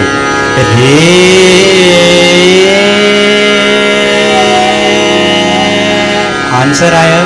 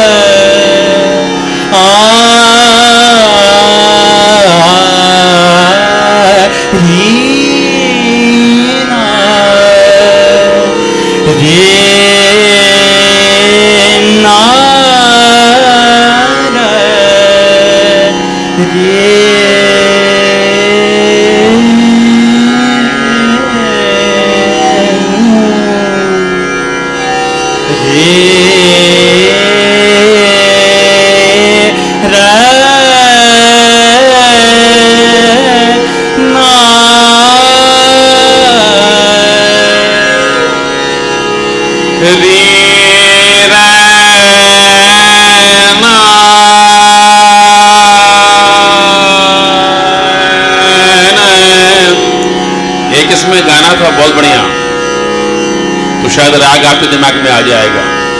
दर्शन दो घन श्याम नाथ मोरी अखियां प्यासे रे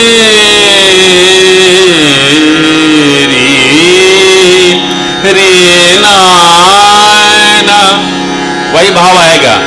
रे रैना रे नाना रे ये ना रे नो रे ना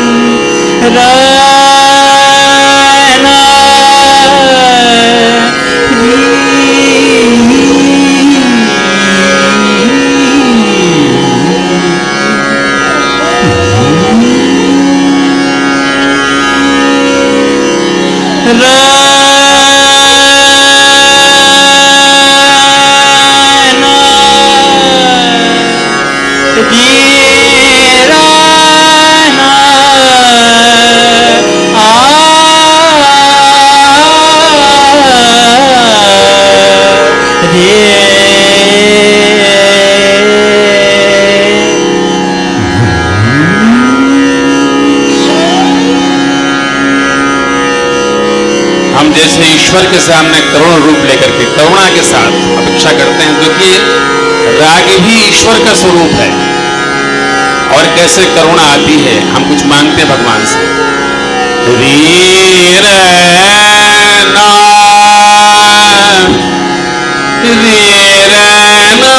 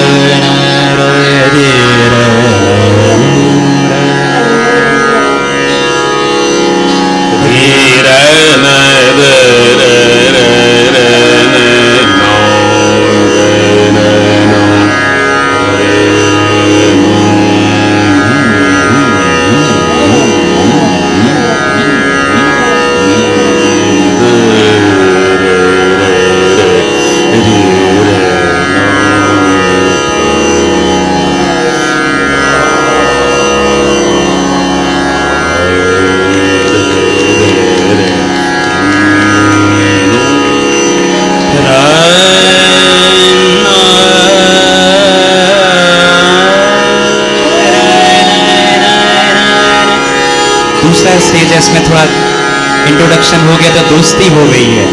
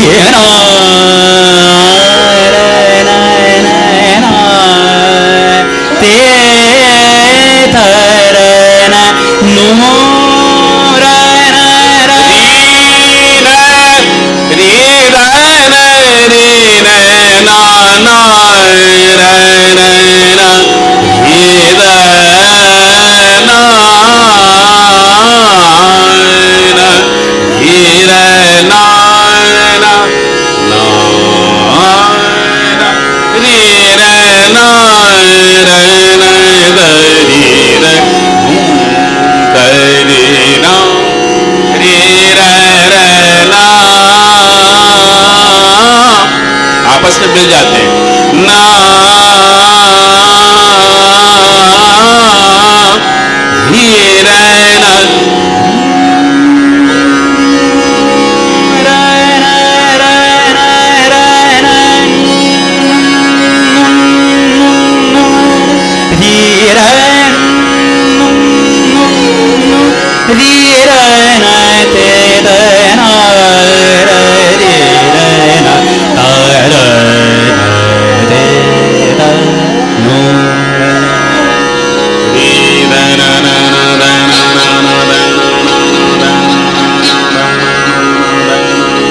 जैसा कहा था ध्यान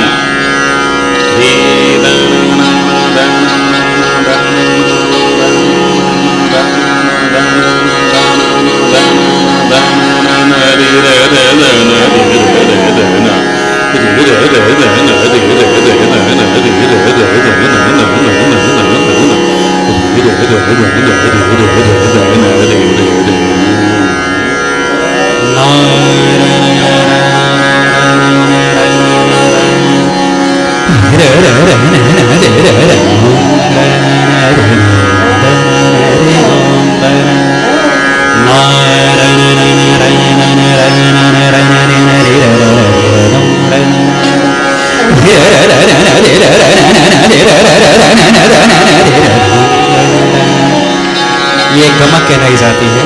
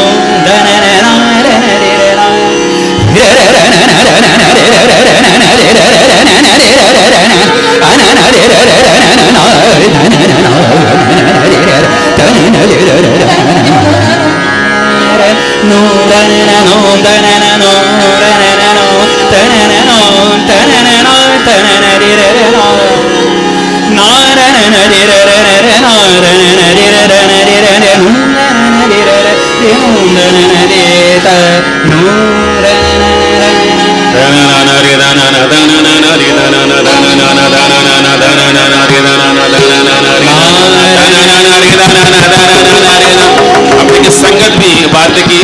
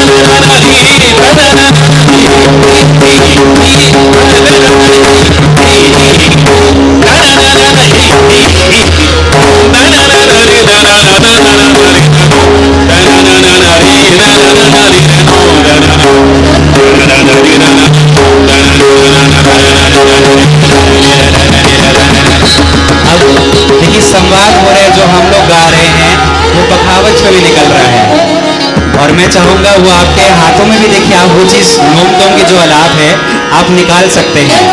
एक बार हम, एक बार ये, फिर एक बार आप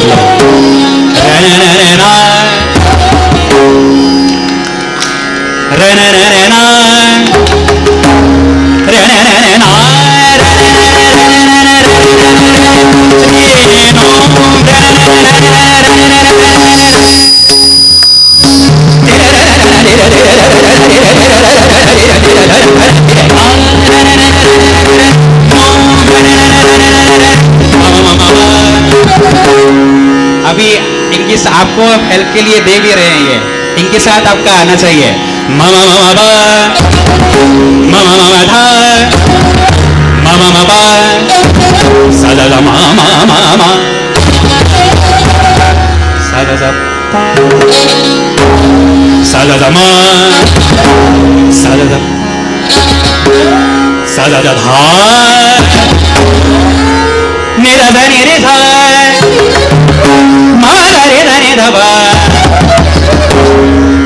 आज से आप लोग भी कह सकते हैं कि हम भी ध्रुपद गाते बजाते हैं। कितनी बढ़िया संगत कर रहे हैं आप लोग। बहुत बढ़िया। एक बार अपने लिए मामा मामा बाबा बाबा सा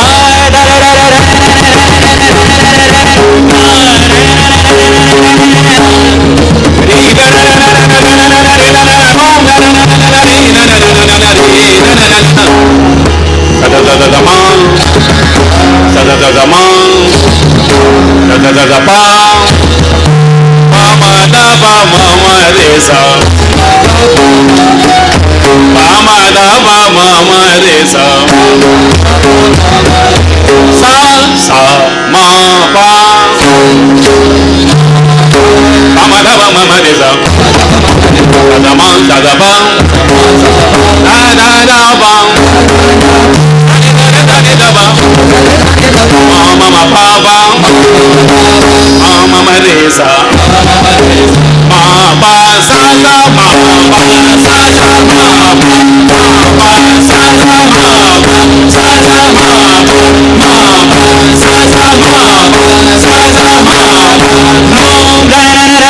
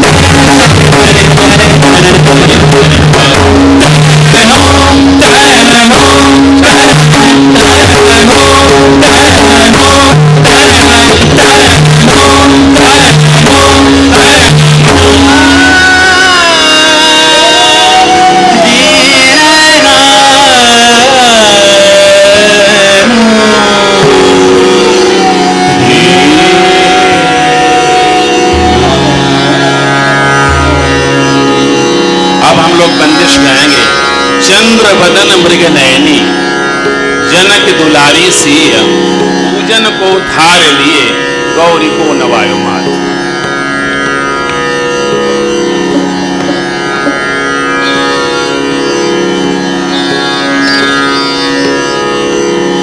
एक बार हम आपके लिए बजा रहे हैं, कितनी सुंदर आप लोग ने संगत करी, वाह बहुत।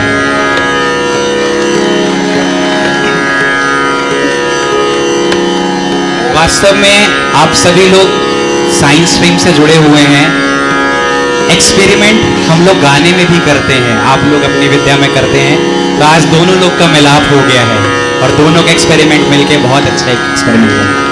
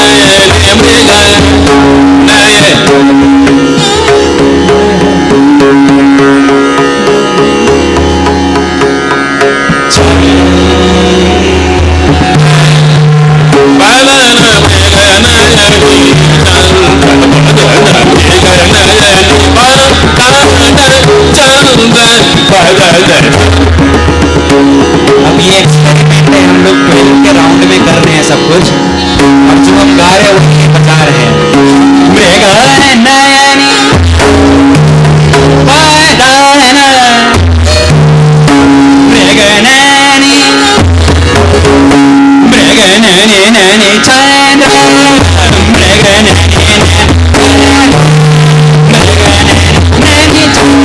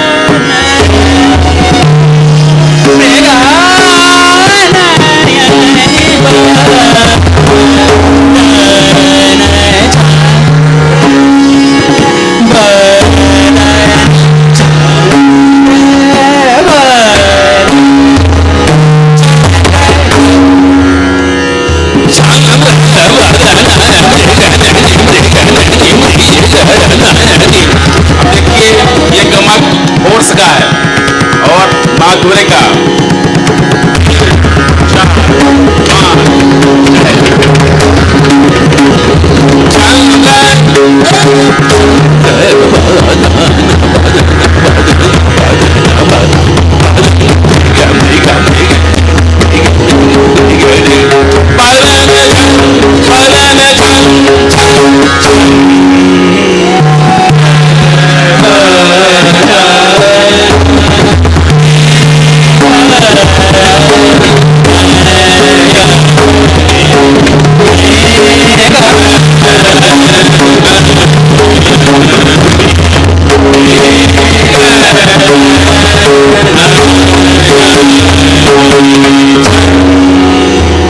जय जय हनुमान।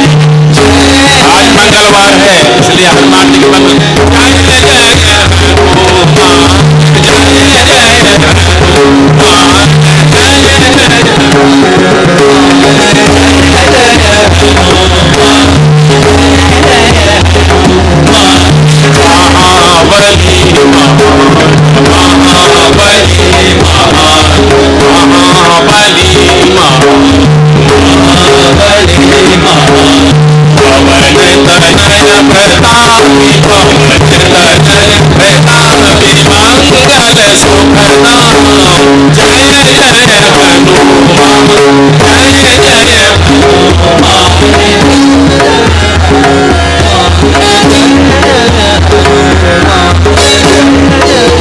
ये रचना पिताजी की है, हनुमान जी को समर्पित।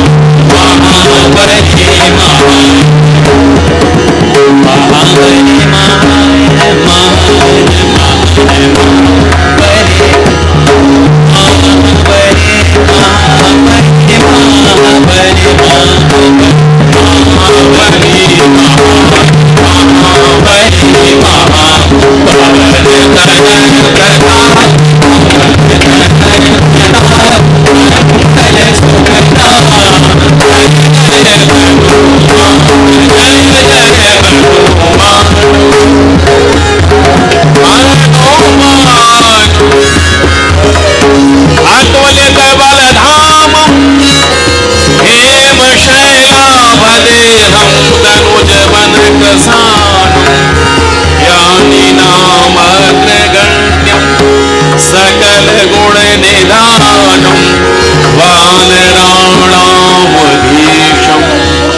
रघुपति प्रिय भक्तम वात जातम नमामि हनुमान जय जय हनुमान जय जय हनुमान संकट हरो नाथ संकट हरो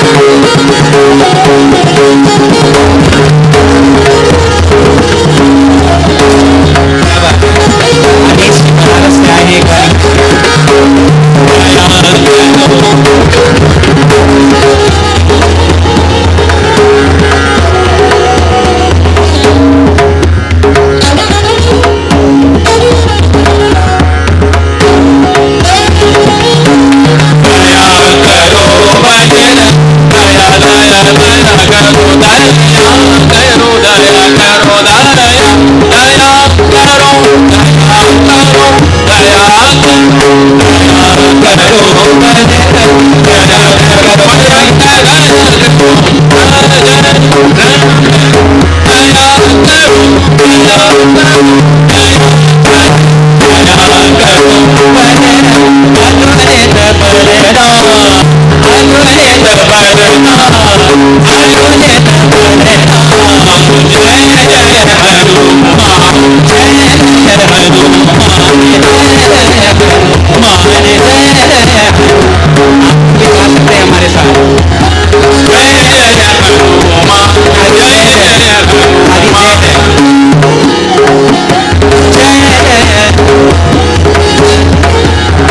अभी नहीं आई फिर से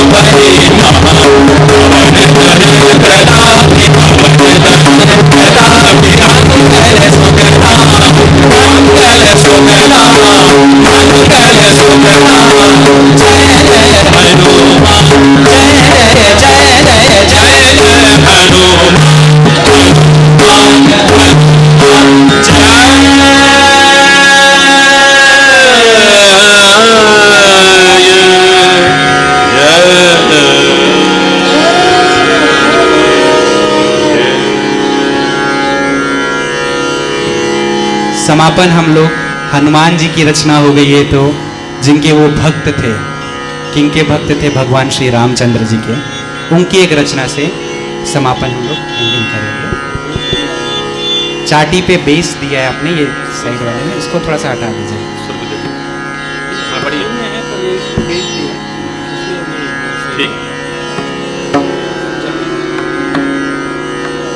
ये भी पिताजी की रचना है, और इस रचना में आप लोग को भी गवाना है भगवान का नाम। राजा रामचंद्र राघव सीतापति पुरुषोत्तम पूरन ब्रह्म सकल जगत राजा रामचंद्र। जो लोग पीछे बैठे हैं, मेरा निवेदन आगे आ जाए और अच्छा लगेगा। चलो आ जाइए।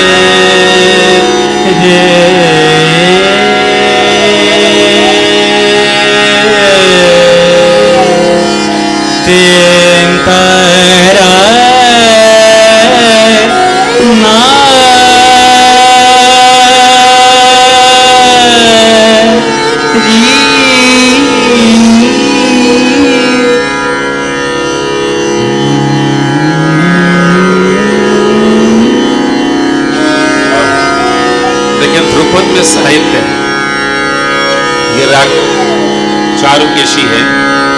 संसार में सुख कहाँ है? वह मोद न मुक्ति के मंदिर में जो प्रमोद भरा ब्रिज धाम में है, उतनी छवि राशि अनंत कहाँ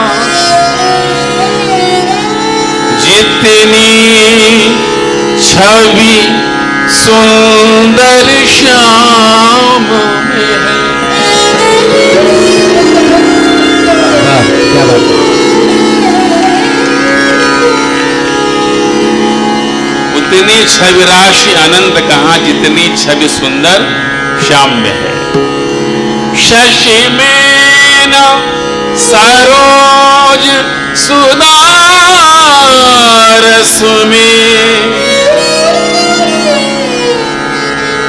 नार लता अभिराम में है। उतना सुख और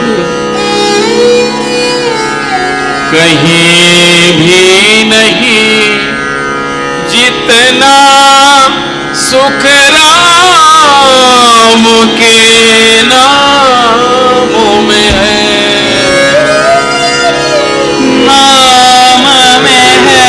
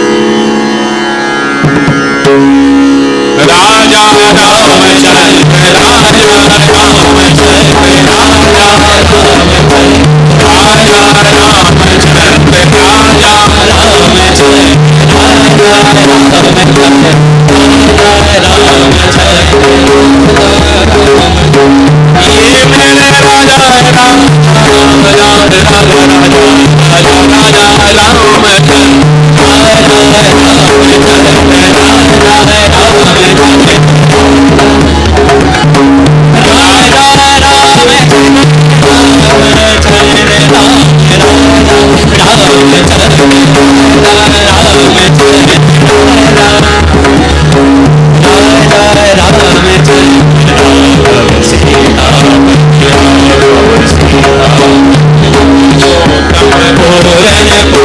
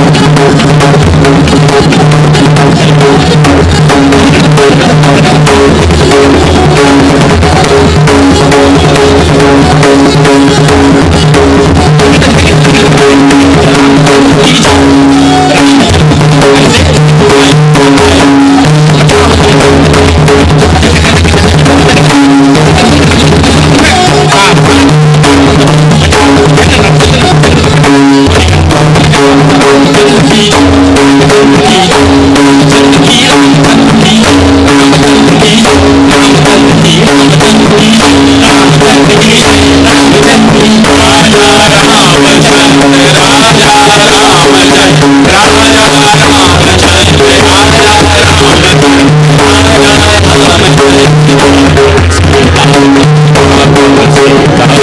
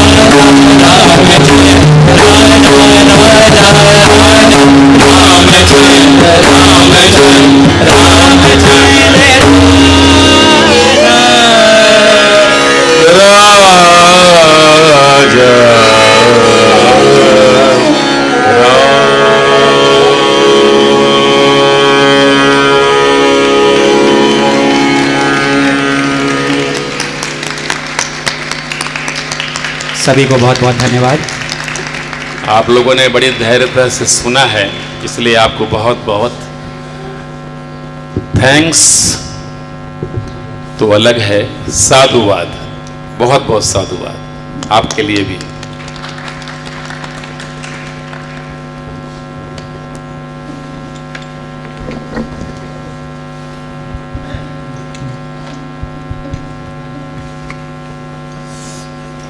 Hello. Thank you so much all the performing artists for that amazing performance. We are really humbled, honored and grateful for you all to grace this occasion and make this night a memorable one for us. I would like to request Honorable Chairman NOC Chemcon 22, respected B. Chattopadhyay sir, to kindly come upon the stage and felicitate these exemplary performing artists.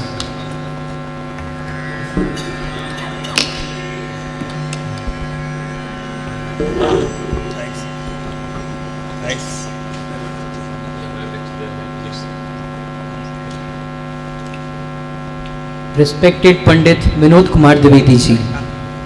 A huge round of applause everyone.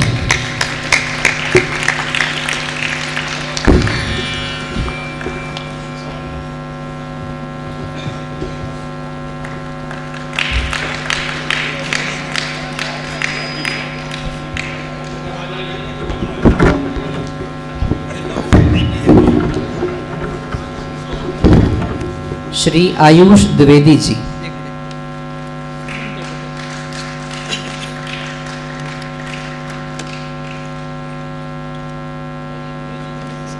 Shri Manoj Solanki ji.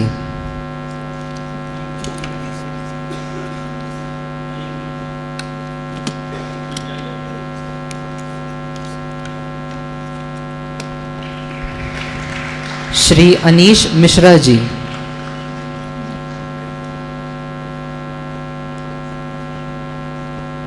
Shri Akshay Shukla ji.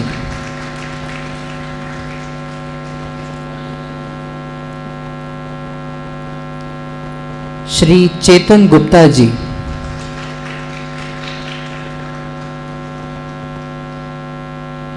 Shri Ajit Singh ji.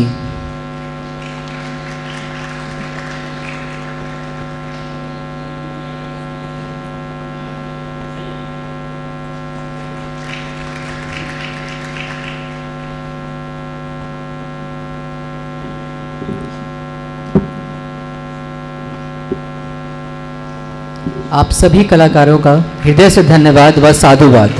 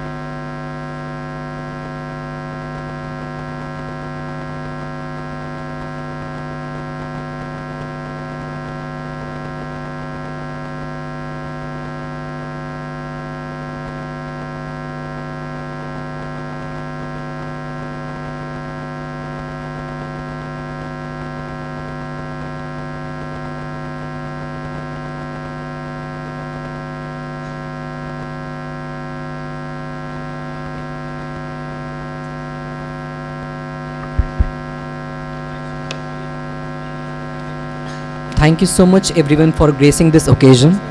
I would like to request everyone to kindly move to the food court area for having dinner. Good night.